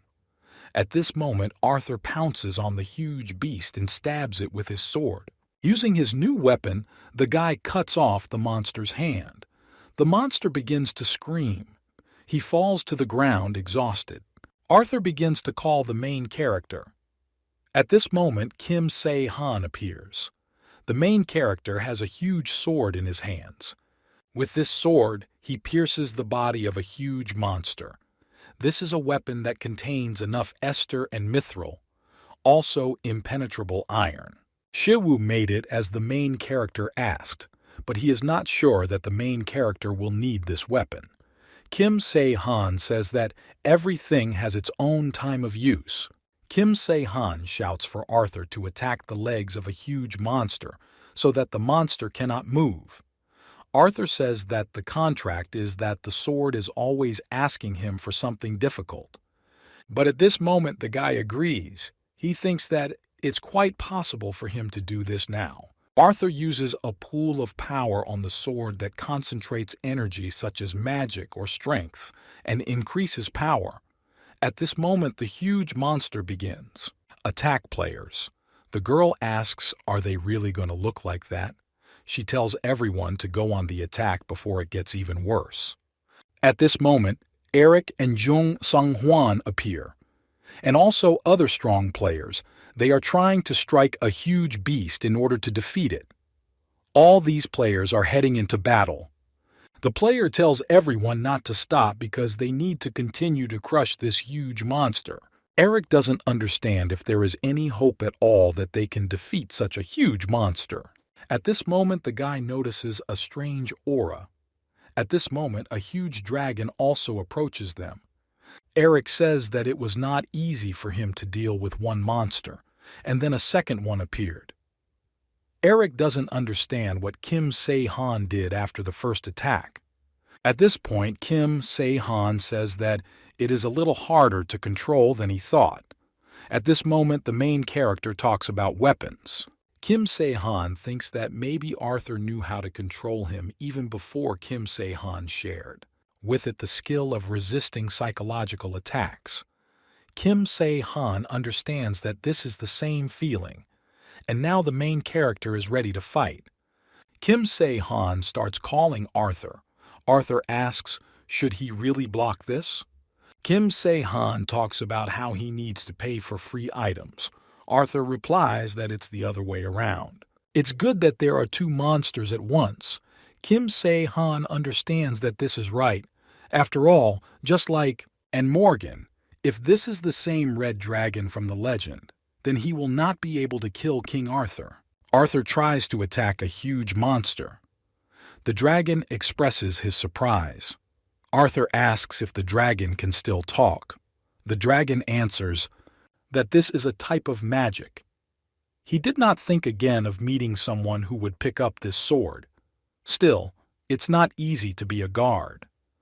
Arthur asks how this legendary, the red dragon has turned into a monster. The monster replies that this role was determined for him by the system. They became players, and the dragon became a monster. Arthur asks, really? Resistance is impossible because he is the red dragon. The dragon replies that it is impossible to resist, that which includes the laws of the universe. After all, there is not much difference between him and the guy. Arthur replies that it is strange that the dragon turned into a monster. After all, the red dragon was supposed to become a player. The dragon replies that only people who outwardly resemble gods become players. Therefore, they are able to make their avatars out of them. The dragon turns to its owner. Mecha says that he would like to tell him a lot more, but he cannot. However, according to the oath of the gods, the dragon can only help the guy once. Arthur asks the dragon to tell him in more detail. At this moment, an explosion occurs and the dragon begins to take off. He begins to attack a huge monster and the dragon presses this monster to the earth. Players do not understand what is happening during the battle. Is it really one monster attacking another? Kim Se-han doesn't understand. Is it possible that Arthur doesn't want to get involved personally? The main character thinks that the guy quickly guessed. At this moment, the main character flies up to a huge ball that is still as big as the body of a huge monster. Kim Se-han hits him with his other weapon, and at that moment only blood scatters in different directions. The dragon flies away. At this moment, the main character receives a notification that he is receiving an achievement called God Killer. Also, Kim Se-han receives a special reward for destroying a strong battle. The main character is happy, but he doesn't understand where the red dragon went. After all, if the dragon had remained in this place, then the dragon would have had to fight them. The guy says that he was surprised because he didn't think that Kim Se-han was such a great player. The guy says that his name is Julian. The main character talks about that the guy shouldn't be surprised. He says that his name is Kim Se-han. Kim Se-han realizes that Julian is also here. After all, this is a player from Germany. He signed a contract. With the god of another constellation in a past life, he was quite active. Julian turns to the main character and says that Kim Se-han is Korean. He asks if you mind Lee Kim Se-han to talk a little. He urgently asks for an apology and he thinks that it is better for him to leave because of prying eyes. Julian replies that for the main character it will be even better. Julian hopes that they will meet the main character again and they will have the opportunity to communicate. The main character says that he also hopes so, but it's time for him to leave. At this moment, the main character has wings and he flies away from his place. This time, the main character made sure that all servers were united and will only get bigger in the future. Now, every outstanding player is important. To prepare for that moment, the devil's world is a palace of lust. At this moment, Arachtos asks, did it not work out? And he repelled the mental attack. Mara Papias, the demon of lust, replies that it happened that way. Arachtos even reported the location of the hippopotamus. Mara Papias replies that he doesn't know if it's worth saying, but he didn't feel the slightest threat. It's simple, marvelous, and this player is too strong. Arachtos says the demon looks cheerful, but at this moment, Mara Papias clenches her fist and says that strong players are a great incentive for Arachtos, because Mara Papias is already looking forward to it as Kim Se-han will show itself in competitions that will soon begin in the world of the devil. Arachtos understands that Kim Se-han did not feel even the slightest threat. Besides, he knows in advance about the method of attack no matter which guard appears. If this stupid, the red dragon obeyed, then everything would have gone differently. Arachtos thinks that a monster is not enough to kill the main character. Arachtos thinks that they need to find another way. He gets incredibly angry. At this moment, a server competition appears, with England ranking first. The main character is thinking about what the game master should say about now, your word. Li Fei turns to the raven and says that he has solved all the problems. She asks why the guy has such an expression on his face. Kim Se-han talks about it, that the game master Arachtos did nothing. The witch asks, is this not for the best? But the main character says that this is strange because usually game masters are not like that. Kim Se-han turns to Arthur and says that it looks like Arthur still hasn't found the answer. Arthur answers, "What is he like as a person? After all, he took out a sword, but his courage did not increase." Kim Se-han says that this is true, and Arthur must think at his leisure how the competition will end. After all, he will definitely succeed. Arthur says that Kim Se-han believes in him too much, and this seems strange to him. The main character replies that he just has a good feeling and knows everything. At this moment, Snow White turns to the main character and asks if the competition is already over.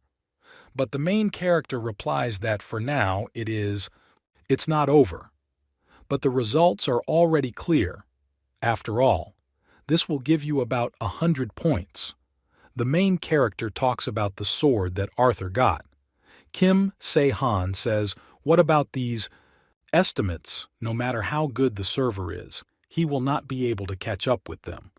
Arthur doesn't even know how to thank the main character, and not only he, but all England players are grateful to the main character.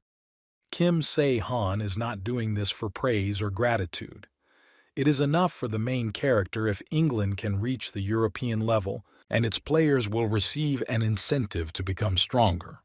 Arthur says that Kim Se-han is sometimes too selfless, that even he is suspicious. Min, really? Kim Se-han says that he just needs to finish the task. At this moment, Snow White grabs the main character by the clothes and asks if she can go with him. But the main character replies that girls cannot do this. He says that it is not often that you get the chance to learn magic from a great witch. In return, he will listen to any request next time, if only he can do it. The witch uses her magic to pull Snow White towards her. After 1 week, Jisoo sees that she has no new messages. She thinks that this is too much. After all, in the end, she could not find the main character before the end of the competition.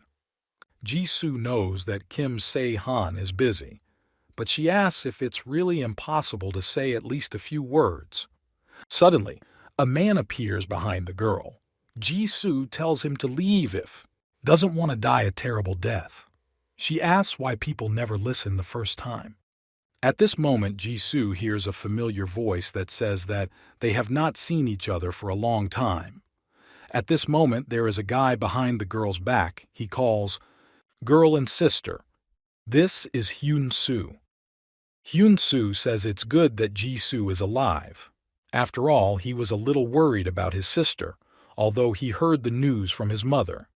Jisoo asks if Hyun-soo is with his mom. Hyun-soo replies that his mother is with him. At this moment, Jisoo tries to convince himself. She says that she must endure. Jisoo says that if Hyun-soo came, it means he wants to tell her something. Hyun-soo replies that this is too much because he could have found the girl by chance. Jisoo says that Hyun-soo is her brother and she knows that he doesn't have that kind of character. Hyun-soo says that Jisoo is still the same reasonable person, although Jisoo was always wary. At this moment, Jisoo says that his brother will stop talking nonsense. Hyun-soo says that he has nothing special. He just wanted to suggest we meet in town sometime. Have dinner with Mom. After all, they haven't seen each other for a long time. At this moment, Jisoo notices the guy's tattoo. At this time, Min-sua suddenly became ill. Ji-sung and Eliza ran up to her and asked what happened to the girl. Min-sua replies that nothing bad happened. She just saw a nightmare. More precisely, the girl saw the future. Eliza asks what kind of future Min-sua saw. Min-sua replies that the people in Seoul will all die. Eliza asks why Min-sua says that. Min-sua asks if they remember that girl in black clothes. Eliza asks, "Is it really that girl in black?" Jisoo will kill them all. Min-sua says that everything is constantly changing, so she can't say for sure yet. But Min-sua clearly saw the killer as a Death Star. Kim Se-han thinks that this will not work. After all, A similar God-Slayer guild is gaining popularity. If they become too famous, it will only confuse matters. At this moment, Min-ah appears in front of the main character. Kim Sai-han thinks that it seems Min-ah tried harder than anyone. After all, so far everyone was focused on the dragon. Min-ah collected the items alone, and I collected a lot of items. But one thing haunts the main character. Something strange has been going on with Jisoo lately. Kim Se-han thinks that they are similar. Jisoo is offended. After all, if he knew, he would communicate with her more often. Kim Se-han sees that the girl is looking at her messages. The main character addresses the girl. At this moment, Jisoo was incredibly scared. She asks what the main character wants.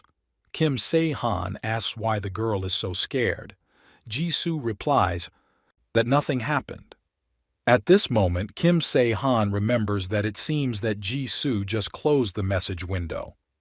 Kim Se-han says that Jisoo looked at the message with such a serious face. He asked if he can ask who this message is from. Jisoo says that it's just her brother who wants to meet sometime. Unlike the girl, Hyun-soo has always been capable. Kim Se-han doesn't understand. Is there really a person who is more capable than Jisoo herself? Back then, Kim Se-han had never even heard of it in his previous life. The main character asks the girl for forgiveness, and if he says too much, but Jisoo was thinking because she doesn't have a very good relationship with her brother. But Jisoo replies that that's not the point. After all, my brother said that his mother was with him. The main character replies that this is good because Jisoo was just looking for her mother. But Jisoo replies that, to be honest, her own mother doesn't really like her. And to be more precise, then her mother is afraid of her.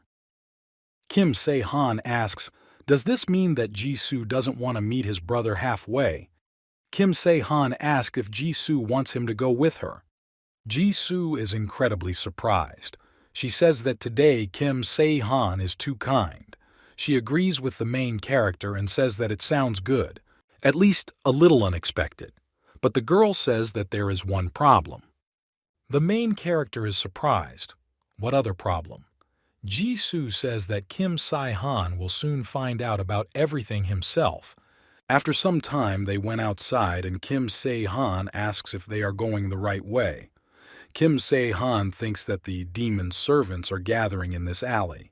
Kim Se-han asks where is the place Jisoo was talking about. Jisoo says that this place is already visible. After some time, they entered the same place and were greeted by one guy. Suddenly, he is surprised to see that there is a demon killer there. Jisoo asks the guy to make them 2 Americanos. At this moment, she throws her axe towards the guy. The guy asks the visitors to wait a little.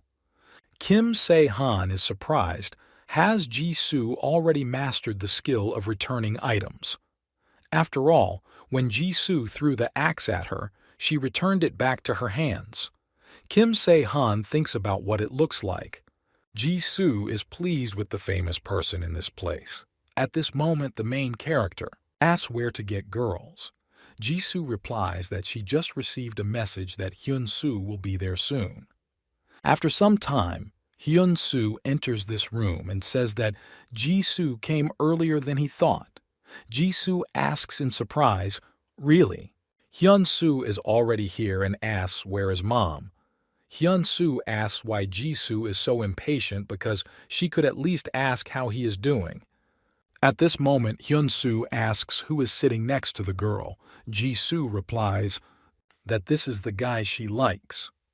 Hyun-soo asks, could his sister really like this guy? Hyun-soo asks what kind of jokes are there to make girls like someone, but Jisoo replies that this is not a joke.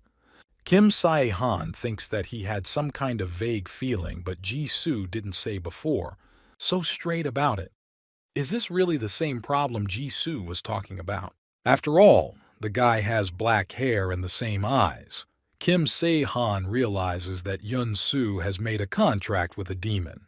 Hyun-soo talks about what he can't understand. Jisoo tells Hyun-soo to get straight to the point. Hyun-soo says it's more like it now, at his sister. Hyun-soo wanted to say something to the girl. He has changed a lot and is no longer the same Hyun-soo he was before. After all, as they themselves see, Hyun-soo entered into a contract with the demon and he ranks 17th in the ranking. And his sister Jisoo looks like she hasn't signed a contract with anyone. Kim Sa-han thinks that Jisoo signed a contract with him. And the demon in 17th place means that he is higher than Naboros. Hyun-soo asks, is Jisoo still pretending to be kind? Jisoo always endures everything. Hyun-soo thought that Jisoo changed if the world became different. But Jisoo is still the same. Jisoo replies that it's more convenient for her, and Hyun-soo is just a monster. Kim Se-han doesn't understand. Is this really the same Jisoo he knows? At this point, Hyun-soo agrees to take his sister to her mom. He tells Jisoo to come with him.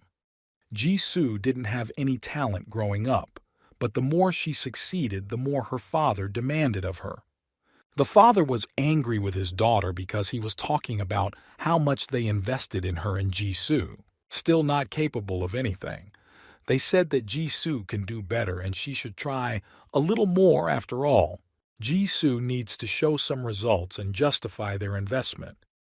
They raised their hands against the girl and beat her. Jisoo's mother Fedya felt fear as her daughter fulfilled these unthinkable demands of her father. And this fear also turned into cruelty and violence. After all, she also bullied her daughter. Her mother beat her and beat her again. Only her daughter's tears could calm her down.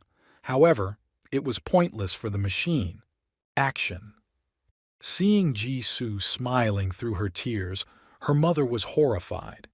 No amount of suffering could intimidate Jisoo. She was very dependent on her mother. And that's wrong. Jisoo realized this too late. She needs to obey and must endure. After this, Jisoo began to hide her abilities. Jisoo put up with her, paying attention to her father's demand. However, her mother still did not love her. The father's expectations spread to the girl's younger brother, and even a mother's love. Hyun-soo, who had until now been ignored due to his sister's ability, desperately made every effort to satisfy the interest that arose in him. Although, unlike his sister, he could not achieve great success. Father asked, is this all that Hyun-soo can do? After all, his sister can do much more. Jisoo watched such scenes until she entered university. And then, she just had to wait until her mother forgot about the past. And when the mother forgets everything, Jisoo will try to get closer to her again. But this time without weirdness.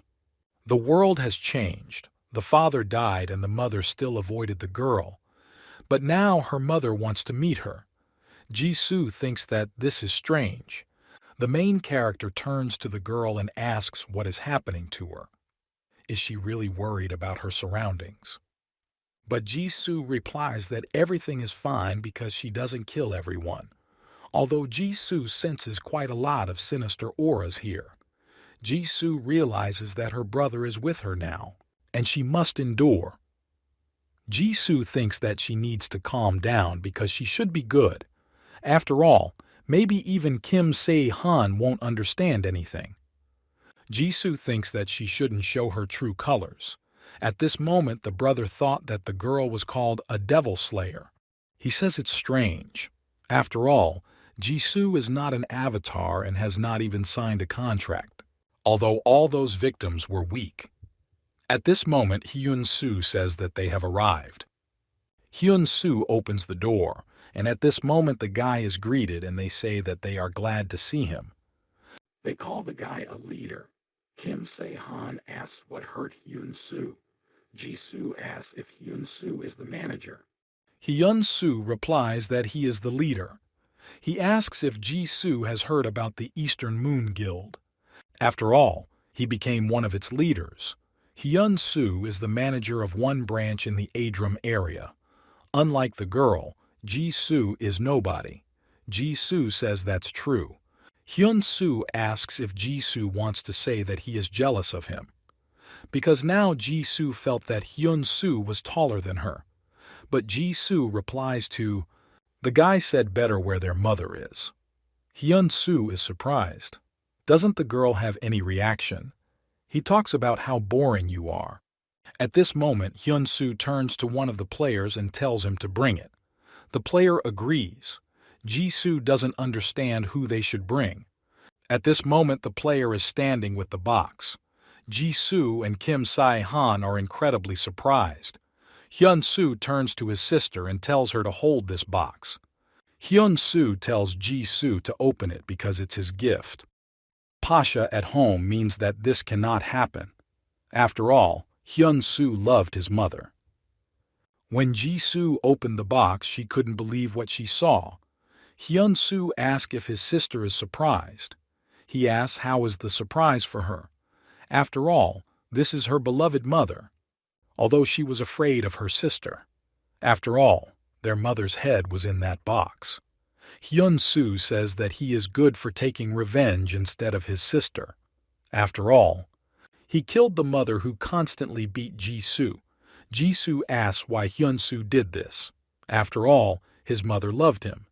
Hyun-soo replies that his mother hoped for him, but it was a craving for him. Because Ji-soo herself knows about her brain problems.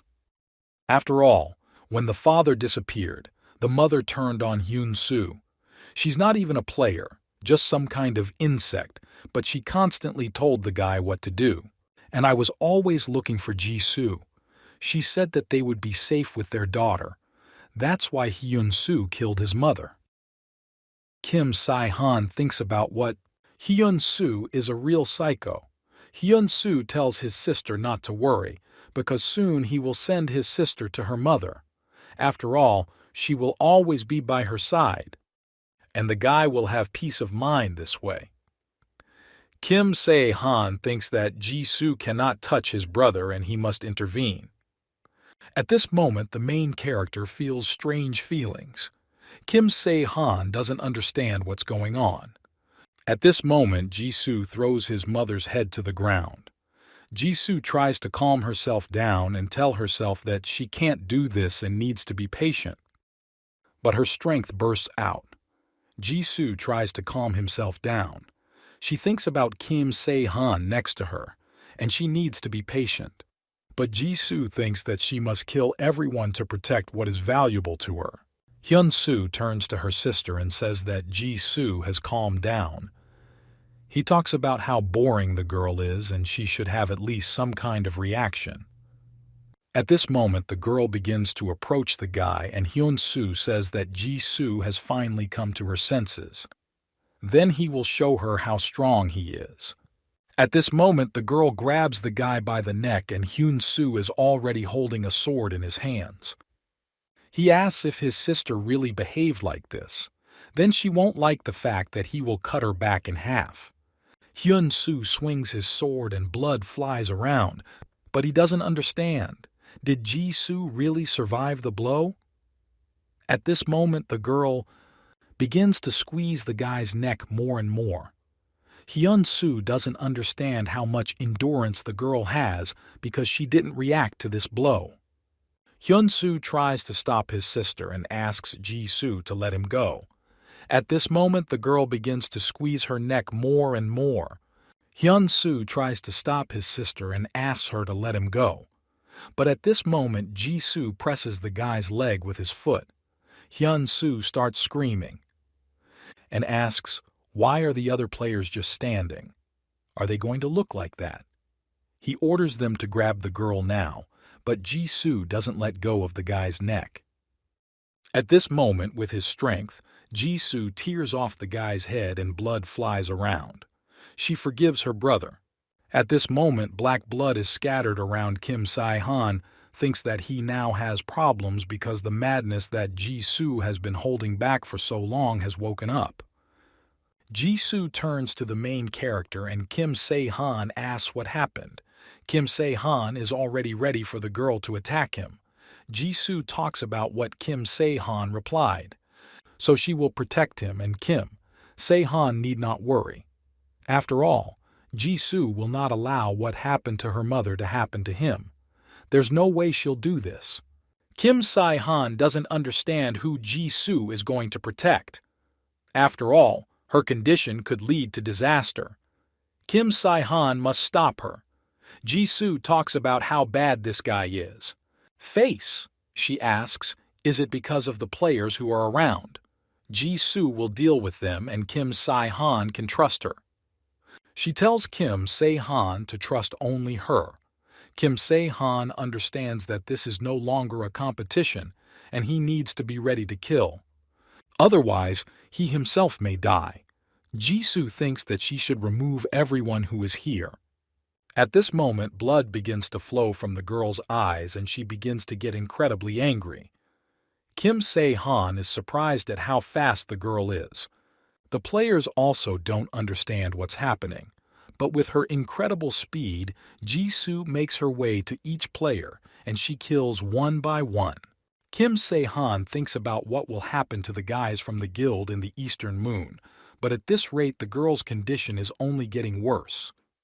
The main character tries to stop her. Kim Se-han thinks that he would not want to fight with her. But at this moment, Jisoo continues to destroy the guys from the Eastern Moon Guild. Kim Se-han wants Jisoo to come to him.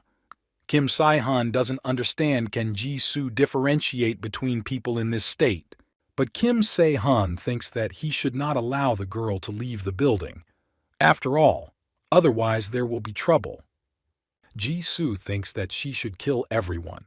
After all, Jisoo can no longer lose people dear to her. Jisoo must protect them in order to remain good.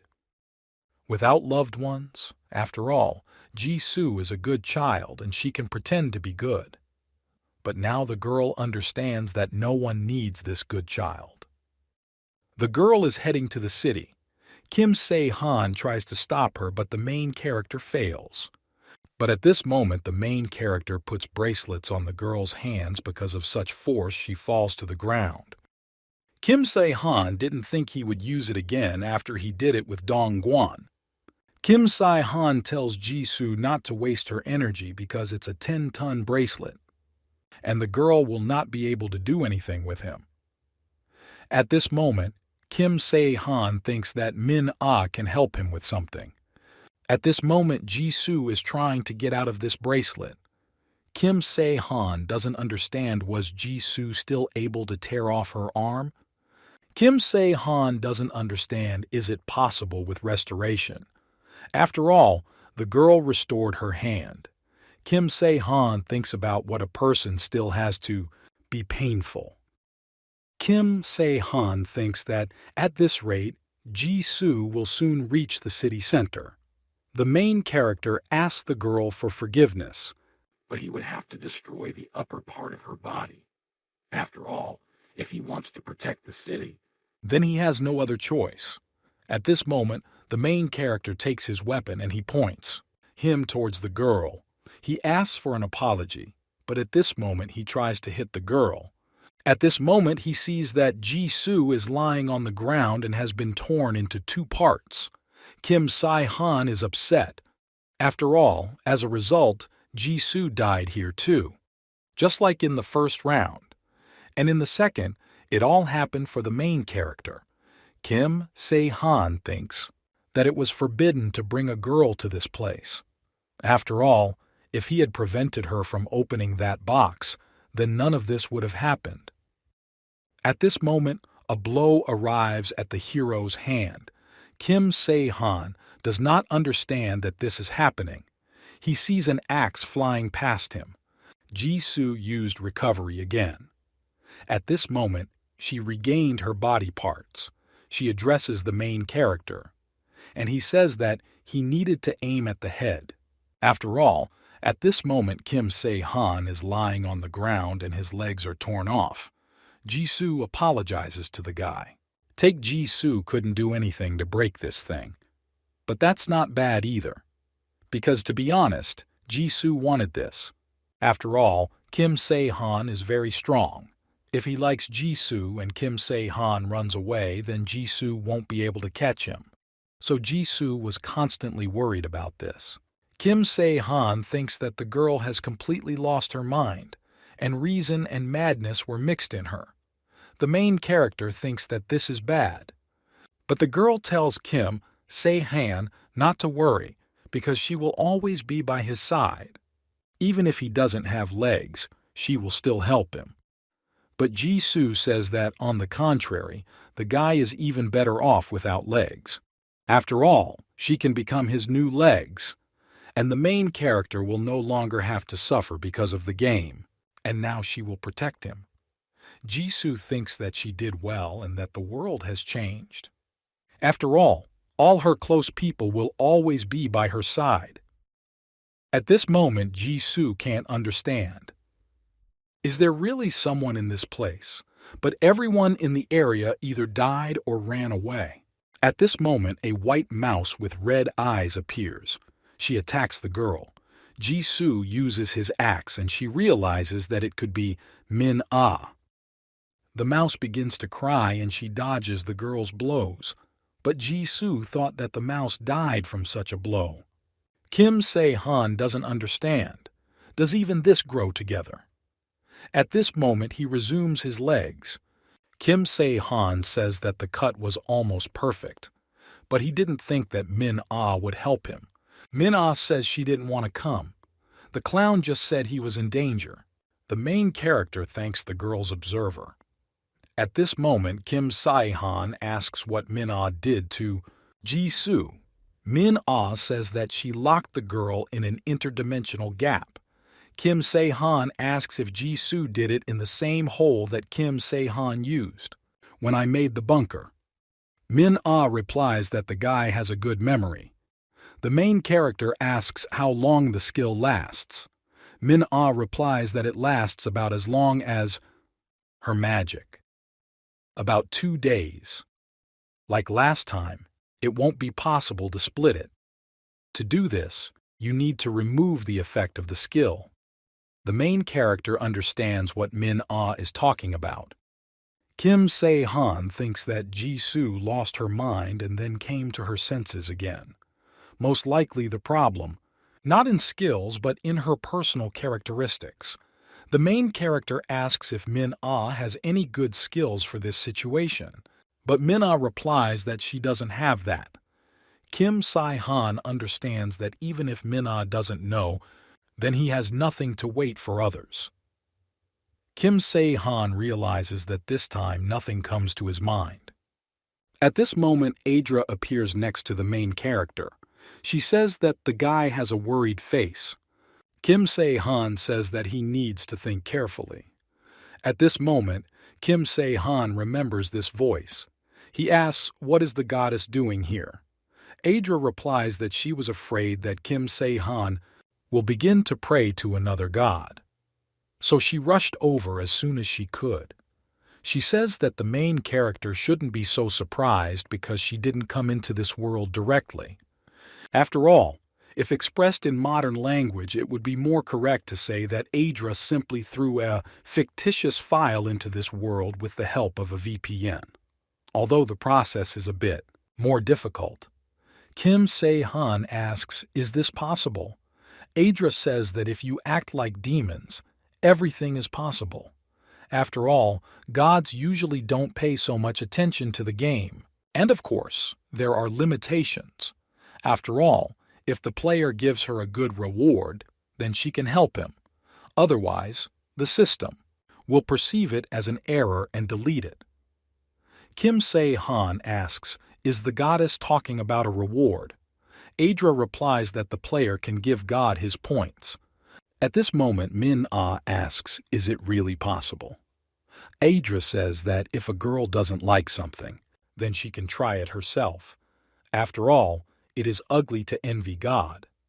Also, for your information, girls like God Adra also follow the rules. And even if there is a broadcast, the publisher is probably aware of it. Adra talks about it. That recently she became interested in videos, so she began uploading them to GodTube. Her nickname is the Dream Witch. Then Kim Se-han can follow her and like her. Kim Se-han doesn't understand is Idra really uploading videos. But this did not happen in a past life. Idra says that Kim Se-han basically means that she is filming. She says that Kim Se-han is going to save that girl who is locked up. The main character says that it is so.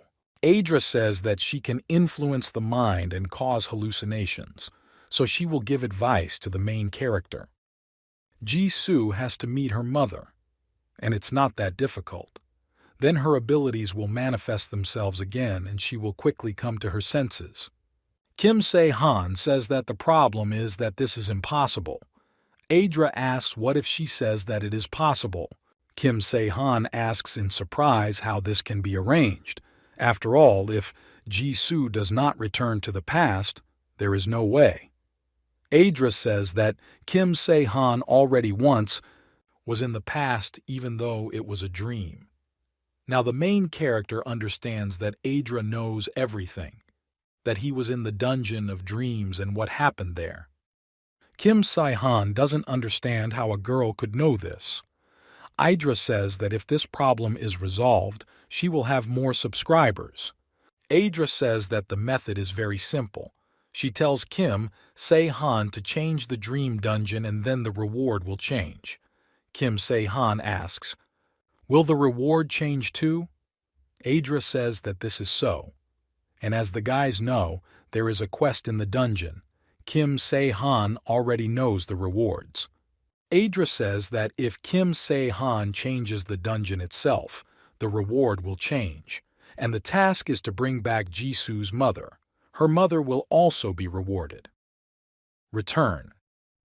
A person from the past.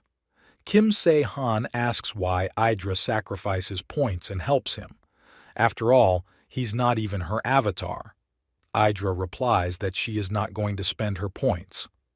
Idra talks about how unscrupulous the main character is after all. Naturally, this is all due to his points. After all, Idra said that she must get what she deserves from the players. Reward. At this moment, the girl remembers that fixing a dungeon costs 100,000 points. She asks if this is feasible for the main character. After all, he can say thank you to her, because he usually is. For this price, none of the gods would do such a thing. The main character is grateful to the girl. At this moment, he credits 100,000 points. Idra talks about how she got a headache from this whole complex system. Often she won't be able to do this. Kim Se-han asks if he can use it now, but he doesn't answer to tell the main character to wait a little longer. To the main character. It seems that Idra said that she edits videos and uploads them. Idra says that when Kim Se-han goes inside, he will move, while Jisoo's mother was still alive. In that place, Idra could have concluded a contract with him, but she might not have. Kim Se-han thinks that this is for sure. After all, he doesn't know how exactly, but Idra is from the second round, knows the information from the first round, and she probably created a similar situation in the past. Idra says, "That's all. Now it's time to work." In the dungeon, Gross changes under the influence of external interference. The Dungeon of Dreams has turned into a temple, and the temple becomes subordinate to the player Kim Se-han. Idra says that this is her temple, but the owner is Kim Se-han. And now you can call the main character the head of the temple. Kim Se-han goes inside there and he feels the same as from that dungeon. The system says that Kim Se-han can choose 3 of his skills and enter the temple. Kim Se-han doesn't understand. Can he really only choose 3 skills? After all, if we are talking about his skills, then he will not be able to use equipment, chorus, or general skills. According to the goddess, Kim Se-han traveled to the time when Jisoo's mother was still alive. Kim Se-han sees that she has no scars or calluses on his hand. The main character thinks that this is not such a distant past, but Kim Se-han cannot understand what this moment is. After all, Kim Se-han does not feel the presence of people. Kim Se-han sees that with those points that he's pretty weak right now. He's thinking about whether he can move on to the first round. At this moment, a huge Scorpio appears. Kim Se-han realizes that he has found himself in the worst possible moment that could have happened to him. Kim Se-han starts to get angry. He realizes that this is about the end of the race in the dungeon. This means the smoke is poisoned. After all, Scorpio is releasing this smoke. Kim Se-han didn't think that the goddess would send him away at the moment right before his death. After all, although she said that she still has little control over the timing. Main character tries to escape. He thinks that next time he will need to talk to her, but first, the main character needs to find a safe place. Kim Se-han is trying to use the search to find a place where at that moment Kim Se-han found a great place to hide. At this moment, Kim Se-han notices that his backside monster. Kim Se-han understands that in his condition now it is better to avoid the fight. After all, it was the same thing that time. Kim Se-han was just collecting items. And then I lost consciousness from scorpion poison. Fortunately, someone saved the main character and he was able to return to Mr. Luke. Kim Se-han thinks that maybe someone carried him on their back and then threw him on the way too. Kim Se-han could have died, but he was lucky. Kim Se-han understands that now he can breathe easy. After all, the scorpion will be caught tomorrow, and Adra will come soon too. The main character needs to quickly clear and get out of this place. At this moment, the main character appears a side quest called Clearing the Temple of Dreams.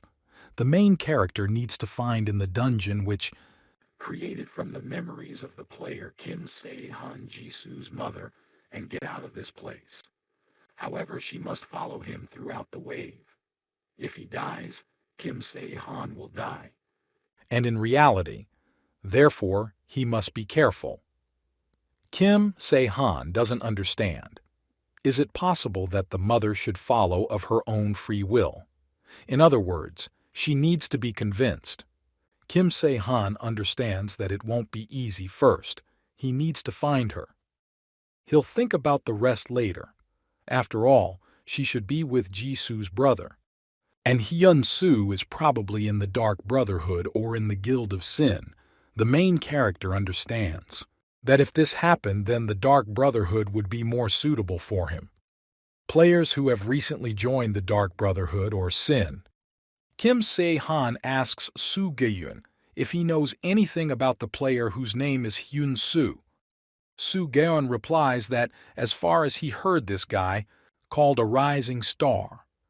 The main character asks where this guy is. Soo Geun replies that Hyun-soo is now a Sin in the guild. Kim Se-han doesn't understand why. Hyun-soo is right there. After all, the main character hoped that it would be the Dark Brotherhood. Kim Se-han asks if Soo Geun knows where he was sent. Soo Geun replies that he doesn't know that, but if it's a newly opened branch, then he knows. One of them will not be free. Kim Se-han says that he will give the guy 1,000 points. At this moment, Soo Geun agrees and hands the main character a piece of paper. The main character thanks the guy. Soo Geun says that if the main character has no more questions for him, then he can go. But Kim Se-han stops him. Soo Geun doesn't understand what's going on. But at that moment, Kim Se-han swings his sword and kills the guy. Kim Se-han thinks about it, that Soo Geun will still tell the guild his sin if he lets him go. Besides, there are all sorts of rumors going around. In the second round, Soo Geun lived happily ever after. Kim Se-han has found a great location that suits this guild. Kim Se-han thinks that Idra will appear soon. The main character thinks about how uncomfortable he is without the raven's eyes. At this moment, Kim Se-han uses search. Suddenly he feels this sensation again. He does not understand. Who could it be? Is it really a player? In the first round, no one was watching the main character. Because there was no reason for this, and there is no point in secret surveillance if they don't see each other. The main character believes that something has changed in this temple. At this moment, Idra appears and says that she is late. Kim Se-han says that Idra was late, of course, but the problem is different. He asks why Idra sent him at the exact moment when Scorpio appeared. Idra said that it's still bad, can control this skill, and now she is late because she synchronized her memories with this world. The main character agrees with the girl and says that first Idra should make him her avatar. Idra replies that it is no problem. At this moment, the girl places her fingers on the guy's forehead and the system says that Kim Se-han has become the avatar of the goddess of dreams Idra. He also gains the skill of imagining space. Kim Se-han says that with this skill he feels a little calmer. At this moment, Eliza says that along the way she saw something interesting. In this moment, the main character is interested in what the girl saw. Idra says that initially she and the main character met later, so she didn't know. But that girl is alive. Kim Se-han doesn't understand which girl Idra is talking about. But Idra says that Kim Se-han probably felt it himself. She asks, didn't the guy have a strange feeling? The presence of someone nearby. The main character says that he doesn't know exactly who it is. Idra says that if so, Kim Se-han didn't know. And it looks like she was still alive at that time. The main character does not understand who Idra is talking about. Idra says that it is about Jisoo. The main character cannot believe what he hears. Idra says that although Jisoo was like a monster who lost all at once, the main character is trying to stop the girl. He asks if Idra said that it was Jisoo. Idra tells the main character to think carefully. After all, she was pierced by a sword right after the game began, and that means she already had the Death Star skill.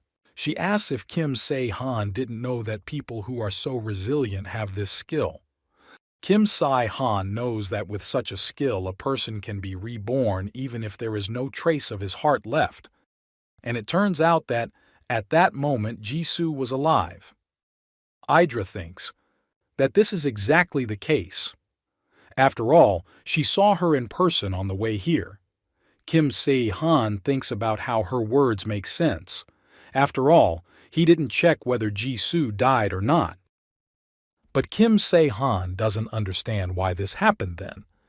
Idra says that the main character has such a face, as if he doesn't understand what's going on here, and she tells Kim Se-han to go and see for himself. At this moment, the main character uses the search again to find the girl. Kim Se-han noticed that Jisoo is about 40 miles from this place. He uses soundproofing to go to that place. This time, Kim Se-han will check properly. Kim Se-han doesn't understand was Jisoo really alive. Kim Se-han doesn't understand why it happened then. Why then did Jisoo circle around him and not even try to get closer? Kim Se-han is trying to find the girl. He has already reached the place where he saw her and now he is watching her from above. He sees that Jisoo seems to have lost sight of him and is confused. Just by looking at the girl, the main character is incomprehensible. But Kim Se-han understands that Idra was right. After all, anyone would say that if they saw this spectacle. The girl could be called a monster without reason. Kim Se-han doesn't understand. Is this really Jisoo? After all, when he lost consciousness due to poisoning in the first round, someone moved him to the place where the hatch was. Kim Se-han doesn't understand. Was it really Jisoo? But the main character is only interested in one question: why Jisoo has changed so much. At this moment, the main character pounces on the girl and tries to catch her. Kim Se-han pins her to the ground. He sees that now the girl does not have the same regeneration skill as in the second round, and that's probably why she's being cautious. But Kim Se-han understands that at the same time Ji-soo does not show hostility towards him. Kim Se-han understands that it is definitely her. Kim Se-han turns to the girl and asks if Ji-soo understands his words. Kim Se-han tells Ji-soo to follow him. Usually those who have the Death Star skill hate all people. These are the innate conditions for becoming an enemy of humanity. But Ji-soo was not noticeable by such manifestations, probably because of her personal characteristics. Kim Se-han understands that the same thing is possible with a girl. Adra says that Ji-soo reminds her of a pet. Kim Se-han says that this is just his guess.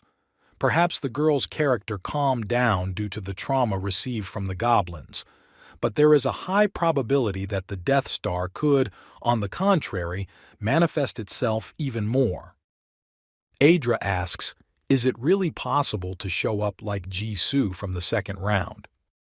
Kim Se-han replies that in the second round this skill merged with her instincts, because then Ji-soo, though, would look like a person. But now everything is different, and it looks like her personality has completely disappeared. Kim Se-han thinks about whether it is unknown, whether this is a feature of the girl, or maybe the Death Star's defense mechanism was triggered. But Kim Se-han knows for sure that Ji-soo stayed close to protect him. In the first round, Kim Se-han didn't feel it.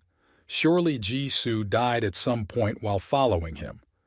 Ji-soo died protecting the main character from a danger that Kim Se-han did not even suspect. The girl couldn't tell anyone about it. Kim Se-han thinks that in the second round he will definitely save the girl. Ji-soo looks at the main character. Kim Se-han suggests leaving already. At the headquarters of the Guild of Sin, they are discussing what is too quiet today. They suspect someone has broken in. They don't understand what kind of fool would dare to attack the guild, which is controlled by the avatar of Hades. After all these stupid people went to catch scorpions in Seoul. At this moment, the player does not understand where everyone went. He thinks that this vile guy is telling his jokes again.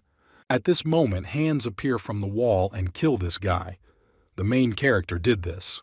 Kim Se-han turns to Ji-soo and he reminds the girl that he told her not to bite these players.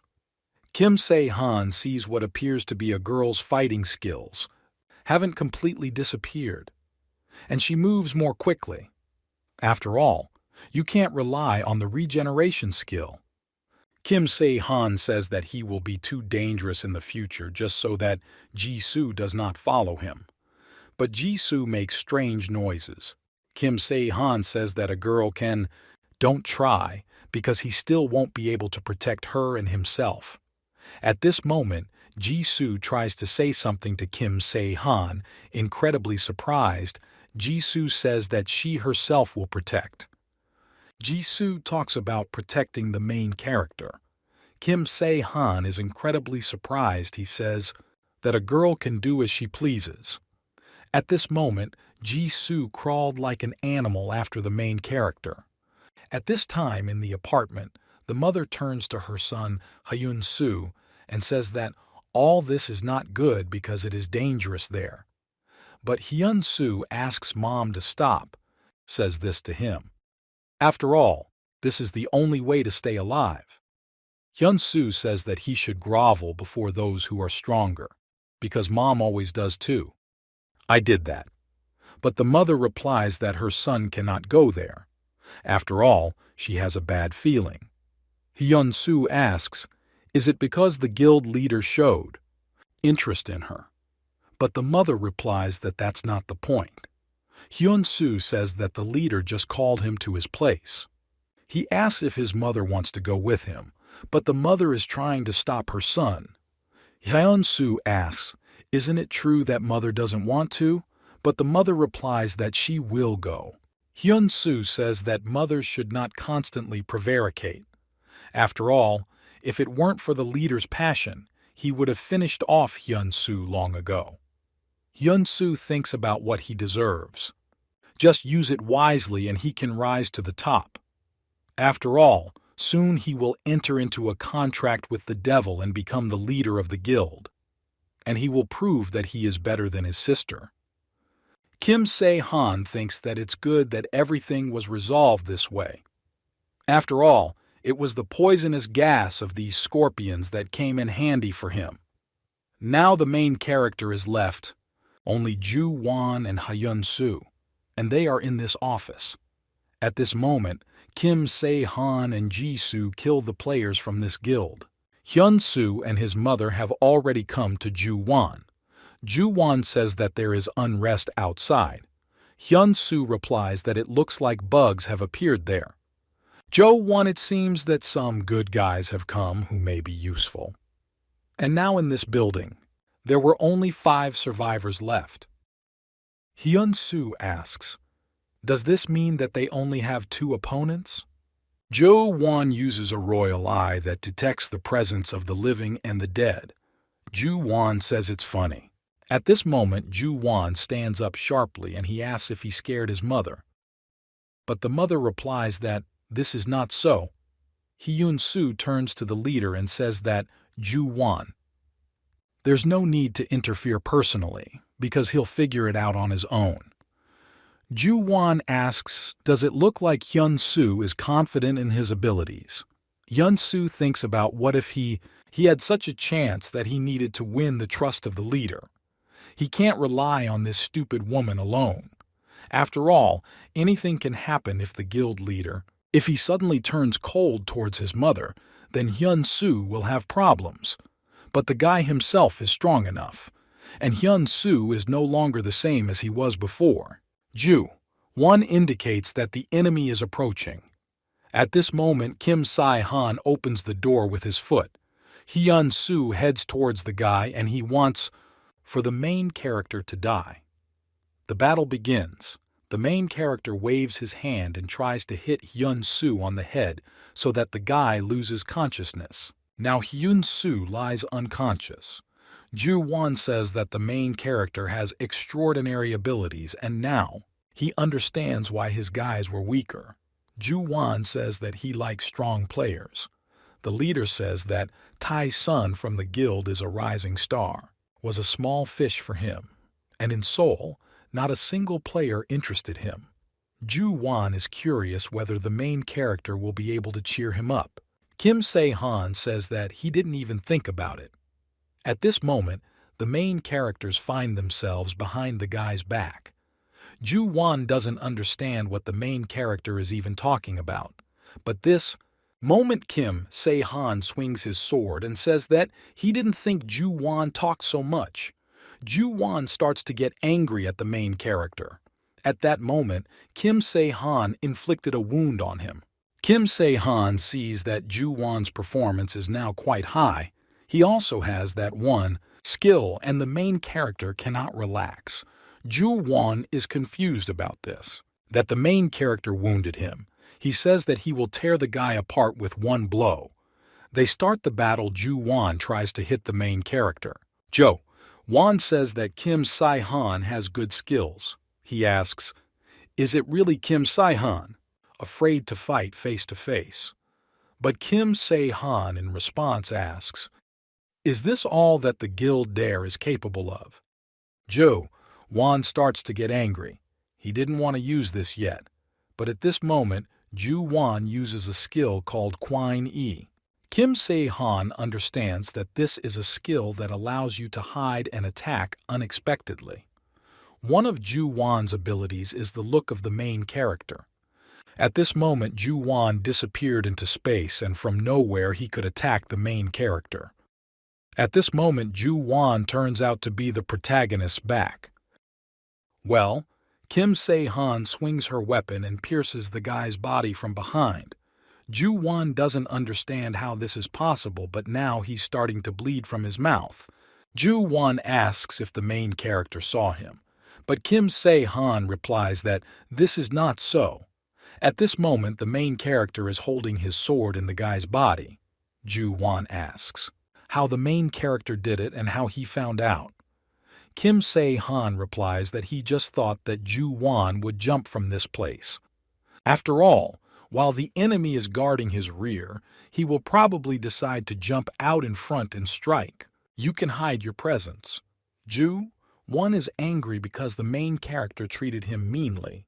And now the main character has found what he was looking for. He talks about Jisoo's mother, who stands and looks at everything that is happening. The mother thinks that if she continues to follow the main character, who might die.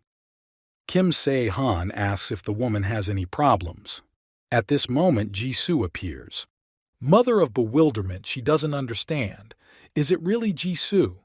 She asks her daughter if it is her, but at this moment Jisoo runs into his mother's arms. And the mother doesn't understand what's wrong with her daughter. Jisoo hugs his mother, and Kim Se-han says that they can't stay in this month for long because they have to move on. Mother asks, should she go too? Kim Se-han replies that he came specifically for her. Kim Se-han thinks that they shouldn't waste time because otherwise the guild members will arrive here. Kim Se-han tells Jisoo to keep up with them and they head off. The main character picks up his mother and asks her for forgiveness. They jump out of the window and head to the safe place. Hyun-soo thinks that this can't happen. Was he treated like a weak guy? After all, if he made a contract with a demon, or God, everything would be different.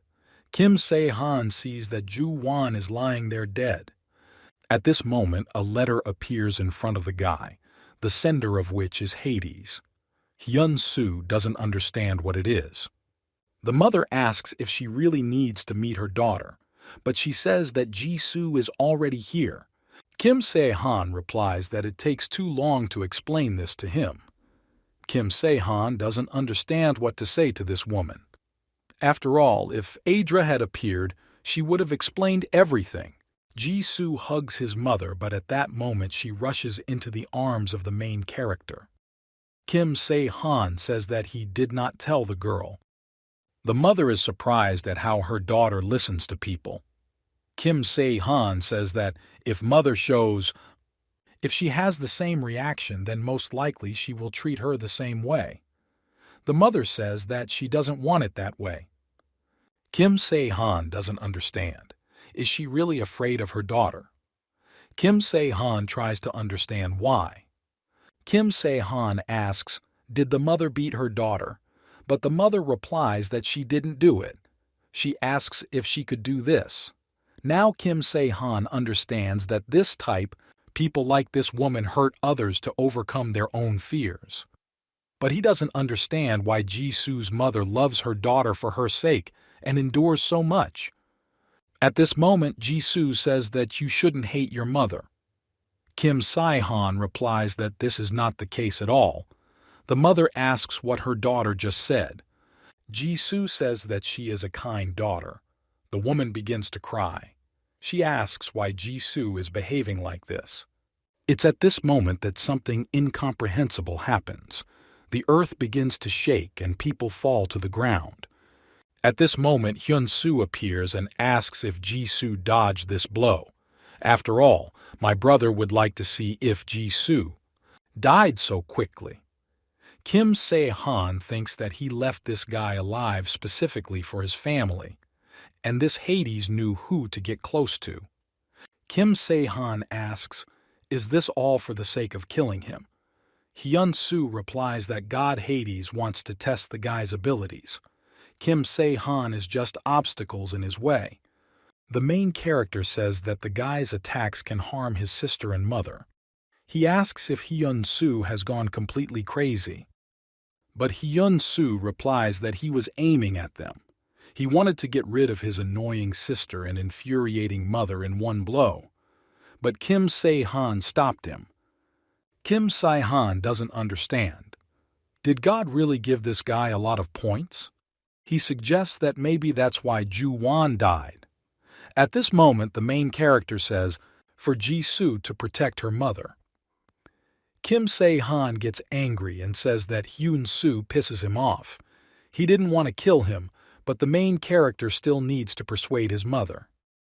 Hyun-soo asks, did Kim Se-han not quite understand what was going on? He uses a skill that Ju Wan used, which is called Quine E. The main character is waiting for the guy to attack. At that moment, Hyun-soo appears in front of him. Hyun-soo doesn't understand. Did Kim Se-han deflect his attack? Hyun-soo thinks about it, that it was too obvious an attack and that this is possible. He will beat the main character hard to defeat him. But at this moment, Hyun-soo doesn't understand. What's going on? He asks how Kim Se-han blocked his blow. The main character replies that it is because Hyun-soo destroyed. The building is filled with famous powder, everything around it. That's why Hyun-soo left traces behind him when he moved. Kim Se-han swings his weapon and the guy starts bleeding, asks what's the point. From high performance, Kim Se-han grabs the guy and says that his experiences with him are too different. Hyun-soo doesn't understand what's going on. He is trying to convince himself that this cannot happen. After all, he is the avatar of the Demon King, and the deity herself chose him. But he doesn't understand how this is and why such a stupid guy like Kim Se-han was able to defeat him. Ask, is this true? Hyun-soo starts laughing. Kim Se-han asks what's funny about this. Hyun-soo replies that everything is simply too bad. At this moment, he takes the guy by the hand with Kim Se-han holding a sword stabbed into the guy's body. Hyun-soo says that God told him that he would not be able to resist the main character, so he would tell Hyun-soo how to bring the main character down. Kim Se-han doesn't understand what Hyun-soo is up to. Hyun-soo replies that naturally he refused. After all, Hyun-soo had no doubt that he could kill Kim Se-han with his own strength, but it seems this god was right. Kim Se-han doesn't understand what's going on. Is Hyun-soo gaining new strength? Kim Se-han asks whether Hades should have been brought to such a state. Hyun-soo says that the main character is probably wondering why he did this. After all, to be honest, he himself doesn't know. However, his mood is spoiled. After all, Hades has such a feeling that this is not the first time Kim Se-han kills his avatar. Kim Se-han doesn't remember everything like Idra, but the feeling remains in him. After all, Kim Se-han did not think that he would inhabit the body of the dead Hyun-soo.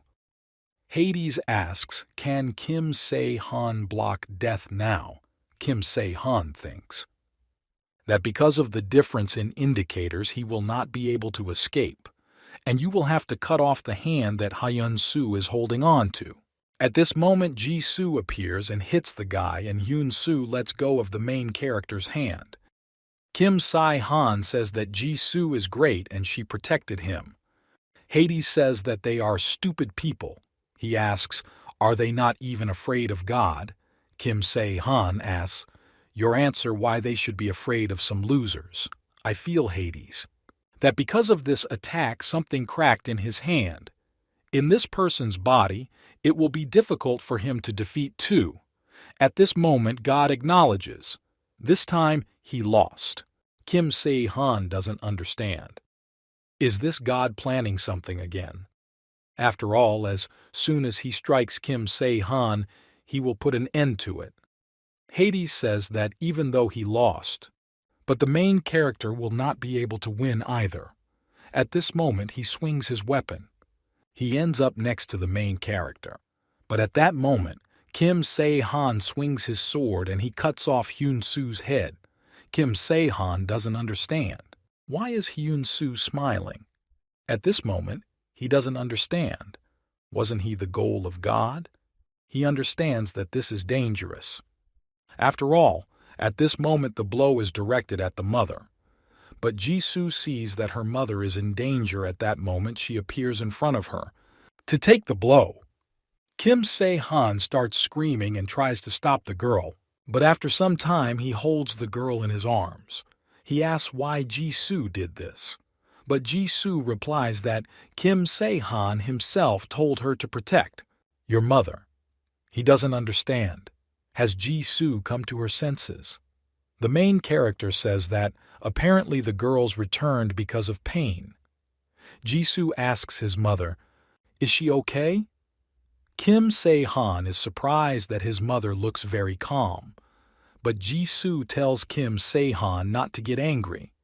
After all, she herself knows that her mother is afraid of her. Jisoo doesn't understand where she made a mistake, but Kim Se-han replies that Jisoo is not to blame for anything.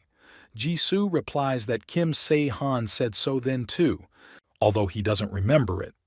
Kim Se-han doesn't understand what time Jisoo is talking about. In this moment, the girl asks the guy for forgiveness because it seems she can no longer protect him. Kim Se-han asks Jisoo not to think about it. Jisoo says that Kim Se-han is strong and he can definitely beat this game. After all, Kim Se-han has always been like this. He played video games, and if Kim Se-han started something, he brought it to the end. Jisoo starts screaming in pain. She says that she has one request. She asks Kim Se-han to never forget her. Kim Se-han replies that he will never forget the girl. At this moment, the system says that Kim Se-han has absorbed the feature, which is called Big Girl Love. Kim Se-han doesn't understand. Was it really not a skill but a feature? Big Girl Love is a feature that consists from the girl's hopes. It contains love for only one man and the desire to protect him. Kim Se-han thinks that it is impossible to know what effects this ability has. After all, there is probably some kind of control condition. The woman addresses the main character just so that Kim Se-han will listen to her. She asks if Jisoo is dead. Kim Se-han says that Jisoo really died. He thinks that perhaps the mother is acting so calmly because she is still alive. But her son was killed, and the daughter died protecting her mother. He is surprised that such a woman is Jisoo's mother. The mother says that Kim Se-han was going to tell her something. After all, it seems they need to go to another world. She asks if it is safe there. Kim Se-han replies that this is no longer necessary. Looks like he was wrong. He says that it seems that a girl doesn't really need a mother. The woman asks what Kim Se-han means. Kim Se-han doesn't know how this woman treated her daughter before, but even if she beat her as a child, that's all in the past. Kim Se-han can only see the present and evaluate it. The main character begins to leave and his mother tries to stop him. Kim Se-han thinks that now Jisoo has her. It's poison. The mother hopes that she is still needed, but the main character replies that the mother is not needed. After all, if Kim Se-han brings this woman with him to the second round, then it's okay for him. It would be crazy to say to Jisoo. The mother falls to her knees and begins to cry. Judging because she hesitated, looking at her daughter, what else was possible in her maternal feelings remained. But she should have shown these feelings towards Jisoo from the first round. After all, this is called being a mother. Aedra turns to the main character and says that his time will soon end, in which case Kim Se-han will fail the task. Aedra asks if the main character agrees on this, but Kim Se-han replies that he agrees. Aedra says that if Kim Se-han doesn't bring Jisoo's mother, there will be no other way to bring her back. Kim Se-han replies that there is a way. After all, he was there from the very beginning. Kim Se-han was just trying to avoid him. But now he has decided everything and he is responsible for his girlfriend. Aedra doesn't understand what the main character is talking about, but she is forgiving and will allow you to add one more person. Kim Se-han doesn't understand what's going on, but he understands that this is not like him. The system says that Kim Se-han failed the task. Kim Se-han failed the task for the first time in the second round, but still he cannot say that his mood has deteriorated. Min-ah meets the main character. She asks if it's true that Kim Se-han is okay. Kim Se-han replies that it doesn't matter because he can free Jisoo anytime. Min-ah says that if Kim Se-han talks like this, he will actually film it. Min-ah says that as soon as the barrier opens, she will run away. Kim Se-han tells Min-ah to run as far as possible, and if there are people nearby, she should also take them with her and run for cover. Min-ah asks, "Is the main character going to fight?" To Kim, Se-han replies that he will save. Min-ah opens a portal and runs away. At this moment, Jisoo appears in front of the main character. Kim Se-han thinks about how, while the girl was locked up, her madness intensified. And it will obviously be hard for her. After all, Jisoo probably endured to hide her essence. After all, she has a lot of fears. The main characters begin to call the girl. He says she doesn't need to restrain herself. After all, this is not necessary. He will accept everything and Jisoo can attack him. Jisoo uses a skill called Berserk. He doesn't understand what kind of skill this is. At this moment, Jisoo uses his weapon to attack the main character. Kim Se-han tries to parry the girl's blow, but he feels as if he is fighting with a piece of steel. At this moment, a huge stone begins to fly towards the main character. Kim Se-han swings his sword and hits this stone, breaking it into pieces. But behind this stone is Jisoo, who hits the main character with her own, but Kim Se-han repels this blow with her sword. He understands that this is a good moment. Kim Se-han understands that with such regeneration power, he can be considered that there is simply no punishment in the form of a decrease in defense power. He now understands why incredible experience points were needed without any skills. Jisoo heads towards the main character. At this moment, Kim Se-han uses his swords that open spatial ones and points them at the girl. He thinks that minor wounds only increase points at the expense of the Death Star. And in this case, Kim Se-han uses impenetrable steel. He directs it towards the girl and presses her with this force. Kim Se-han thinks that Jisoo must have passed right under this. The main character extends his hand to the girl and tells Jisoo to stop resisting. At this moment, the girl is covered with metal pins. Kim Se-han takes the girl by the face and says that this is the end. At this moment, the system says that the two players are synchronizing. Kim Se-han gave the girl the opportunity to remember a moment from the past as they spoke. Well, at this moment, explosions occur and the main character flies to the side. He asks the goddess, is this really a failure? He asks whether synchronization is going on or not.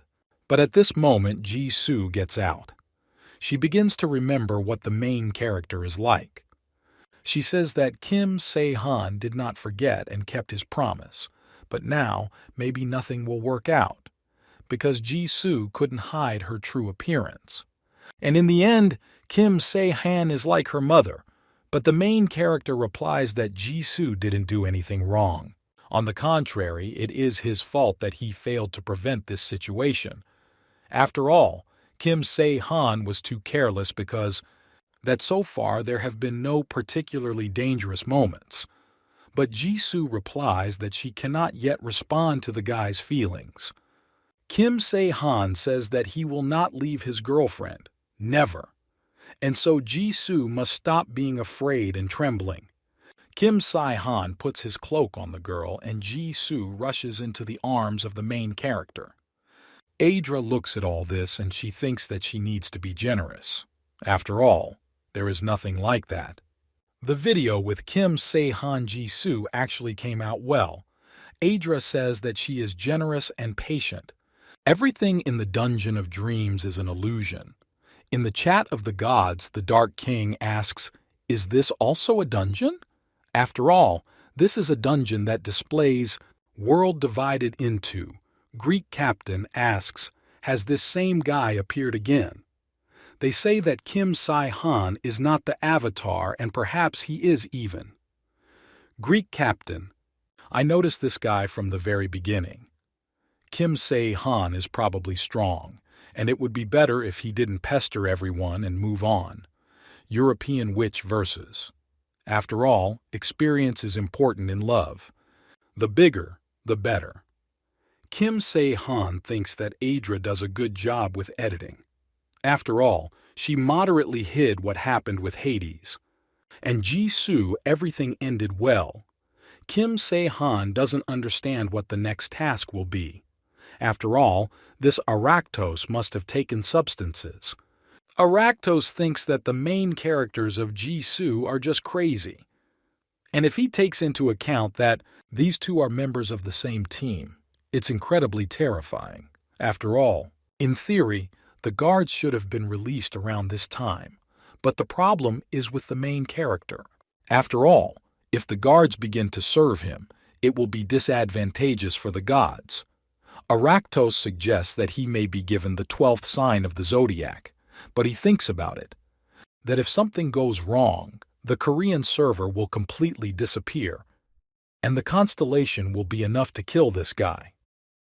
So there is just the right one. After all, Aractos needs to be corrected a little, and it will become the most optimal constellation for the battle with the player. At this moment, Jisoo enters the main character's room and asks what Kim Se-han is thinking about and if she can help him with anything. Kim Se-han replies that the girls are okay, no need to do. Jisoo doesn't understand what Kim Se-han is talking about, but the main character replies that this task is not really suitable for a girl. Besides, Jisoo has not yet recovered from what happened and she must rest, and they can handle it themselves. Kim Se-han understands that if Mama Jack starts copying Jisoo, the situation will become simply terrible. Jisoo asks, is Kim Se-han going to act alone with Min-ah? Kim Se-han replies that Min-ah is underage, and Jisoo should stop thinking about strange things and just do as he said. At this moment, Snow White releases soap bubbles from her horn. She says it's up to Lin now. And now Lin jumps up and destroys all the bubbles that were in space. She lands on the ground and Snow White rejoices.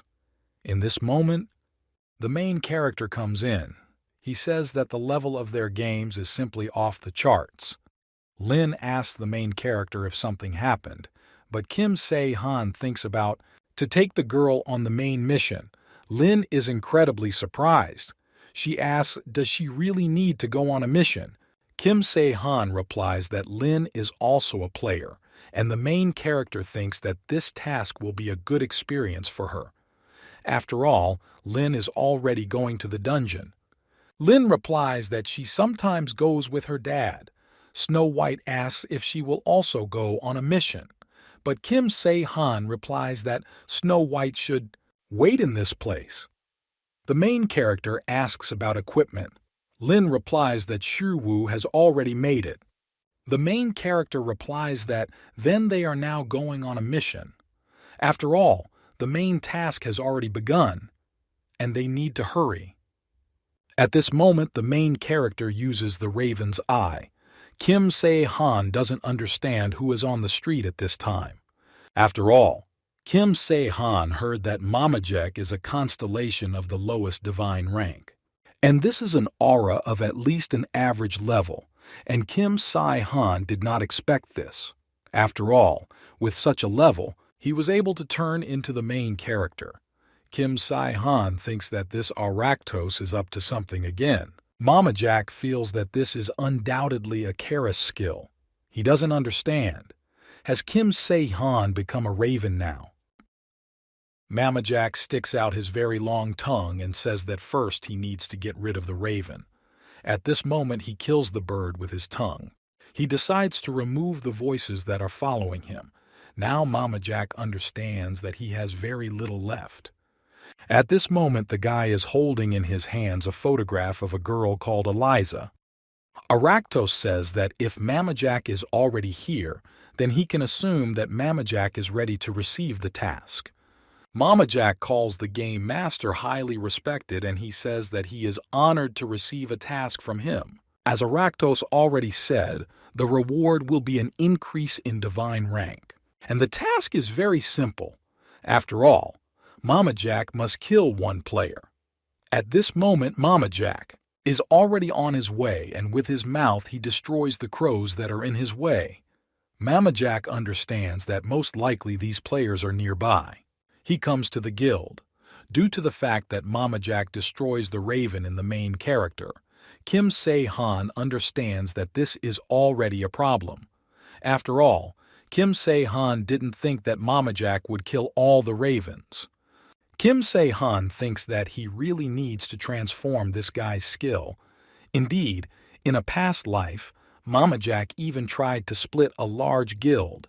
In this case, it will be one of two guilds. Those that do not have an average rank of godhood are Rising Star and Genesis. At this point, Chang-woo turns to the main character and asks if they just need to collect information. Kim Se-han replies that Chang-woo should collect information about Genesis and Mr. Luke must collect information about the Rising Star. They agree and say that I will do so. In this moment, Mr. Luke asks if this is too dangerous for his daughter Lin. After all, Lin hasn't quite raised her points yet. Kim Se-han replies that everything is fine. After all, points can be raised gradually, even if now they are higher than the average player. Then Lin needs to understand herself. Luke says Kim Se-han is too high. Evaluates his daughter. Kim Se-han says that the girl really has great potential. At this moment, they should already be moving forward. After some time, Kim Se-han moved forward with Lisa and Lin. Min-ah says that it seems that she is not really needed here. She asks why Kim Se-han took her with him. Kim Se-han replies that he has everything covered. He cannot explain to the girl that in the first round she killed Mama Jack. But Kim Se-han actually really doesn't understand. How could Min-ah do this? Kim Se-han turns to Lin and asks what happened. Yulia replies that it's nothing. She just had some strange feeling. At this moment, one player appeared, Min-ah, who was incredibly scared. After all, this player used an attack from high and hit the ground. Kim Se-han sees that this is an attack. Using a paralyzing skill, Kim Se-han tells the girls to be ready to attack. Min-ah doesn't understand what it is and what Kim Se-han did again. Kim Se-han answers that he did nothing wrong from the very beginning. At this moment, the player begins to shout that they have been noticed, and he sends his players to attack. They're trying to strike at the heroes. But at this moment, Min-ah turns into a chipmunk and rushes onto the main character's shoulder. Kim Se-han doesn't understand what this is because Min-ah must protect Lin. At this moment, Kim Se-han sees Lin fighting. He doesn't understand. Does the girl really have eyes on the back of her head? Although this is even for the better. At this moment, one player starts shouting not to touch the girl. After all, they shouldn't waste their energy and aim directly at the guy. Kim Se-han tells Min-ah not to even think that she won't be attacked. After all, they had already noticed that Min-ah was with him. Kim Se-han says that although it doesn't matter, he can deal with them with one blow. Kim Se-han asks what this means and why the players suddenly attacked them. After all, now these players who attacked the heroes are sitting tied up. The player calls the main character a dirty chameleon. After all, if it weren't for the guild, Kim Se-han would already be dead. But the main character doesn't understand what these players are even talking about. After all, as soon as they heard about Raven, they immediately started talking about the chameleon. The player begins to shout that the main character will soon be captured anyway. After all, a reward for the guy was announced throughout Seoul. Kim Se-han answers what's wrong with the player. Everything is clear, but he asks what else chameleon means. Lin also asks what kind of Kim Se-han is chameleon. It seems like they misunderstood something. Kim Se-han understands that this is Mama Jack's order. Min-ah explains to Yulia that Mama Jack has turned into a high-ranking person and began giving orders to the players. And now the chameleon has taken on the appearance of the main character. After all, this is what the players had in mind. After all, if the leaders of the 3 largest guilds in Seoul say so, then the players believe it. Mama Jack initially started by splitting the guild. The main character receives a notification that it looks like Mama Jack has taken on the guise of the guild leader and ordered the death of some man. Kim Se-han thinks that if he did this, then it was the work of Aractos. Kim Se-han thinks that Aractos is really in trouble. Min-ah says that the guy's fame turned against him. Kim Se-han understands that this is true, and if you take into account the reward for the task, then no one will really know whether Kim Se-han is real or not. Min-ah asks what should they do now. After all, everything is too confusing. The main character replies that, on the contrary, it is even beneficial for them. After all, they are too lazy to look for this guy themselves, but first they know that Mama Jack is hiding in the guild. Tae-sun says that he would like Sung Hyuk to stay in this place. After all, as Tae-sun expected, all 3 guilds act quickly, and there are no deviations in the double. As far as Tae-sun knows, he tries to protect the players as much as possible. And this is an interesting detail. The players say that it is in this place. After all, people say that they saw Mama Jack nearby, and they need to hurry, otherwise he will run away. Deputy Guild Leader. The rising star in the name Shin-il speaks of what kind of Mama Jack the elusive is. Next to him at this moment is the deputy of the Genesis Guild named Gang Yoon. Kim Se-han thinks that it's been a long time since he saw Gang Yoon and Shin-il. He is surprised that even these 2 were involved. Min-ah asks if Kim Se-han will fight. But the main character doesn't even know, because he wanted to decide with words if he succeeds. Lin replies that would be great. At this moment, the main character turns to the girl and says that if a battle starts, Lin should watch the girl carefully. Lin doesn't understand what Kim Se-han is talking about, but Kim Se-han replies that Lin will learn right away if he just watches, and this is quite enough. He tells them to go already. At this moment, the main character finds himself among the players, and the players do not understand what it is. They think it was Mama Jack who came to them. Gang Eun says what rumors mean. That Mama Jack in the Yeongdongpo area turned out to be true. Gang Eun asks, is this really Mama Jack? Kim Se-han says that Gang Yoon might attack him. Kim Se-han thinks about how stupid he is for trying to argue with a girl. At this moment, people go to attack the main character. Kim Se-han fights off 3 people with just one swing, who tried to stab him. People are surprised by how strong Kim Se-han is. Kim Se-han doesn't understand where is Mama Jack now. Kim Se-han thinks that this is why it is difficult with those who have the skill of transformation. After all, Kim Se-han found out that he cannot copy objects. First, you need to focus on the battle. At this moment, the main character begins to shout that it's time for a lesson, and Lin should not miss anything and watch carefully. Shin-il starts asking what other lesson is Kim Se-han going crazy. He attacks the main character, but at that moment Kim Se-han repels the guy's blow with his sword. Kim Se-han replies that they don't need to know. Kim Se-han thinks that Shin-il is quite salty and he is still far from Gang Yoon. At this moment, Gang Eun attacks the main character Shin-il, thinks that he also has normal indicators. But now, Gang Eun is fighting the main character. Kim Se-han swings his sword and Gang Yoon flies off in the other direction. Kim Se-han thinks that with the help of high performance, he can quickly end the battle. But then he won't get any training for Lin. Kim Se-han asks to be listened to. After all, if all of them who are here really think that he is Mama Jack, then they must fight him with all their might. Kim Se-han wants Lin to watch attentively. After all, From this moment on, everyone present will become her experience points. Gang Yun thinks that it cannot be that the soldiers could never hit the main character. Kim Se-han says that the girl seems to have calmed down a little. Kim Se-han asks them where their guild leader is. Gang Yun grabs his sword and swings at the main character.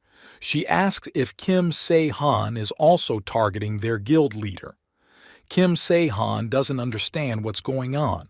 He repels the girl's blow and says that everything is exactly the opposite because he only came to help them.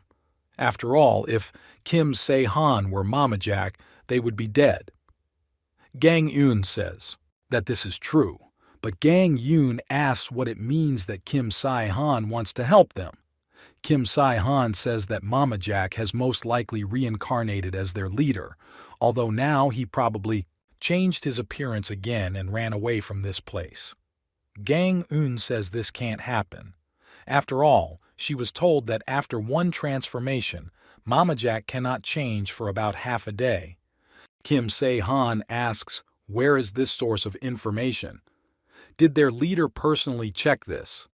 Kim Se-han says that he probably should have left some kind of clue. After all, he couldn't think that the main character could be stopped by so many people. After all, Mama Jack should have left a tip that would help get to next point. Gang Eun says that the leader told Kim Se-han to go to the Pianhua Guild. Kim Se-han doesn't understand what they're talking about.